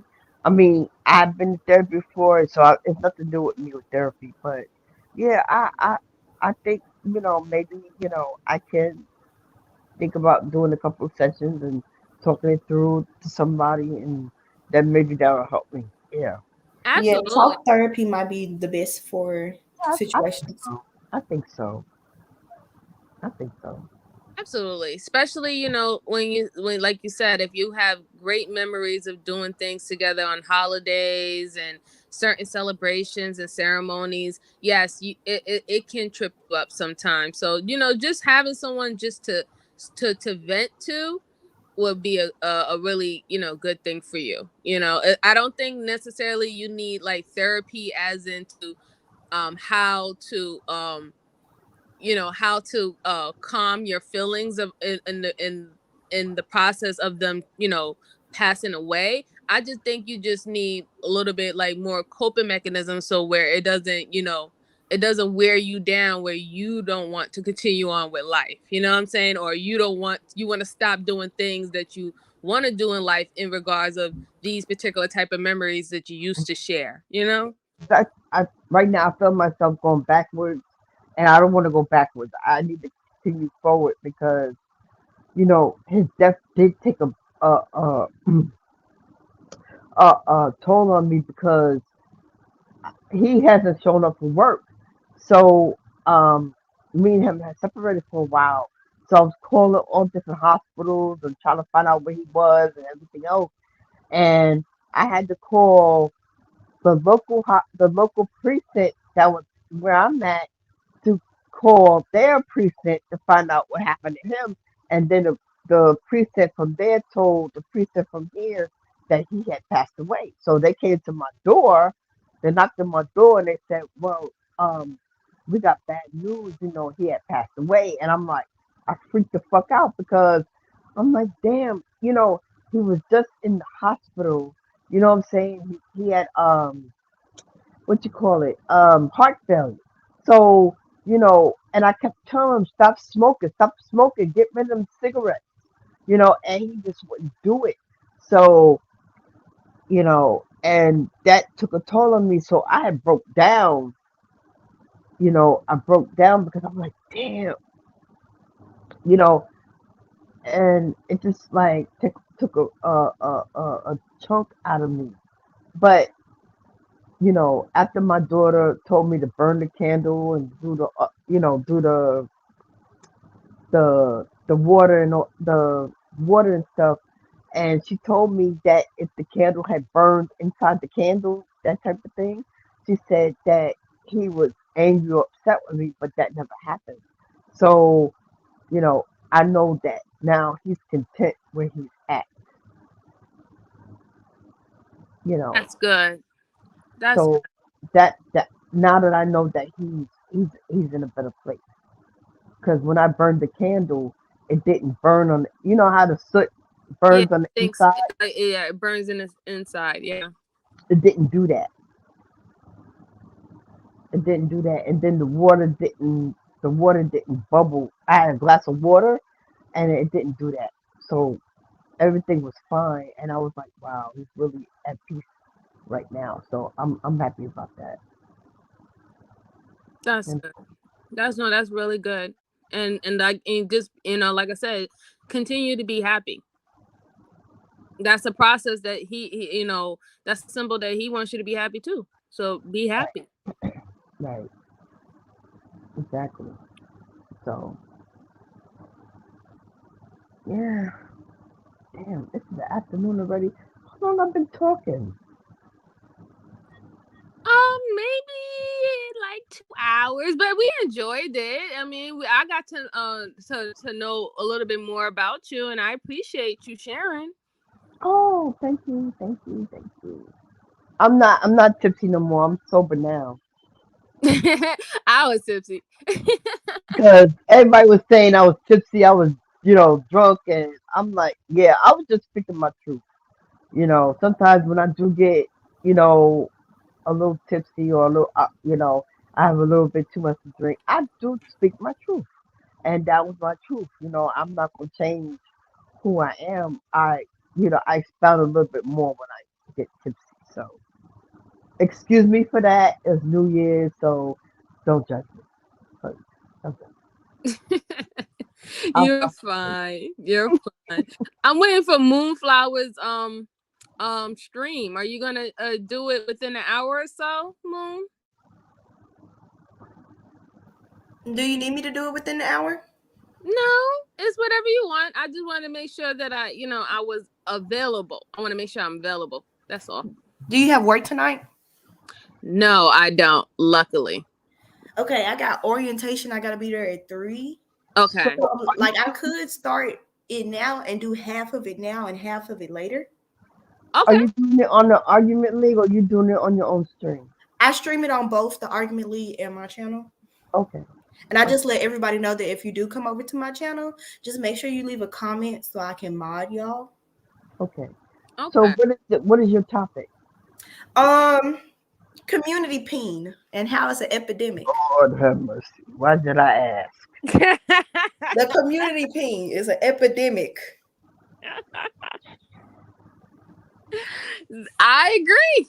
I agree, and the thing about it is, community peeing is a worldwide phenomenon. You know, Yup. so many communities. So this will be interesting. Wow, you know you're gonna get some major pushback. We're gonna start off with community peeing, dirty dick, Tristan Thompson. Wow. Okay. Now, okay. Okay, Good. let me hop off and go ahead and start this stream. All right. I'm gonna look the chat. I'm gonna try to get me some rest because I know I've been up on this thing for like 7 hours and I'm extremely tired. I will check you out from the spotlight. Okay, you can check out the other half when I get back from orientation. I love you guys. I appreciate y'all having me on the panel and hopefully you'll see me more in the future. Y'all have a good afternoon. I love you guys. Kiss, kiss. All right. Take care, sis. Okay, have a nice nap. Okay, thank you. You're welcome. Gold, are you? Well, you're not in charge of the stream. You're not gonna be able to end the broadcast. Okay, well, I'm about to hop off and I'm gonna start my stream. Yeah, me too. I'll be over there. Okay. All right. Bye-bye. Bye-bye.